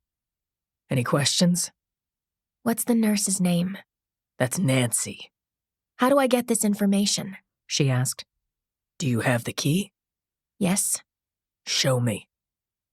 Cindy reached into the top of her shirt and pulled out a red waxed string lanyard with the key knotted into the loop. Good. There was a tap on the glass. Cindy turned, nodded, turned back to Burke. You're going to want a letter I've left for you in case somehow I check out of here before I speak to you. Get your letter, and tell Nancy I need my catheter. Nice meeting you. And be sure to look under the bed. He closed his eyes. Nancy signaled for her to come outside. "You have a letter for me?" Cindy asked. Nancy opened a drawer, hunted around, said, "Oh, dear." There was a newspaper on the side chair near the desk. It was the Chronicle. Cindy picked it up, turned it over, and read the headline on the front page. Her headline. Convicted killer Lucas Burke commits suicide. Cindy said, Did Mr. Burke see this paper? Oh, yes. He saw the story on the news and sent down for it. How did he react? He seemed mad. Then he laughed and said something like, "What a jerk." Then he complained that the handcuffs were rubbing his skin off. I told him he wouldn't be here much longer, moving him out of the ICU and into a room later today. Nancy handed the envelope to Cindy. Here you are, dear. Go with God. Cindy thanked her and left the hospital. She had a lot to do and not much time. Chapter 118. Rich and I were in the waiting room 20 yards away from the core of the ICU and out of sight. When Cindy turned the corner, she looked pale, stricken. How did it go? What did he say? How did it go? It was Clarice meets Hannibal Lecter. He was cold, friendly, abrupt, welcoming, all in about 5 minutes. I would say he's as far away from human as you can be and still have a pulse. I know he has one because his heartbeat was on the monitor. And he knows about Luke. Listen, I might get sick. I pointed to the ladies' room, but Cindy stayed with us. Conklin said, What did he want? I'll tell you in the car. We piled into our rented Outback and Conklin took the wheel. Cindy sat in front with him and I stretched out in the back seat. I called Chief Belinkie and gave him the bare facts, that we had a permission letter and a line drawing of the location of Burke's house out near Red Rock Canyon. He's still chained to his bed, Chief, but due to be moved out of the ICU and into a room today. I guess he's getting better. Talk to you soon. Judging from the distance on the hand-drawn map, Burke's home was 30 miles from the Strip. Following Cindy's directions, we stayed on Route 95, the highway that cut through housing developments, across smaller roads and plain, flat desert dotted with scrub. I wouldn't have imagined Burke living this far from the coast, this far from anything. Although I'd never been to a more desolate area, there was beauty here. Sunset, Mount Charleston in the distance, backlit as the sky turned from blue to a vivid red and yellow and orange. Rich pointed to an exit coming up at a left angle to the highway. That's it, Cindy said. Good catch, Richie. He took a hard left, and we traveled, I'd say, a half a mile, following real estate company arrows, crossing other narrow turnoffs, until a grim little shack was dead ahead in our headlight beams. Rich pulled up to a small home that looked like Burke's place at Mount Tam. The structure was a hybrid of sorts, an old camper attached to a handmade wood frame house. There was a red and white sign on a post at the end of the drive reading, "Sold by Patricia McNamee Real Estate." There were no lights on in the dwelling, no cars in the driveway, no traffic, only insect sounds as the sun melted in the distance. I said, "Looks cozy." Cindy laughed nervously. Rich said, Cindy, stay here until we come to get you. Lock the doors. My partner and I approached the house with flashlights and guns. We listened at the doorways and windows, pressed our ears to aluminum and wood siding. It seemed that no one was home. Chapter 119. It was great working with Richie again. We didn't have to speak as we circled the house, me to the left, Conklin to the right. We heard nothing, saw nothing through the windows or in the yard, and after checking the tool shed, we executed the knock and announce protocol. I knocked, called out, "Police! Open the door!" No answer. The front door was locked, and there was a real estate lockbox just outside the door jamb. Conklin called out, "Police!" once more and louder. When there was no answer, he kicked in the door, right off the hinges. I stepped in and flipped on the lights, which illuminated the entire 400-square-foot interior, all visible from the doorway. The main room doubled as a bedroom/sitting room, with a built-in bed and a bookcase with a fold-out writing surface for a desk, cubbyholes above it for filing. The camper section contained both the kitchen and bathroom. Conklin and I cleared the dwelling, including the 2 closets and the shower stall. When we were sure it was safe, Rich stood up the kicked-in front door and called out to Cindy. We stood aside as she stepped over the threshold and began her exceedingly well-earned treasure hunt. She said, "What I'm looking for is supposed to be under this bed." The twin-sized bed was made of a built-in rectangular frame tied into the floorboards. The mattress was centered on top, no room underneath for dust bunnies or anything else. Rich hefted the mattress out of the frame and leaned it against the wall. Inside the frame were 2x4 slats resting across the width of the bed, used to support the mattress. It took only a minute to lift them from the frame. And there it was. A plain wooden chest, about the size of a child's toy box. "Go ahead," I said to Cindy. She stepped into the opening where the slats had been and tried opening the lid of the box. It was locked. She said, "Oh, right." Pulling out a red string lanyard from inside her shirt, I saw the key that had been taped under Burke's signature. Cindy tried the key, and after a few wiggles, the lock clicked open. Cindy lifted the lid and stared at the treasure inside. I saw 3 stacked, leather-bound books with dates etched into the covers. I opened one and saw dated pages covered in very small, very tight cursive writing. Cindy pulled a large, bulging scrapbook from the bottom of the chest. When she flapped it open, we saw that it was filled with glued-down photos. All of the photos were of women, all smiling at the camera, all looking to be in their teens or early 20s. Burke's cramped handwriting under each. For instance, Becky Weiss, Catalina, 1998, tattoo around her ankle of birds and flowers. Roses are red, summer is yellow.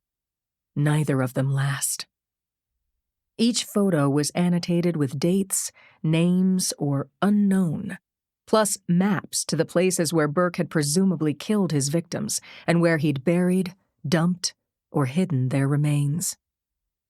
I looked to Cindy and saw tears streaming down her cheeks. I hugged her hard and tried not to cry myself. It was too painful. The scrapbook had transformed Burke's bragging and lying and sly intimations into real people Burke had killed. "What do I do?" Cindy said. "What's my first step?" Conklin said, "Let me see that note from Burke, the one the nurse gave you." He sat on the floor next to us and read the handwritten note, the map to Burke's house, and also something of a legal document. "I, Evan William Burke, do hereby leave my possessions from my house in Lonelyville to Cynthia Thomas." It was dated, signed, and witnessed Nancy Shepard, RN. Richie said, "These books belong to you, Cyn. But the information in here, it can't just go out online." "No, of course not," Cindy said. "But which police?" "I know what we should do," Rich said. We rifled through the books on the shelves, the desk too, and found more letters and an accordion file of photos, all of which we put into the wooden box. We tossed the drawers and closets and found other items of interest. A key to a Sea Ray motorboat, the same model Wendy Franks had owned. A luggage tag monogrammed SW, presumably for Susan Wenthauser, the young traveler killed before she could find her way home. A picture of Misty Fogarty in her blue and white school uniform, taped to the inside of a kitchen cabinet. It was disgusting to think that he'd taken this picture and then killed her out of spite. With the chest of evidence in the trunk, Rich drove us to a Lowe's about 15 minutes away, where we picked up a strong Wi-Fi signal in the parking lot. And we made calls. First to Brady to let him know we were safe. Then I called Joe, He said, Hang on. and connected us in a conference call.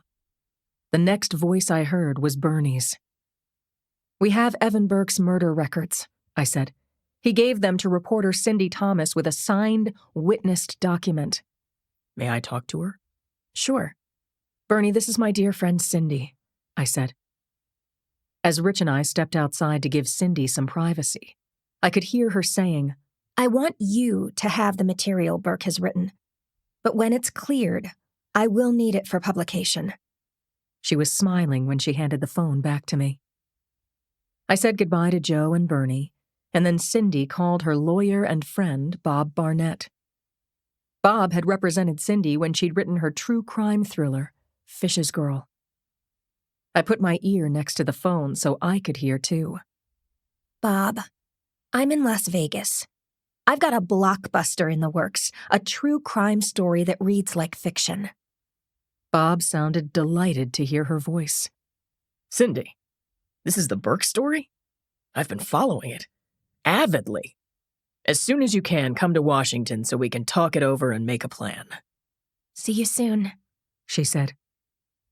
We shared a group hug. Then Rich started up the car, and we headed back to the airport and home.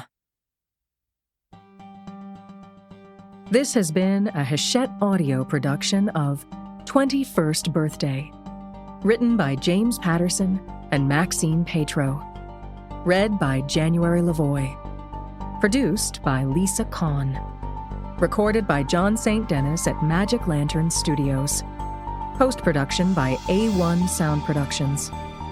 Thank you for listening. Text copyright 2021 by James Patterson.